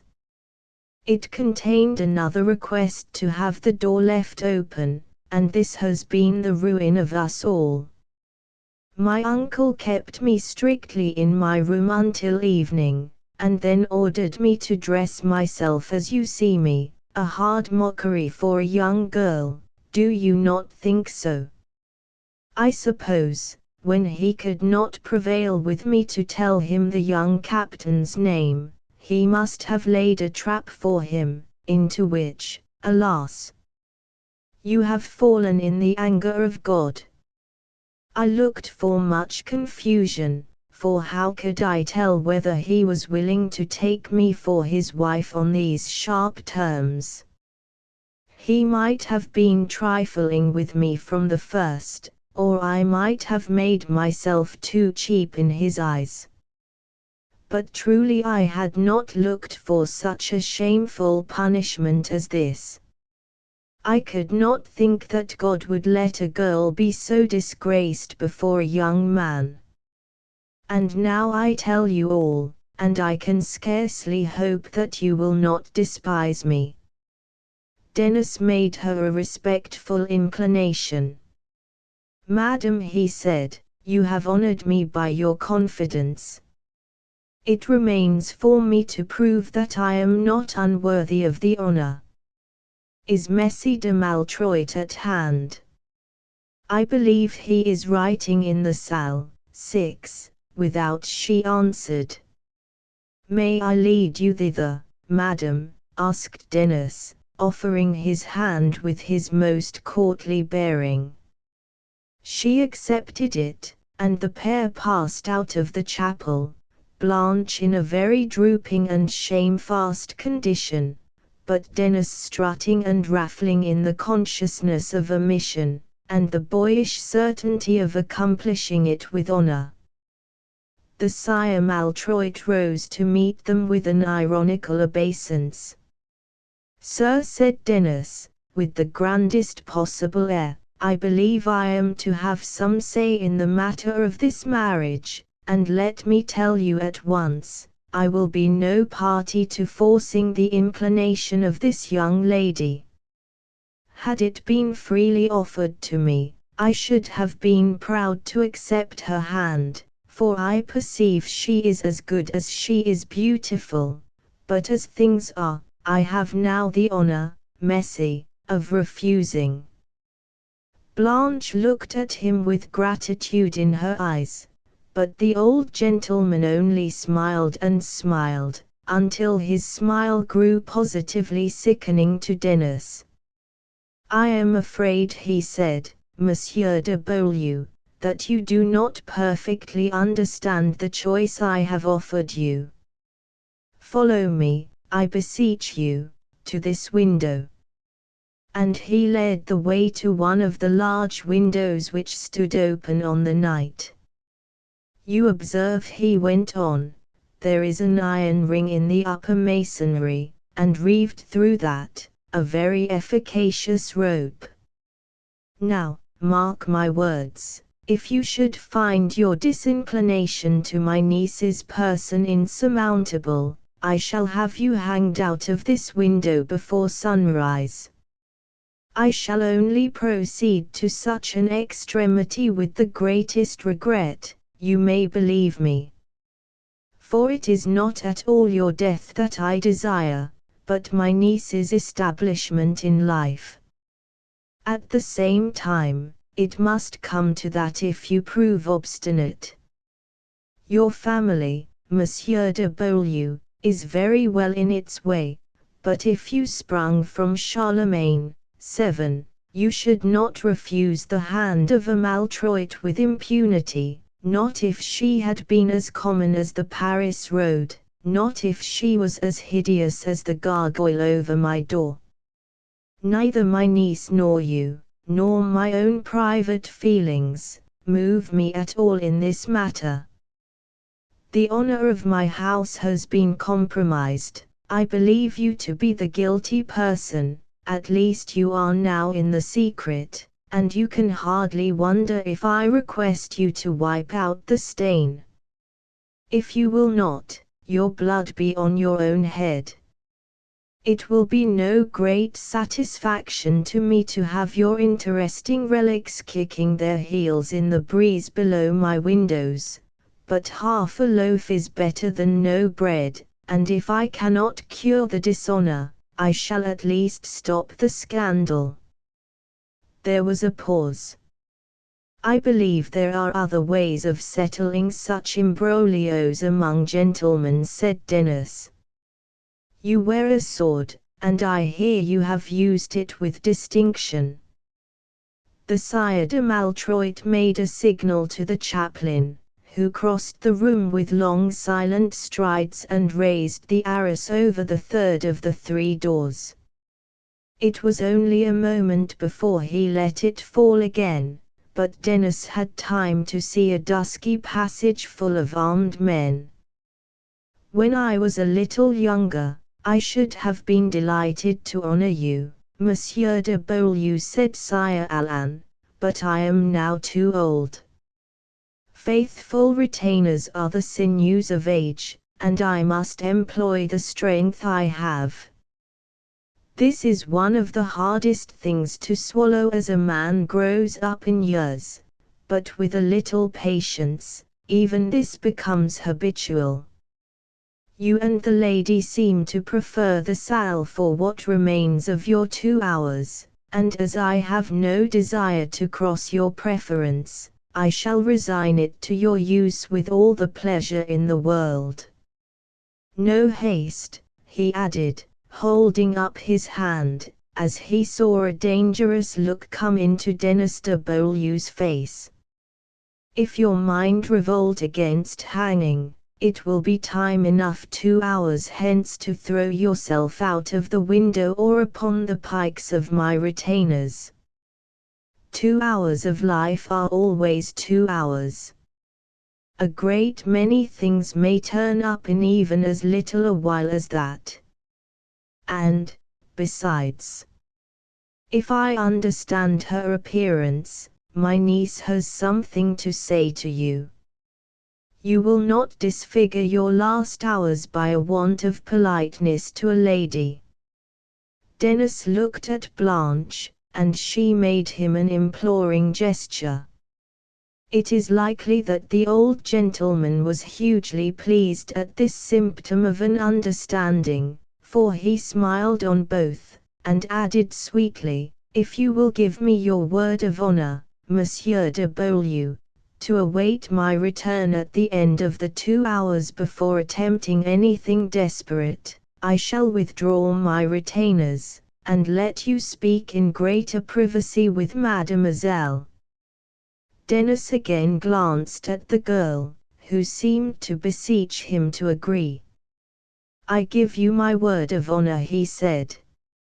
Messie de Maltroit bowed, and proceeded to limp about the apartment, clearing his throat the while with that odd musical chirp which had already grown so irritating in the ears of Dennis de Beaulieu. He first possessed himself of some papers which lay upon the table, then he went to the mouth of the passage and appeared to give an order to the men behind the arras, and lastly he hobbled out through the door by which Dennis had come in, turning upon the threshold to address a last smiling bow to the young couple, and followed by the chaplain with a hand lamp. No sooner were they alone than Blanche advanced toward Dennis with her hands extended. Her face was flushed and excited, and her eyes shone with tears. You shall not die, she cried, you shall marry me after all. You seem to think, madam, replied Dennis, that I stand much in fear of death. Oh, no, no, she said, I see you are no poltroon. 8. It is for my own sake, I could not bear to have you slain for such a scruple. I am afraid, returned Dennis, that you underrate the difficulty, madam. What you may be too generous to refuse, I may be too proud to accept. In a moment of noble feeling toward me, you forget what you perhaps owe to others. He had the decency to keep his eyes on the floor as he said this, and after he had finished, so as not to spy upon her confusion. She stood silent for a moment, then walked suddenly away, and falling on her uncle's chair, fairly burst out sobbing. Dennis was in the acme of embarrassment. He looked round, as if to seek for inspiration, and, seeing a stool, plumped down upon it for something to do. There he sat, playing with the guard of his rapier, and wishing himself dead 1,000 times over, and buried in the nastiest kitchen heap in France. His eyes wandered round the apartment, but found nothing to arrest them. There were such wide spaces between the furniture, the light fell so badly and cheerlessly over all, the dark outside air looked in so coldly through the windows, that he thought he had never seen a church so vast, nor a tomb so melancholy. The regular sobs of Blanche de Maltroit measured out the time like the ticking of a clock. He read the device upon the shield over and over again, until his eyes became obscured. He stared into shadowy corners until he imagined they were swarming with horrible animals, and every now and again he awoke with a start, to remember that his last 2 hours were running, and death was on the march. Oftener and oftener, as the time went on, did his glance settle on the girl herself. Her face was bowed forward and covered with her hands, and she was shaken at intervals by the convulsive hiccough of grief. Even thus she was not an unpleasant object to dwell upon, so plump and yet so fine, with a warm brown skin, and the most beautiful hair, Dennis thought, in the whole world of womankind. Her hands were like her uncle's, but they were more in place at the end of her young arms, and looked infinitely soft and caressing. He remembered how her blue eyes had shone upon him, full of anger, pity, and innocence. And the more he dwelt on her perfections, the uglier death looked, and the more deeply was he smitten with penitence at her continued tears. Now he felt that no man could have the courage to leave a world which contained so beautiful a creature, and now he would have given 40 minutes of his last hour to have unsaid his cruel speech. Suddenly a hoarse and ragged peal of cock-crow rose to their ears from the dark valley below the windows. And this shattering noise in the silence of all around was like a light in a dark place, and shook them both out of their reflections. "Alas, can I do nothing to help you?" she said, looking up. "Madam," replied Dennis, with a fine irrelevancy, "if I have said anything to wound you, believe me, it was for your own sake and not for mine." She thanked him with a tearful look. "I feel your position cruelly," he went on. "The world has been bitter, hard on you. Your uncle is a disgrace to mankind. Believe me, madam, there is no young gentleman in all France but would be glad of my opportunity, to die in doing you a momentary service. I know already that you can be very brave and generous," she answered. "What I want to know is whether I can serve you, now or afterward," she added, with a quaver. "Most certainly," he answered, with a smile. Let me sit beside you as if I were a friend, instead of a foolish intruder. Try to forget how awkwardly we are placed to one another. Make my last moments go pleasantly, and you will do me the chief service possible. You are very gallant, she added, with a yet deeper sadness, very gallant, and it somehow pains me. But draw nearer, if you please, and if you find anything to say to me, you will at least make certain of a very friendly listener. Ah! Monsieur de Beaulieu, she broke forth, ah! Monsieur de Beaulieu, how can I look you in the face? And she fell to weeping again with a renewed effusion. Madam, said Dennis, taking her hand in both of his, reflect on the little time I have before me, and the great bitterness into which I am cast by the sight of your distress. Spare me, in my last moments, the spectacle of what I cannot cure even with the sacrifice of my life. I am very selfish, answered Blanche. I will be braver, Monsieur de Beaulieu, for your sake. But think if I can do you no kindness in the future, if you have no friends to whom I could carry your adieu. Charge me as heavily as you can, every burden will lighten, by so little, the invaluable gratitude I owe you. Put it in my power to do something more for you than weep. My mother is married again, and has a young family to care for. My brother Gichard will inherit my fiefs, and if I am not in error, that will content him amply for my death. Life is a little vapor that passeth away, as we are told by those in holy orders. When a man is in a fair way and sees all life open in front of him, he seems to himself to make a very important figure in the world. His horse whinnies to him, the trumpets blow and the girls look out of window as he rides into town before his company. He receives many assurances of trust and regard, sometimes by express in a letter, sometimes face to face, with persons of great consequence falling on his neck. It is not wonderful if his head is turned for a time. But once he is dead, were he as brave as Hercules, 9, or as wise as Solomon, 10, he is soon forgotten.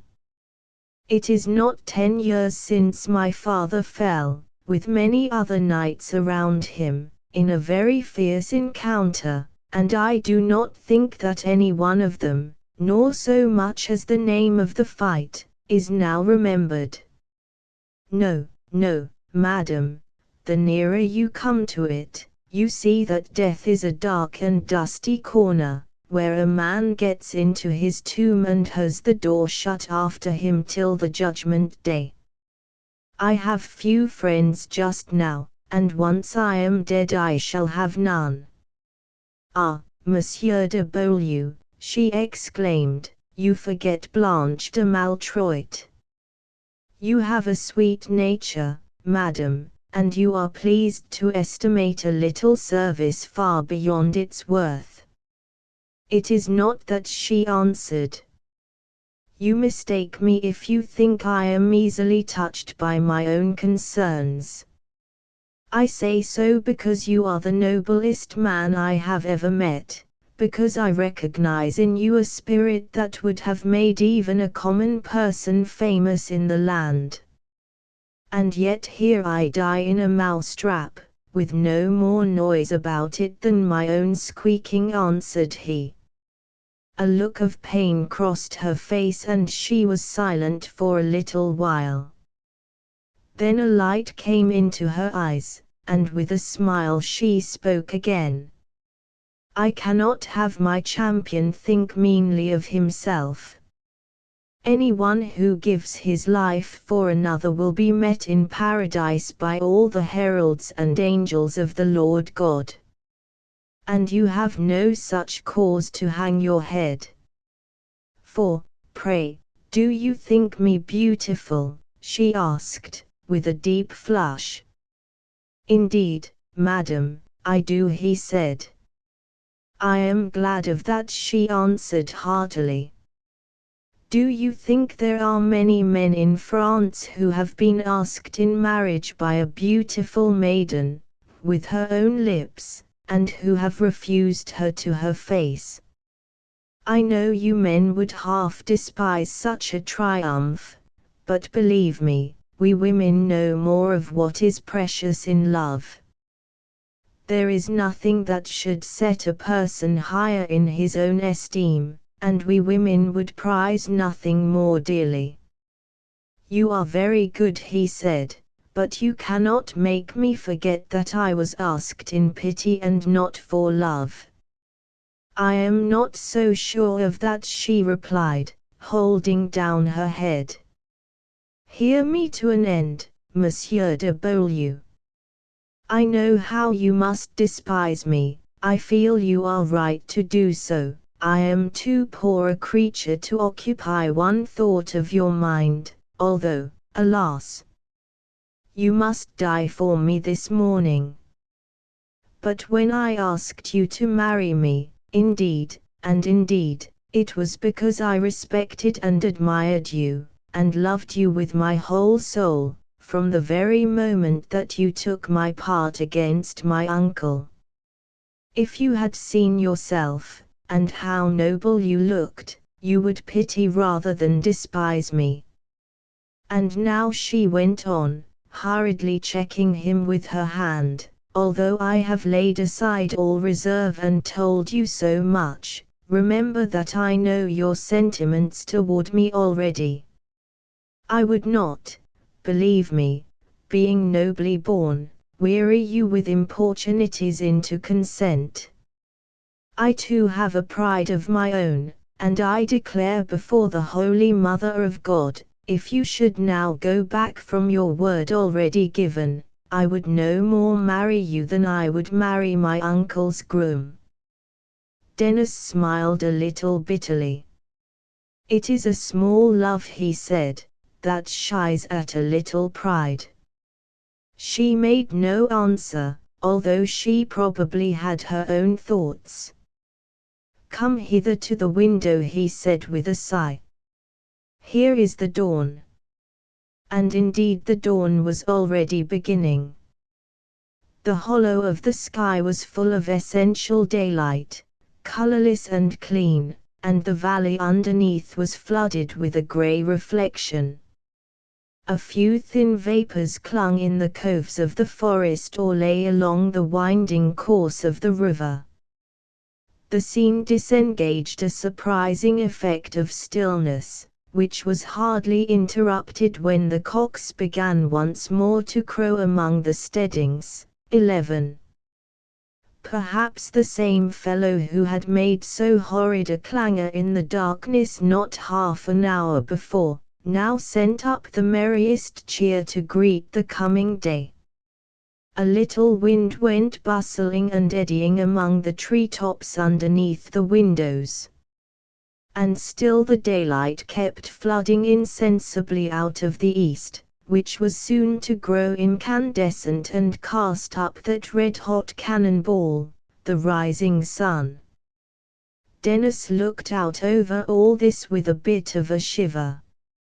He had taken her hand, and retained it in his almost unconsciously. Has the day begun already? She said, and then illogically enough, the night has been so long. Alas! What shall we say to my uncle when he returns? What you will, said Dennis, and he pressed her fingers in his. She was silent.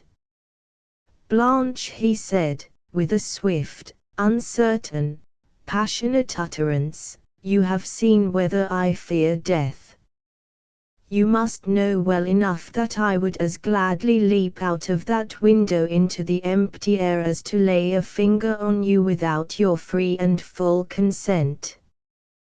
But if you care for me at all, do not let me lose my life in a misapprehension, for I love you better than the whole world, and though I will die for you blithely, it would be like all the joys of paradise to live on and spend my life in your service." As he stopped speaking, a bell began to ring loudly in the interior of the house, and a clatter of armor in the corridor showed that the retainers were returning to their post, and the 2 hours were at an end. "After all that you have heard," she whispered, leaning toward him with her lips and eyes. "I have heard nothing," he replied. "The captain's name was Florimond de Champdivers," she said in his ear. "I did not hear it," he answered, taking her supple body in his arms, and covered her wet face with kisses. A melodious chirping was audible behind, followed by a beautiful chuckle, and the voice of Messie de Maltroit wished his new nephew a good morning. Notes: 1. Published in 1878. Acknowledgement is due to the Charles Scribner's Sons Company, publishers, for the use of the text of their edition of Stevenson's works. 2. 207:18 Bartizan. A small overhanging turret with loopholes and embrasures projecting from the parapet of a medieval building. 3. 2081 Gargoyles. Mouths of spouts, in antique shapes. 4. 209:30 Debauched. Passed out. 5. 212:29 Leonardo. 1452-1519, a famous Italian painter, architect, sculptor, scientist, engineer, mechanician, and musician. 6. 222:7 Salle. French word for hall or room. 7. 223:13 Charlemagne. 742 or 747-814. A great king of the Franks and emperor of the Romans. 8. 225:25 Paul Troon. A coward, a dastard. 9. 229:12 Hercules. A mighty hero in Greek and Roman mythology. 10. 229:13 Solomon. Son of David. King of Israel, 993–953 BC, 11. 231, 26 steadings. A farmstead, barns, stables, cattle sheds, etc. Biography. Robert Louis Stevenson was born 13 November 1850, in Edinburgh. He was an only child. On his mother's side he came from a line of Scotch philosophers and ministers, on his father's, from a line of active workers and scientists. His grandfather, Robert Stevenson, and his father, Thomas Stevenson, gained worldwide reputations in engineering. Robert inherited from his mother throat and lung troubles. His health was very poor from his birth, and his life was preserved only by the careful watchfulness of his mother and his devoted nurse, Alison Cunningham. As a child he was very lovable and possessed a very active imagination. He went to school in Edinburgh between the years 1858 to 1867. He first attended a preparatory school, then the Edinburgh Academy. He spent considerable time at his maternal grandfather's home. It was there that he first tasted the delights of romance. In his school work he was none too studious, but all his teachers were charmed by his pleasing manner and general intelligence. Though an idler in other things, he worked constantly on the art of writing. Throughout his study in Edinburgh University and his unsuccessful efforts in engineering and the practice of law, literature became more and more a passion with him. The period between 1875 and 1879 was one of improved health and considerable literary activity. During this time he published A Lodging for the Night, Will o' the Mill, The New Arabian Nights, and An Inland Voyage. While in southern Europe he met and fell in love with Mrs. Osborne. So after she returned to her home in California, Stevenson received the news that she was seriously ill. He immediately sailed for San Francisco, traveling as a steerage passenger because of lack of funds and a desire for literary material. Out of this experience grew a number of stories and essays. Exposure on the voyage affected his health and caused a very dangerous illness. After his recovery he married Mrs. Osborne and returned to England with his wife and stepson. For a few years his work was more or less spasmodic on account of his bitter struggle with poor health. In 1883 he achieved success by the publication of Treasure Island. Markheim appeared in 1884. Kidnapped and Dr. Jekyll and Mr. Hyde were published in 1886. After the death of his father in 1887, Stevenson and his family sailed to America, where they settled in the Adirondacks for the winter of 1888. Here his health was good and he wrote a number of essays for Scribner's magazine. In the spring of the same year they started on a cruise of the South Seas. They visited many of the southern islands and settled at Vailima, Samoa. Stevenson was interested in the Samoans and took an active part in their political affairs. The tropical climate agreed with him and his creative power was renewed. He wrote a number of short stories, a series of letters on the South Seas, and the novel David Balfour. Political reverses and failing strength took away for a time his power to write. He was again stimulated, however, by the love and appreciation of his Samoan followers, and started on what promised to be his period of highest achievement. This promise was soon blighted by his untimely death from a stroke of apoplexy, the 13th of December, 1894. He was buried in Samoa. Biographical references: Life of Robert Louis Stevenson, 2 vols, Graham Balfour. Robert Louis Stevenson, Isabel Strong. Memories and Portraits, Robert Louis Stevenson. Friends on the Shelf, Bradford Torrey. Personal Recollections, Edmund Goss, Century Magazine, 50:447. Character Sketch, Atlantic Monthly, 89:89-99. The Real Stevenson, Atlantic Monthly, 85:702-5. A bibliography of the works of Robert Louis Stevenson, W. F. Prydio.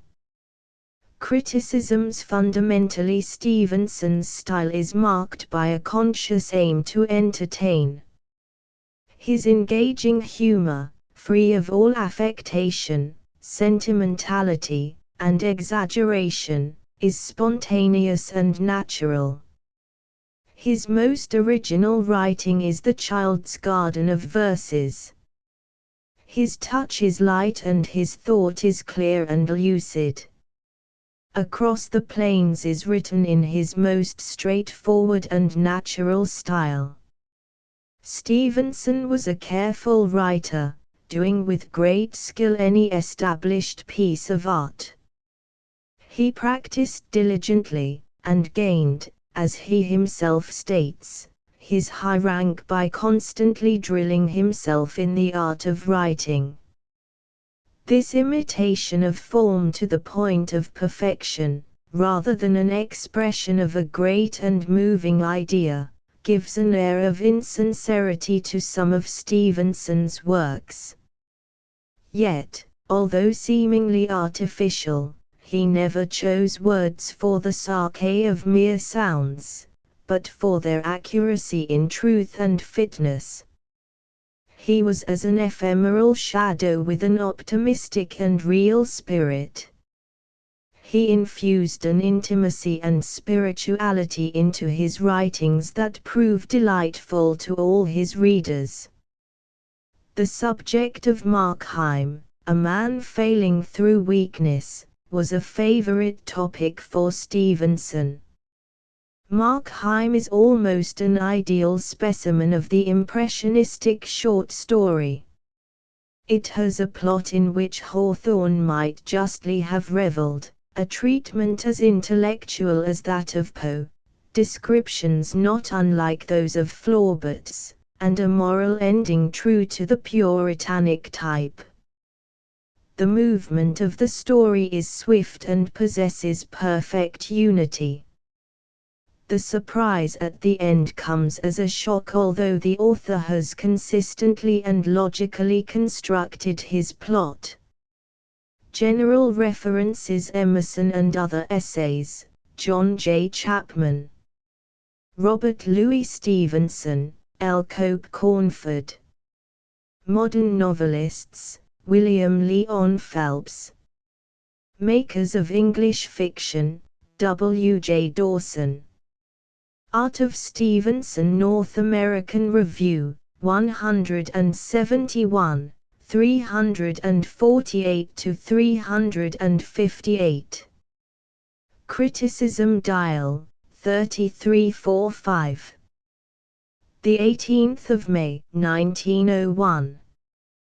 Collateral Readings: The Suicide Club, New Arabian Nights, Robert Louis Stevenson.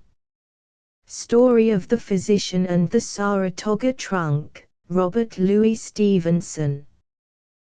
The Adventure of the Hansom Cab, Robert Louis Stevenson. The Rajah's Diamond, Robert Louis Stevenson.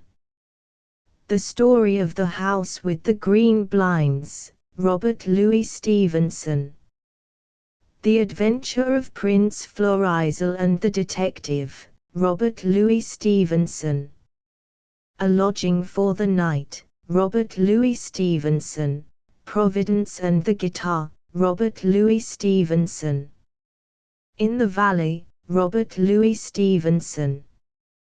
With the Children of Israel, Robert Louis Stevenson. The Lotus and the Cockleburs, O. Henry. 2 Bites at a Cherry, Thomas Bailey Aldrich. The Notary of Perigo, Henry W. Longfellow.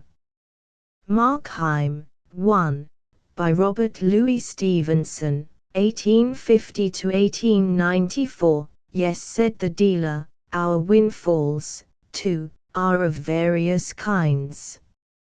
Some customers are ignorant, and then I touch a dividend, 3, on my superior knowledge. Some are dishonest, and here he held up the candle, so that the light fell strongly on his visitor, and in that case he continued, I profit by my virtue.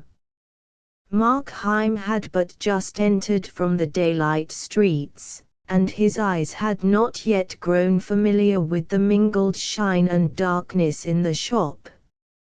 At these pointed words, and before the near presence of the flame, he blinked painfully and looked aside. The dealer chuckled.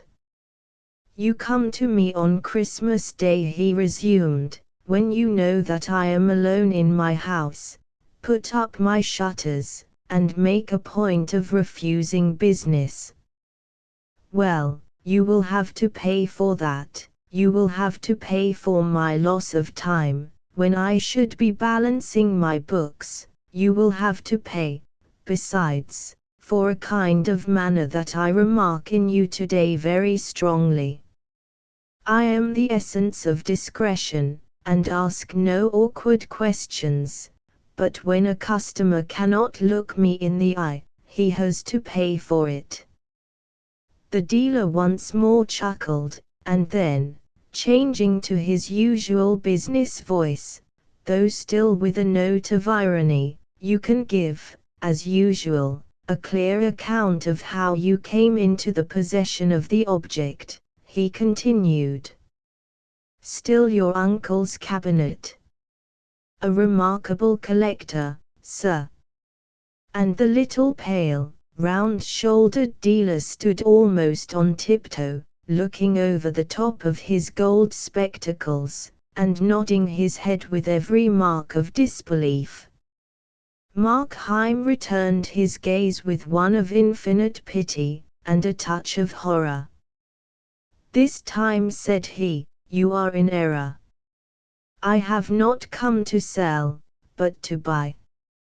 I have no curios to dispose of. My uncle's cabinet is bare to the wainscot. Even were it still intact, I have done well on the stock exchange, and should more likely add to it than otherwise, and my errand today is simplicity itself.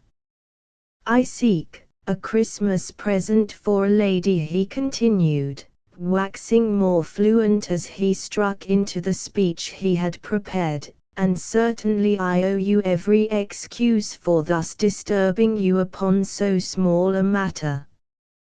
But the thing was neglected yesterday. I must produce my little compliment at dinner, and, as you very well know, a rich marriage is not a thing to be neglected. There followed a pause, during which the dealer seemed to weigh this statement incredulously. The ticking of many clocks among the curious lumber of the shop, and the faint rushing of the cabs in a near thoroughfare, filled up the interval of silence. Well, sir, said the dealer, be it so.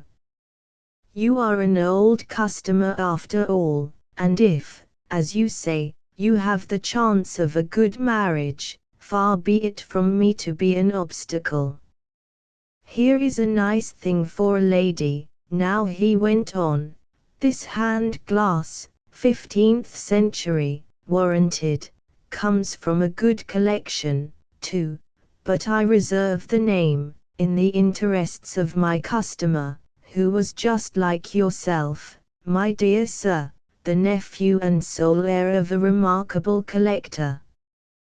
The dealer, while he thus ran on in his dry and biting voice, had stooped to take the object from its place, and, as he had done so, a shock had passed through Markheim, a start both of hand and foot, a sudden leap of many tumultuous passions to the face. It passed as swiftly as it came, and left no trace beyond a certain trembling of the hand that now received the glass. A glass, he said hoarsely, and then paused, and repeated it more clearly. A glass. For Christmas. Surely not. And why not? Cried the dealer. Why not a glass? Markheim was looking upon him with an indefinable expression.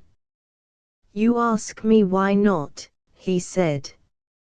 "Why, look here, look in it, look at yourself. Do you like to see it?" "No. Nor I, nor any man." The little man had jumped back when Markheim had so suddenly confronted him with the mirror, but now, perceiving there was nothing worse on hand, he chuckled. "Your future lady, sir, must be pretty hard-favored," said he. "I ask you," said Markheim, "for a Christmas present, and you give me this damned reminder of years and sins and follies, this hand conscience. Did you mean it? Had you a thought in your mind? Tell me. It will be better for you if you do. Come, tell me about yourself. I hazard a guess now, that you are in secret a very charitable man." The dealer looked closely at his companion. It was very odd. Markheim did not appear to be laughing. There was something in his face like an eager sparkle of hope, but nothing of mirth. "What are you driving at?" the dealer asked. "Not charitable," returned the other, gloomily.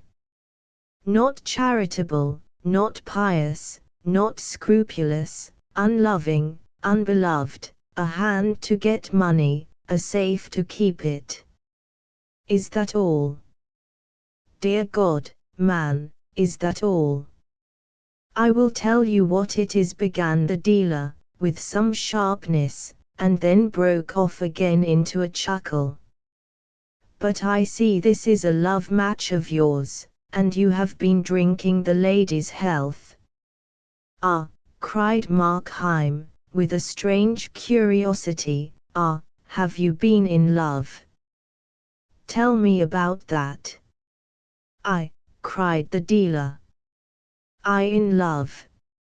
I never had the time, nor have I the time today for all this nonsense. Will you take the glass?" "Where is the hurry?" returned Markheim. "It is very pleasant to stand here talking, and life is so short and insecure that I would not hurry away from any pleasure, no, not even from so mild a one as this. We should rather cling to what little we can get, like a man at a cliff's edge. Every second is a cliff, if you think upon it, a cliff a mile high, high enough, if we fall, to dash us out of every feature of humanity. Hence it is best to talk pleasantly. Let us talk of each other. Why should we wear this mask? Let us be confidential. Who knows, we might become friends."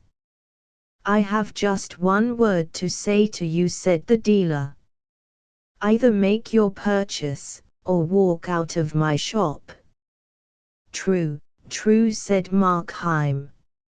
"Enough fooling. To business.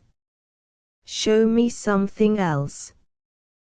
The dealer stooped once more, this time to replace the glass upon the shelf, his thin blonde hair falling over his eyes as he did so.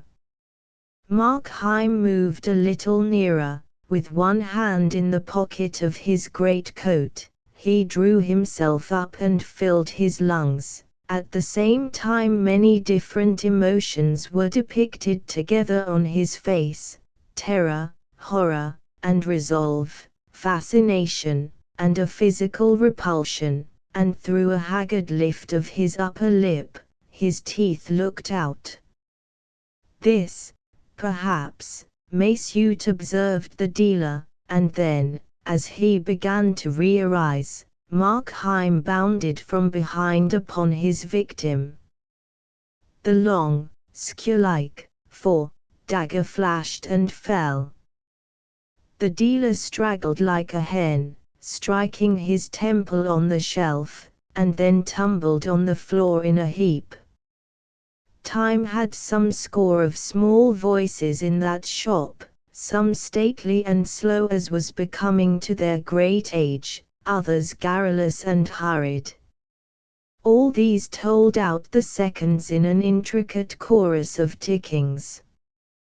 Then the passage of a lad's feet, heavily running on the pavement, broke in upon these smaller voices and startled Markheim into the consciousness of his surroundings. He looked about him awfully. The candle stood on the counter, its flame solemnly wagging in a draught, and by that inconsiderable movement, the whole room was filled with noiseless bustle and kept heaving like a sea, the tall shadows nodding, the gross blots of darkness swelling and dwindling as with respiration, the faces of the portraits and the china gods changing and wavering like images in water. The inner door stood ajar, and peered into that leaguer, 5, of shadows with a long slit of daylight like a pointing finger. From these fear-stricken rovings, Markheim's eyes returned to the body of his victim, where it lay both humped and sprawling, incredibly small and strangely meaner than in life. In these poor, miserly clothes, in that ungainly attitude, the dealer lay like so much sawdust. Markheim had feared to see it, and, lo! It was nothing.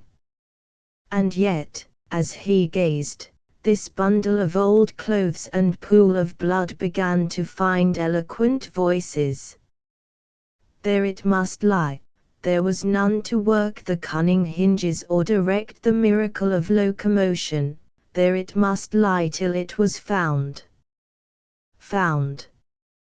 Aye, and then would this dead flesh lift up a cry that would ring over England, and fill the world with the echoes of pursuit. Dead or not, this was still the enemy. Time was that when the brains were out, 6, he thought, and the first word struck into his mind. Time, now that the deed was accomplished, time, which had dosed for the victim, had become instant and momentous for the slayer. The thought was yet in his mind, when, first one and then another, with every variety of pace and voice, one deep as the bell from a cathedral turret, another ringing on its treble notes the prelude of a waltz, the clocks began to strike the hour of 3 in the afternoon. The sudden outbreak of so many tongues in that dumb chamber staggered him. He began to bestir himself, going to and fro with the candle, beleaguered by moving shadows, and startled to the soul by chance reflections. In many rich mirrors, some of home designs, some from Venice or Amsterdam, he saw his face repeated and repeated, as it were an army of spies. His own eyes met and detected him, and the sound of his own steps, lightly as they fell, vexed the surrounding quiet. And still as he continued to fill his pockets, his mind accused him, with a sickening iteration, 7, of the 1,000 faults of his design. He should have chosen a more quiet hour, he should have prepared an alibi, he should not have used a knife, he should have been more cautious, and only bound and gagged the dealer, and not killed him. He should have been more bold, and killed the servant also. He should have done all things otherwise. Poignant regrets, weary, incessant toiling of the mind to change what was unchangeable, to plan what was now useless, to be the architect of the irrevocable past. Meanwhile, and behind all this activity, Brute terrors, like the scurrying of rats in a deserted attic, filled the more remote chambers of his brain with riot.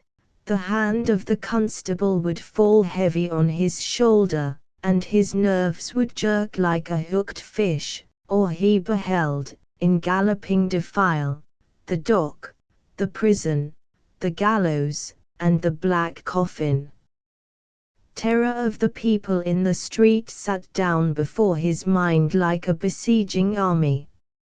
It was impossible, he thought, but that some rumor of the struggle must have reached their ears and set on edge their curiosity, and now, in all the neighboring houses, he divined them sitting motionless and with uplifted ear, solitary people, condemned to spend Christmas dwelling alone on memories of the past, and now startlingly recalled from that tender exercise. Happy family parties, struck into silence round the table, the mother still with raised finger, every degree and age and humor, but all, by their own hearths, prying and hearkening and weaving the rope that was to hang him. Sometimes it seemed to him he could not move too softly. The clink of the tall Bohemian goblets rang out loudly like a bell, and alarmed by the bigness of the ticking, he was tempted to stop the clocks. And then, again, with a swift transition of his terrors, the very silence of the place appeared a source of peril, and a thing to strike and freeze the passer-by, and he would step more boldly, and bustle aloud among the contents of the shop, and imitate, with elaborate bravado, the movements of a busy man at ease in his own house. But he was now so pulled about by different alarms that, while one portion of his mind was still alert and cunning, another trembled on the brink of lunacy. One hallucination in particular took a strong hold on his credulity. The neighbor hearkening with white face beside his window, the passer-by arrested by a horrible surmise on the pavement, these could at worst suspect, they could not know, through the brick walls and shuttered windows only sounds could penetrate.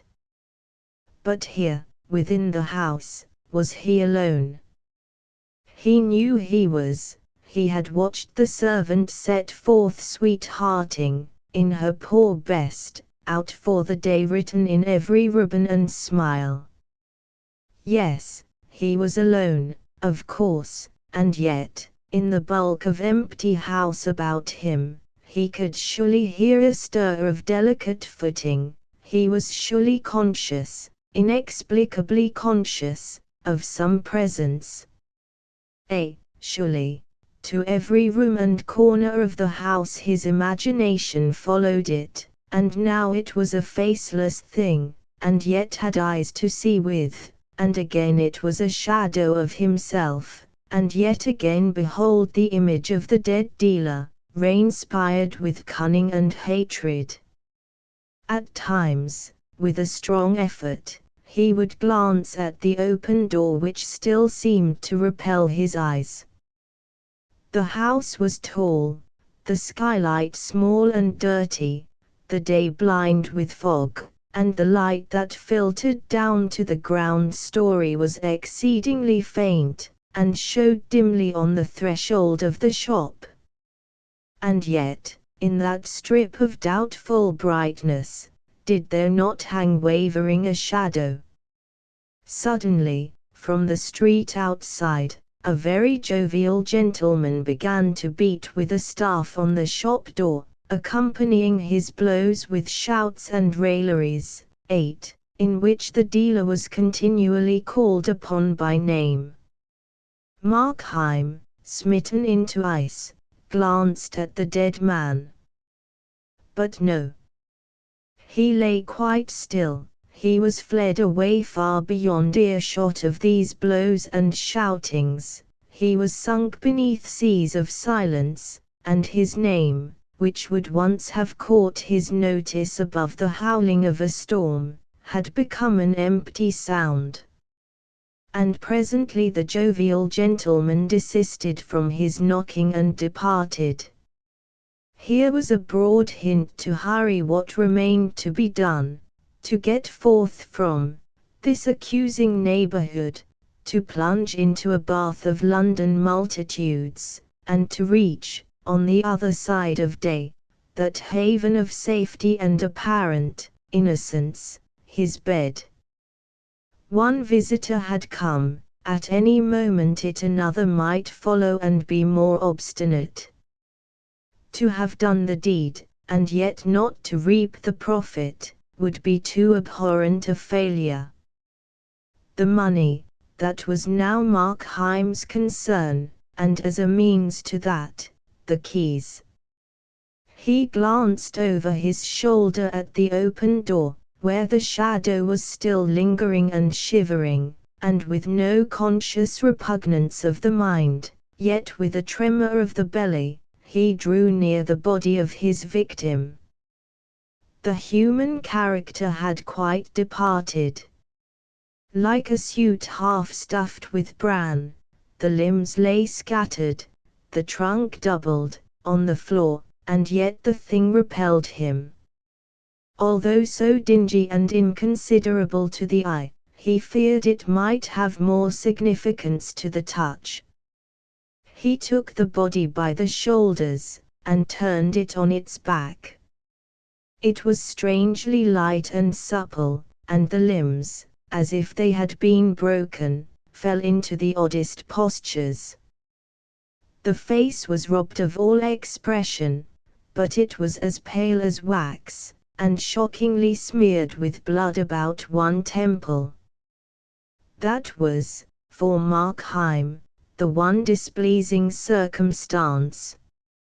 It carried him back, upon the instant, to a certain fair day in a fisher's village, a grey day, a piping wind, a crowd upon the street, the blare of brasses, the booming of drums, the nasal voice of a ballad singer, and a boy going to and fro, buried overhead in the crowd and divided between interest and fear, until, coming out upon the chief place of concourse, he beheld a booth and a great screen with pictures, dismally designed, garishly, 9, Cullet, Brownrigg, 10, with her apprentice, the Mannings, 11, with their murdered guest, wherein the death grip of Thurtell, 12, and a score besides of famous crimes.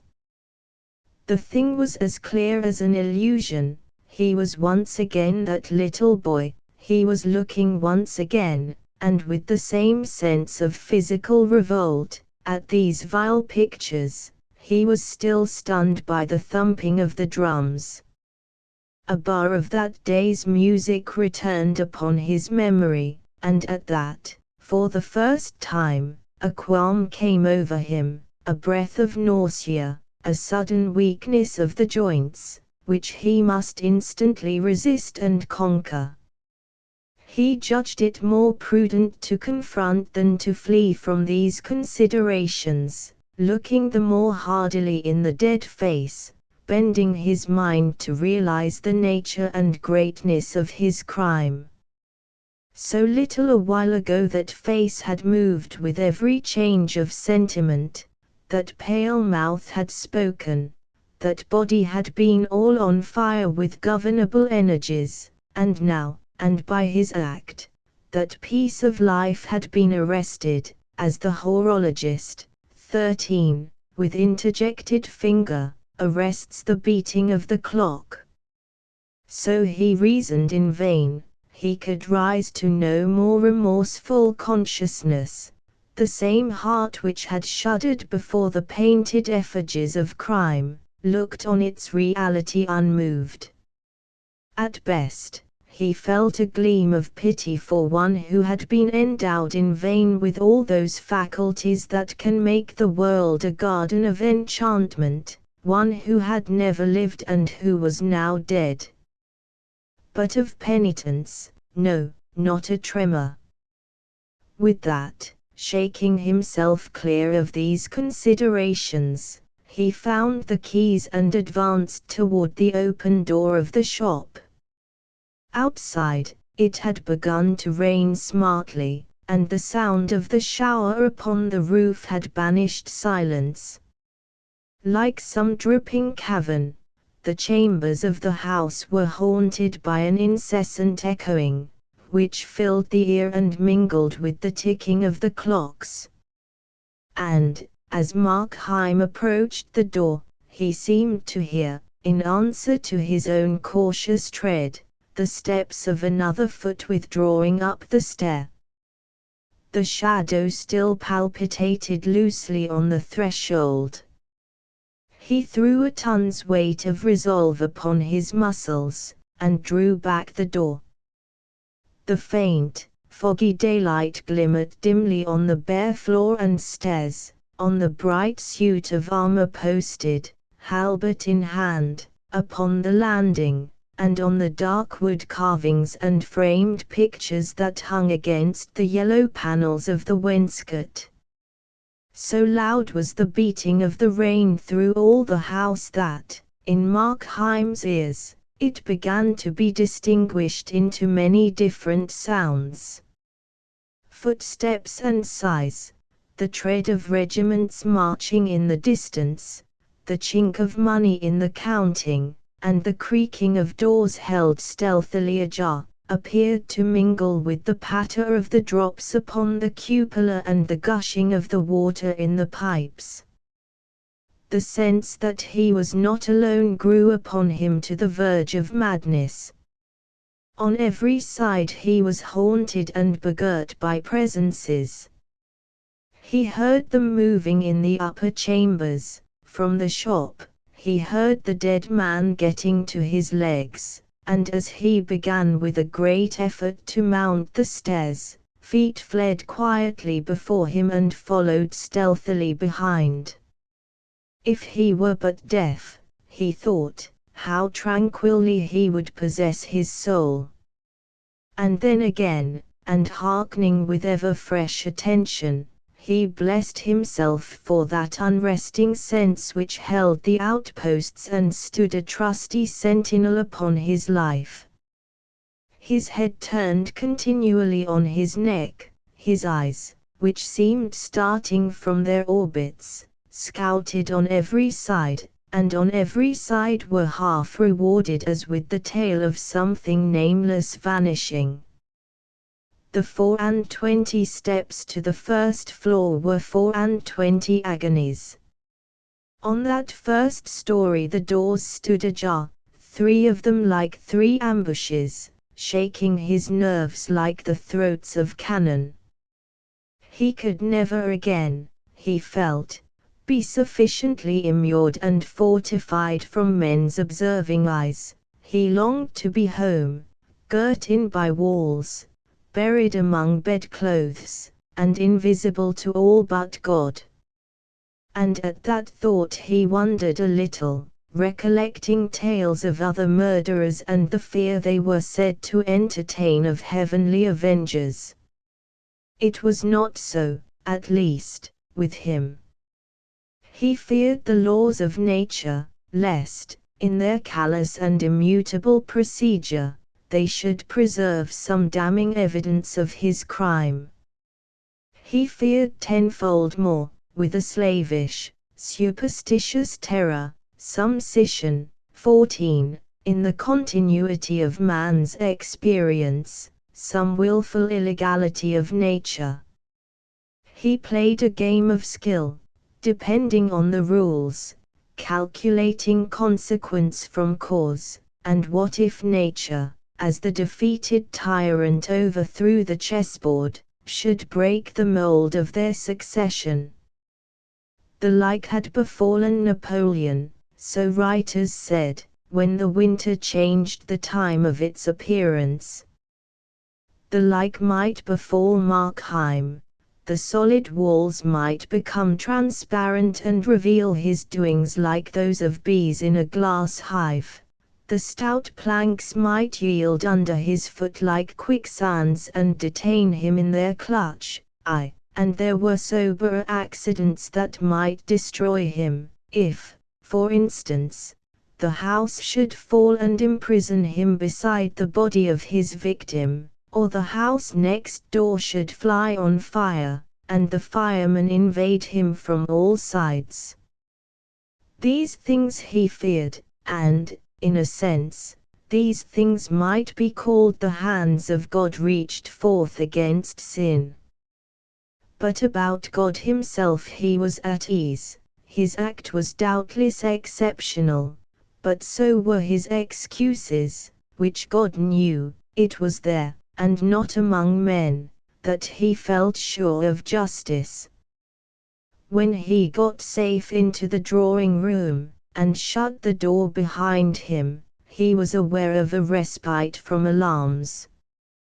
The room was quite dismantled, uncarpeted besides, and strewn with packing cases and incongruous furniture, several great pier glasses, in which he beheld himself at various angles, like an actor on a stage, many pictures, framed and unframed, standing, with their faces to the wall, a fine Sheraton, 15, sideboard, a cabinet of marquetry, 16, and a great old bed, with tapestry hangings.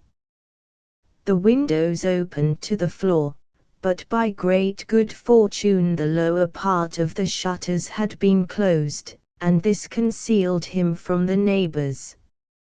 Here, then, Markheim drew in a packing case before the cabinet, and began to search among the keys.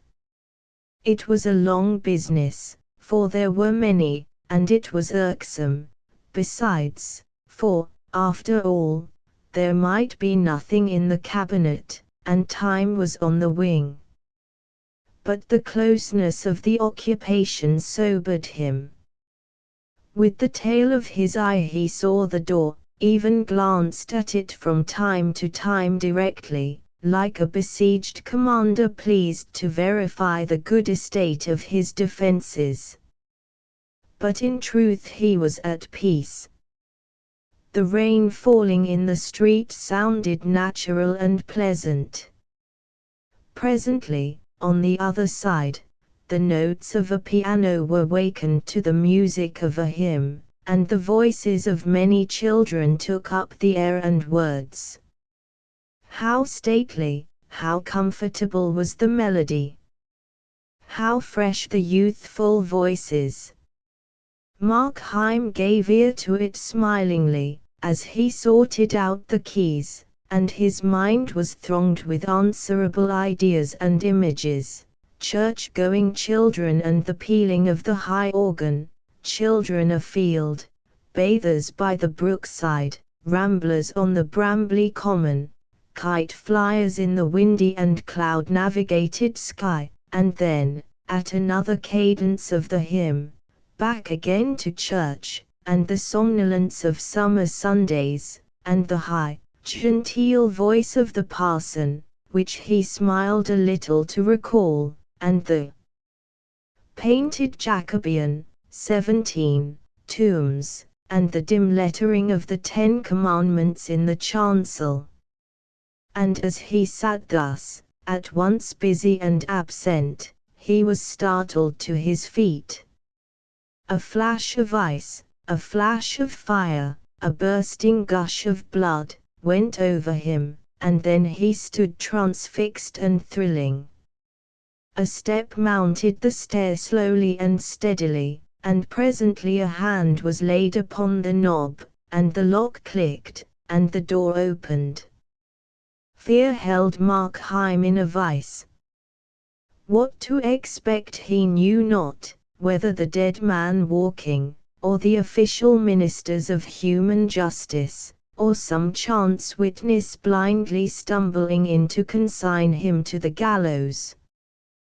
But when a face was thrust into the aperture, glanced round the room, looked at him, nodded and smiled as if in friendly recognition, and then withdrew again, and the door closed behind it. His fear broke loose from his control in a hoarse cry.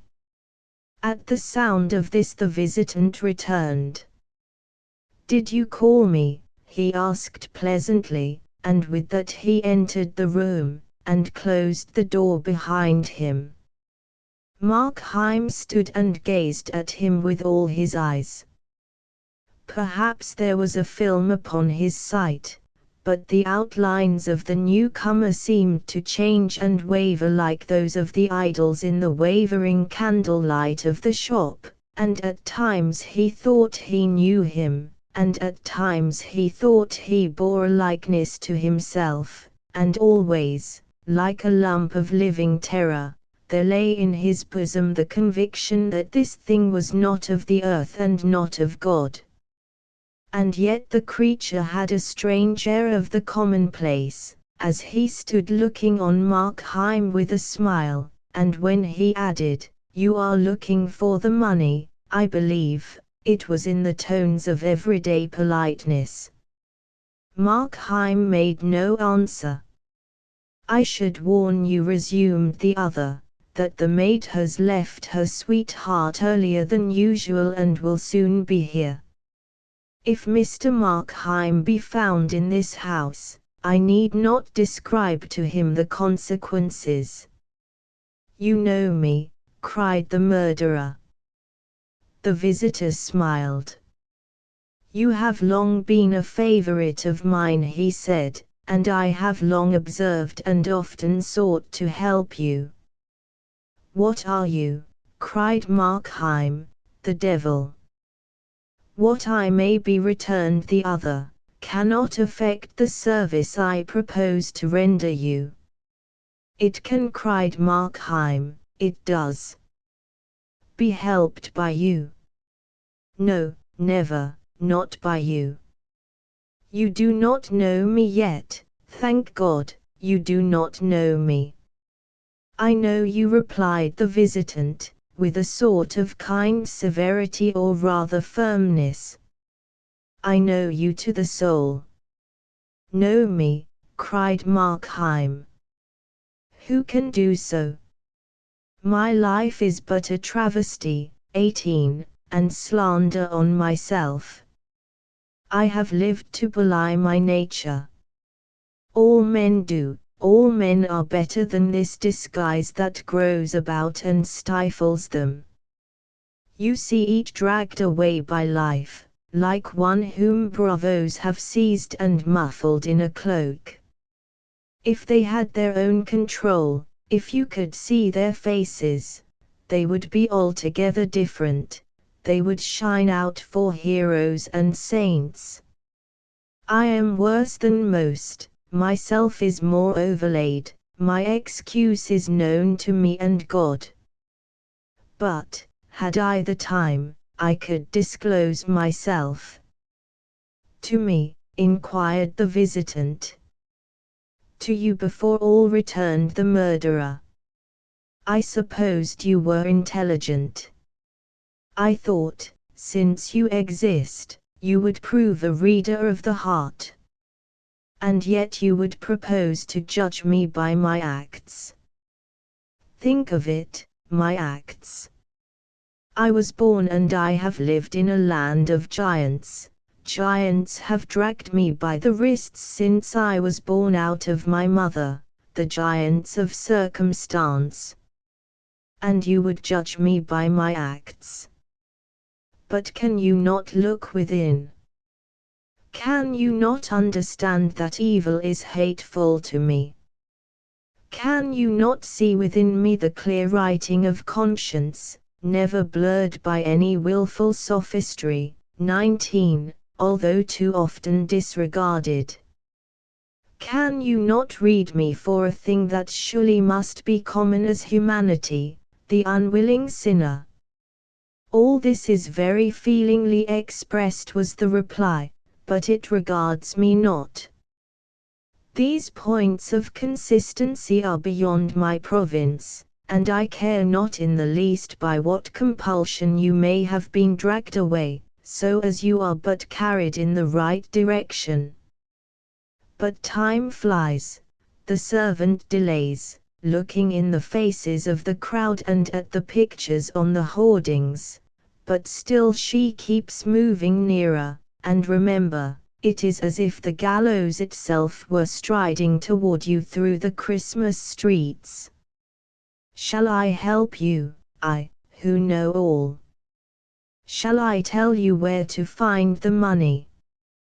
For what price? Asked Markheim. I offer you the service for a Christmas gift, returned the other.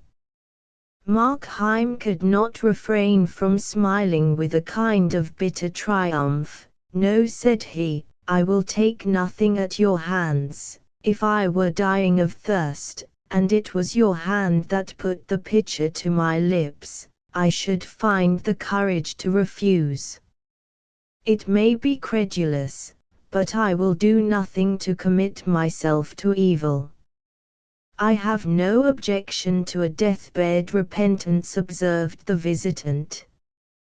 Because you disbelieve their efficacy. 20. Markheim cried. I do not say so, returned the other, but I look on these things from a different side, and when the life is done my interest falls. The man has lived to serve me, to spread black looks under color of religion, or to sow tares, 21, in the wheat field, as you do, in a course of weak compliance with desire. Now that he draws so near to his deliverance, he can add but one act of service, to repent, to die smiling, and thus to build up in confidence and hope the more timorous of my surviving followers. I am not so hard a master. Try me. Accept my help. Please yourself in life as you have done hitherto. Please yourself more amply, spread your elbows at the board, and when the night begins to fall and the curtains to be drawn, I tell you, for your greater comfort, that you will find it even easy to compound your quarrel with your conscience, and to make a truckling peace with God. I came but now from such a deathbed, and the room was full of sincere mourners, listening to the man's last words, and when I looked into that face, which had been set as a flint against mercy, I found it smiling with hope. And do you, then, suppose me such a creature? Asked Markheim. Do you think I have no more generous aspirations than to sin, and sin, and sin, and, at last, sneak into heaven? My heart rises at the thought. Is this, then, your experience of mankind? Or is it because you find me with red hands that you presume such baseness? And is this crime of murder indeed so impious as to dry up the very springs of good? Murder is to me no special category. 22, replied the other. All sins are murder, even all life is war. I behold your race, like starving mariners on a raft, plucking crusts out of the hands of famine and feeding on each other's lives. I follow sins beyond the moment of their acting. I find in all that the last consequence is death, and to my eyes, the pretty maid who thwarts her mother with such taking graces on a question of a ball, drips no less visibly with human gore than such a murderer as yourself. Do I say that I follow sins? I follow virtues also. They differ not by the thickness of a nail, they are both scythes for the reaping angel of death. Evil, for which I live, consists not in action but in character. The bad man is dear to me, not the bad act, whose fruits, if we could follow them far enough down the hurtling, 23, cataract of the ages, might yet be found more blessed than those of the rarest virtues. And it is not because you have killed a dealer, but because you are Markheim, that I offered to forward your escape. I will lay my heart open to you, answered Markheim. This crime on which you find me is my last. On my way to it I have learned many lessons, itself is a lesson, a momentous lesson. Hitherto I have been driven with revolt to what I would not, I was a bond-slave to poverty, driven and scourged. There are robust virtues that can stand in these temptations, mine was not so. I had a thirst of pleasure. But today, and out of this deed, I pluck both warning and riches, both the power and a fresh resolve to be myself. I become in all things a free actor in the world, I begin to see myself all changed, these hands the agents of good, this heart at peace. Something comes over me out of the past. Something of what I have dreamed on Sabbath evenings to the sound of the church organ, of what I forecast when I shed tears over noble books, or talked, an innocent child, with my mother. There lies my life. I have wandered a few years, but now I see once more my city of destination. You are to use this money on the stock exchange, I think, remarked the visitor, and there, if I mistake not, you have already lost some thousands. Ah, said Markheim, but this time I have a sure thing. This time, again, you will lose, replied the visitor, quietly. Ah, but I keep back the half, cried Markheim. That also you will lose, said the other. The sweat started upon Markheim's brow. Well, then, what matter, he exclaimed. Say it be lost, say I am plunged again in poverty, shall one part of me, and that the worse, continue until the end to override the better. Evil and good ran strong in me, hailing me both ways. I do not love the one thing, I love all. I can conceive great deeds, renunciations, martyrdoms, and though I be fallen to such a crime as murder, pity is no stranger to my thoughts. I pity the poor, who knows their trials better than myself. I pity and help them, I prize love, I love honest laughter. There is no good thing nor true thing on earth but I love it from my heart.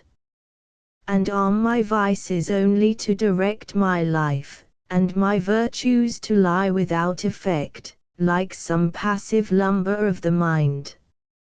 Not so, good, also, is a spring of acts. But the visitant raised his finger. For 36 years that you have been in this world, said he, through many changes of fortune and varieties of humor, I have watched you steadily fall. 15 years ago you would have started at a theft. 3 years back you would have blenched at the name of murder.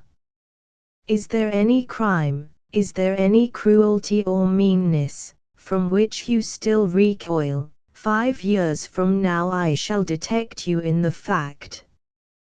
Downward, downward lies your way, nor can anything but death avail to stop you. It is true, Markheim said huskily, I have in some degree complied with evil. But it is so with all, the very saints, in the mere exercise of living, grow less dainty, and take on the tone of their surroundings. I will propound to you one simple question, said the other, and as you answer, I shall read to you your moral horoscope. You have grown in many things more lax, possibly you do right to be so, and at any account, it is the same with all men. But granting that, are you in any one particular, however trifling, more difficult to please with your own conduct, or do you go in all things with a looser rein? In any one, repeated Markheim, with an anguish of consideration. No, he added, with despair, in none. I have gone down in all. Then said the visitor, content yourself with what you are, for you will never change, and the words of your part on this stage are irrevocably written down. Markheim stood for a long while silent, and indeed it was the visitor who first broke the silence. That being so, he said, shall I show you the money? And grace, cried Markheim. Have you not tried it? Returned the other. 2 or 3 years ago, did I not see you on the platform of revival meetings, and was not your voice the loudest in the hymn? It is true, said Markheim, and I see clearly what remains for me by way of duty. I thank you for these lessons from my soul, my eyes are opened, and I behold myself at last for what I am. At this moment, the sharp note of the doorbell rang through the house, and the visitant, as though this were some concerted signal for which he had been waiting, changed at once in his demeanor. The maid, he cried. She has returned, as I forewarned you, and there is now before you one more difficult passage.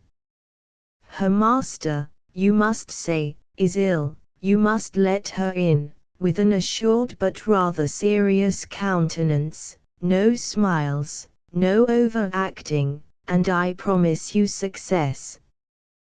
Once the girl within, and the door closed, the same dexterity that has already rid you of the dealer will relieve you of this last danger in your path. Thenceforward you have the whole evening, the whole night, if needful, to ransack the treasures of the house and to make good your safety. This is help that comes to you with the mask of danger. Up, he cried, up, friend, your life hangs trembling in the scales, up, and act. Markheim steadily regarded his counselor. If I be condemned to evil acts, he said, there is still one door of freedom open, I can cease from action. If my life be an ill thing, I can lay it down.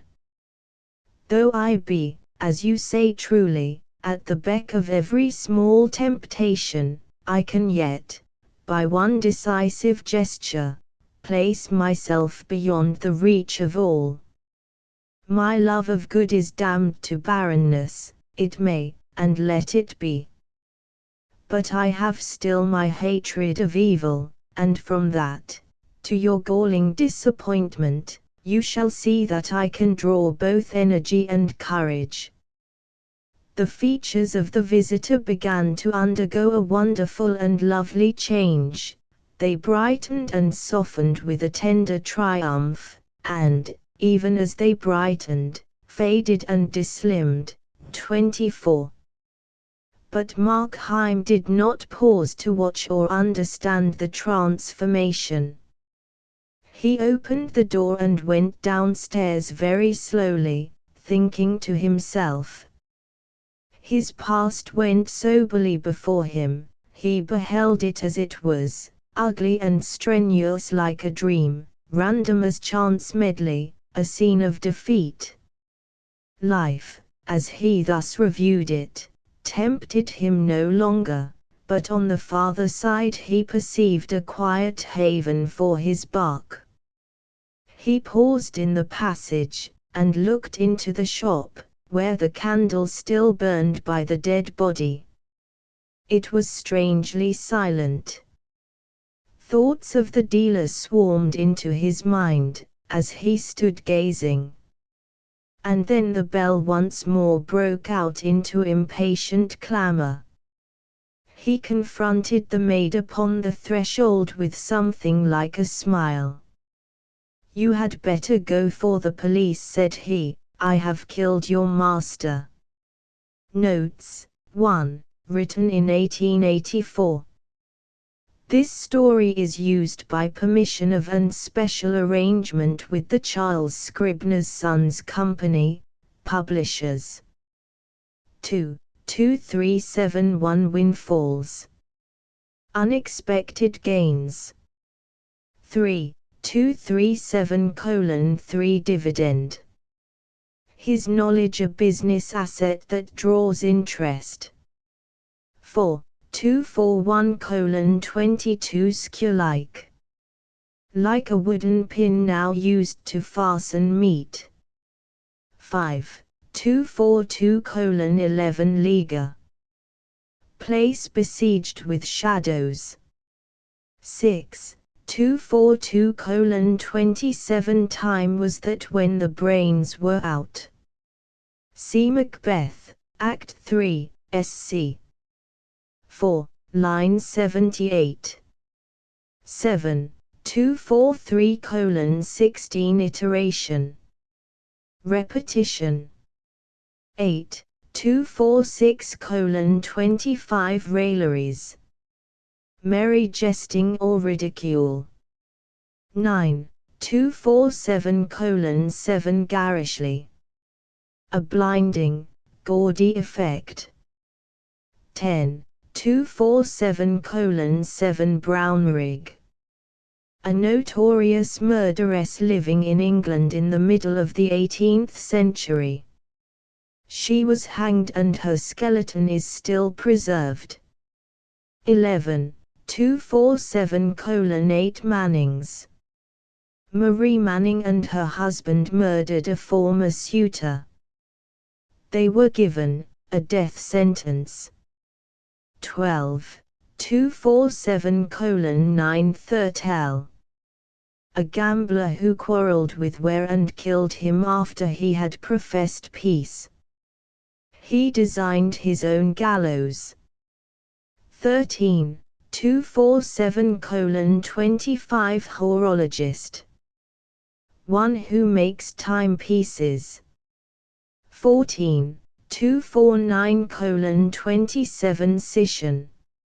A cleaving or a dividing. 15. 250:25 Sheraton. Next to Chippendale, the greatest furniture designer and cabinet maker. 16. 250:25 Marquetry. An inlay of some thin material in the surface of a piece of furniture or other object. 17. 251:23 Jacobean. Pertaining to the time of James I of England. 18. 253:12 Travesty. A grotesque imitation. 19. 254:3 Sophistry. Methods of the Greek sophists. 20. 254:29 Efficacy. Effective energy. 21. 255:5 Sautes, etc. See Matthew 12, 24-30. 22. 255:29 Category. A class, condition, or predicament. 23. 256:14 Hurtling. Rushing headlong or confusedly. 24. 280:10 Dislimned. Erased or effaced.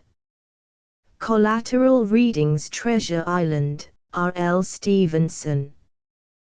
Kidnapped, R. L. Stevenson. Dr. Jekyll and Mr. Hyde, R. L. Stevenson. Prince Otto, R. L. Stevenson. Across the Plains, R. L. Stevenson. Travels with a Donkey, R. L. Stevenson. An Inland Voyage, R. L. Stevenson. Essays on Burns and Thoreau, R. L. Stevenson. Virginibus Puerisque, R. L. Stevenson. The Child's Garden of Verses, R. L. Stevenson. The Masque of the Red Death, Edgar Allan Poe. The Pit and the Pendulum, Edgar Allan Poe. A Coward, Guy de Maupassant. The Substitute, François Coppée. The Revolt of Mother, Mary Wilkins Freeman.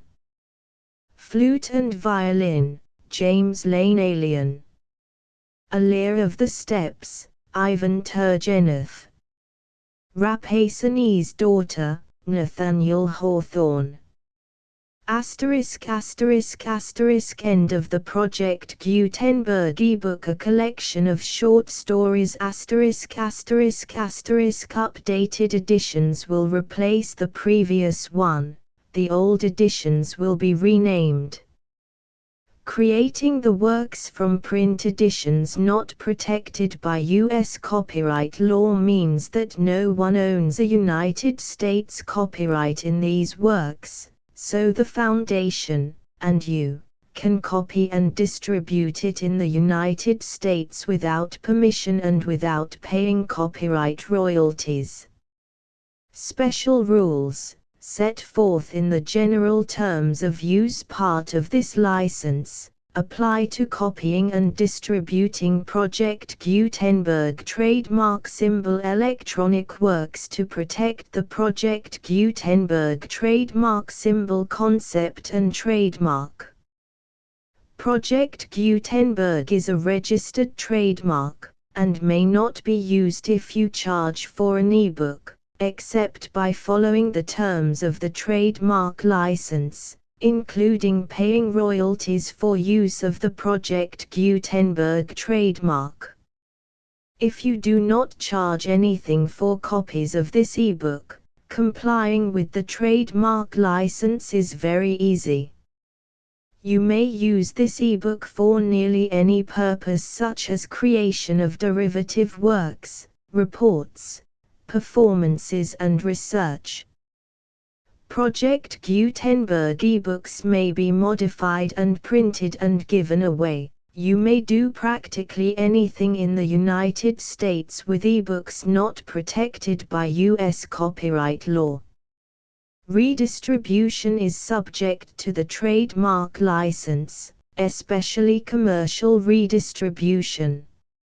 Start. Full license. The full Project Gutenberg license. Please read this before you distribute or use this work to protect the Project Gutenberg trademark symbol mission of promoting the free distribution of electronic works, by using or distributing this work, or any other work associated in any way with the phrase Project Gutenberg. You agree to comply with all the terms of the full Project Gutenberg trademark symbol license available with this file or online at www.gutenberg.org/license. Section 1. General Terms of Use and Redistributing Project Gutenberg Trademark Symbol Electronic Works 1.0.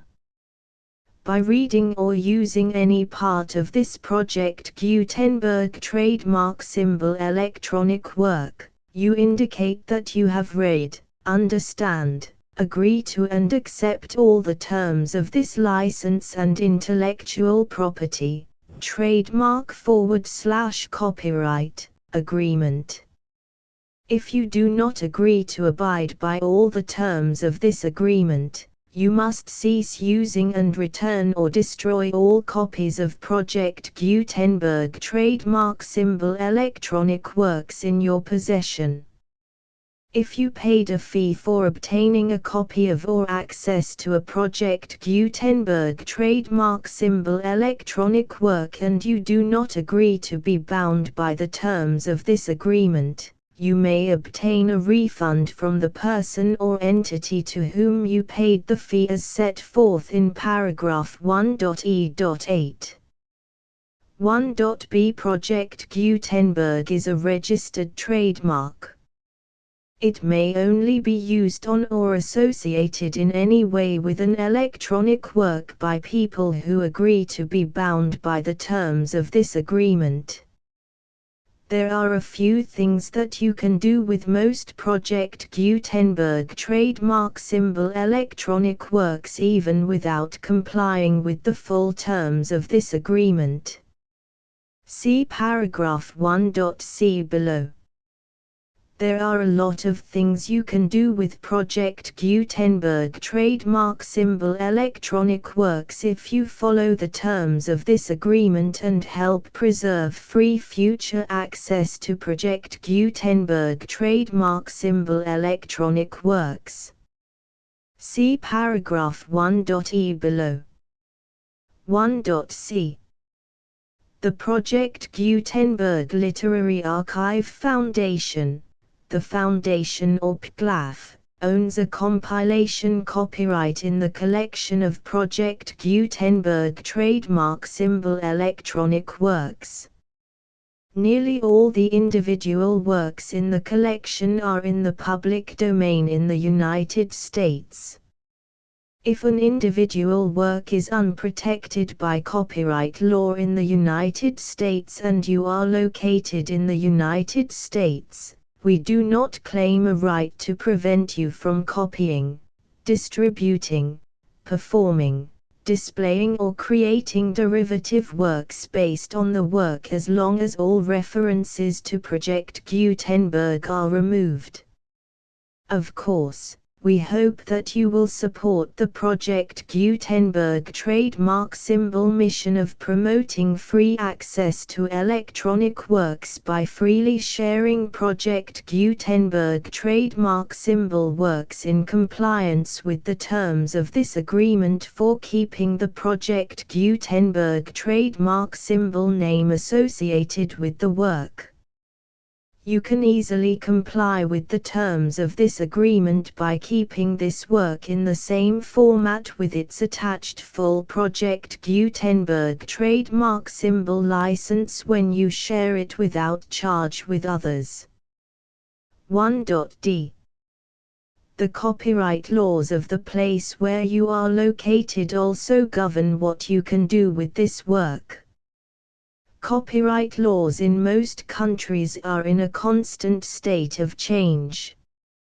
If you are outside the United States, check the laws of your country in addition to the terms of this agreement before downloading, copying, displaying, performing, distributing or creating derivative works based on this work or any other Project Gutenberg trademark symbol work. The Foundation makes no representations concerning the copyright status of any work in any country other than the United States. 1.e Unless you have removed all references to Project Gutenberg. 1.e.1. The following sentence, with active links to, or other immediate access to, the full Project Gutenberg trademark symbol license must appear prominently whenever any copy of a Project Gutenberg trademark symbol work, any work on which the phrase Project Gutenberg appears, or with which the phrase Project Gutenberg is associated, is accessed, displayed, performed, viewed, copied or distributed.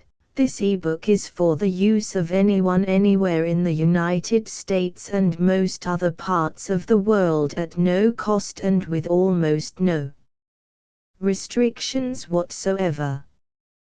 You may copy it, give it away or reuse it under the terms of the Project Gutenberg license included with this ebook or online at www.gutenberg.org. If you are not located in the United States, you will have to check the laws of the country where you are located before using this ebook. 1.e.2 If an individual Project Gutenberg trademark symbol electronic work is derived from texts not protected by U.S. copyright law, does not contain a notice indicating that it is posted with permission of the copyright holder, the work can be copied and distributed to anyone in the United States without paying any fees or charges. If you are redistributing or providing access to a work with the phrase Project Gutenberg associated with or appearing on the work, you must comply either with the requirements of paragraphs 1.e.1 through 1.e.7 or obtain permission for the use of the work and the Project Gutenberg trademark symbol trademark as set forth in paragraphs 1.e.8 or 1.e.9. 1.e.3 If an individual Project Gutenberg trademark symbol electronic work is posted with the permission of the copyright holder, your use and distribution must comply with both paragraphs 1.e.1 through 1.e.7 and any additional terms imposed by the copyright holder. Additional terms will be linked to the Project Gutenberg trademark symbol license for all works posted with the permission of the copyright holder found at the beginning of this work. 1.e.4 Do not unlink or detach or remove the full Project Gutenberg trademark symbol license terms from this work, or any files containing a part of this work or any other work associated with Project Gutenberg trademark symbol. 1.e.5 Do not copy, display, perform, distribute or redistribute this electronic work, or any part of this electronic work, without prominently displaying the sentence set forth in paragraph 1.e.1 with active links or immediate access to the full terms of the Project Gutenberg trademark symbol license. 1.e.6 You may convert to and distribute this work in any binary, compressed, marked up, non-proprietary or proprietary form, including any word processing or hypertext form. However, if you provide access to or distribute copies of a Project Gutenberg trademark symbol work in a format other than plain vanilla ASCII or other format used in the official version posted on the official Project Gutenberg trademark symbol website, www.gutenberg.org, you must, at no additional cost, fee or expense to the user, provide a copy, a means of exporting a copy, or a means of obtaining a copy upon request, of the work in its original plain vanilla ASCII or other form. Any alternate format must include the full Project Gutenberg trademark symbol license as specified in paragraph 1.e.1.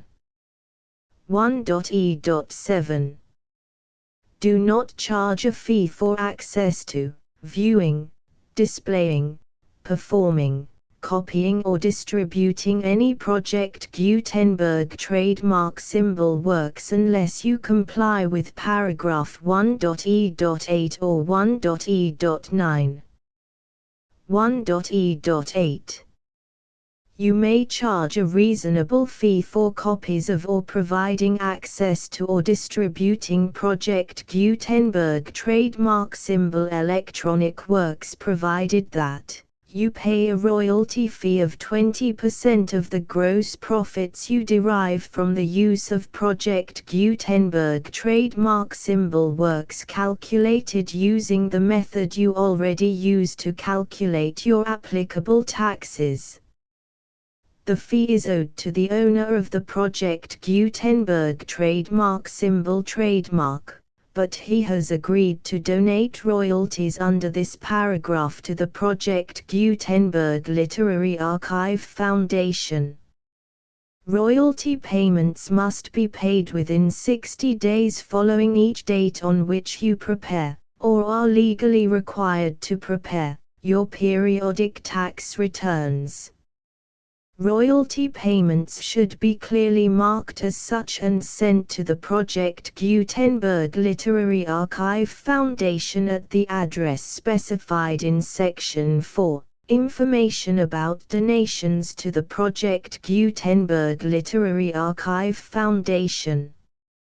You provide a full refund of any money paid by a user who notifies you in writing, or by email, within 30 days of receipt that he does not agree to the terms of the full Project Gutenberg trademark symbol license. You must require such a user to return or destroy all copies of the works possessed in a physical medium and discontinue all use of and all access to other copies of Project Gutenberg trademark symbol works. You provide, in accordance with paragraph 1.f.3, a full refund of any money paid for a work or a replacement copy, if a defect in the electronic work is discovered and reported to you within 90 days of receipt of the work. You comply with all other terms of this agreement for free distribution of Project Gutenberg trademark symbol works. 1.e.9. If you wish to charge a fee or distribute a Project Gutenberg trademark symbol electronic work or group of works on different terms than are set forth in this agreement, you must obtain permission in writing from the Project Gutenberg Literary Archive Foundation, the manager of the Project Gutenberg trademark symbol trademark. Contact the Foundation as set forth in Section 3 below. 1.f1.f.1. Project Gutenberg volunteers and employees expend considerable effort to identify, do copyright research on, transcribe and proofread works not protected by U.S. copyright law in creating the Project Gutenberg trademark symbol collection. Despite these efforts, Project Gutenberg trademark symbol electronic works, and the medium on which they may be stored, may contain defects such as, but not limited to, incomplete, inaccurate or corrupt data, transcription errors, a copyright or other intellectual property infringement, a defective or damaged disk or other medium, a computer virus, or computer codes that damage or cannot be read by your equipment. 1.f.2. Limited warranty, disclaimer of damages, except for the right of replacement or refund described in paragraph 1.f.3, the Project Gutenberg Literary Archive Foundation, the owner of the Project Gutenberg trademark symbol trademark, and any other party distributing a Project Gutenberg trademark symbol electronic work under this agreement, disclaim all liability to you for damages, costs and expenses, including legal fees. You agree that you have no remedies for negligence, strict liability, breach of warranty or breach of contract except those provided in paragraph 1.f.3. You agree that the foundation, the trademark owner, and any distributor under this agreement will not be liable to you for actual, direct, indirect, consequential, punitive or incidental damages even if you give notice of the possibility of such damage. 1.f.3. Limited right of replacement or refund. If you discover a defect in this electronic work within 90 days of receiving it, you can receive a refund of the money, if any, you paid for it by sending a written explanation to the person you received the work from. If you received the work on a physical medium, you must return the medium with your written explanation. The person or entity that provided you with the defective work may elect to provide a replacement copy in lieu of a refund. If you received the work electronically, the person or entity providing it to you may choose to give you a second opportunity to receive the work electronically in lieu of a refund. If the second copy is also defective, you may demand a refund in writing without further opportunities to fix the problem. 1.f.4. Except for the limited right of replacement or refund set forth in paragraph 1.f.3, this work is provided to you as is, with no other warranties of any kind, express or implied, including but not limited to warranties of merchantability or fitness for any purpose. 1.f.5. Some states do not allow disclaimers of certain implied warranties or the exclusion or limitation of certain types of damages. If any disclaimer or limitation set forth in this agreement violates the law of the state applicable to this agreement, the agreement shall be interpreted to make the maximum disclaimer or limitation permitted by the applicable state law. The invalidity or unenforceability of any provision of this agreement shall not void the remaining provisions. 1.f.6. Indemnity. You agree to indemnify and hold the foundation, the trademark owner, any agent or employee of the foundation, anyone providing copies of Project Gutenberg trademark symbol electronic works in accordance with this agreement, and any volunteers associated with the production, promotion and distribution of Project Gutenberg trademark symbol electronic works, harmless from all liability, costs and expenses, including legal fees, that arise directly or indirectly from any of the following which you do or cause to occur. A. Distribution of this or any Project Gutenberg trademark symbol work. B. Alteration, modification, or additions or deletions to any Project Gutenberg trademark symbol work, and C. Any defect you cause. Section 2. Information about the mission of Project Gutenberg trademark symbol. Project Gutenberg trademark symbol is synonymous with the free distribution of electronic works in formats readable by the widest variety of computers, including obsolete, old, middle-aged and new computers.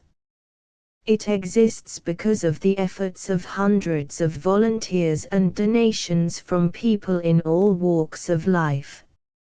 Volunteers and financial support to provide volunteers with the assistance they need are critical to reaching Project Gutenberg trademark symbol's goals and ensuring that the Project Gutenberg trademark symbol collection will remain freely available for generations to come.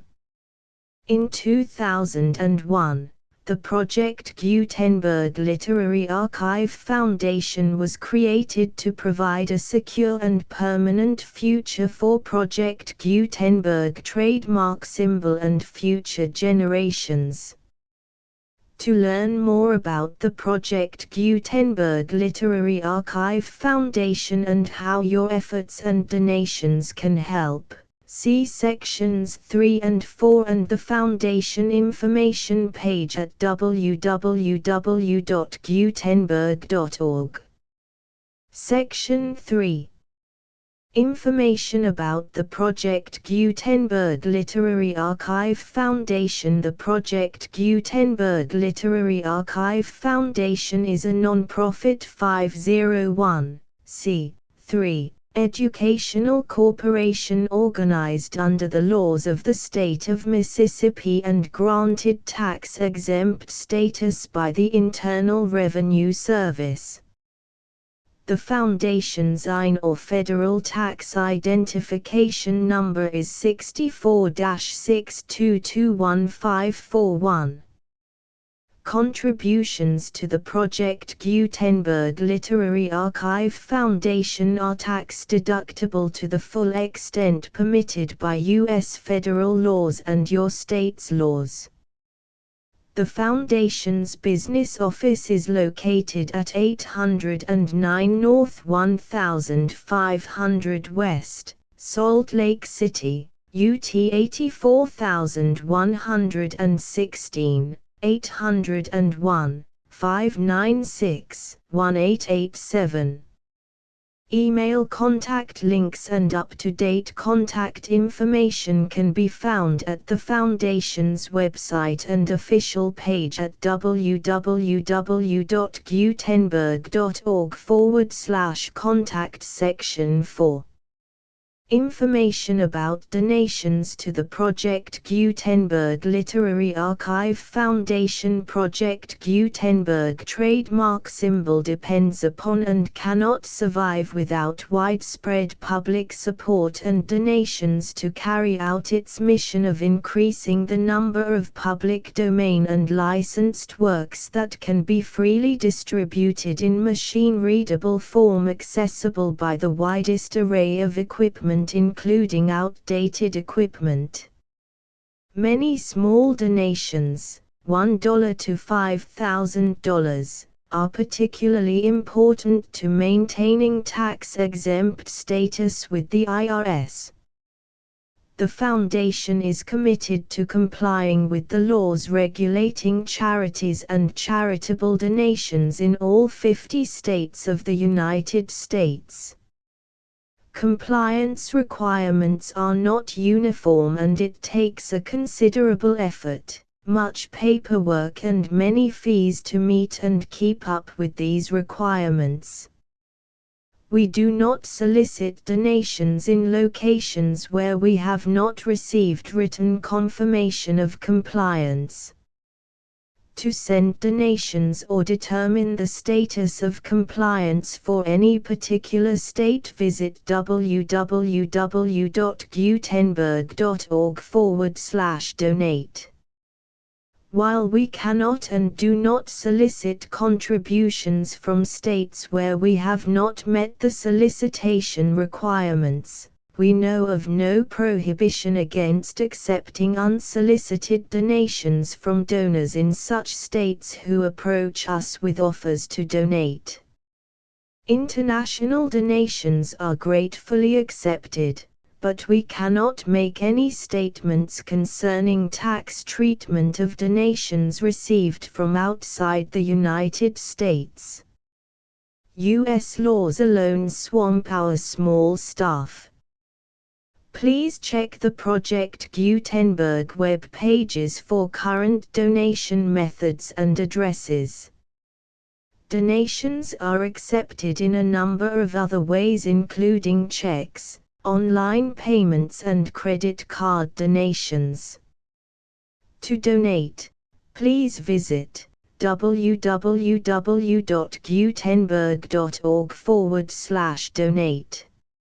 Section 5.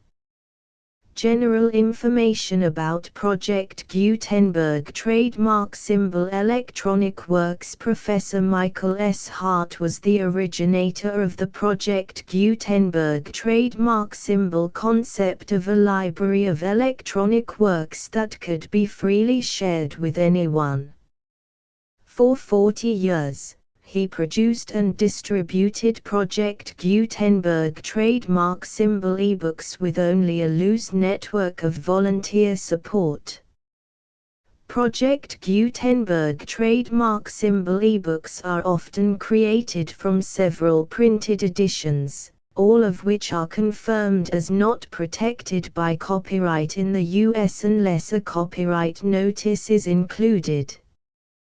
Thus, we do not necessarily keep ebooks in compliance with any particular paper edition. Most people start at our website, which has the main PG search facility, www.gutenberg.org. This website includes information about Project Gutenberg trademark symbol, including how to make donations to the Project Gutenberg Literary Archive Foundation, how to help produce our new ebooks, and how to subscribe to our email newsletter to hear about new ebooks.